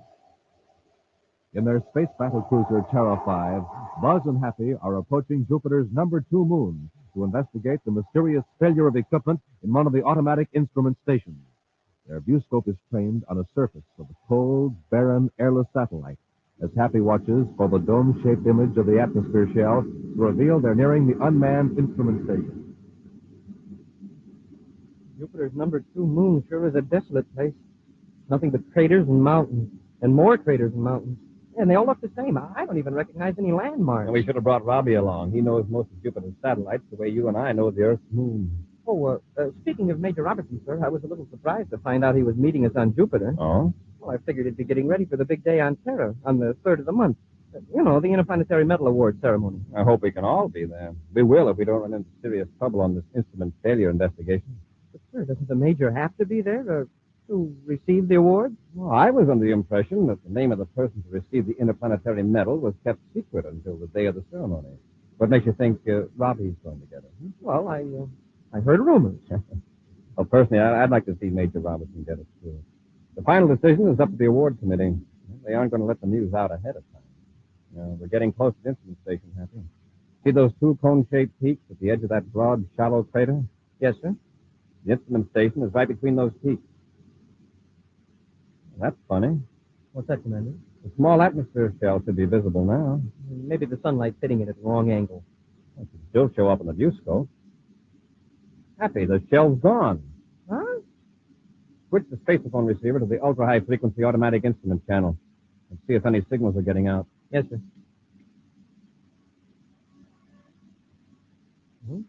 This is the right channel, sir.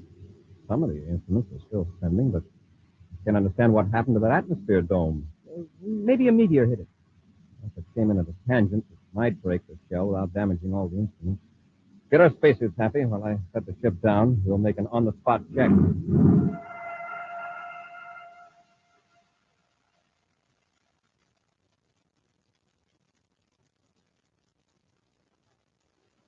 There are the instruments, sir. They don't seem to be damaged. Dome's foundation is intact. So are the double hatches to the airlock. The metal framework and the gates are still standing. Happy, I'm afraid your meteor theory is out.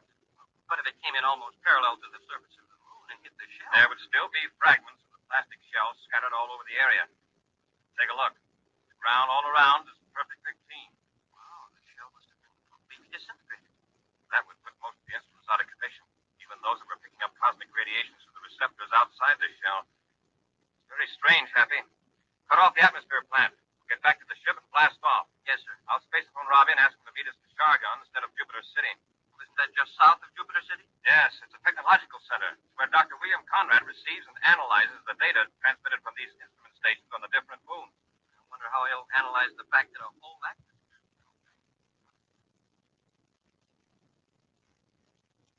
Wait a minute, Commander. Are you saying there weren't even any fragments of the atmosphere shell? That's right, Robbie. The whole thing just disappeared. And none of the instruments were physically damaged? No, Doctor. Some of them stopped transmitting because of the cold. It really got us puzzled, Dr. Conrad. What do you think could have happened? Well, Happy, I won't even speculate until a thorough investigation is made. Well, at the moment, Doctor, I feel this is a job for the security section. Robbie, get a lab ship and blast off for moon #2. Yes, sir. Do you want me to go with the Major, Commander? You'll be needed here in Chargon, Doctor. You've got to evaluate the data from the other moon centers. I'll keep in contact with you from #2 moon and give you any information I can gather. Good. Robbie, I'll leave the investigation in your hands. Happy now go to our temporary quarters and get some rest. I can use a little sleep. I'll call you first thing in the morning, Dr. Conrad. Come on, Happy. Sleep.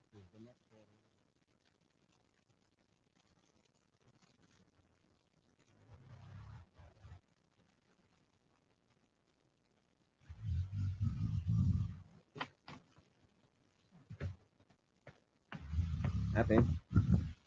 Happy, wake up. Oh, Commander, what time is it? 6:05 hours Universal Star Time. Are you going to sleep all day? Oh, don't be stupid, huh? I plan to be awake before you, sir. Hey, are you sure it's 6:05? Look at your watch. But it's still dark outside. That's why I left the shade up, figuring the sun would wake me up. Yes, I noticed how dark it was. Maybe we're having an eclipse of the sun. They're fairly frequent on Jupiter with 12 moons in the sky. I'm sure I should have thought of that. Have you talked to Dr. Conrad? I phoned his lab, but wasn't able to reach him. Maybe he overslept, too. From the sound of things outside, it sounds like the middle of the day. Hey, come here and look, sir. The streets are full of people. These Chargon citizens must be early risers, or else they got up to see the eclipse. The eclipse here wouldn't cause that much excitement. What do you know? The lights are on, all over the city. That must be Dr. Conrad. I told the project quarters to put the call in here. Cory speaking. Commander, this is Dr. Conrad. Oh, yes, Doctor. I've already called your lab. I'm not at the laboratory. I'm at the spaceport. Can you come over? Is something wrong? Haven't you noticed the darkness? Yes.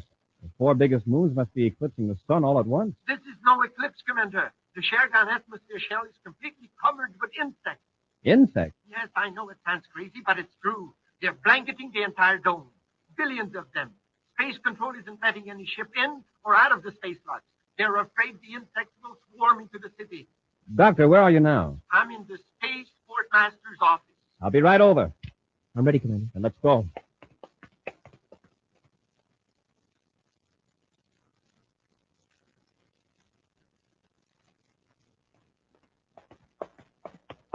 Well, here's the office, Doctor. Commander, I expected you sooner. I was beginning to get worried. We're tied up in traffic, Doctor. People are running around almost in a panic. Well, I can't say I blame them. It's not exactly reassuring to know you're under a roof of billions of living insects. I didn't think Jupiter had that many insects. Where did they all come from? We don't know. One spaceship came through the logs just at dawn. The pilot said the insects are like a shiny black sea all around the atmosphere dome. I've got a few specimens here, Commander, in these 2 small plastic boxes. Let's have a look at them. Hundreds of insects were drawn through the space lock when the ship entered. That's why Space Control closed the port. Look, and rockets, look at the size of them. They must be about 2 inches long. They seem to be some sort of beetle. I don't recognize them. Well, I showed them to a friend of mine in the communication section, an amateur entomologist. He says he's never seen anything like them before on any planet. Very strange. Entirely new variety of insects appearing by the billions, and here on Jupiter, of all places. Hey, one of the bugs got loose. He's crawling across the desk. Take the lid off the box, Captain? No, sir. Look, the lid is still on it. Then how did it get out? Listen, what's that? Warning signal. Yellow alert. Yellow alert. Something must be wrong with the city's atmosphere plant. Happy, quickly. Close all the windows airtight. Doctor, cut on the emergency air vents. What could be the matter? That signal means the air outside this building isn't fit to breathe. Check the Polaroid windows. All the windows are closed tight, sir. Airtight. Good. Emergency air vent on, Commander. We're all right for the time being. Yes, Doctor, but those people out in the streets, if they don't get inside a building with emergency air supply, they're in trouble. I'll get it. Quartermaster's office. He isn't here. This is Commander Cory of the Space Patrol. I see. Yes, Captain, your procedure's correct. Right, Cory out. That was the Atmosphere Control Center. The yellow alert was sounded because the detectives registered a high methane gas content in the air. Methane? You mean there's a leak in the atmosphere shell? More than a leak, a serious break. What happened? Look at this plastic box, Doctor. There is a hole in it. Exactly. That beetle ate through the plastic box. And above us, there are billions of insects eating their way through the plastic atmosphere shell.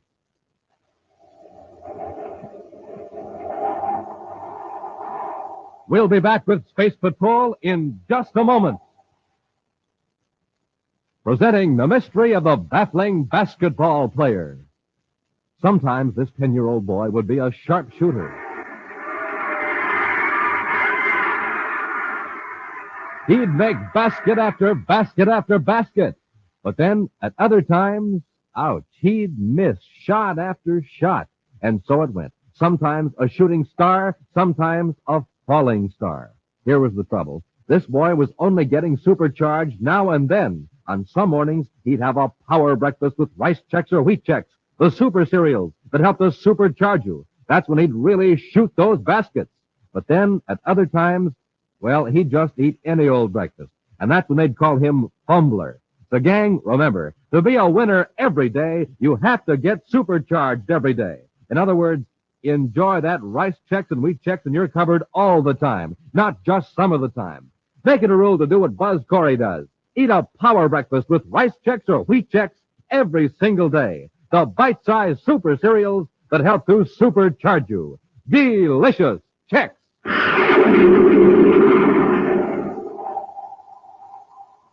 And now back to our Space Patrol story, The Moon Beetles. The city of Shargan on the planet Jupiter is perilled by a vast swarm of strange insects that completely cover the atmosphere shell. These beetle-like insects are gnawing through the thick plastic of the transparent dome over the city, and now the air is contaminated with the harmful gases that compose Jupiter's atmosphere.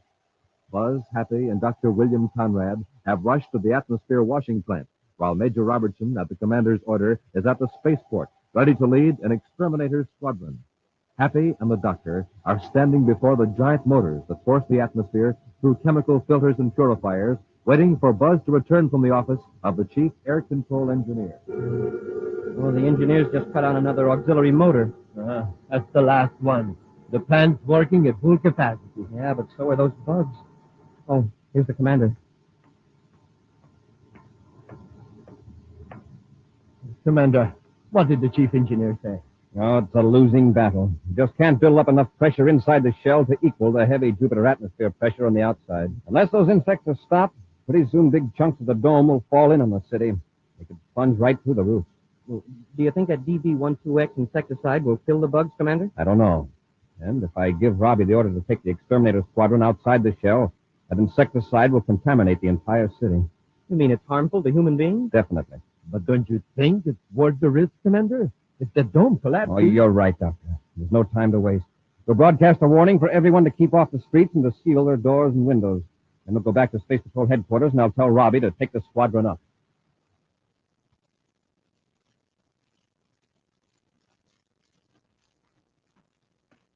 Commander, the streets have been completely cleared, and the Major and the squadron have been spraying the outside of the dome for 20 minutes. The DB12X ought to be showing some results. If it's going to work. I'll contact Robbie. Commander Cory at Shargan Space Patrol headquarters, calling Major Robertson aboard Space Patrol cruiser J571. Cory to Major Robertson. Robertson here. Go ahead, Commander. Is it working, Robbie? All 8 ships have made 10 passes with the insecticide, Commander. Insects are saturated with the stuff. It doesn't seem to phase them. You've got to find something that's effective and find it quickly. Well, heat might do it. We can get enough ships with atomic flame ejectors and play them over the dome. There aren't any on Jupiter. What about trying ultrasonic vibration? That's it. That'll do it, Commander. Dr. Conrad, you know of a lab ship here in Shargon that's got an ultrasonic generator in it? Oh, yes, Commander. There is one at the spaceport. Good. Robbie, order the squadron to return to base, but you stay aloft. Happy, Dr. Conrad and I will get the lab ship and blast off immediately.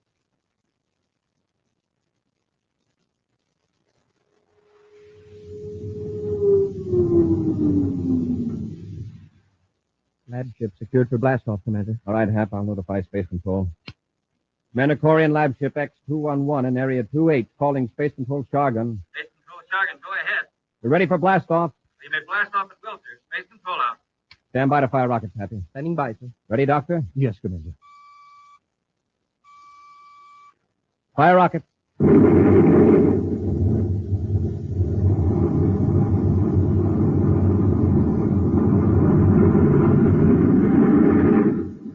Here come the locks, sir.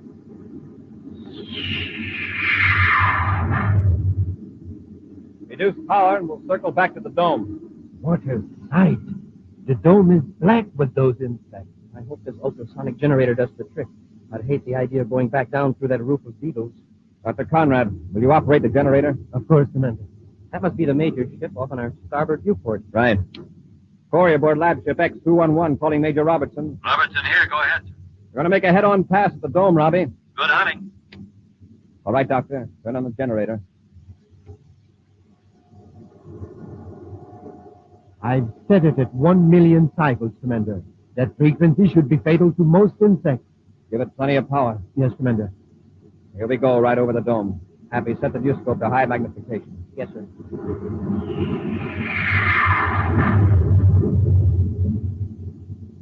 We'll circle back and make another pass. How's the viewscope setting, sir? Fine. You can see the insects quite clearly. They don't seem to be affected by the vibration. Shall I increase the frequency? Oh, wait. Look, they're dropping off the dome. Hey, they sure are. Sliding off by the thousands. It's working, Commander. The sides of the dome are nearly clear. Would you look at that? They're sliding off like a black avalanche. We'll make a couple more passes just to make sure we've got them all. Look at how they're heaping up around the base of the atmosphere shell. It's going to be some job clearing them away. The first problem is to get a crew to work sealing up those holes in the dome. Commander, this is Robbie. Yes, Robbie? More trouble. I just got word that there's a plague of those beetles on moon number 3. They've attacked the small atmosphere shell over the research station. That could disrupt the entire interplanetary communications system, to say nothing of ruining all space flight aid stations. Hey, we better get out there with the ultrasonic generator. It wouldn't work on that moon, Happy. There's no atmosphere to transmit the high-frequency sound of the insects. They've got to be brought under control. Smoking rockets. Well, there are 100 men in that station. They can't even be evacuated because they can't open the space locks. What's wrong with the power unit? Communications picked up automatic signals that indicate a relay didn't work. Somebody could get there, get inside the power unit shell, and flip that switch. The research station would have power restored. But how about the insects? Doctor, the new delta ray, would that destroy the insects?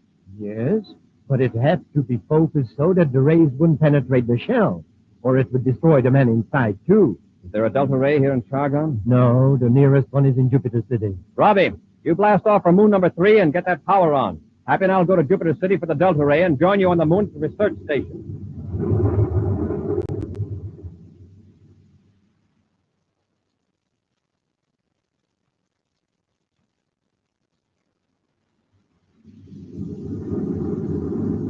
There's the research station, Happy. We'll cut our speed and circle. I'll get the delta ray ready. Now, don't turn it on till I give you the word. Got to be sure of our focusing range. Yes, sir. Wow, look at that dome. Just like the one at Chargon, covered with beetles. Well, there's Robbie's ship near the dome. Wonder if the major's got the power on yet. I don't think so, or we'd be hearing from him. Just look at those insects all around the station. At least they aren't attacking the power unit, though. Major Robertson calling Commander Cory aboard Terra 5. Major Robertson calling Commander Cory. Cory here. Where are you, Robbie? In a pretty tight spot, Commander. You get the delta ray? What's the trouble? I was in my spacesuit walking toward the power unit shell when these confounded beetles attacked me. All over me. When I beat them off, I fell into a crevice near the power shell and I'm wedged in. We'll land and pull you out. I don't want to rush you, but these insects are eating my spacesuit. I managed to brush them off the plastic face piece, but they're all over me. Any minute now, they're going to puncture the suit. We'll set the ship down right away. Happy, get out our spacesuits and some rope.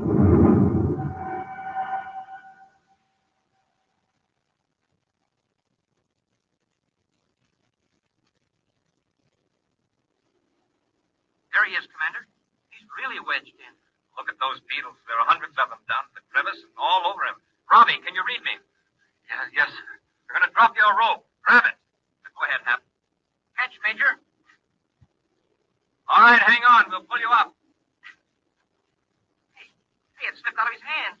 Robbie, can you hang on? I haven't got any strength. Are you hurt? It's my leg. Beginning to feel pain. Losing air. But this is no time to pass out. That suit is punctured. You're finished. Robbie. Robbie. Commander, I'd better go down there and tie the rope around him. No, you might get caught too. I'll go down. Commander, you could pull the Major and me out, but well, I'm not sure I could pull both of you out. No, Happy, it's too dangerous. Please, sir, let me go. It's the only way to save Major Robertson. And don't forget the men in the station. You may be right. Here, take the rope. I'll ease you down. Yes, sir. Lower away. Now, hang on, Happy. That's it. A couple more feet, sir. Okay, hold it. I'm looping the rope around the Major's arms. Help me if you can, Major. All right, Happy. You ready, Hap? Just a minute, sir. I want to brush off some of these beetles. One of them burrowed in nearly through my suit. Okay, pull. Now, hang on to Robbie. He's wedged in pretty tight. Oh, my leg. He's loose now, Commander. Pull us up. Okay.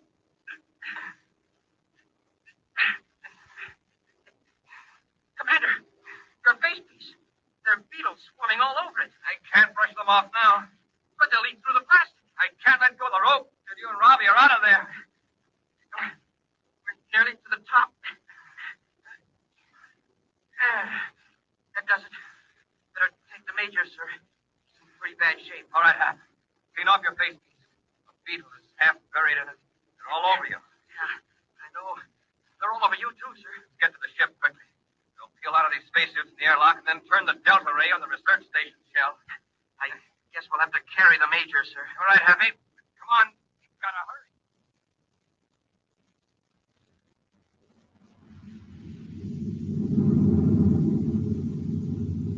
The delta ray is focused, Happy. Give it another charge. Hey, it's working. The beetles are dropping off the shell like flies. Well, this ray works better than the ultrasonic generator. See that, Robbie? Yeah, really shoveling them up. How's your leg? A little better. Good. After we wipe out the beetles, we'll land and turn the power unit on. Hey, if we can clean this up and blast off for Terra pretty soon, we'll be able to get the Major back for the Interplanetary Award ceremony. Funny, I almost forgot.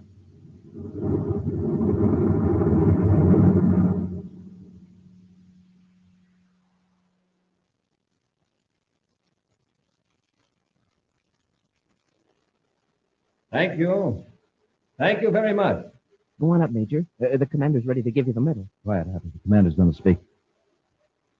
Fellow citizens of the United Planets, it's my privilege and honor as last year's recipient of the Interplanetary Award to present this symbol of courage and service to the current winner.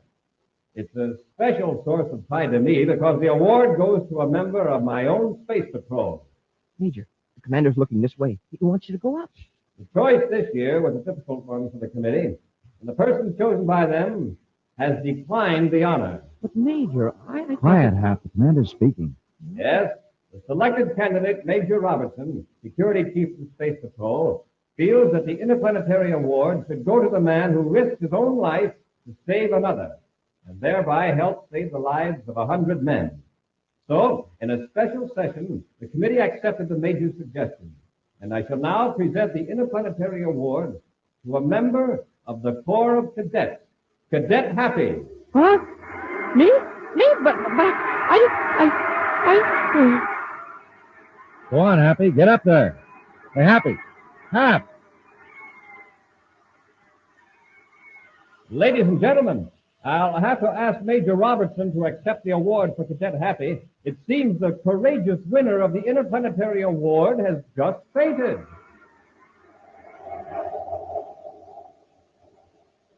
An exciting preview of next week's thrilling Space Patrol adventure in just a moment. But first, gang, here it is. Here's the only way to get a pair of Space Patrol space binoculars. Now, all you do is...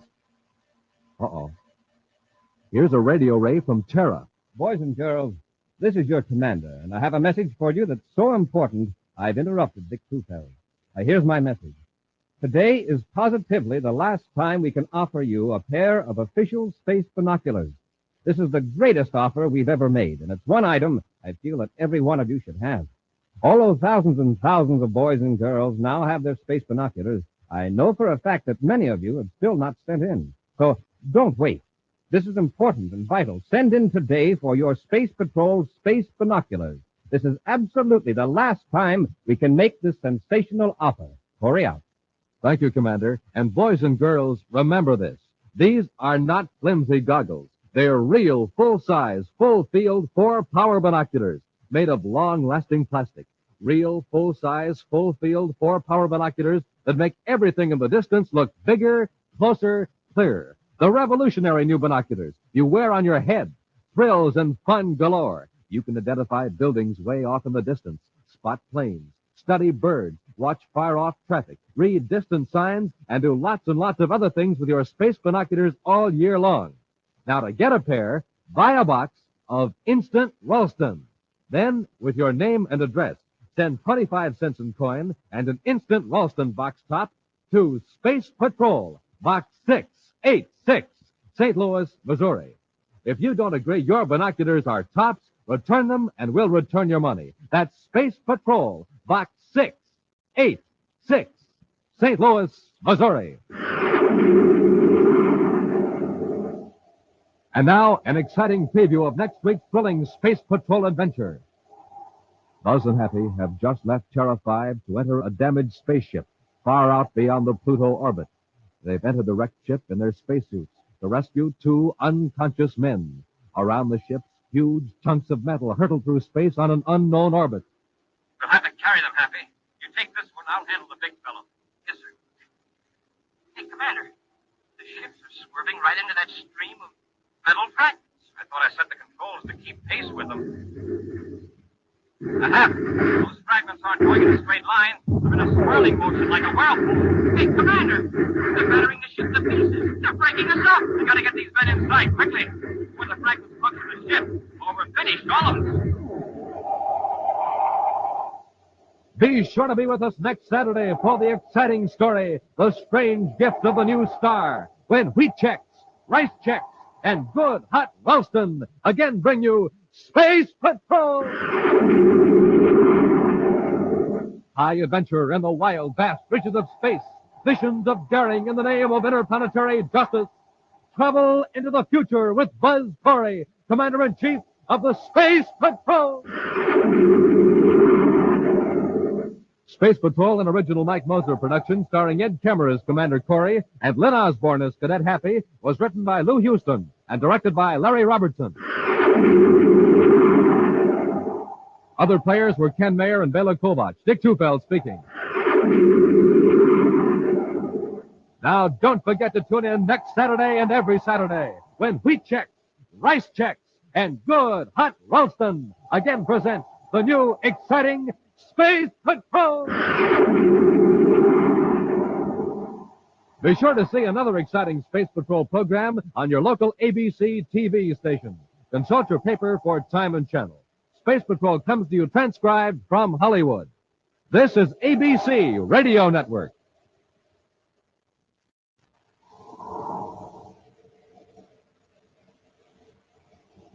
Wheat Checks, Rice Checks, and Good Hot Ralston present Space Patrol! High adventure in the wild, vast reaches of space. Missions of daring in the name of interplanetary justice.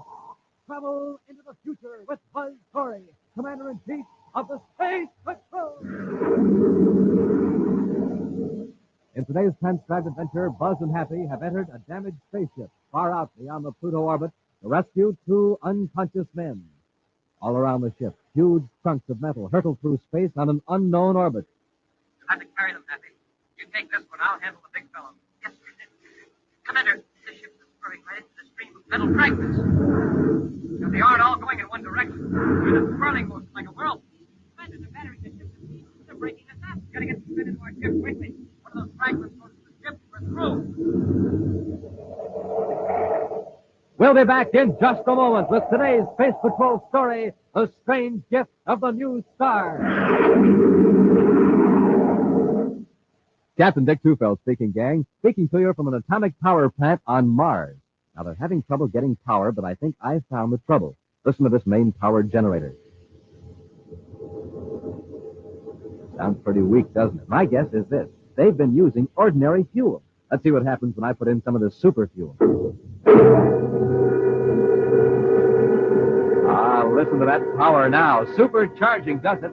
And, gang, when you roll out of bed in the morning, you're just like this generator. You need fuel because you haven't had any for about 12 hours. But listen, don't settle for ordinary fuel. Get supercharged like Buzz Cory does with a power breakfast. Eat those super cereals in the checkerboard packages. Rice Checks and Wheat Checks are the super cereals with that modern bite-sized design for easy eating. Delicious and how. Rice Checks is bite-sized shredded rice, and it's triple toasted. Wheat Checks is bite-sized shredded wheat, and it's baked crisper than a cracker. So treat yourself to the same swell-tasting breakfast Buzz Cory enjoys every morning. A power breakfast with Rice Checks or Wheat Checks, the super cereals that help to supercharge you. And now, today's Space Patrol adventure. Few spaceships venture out beyond the orbit of Pluto, the most remote planet in the solar system. As one veteran space pilot put it, only a comet has the time and the fuel to go poking around out there in outer space. But in recent weeks, commercial spaceships on the Neptune to Pluto run have reported a peculiar unidentified object far beyond the Pluto orbit, slowly approaching the space lanes. Commander Cory and Cadet Happy have just finished a routine mission to Pluto and have decided to do a little investigating. Now, far beyond the space lanes, they scan the dark void with super-sensitive telescopes. Is it a meteor, Commander? Odd shape for a meteor that size. Too regular. Take a look. I see it. It's shaped like a spaceship, but its surface is rough. It is a spaceship, Happy. But, sir, there's no sign of a rocket burst. No lights in the viewport. It's in free fall. By the looks of it, it's been in free fall for some time. Sir, if it's coming toward the solar system, well, where could it be from? We can tell more about that after we board it. Get our spacesuits, a Palmo lights, and a Palmo cunning torch. We have to force our way into the airlock. I'll maneuver into position while you're getting the equipment.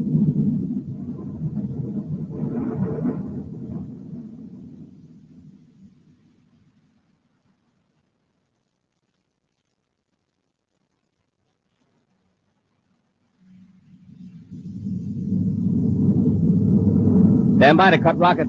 Standing by, sir. Cut rockets and apply magnetic holding field and secure airlock. Airlock contact secured, sir. All right, let's go. Get in your spacesuit. I'll take the cutting torch. You handle the atomo light and the radiation detector.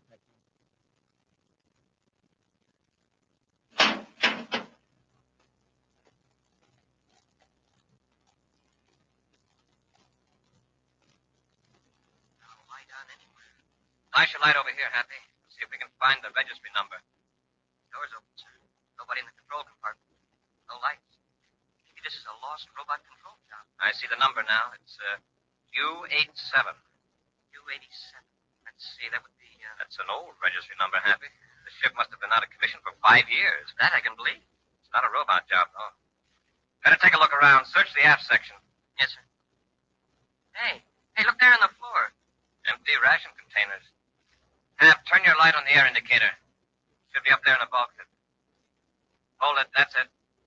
Did you read it, sir? There's some air in the ship, but the carbon dioxide factor is above the danger level. Commander, look back there, down the corridor. There's a man on the deck. Hold the light on him, Happy. I'll turn him over. Is he alive? Yes. I'll have to work fast. Get him back to our ship and try to bring him around.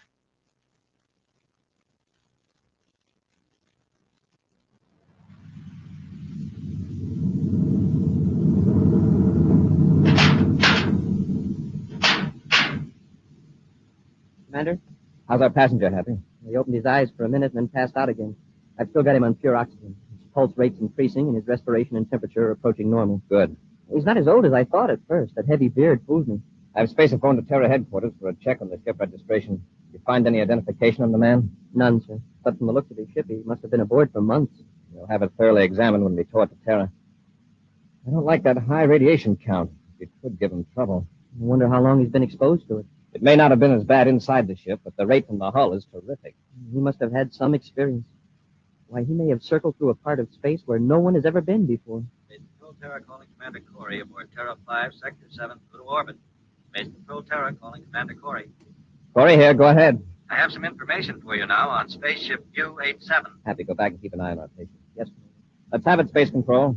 U87 is a Saturn registry ship owned by Joe O'Malley. Joe O'Malley? Yes, Commander. We've run a check on O'Malley. He escaped from Space Patrol officers just over a year ago after his arrest on Saturn. Why was he arrested? On suspicion of foul play against his partner, a man named Wes Pence. Everything indicated that O'Malley had disposed of Pence's body. Then O'Malley escaped rather than face trial. Yes, sir. Well, he's awfully close to cheating justice right now. Notify the Terra Hospital to meet our ship. Yes, Commander. And have a crew of technicians ready to examine O'Malley's ship. We're bringing it into Terra. It's hot. Radiation? Right. Hurry out.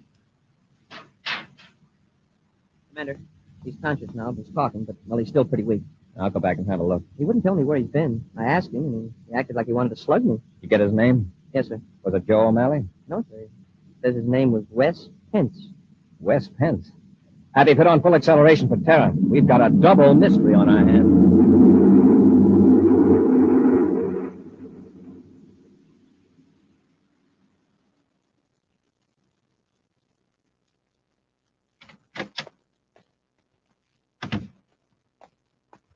I just came from Major Robertson's office, sir. He gave me a preliminary report on O'Malley's ship. Fine. Wait here while I check it.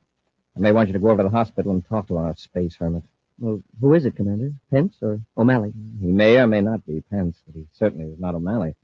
O'Malley was much larger than this fellow. Heavier set and larger bone structure. Now I guess we know how O'Malley tried to get rid of Pence. Stuck him in a spaceship and sent him zooming out of the solar system. But the ship didn't have robot controls. And that was more than a year ago. Pence couldn't have survived that long. Happy, did you see this report of Major Robertson? No, sir. From all indications, the ship must have been spaceborne for 6 or 8 months. Wow. 6 months alone in a spaceship. Happy, go over to the hospital and keep an eye on him. I'll join you as soon as I talk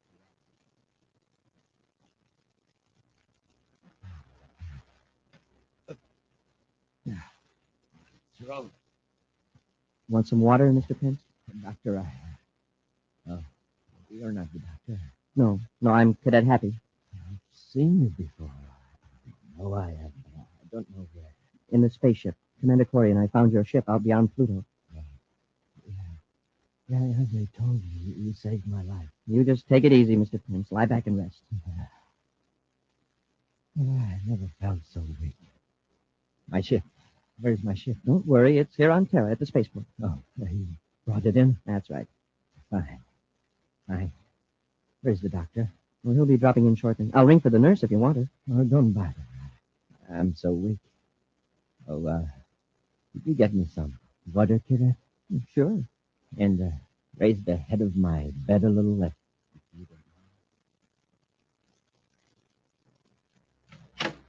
Well, Happy, how's our patient? Happy. Hap, what happened? Oh, my head. Happy, where's Pence? I don't know. Last I remember, I was leaning over the bed fixing his pillow, and he hit me with something. This handle from the bed. But he seemed so weak. He tricked you, Happy. He's escaped. But why? Why, Commander? He's not a criminal. We're not sure he isn't. Robbie's men found 1 million credits worth of stolen uranium hidden aboard his ship.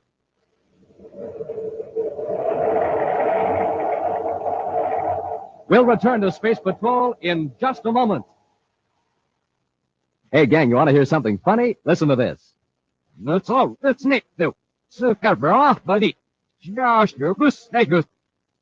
That's all. That's Nick, though. So, off, buddy. Josh, you're good. That's a word scrambler, gang. A machine that scrambles secret messages sent by space patrollers over the spaceophone. You want to know what that message said? Here, I'll have the machine unscramble it for you. Listen. To get supercharged, eat a power breakfast with instant Ralston. To get supercharged, eat a power breakfast with instant Ralston. Boys and girls, that's one of the most important messages a space patroller ever sent. Yes, sir. When you sit down to a power breakfast with good hot Ralston, well, boy, oh boy, that's your day to shine. For instant Ralston packs a wallop in every spoonful. It's rich whole wheat. Remember, rich whole wheat. And that means it'll warm up, tune up your thinking machine, help start off your day with a bang. That's the kind of start Buzz Cory gets. That's the kind of start he wants you to have. So come on, Space Patrollers, get supercharged. Eat a power breakfast with good hot Ralston.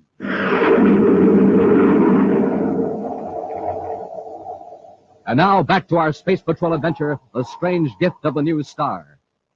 Far beyond the orbit of Pluto, Buzz and Happy found an apparently deserted and powerless spaceship. Aboard, they found a man who identified himself as Wes Pence. This created another mystery. For more than a year ago, Wes Pence had been listed as a victim of a fatal assault by his partner, Joe O'Malley. O'Malley, in turn, has been missing since his escape from Space Patrol officers months ago. Buzz brought Pence to Terra and placed him in a hospital for treatment. But when Buzz entered the hospital room, he found Happy unconscious, and the supposedly weakened patient vanished without a trace. Now, on a side street in Kepler City, on the planet Mars, a thin, stoop-shouldered man climbs a stairway at the side of a shabby machine shop.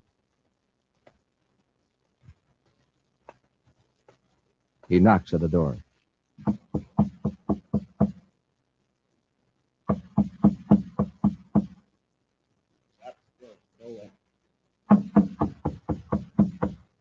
Better open up. It's business.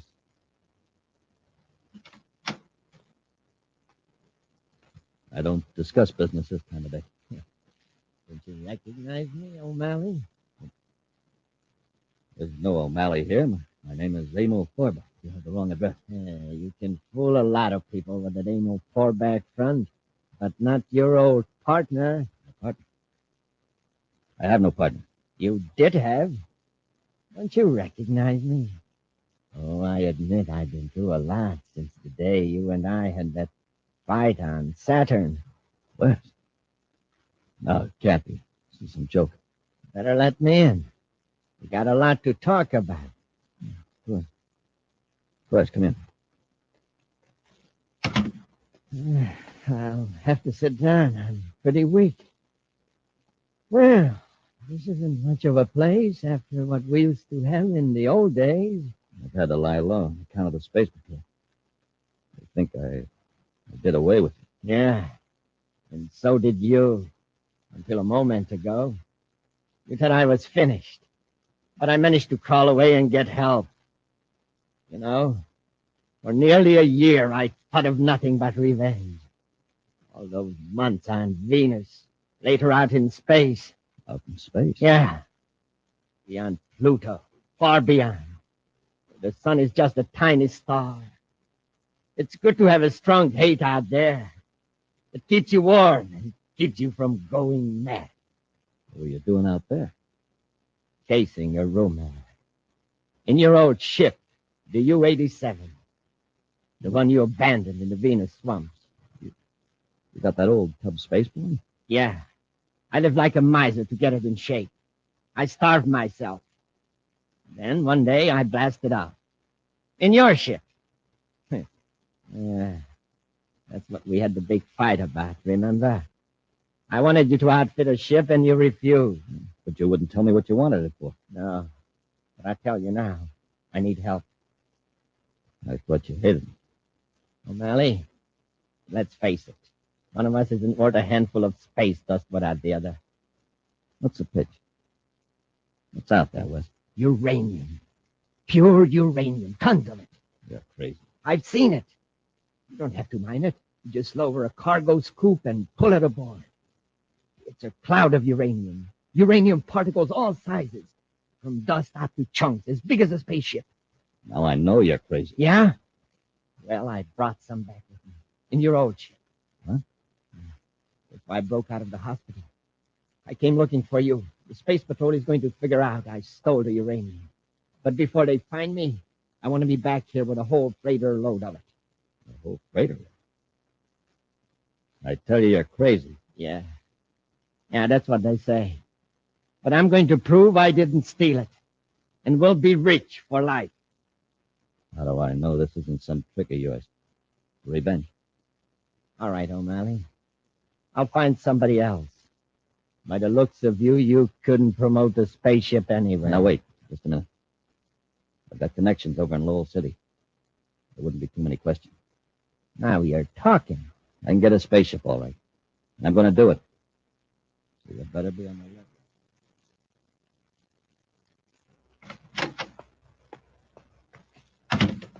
We got a line on Pence, Happy. He's gone to Mars. To Mars? Yes, in a regular passenger ship. How did he get the money? From a safe deposit vault in the Terra Bank.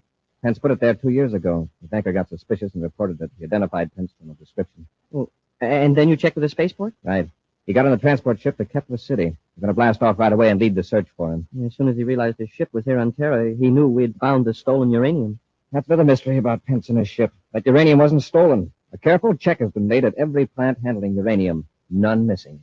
But if he didn't steal it, well, why did he run away from the hospital? The more important question is if he didn't steal it, where did he get it? Hey, that's right. Pence couldn't have owned that much ore by himself.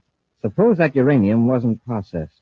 Suppose it's natural, pure uranium. But, sir, it doesn't exist that way anywhere in the solar system. At least not in huge chunks like that. No, not in the solar system. But where did we find Pence? Smoking rockets.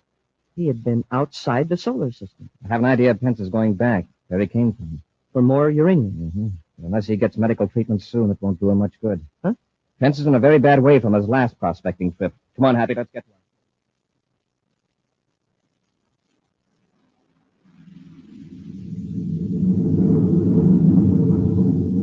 Commander, I've just decoded the message from Security Lab. Here it is. Very interesting. Rather startling, isn't it, Happy? Well, sir, I just deciphered it letter by letter. I didn't take the time to read it over. Something about uranium and helium. That's all I got out of it. It's a further analysis of the uranium on Pence's ship. A notation by Dr. Bryson. What does he say? According to him, pure uranium could be found in space. Matter hurled off by forces in a newly formed star, he says, might consist almost entirely of uranium. Well, isn't that the way the solar system was supposed to have been formed? Yes, but our system is billions of years old. The original uranium has decayed into lead and the other elements, including the lighter gases like helium. Well, then this stuff that West Pence found could be a hunk of a new star. Well, new as far as the life of uranium is measured. Could be millions of years old. Doesn't sound very new to me. No, but in that time, it could cross interstellar space and come close to our solar system. Space Patrol calling Commander Cory aboard Terra 5. Space Patrol calling Commander Cory. Cory here. Go ahead, Space Control. Report on suspect West Pence. Let's have it. Man believed to be Pence blasted off in special cargo freighter from Lowell City, Mars spaceport 2 hours ago. Destination unannounced. Why wasn't he stopped? He wasn't recognized by guards until the full description reached us after blastoff. Pence was with another man. Was the other man recognized? The two guards who noticed Pence have checked old files, Commander. They've only rated their own identification as number 3 reliability. Well, they aren't too sure. Well, what's their opinion? They think the other man resembles Joe O'Malley. Pence's old partner. Yes, sir. The two men arrived from Kemper City. Space Control, can you give me any information on the vector taken by that ship? A routine view scope trace shows it headed generally toward Neptune. Its registry is MSC312. Thanks, Space Control. Cory out. Happy, check the application chart. In a blast off from Lowell City, Mars, what other planets would lie close to the Neptune trajectory? Well, none very close. Run a test trajectory from Mars to Neptune, then out beyond the Pluto orbit. What have you got? Well, if I go out far enough, it puts us roughly in the sector where we found West Pence. We'll keep on that vector unless we hear that their ship has been sighted in some other part of the system. Think they're going out for more uranium? If they are, we're in for a good long trip. Get some rest, Happy. I'll call you in 3 hours.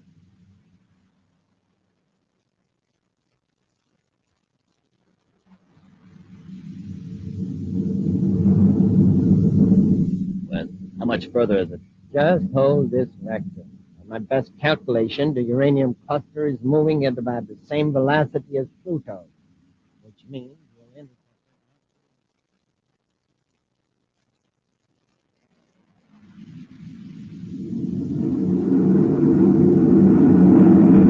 Happy, I think I picked them up on the viewscope. That's about time. I'd begun to think they'd veered off on another vector. Not only that, but I found something else in the viewscope. It registers as a blurred object, a collection of small fragments. You mean this thing up here in the corner of the screen? Right. Hence the ship seems to be heading right for it.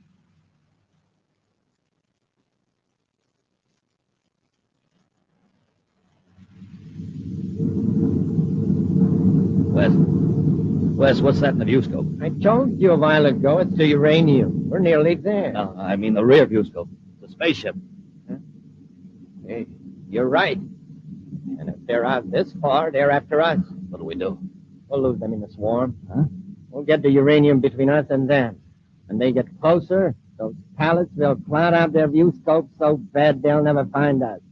Here, let me take it.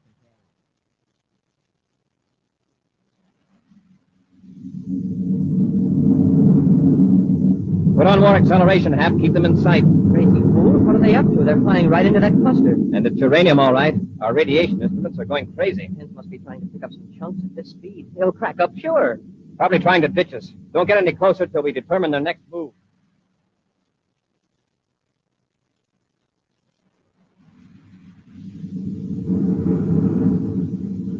It's working.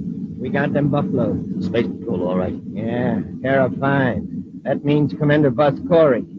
We'll evade them, scoop out some uranium, and head back for Mars. Wes, look out. We're right in the middle of the swarm. Ah, calm down. We're keeping pace with them. Wes, do something. Got a switch it. Look the compartment before we lose our air. Help me, I'm hit. I can't. Straighten it into my shoulder.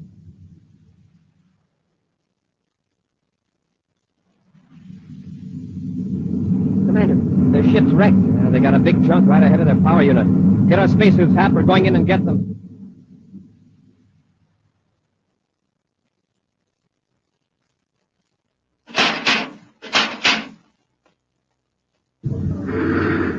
Hap, the cluster isn't all going in the same direction. It's in a swirling motion like a whirlpool. It's battering the ship to pieces. Hurry, Hap. Keep moving. If one of those hunks of uranium wrecks our ship, none of us will ever get back alive. Look, Commander. The nose port is cracked. Isn't a big break. Hurry, we gotta get Pence and Buddy into our ship before this one's riddled. Yes, sir. Into the airlock.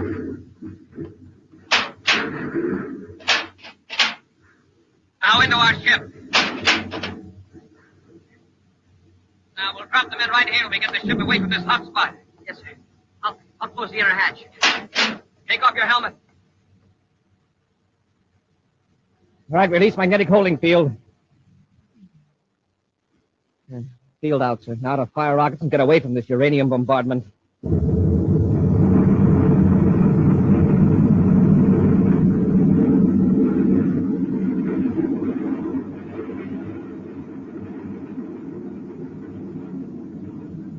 We made it, sir. We're out of the stream. Yes, but look at the other ship. A hole the size of a space car all the way through the control compartment. We got out of there just in time. We're heading for Terra. You take care of our passengers. Oh, Pence is coming around. O'Malley. He's safe, Pence. Just lie still, and I'll bandage that shoulder. So that's O'Malley. Yeah, it is. You know, Commander, this makes twice you two have saved my life. That may be. If you don't mind telling me, why did you run away from the hospital and come out here on this wild expedition? Well, O'Malley and I wanted to get a share of that uranium. so we could prove I didn't steal the chunk you found in the other ship. And to make yourselves a fortune, huh? Well, I guess that did enter into it. You took all that risk for nothing, Pence. We've known for some time you didn't steal that uranium. Then O'Malley and I are free. O'Malley is, but you aren't. You can't go around slugging Space Patrol personnel and get away with it. You remember the incident with Cadet Happy in the hospital. Yeah, that's right. You'll have to take whatever punishment or fine is coming for you. I'm sunk. I can't pay any fine. I'm broke. He's a comedian. It's the truth. Took all the money I had to leave the spaceship. Talk strangely, Pence, for a man with 1 million credits worth of uranium. Huh? That uranium you brought in your ship, it's yours by right of discovery.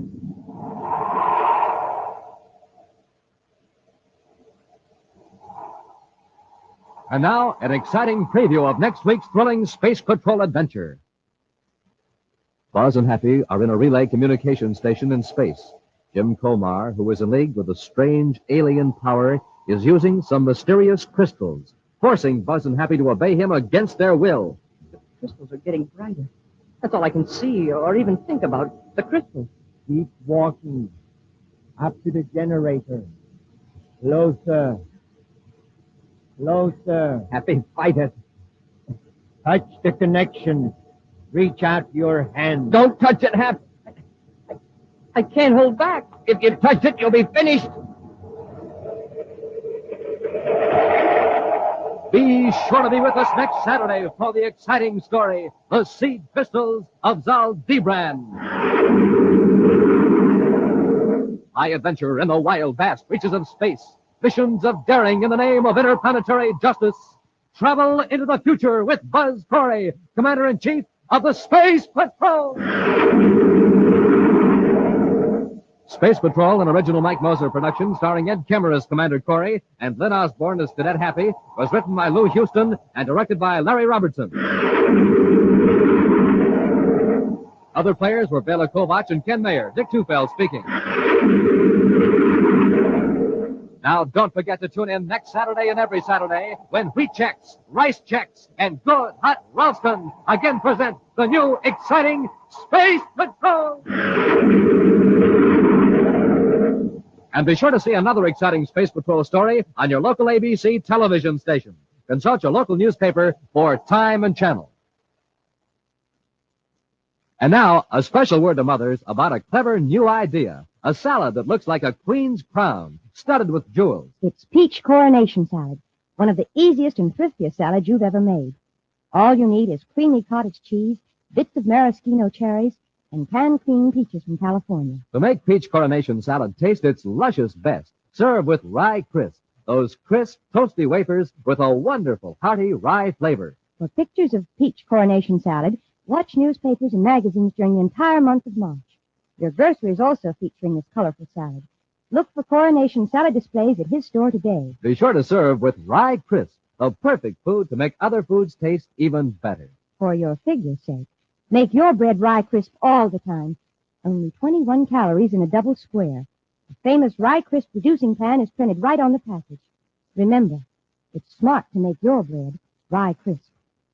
Space Patrol comes to you transcribed from Hollywood. This is ABC Radio Network.